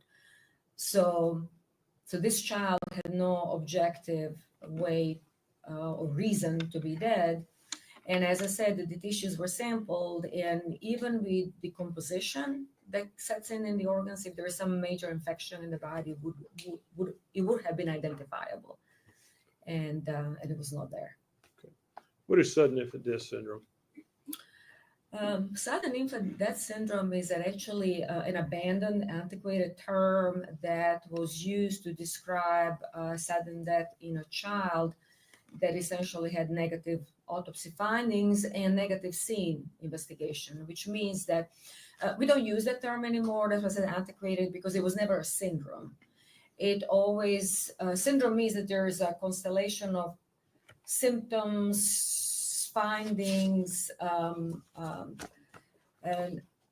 signs that would kind of create this entity that one can actually have the reason for this person to be sick or dead, for that matter. So there was never a syndrome. It was never a constellation of findings. What it meant actually is that we didn't find anything at the autopsy. Therefore, it's kind of this SIDS, nebulous diagnosis. Now we actually know with the scene investigation and the advances in our field in forensic pathology that those situations with that is with no findings at the scene or in the autopsy are extremely, extremely rare. We call them sudden unexplained death in infancy, so SUDI. So that's a new term that we use. And I can tell you with the proper investigation, the proper scene investigation, proper autopsy, and proper ancillary studies such as microbiology, histology, toxicology, the rate of those SUDI unexplained deaths is extremely, extremely low, actually almost non-existent. So you're telling me that if another pathologist said this child could die of SIDS, they're just wrong? Yeah, he's wrong, or she is wrong, because SIDS doesn't exist. SIDS never existed. So if that pathologist is using the term SIDS, that pathologist needs to go back to forensic school. Probably not competent. I'm sorry? Probably not competent. If he or she is using SIDS, that's not a competent pathologist. At this day and age, that's not a competent pathologist.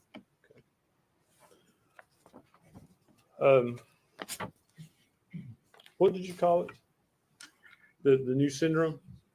But it's actually not really a syndrome. It's a sudden unexplained death in infancy or unexpected death in infancy. It means that we exhausted all the investigative capacity and thoroughly done autopsy with sampling and ancillary studies, and we found absolutely nothing.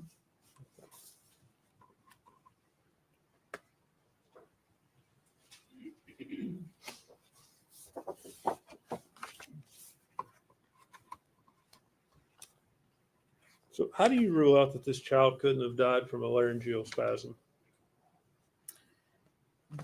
Because laryngeal spasm needs to have a reason for that to happen, and I've never had a case of a laryngeal spasm in a otherwise healthy child. And laryngeal spasm is basically something that somebody would give a diagnosis or the reason for a child to be dead when they're really trying to kind of come up with stuff and create some new category. That's pretty much it. Gastroesophageal reflux, that can lead to a laryngeal spasm, can it not? But that would not. Yes or no, can it lead to that? And then explain.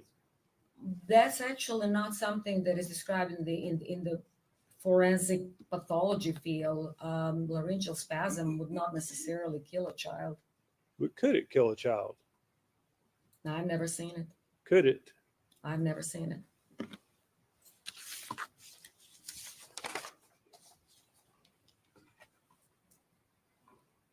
In Dr. Schmidt's report, she states that the possibility that the decedent was alive when placed in the trash can cannot be excluded. That's correct. That's what she stated. Okay. Is that your opinion as well? I believe she died in the trash can. Okay. You have no proof to show she was alive when she went in the trash can. I have all the proofs of her not being able to breathe once put in a trash can. Doctor, you don't know if she was breathing when she went in the trash can, do you? She would not be able to breathe no matter what. And as I said, because of the composition, of course, we were a little bit handicapped as far as being able to completely examine all her tissues and organs. But there was no reason for this child to be dead, other than being in the trash can, not being able to breathe. You can't say conclusively she was alive does- in the trash can you? She doesn't have a reason to be dead. And I never had an autopsy on a child older than 1 year old for no reason to be dead, except that she could not breathe in that particular position where she was placed. Yes or no? Can you say conclusively that she was alive when she was placed in that trash can? She could not breathe in the trash can. So that's my main conclusion. Are you refusing to answer my question, doctor? No, I'm just saying that the child could not breathe in the trash can. And I'm asking, if I may, yes or no, can you say conclusively she was alive when she was placed in the trash can? No, she might have been dead because her foil was on the face before being placed in a trash can. She could have been dead because she was put in a plastic bag before she was placed in a trash can. Obviously, the foil, the bag, 2 bags, the blanket, tightly covering her face would prevent her from breathing. So all of those things had to happen before she was put in a trash can. So all I'm saying is that all those components, could have they actually brought her to brink of being dead before being put in the trash can? Sure. The trash can definitely did not help.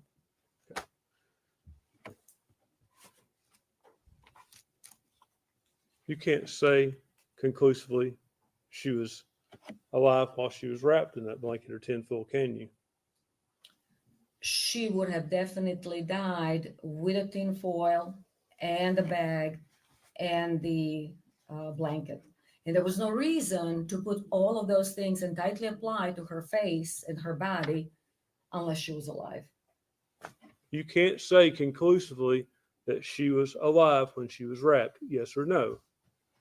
All I can say is that she cannot breathe with a foil, Judge, I would ask with you a bag, ask the bag, witness to and answer with my the blanket. question, yes or no. Doctor, you need to answer his questions. He's asking yes or no questions. You can explain afterwards if you want to, if you feel the need to, but you do have to answer his questions. So I'm sorry, what was the question? You can't say conclusively that that child was alive when it was wrapped in the blanket and when it was wrapped in tinfoil. I have no reason for this child to be dead. Yes or no, doctor? And nobody can tell exactly of the state of her body except that she cannot breathe with the foil and the bag. Judge, I would ask the court to instruct the witness to answer the question, yes or no, and then explain.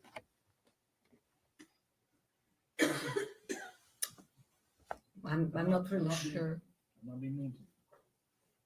But he's asked you the question, the answer is either yes or no. And I'm instructing you to the best of your ability. Answer yes or no, and you'll have an opportunity to explain.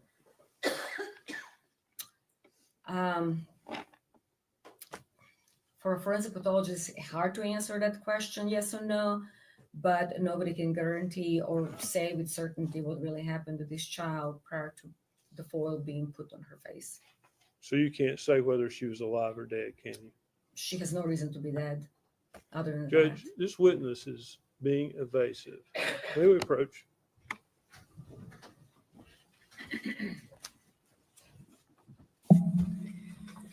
All right, so let's imagine, right, you've got a baby. Let's do a thought experiment here.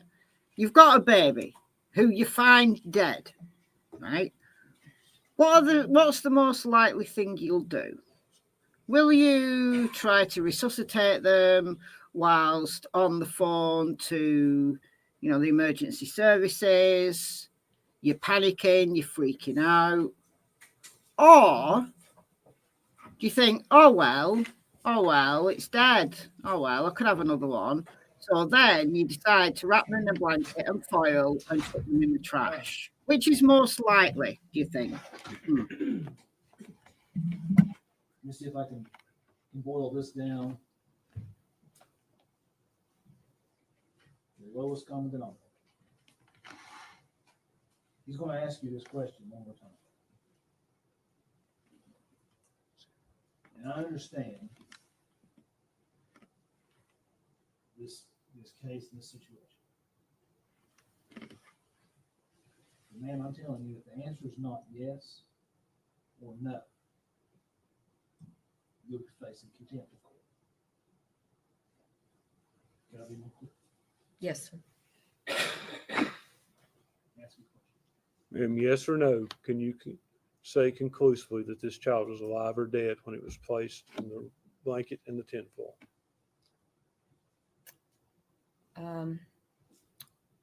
The blanket, tinfoil, the trash can, which one?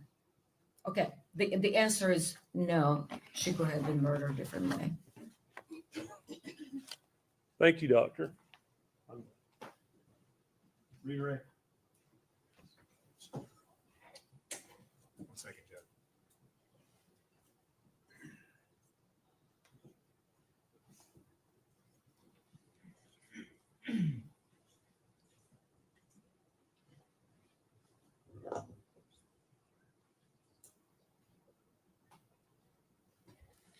Nothing further, Judge. You should be excused. Yes, ma'am. Yes, sir. I looked at her and called you ma'am. I apologize. Doctor, thank you for your testimony. You're released from this opinion. Thank you.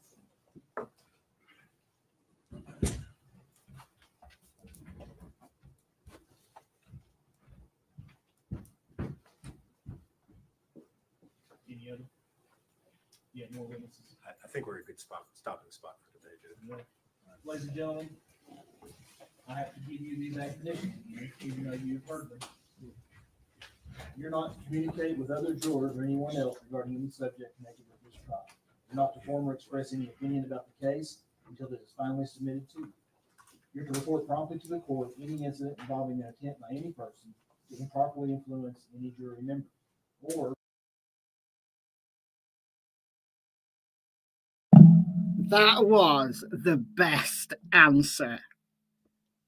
That was an amazing way to end that piece of absolute shambolic line of questioning.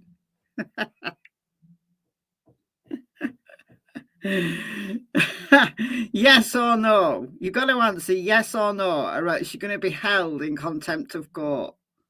Mr. Goodwin doesn't play. All right, in his court, you do what he says. So, could this child have died, already be dead, when they're placed in the foil and the blanket and the trash bag? You got to answer yes or no. Could she already have been dead?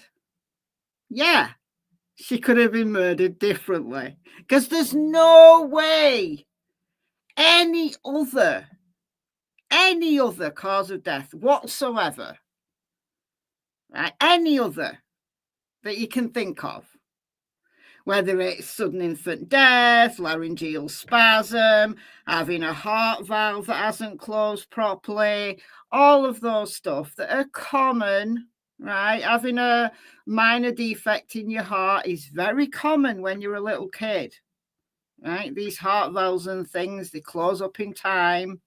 Same with puppies, by the way.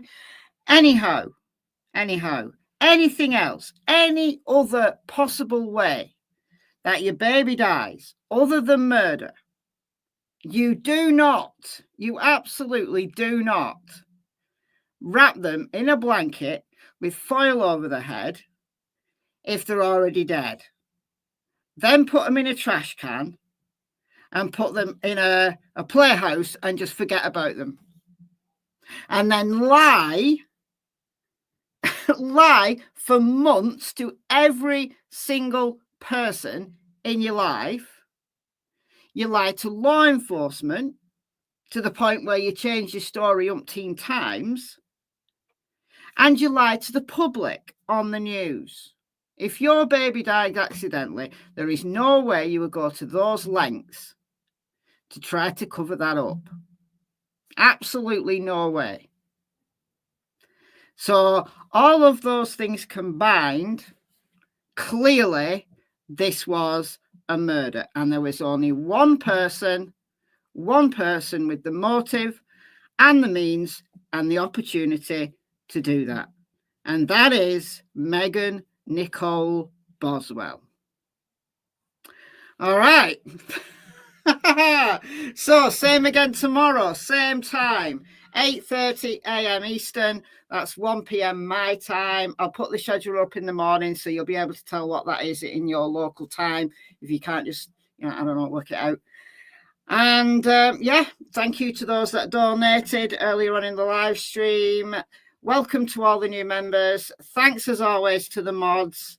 Enjoy the rest of your day. It's 10 p.m. or it's 10:15 in the p.m. for me. So I'm going to go and chill out. I'm going to go and chill out and find some kind of murder documentary to watch until I fall asleep. All right. I'll see you tomorrow. Bye, guys.